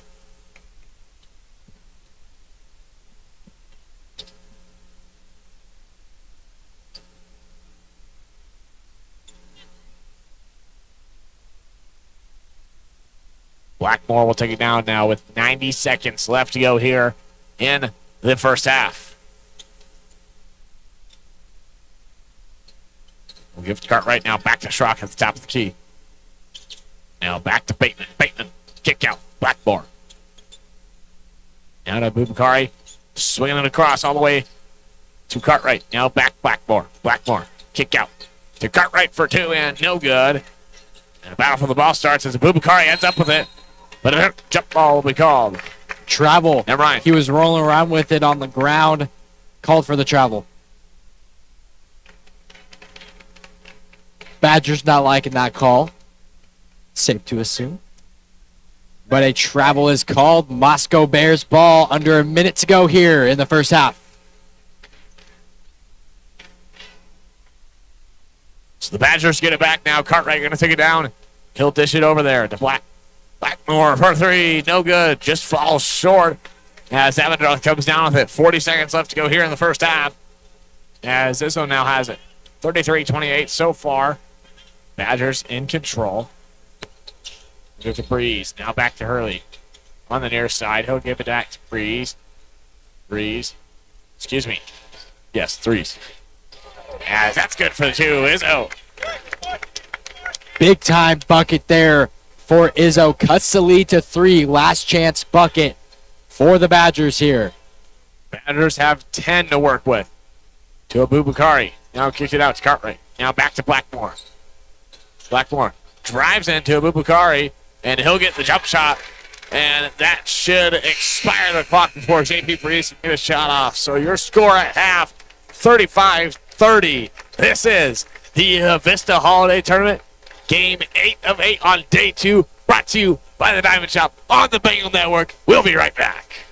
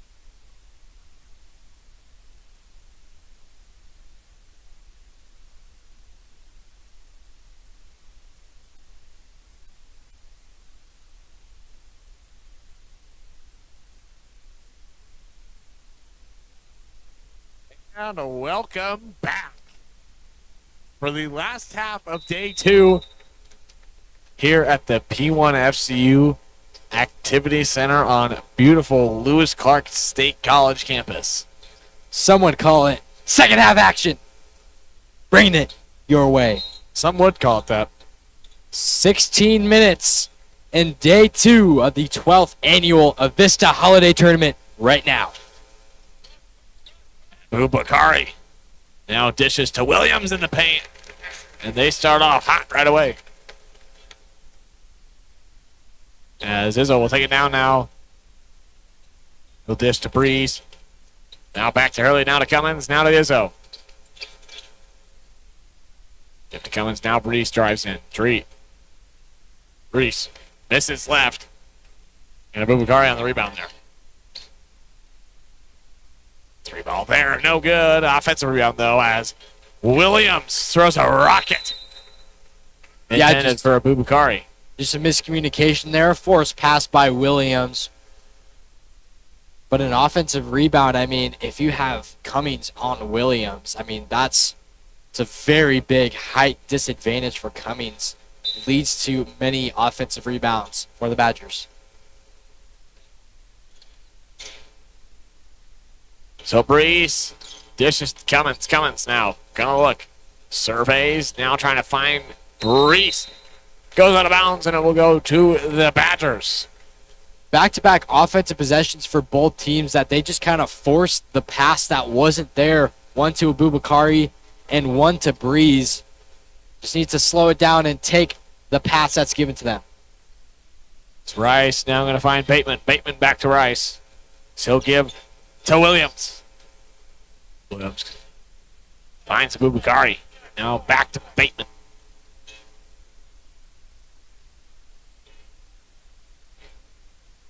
As Abubakari puts one up. Hear it in the crowd counting down for 5, but 15 was on the clock. 10 seconds off, but seemed to work right as he said one. It might have been a coincidence, or they might have got him. I don't know. Well, I wonder if he didn't see the angle of the one, and so travel is called right there.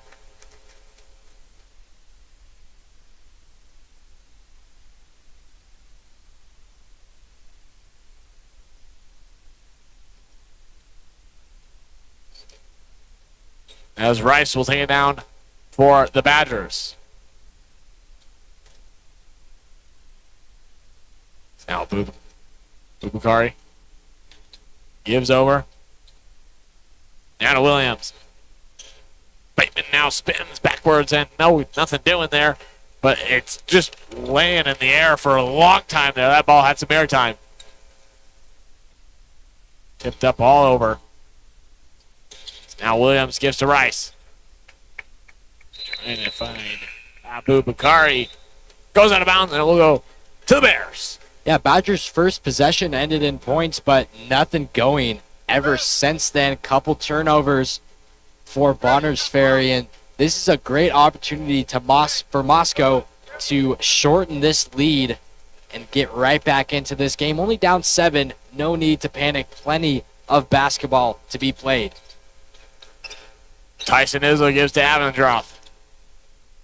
He'll go outside of the near side corner. Bounce pass to Cummins. Spins, goes up, and no good. Ball goes out of bounds, and it will go to the Badgers. Yeah, it's taken both of these offenses a while to get settled in. That's what happened at the start of the game. Each team had to settle in, and they really didn't end up scoring quite a bit of points until the last part of the first quarter. It might be a similar case here. Abubakari finds Blackmore. Now looking for Rice as Rice now looks for Williams. He goes out of bounds. Tipped up, but stays down with the Badgers.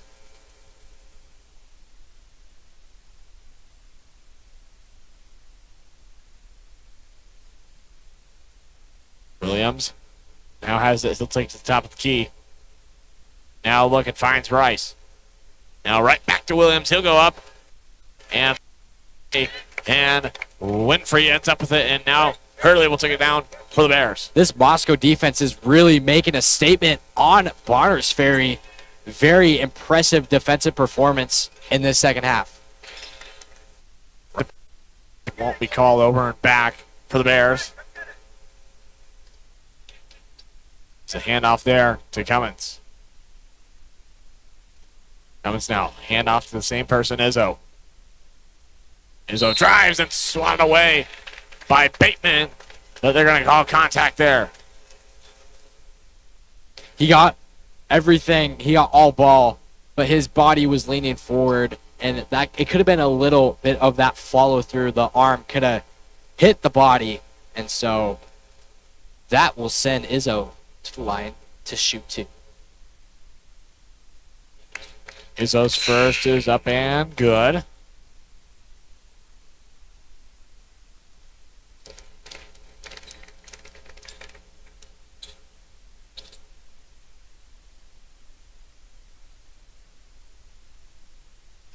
Second shot is up and good as well.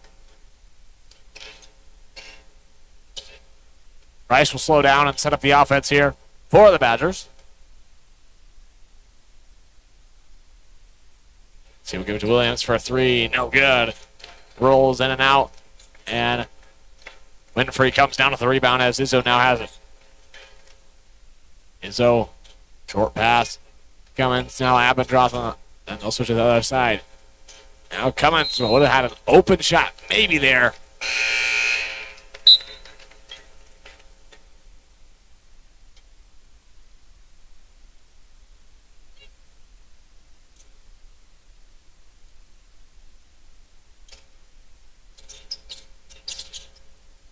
So that's Izzo finding Godfrey.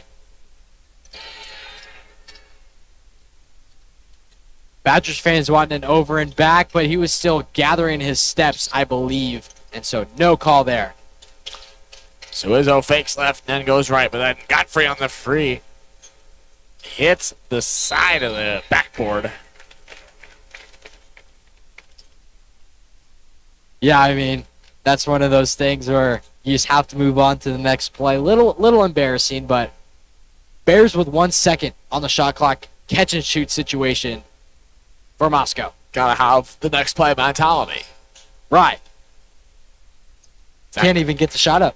Goes away and goes to Williams now. Williams drives, goes up and the good for 2, takes it on himself.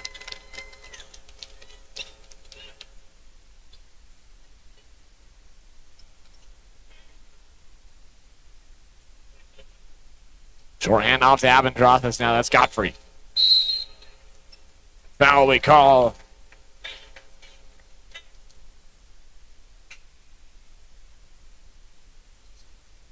That is Bateman's second personal in 2 possessions. So just like that, he's has 2 personals. 3:10 to go here in this third quarter. Badgers up 7.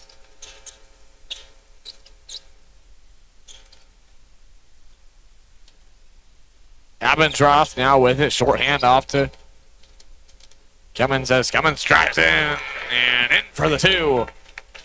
Crafty lane by Cummins, able to find his way to the rim. And an and one there for Asher Williams as he just went in and took it himself again. Make it 41-34, able to make it 42-34.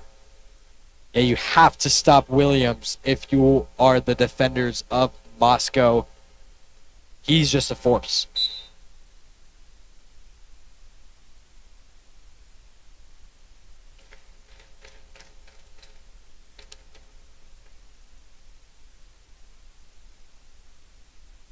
Coach of Moscow wanting an explanation on that foul. Having a conversation during Williams and 1 free throw. He's able to convert. 8-point Badger lead. Biggest lead from halftime. Godfrey. And off there to 13. Isaacson.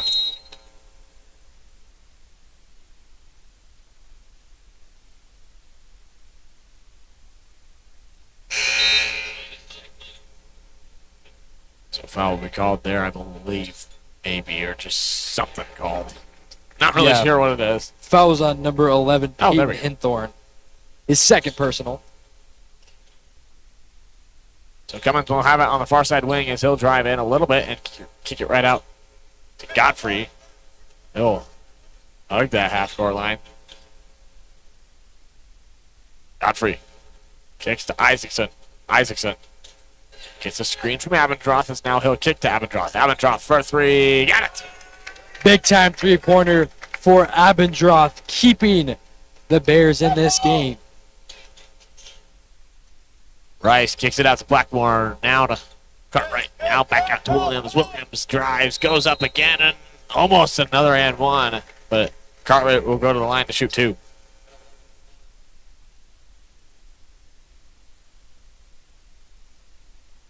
Excuse me, that'll send number 12, Asher Williams, to the line to shoot two. A 6'6" senior for the Badgers.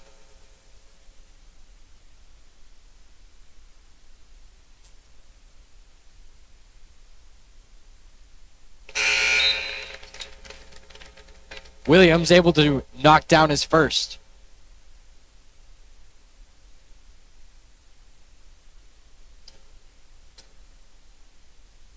Second shot up and good. Got it.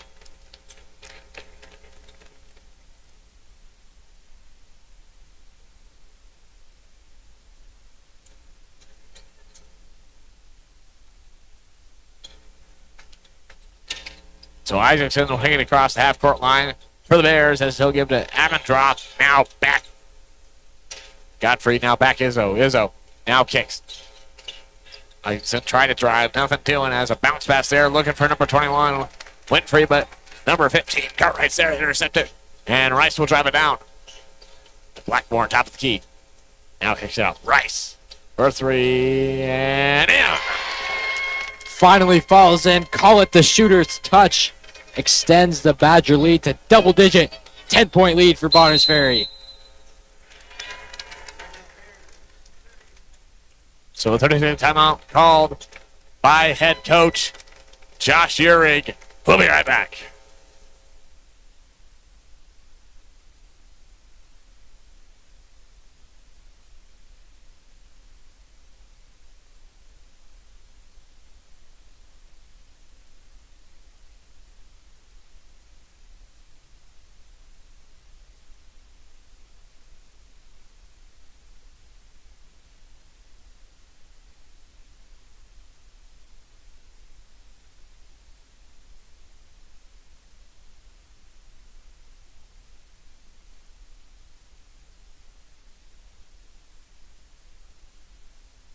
And we're back here with some third quarter action. I about said fourth, but we're not there just yet. You know, it kind of feels like the Bears are kind of starting to lose their momentum. They're going to need some points going around to get something, get a chance to gain in control before this fourth quarter starts. Godfrey trying to find Abendroth, and there's another turnover. Pass way ahead of Rice, but he'll get there in time, and one. So as you said, momentum starting to shift to the Badgers, and now it's on their side.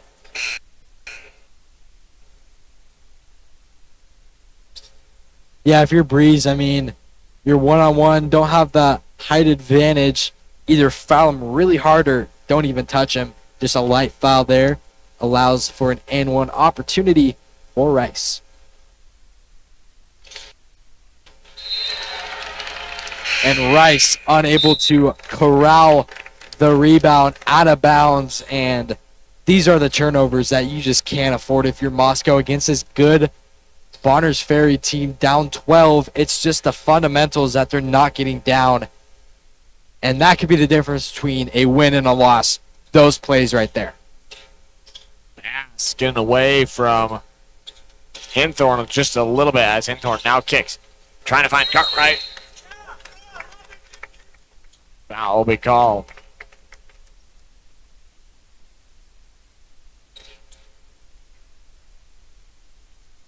Ivan. Cartwright. There we go. Draws his first. Looking at the wrong roster. Feels like a must-score possession for the Bears. I know it's in the third quarter, but can they execute? There it is. Abendroth gets it. And I see what you're saying there, you know. Losing momentum, you got to get something back. Something to spark this team a little bit more. As this could be a deadly three, but it's not. As Bateman holds on to it. Now Cartwright hits Blackmore. Back to Bateman for a three. It's going to miss right. Yeah, you know, it feels like there's a certain threshold that the Bears need to be and to stay under for them to feel in control, as that will definitely help. As number 33, Jonas Mordhorst, able to get the Bears in 8. So just like that, after the Bears timeout, they came in running. I mean, a great performance to come back, get the lead into a manageable comeback for the Bears.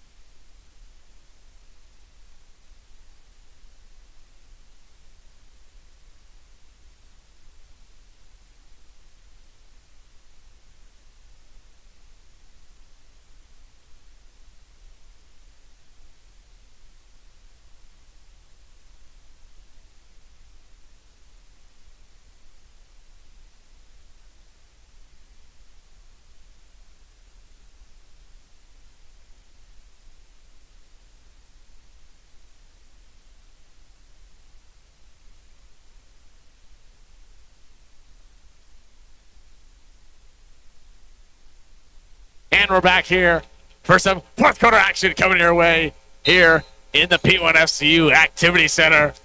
12th annual Avista Holiday Tournament, Game 16, last quarter of the day. Wesley, here we go. Big shout out who's making this broadcast all possible to you, the Diamond Shop. It's in the bag. Neither team having it in the bag yet, as the Badgers were looking like they almost had it in the bag, and then Moscow calls the timeout and they're back. Yeah, it's a change of momentum the entire game. It feels like about every 2 minutes the momentum changes, and it feels like one team's going to make a comeback, and then the Badgers extend their lead, and it feels like they've got it in the bag, but it is about even as momentum go. Only an 8-point deficit for the Bears. Let's see if they can make it a little shorter here on this possession. Izzo going to find Abentroth. Big three here, and he sinks it. Right in the eye of Thomas Bateman. Knock it down, young fella.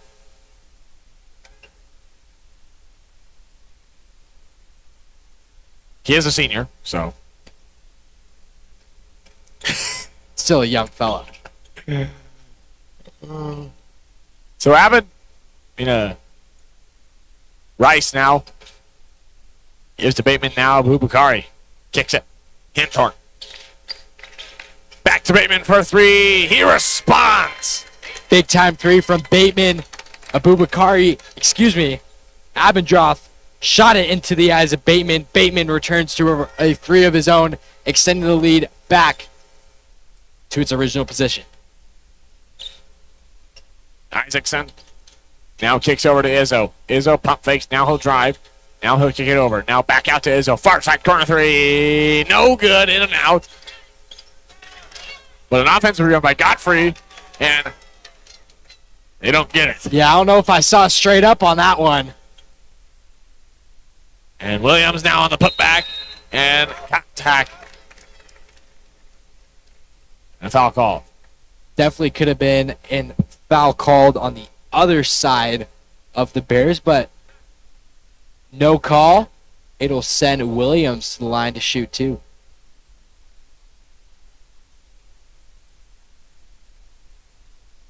Williams' first shot is up and good.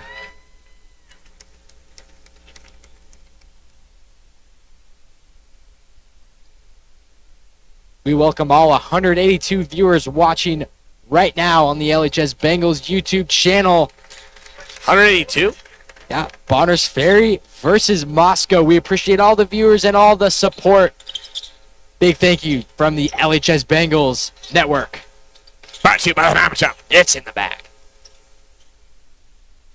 That's Godfrey for three. No good. As Abubakari now with it. And a travel away call. Just a little too late on that pass there. A 10-point Badger lead. The Bears really need to get something going on offense. They're able to get the turnovers on defense. It's just they can't capitalize on the offensive side.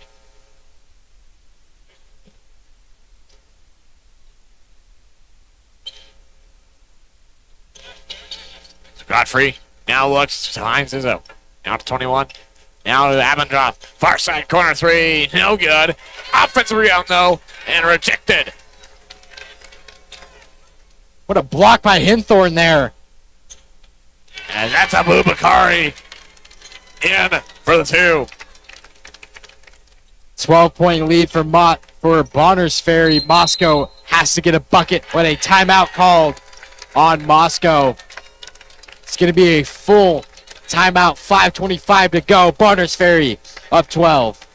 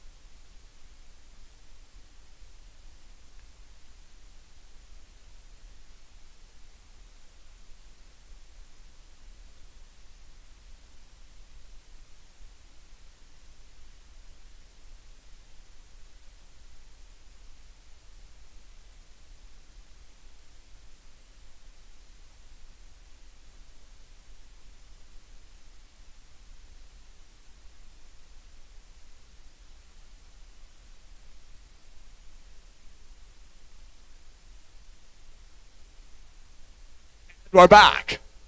We are back, and this feels like a must-score possession for Moscow.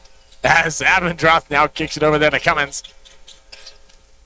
Back to Godfrey Hill driving.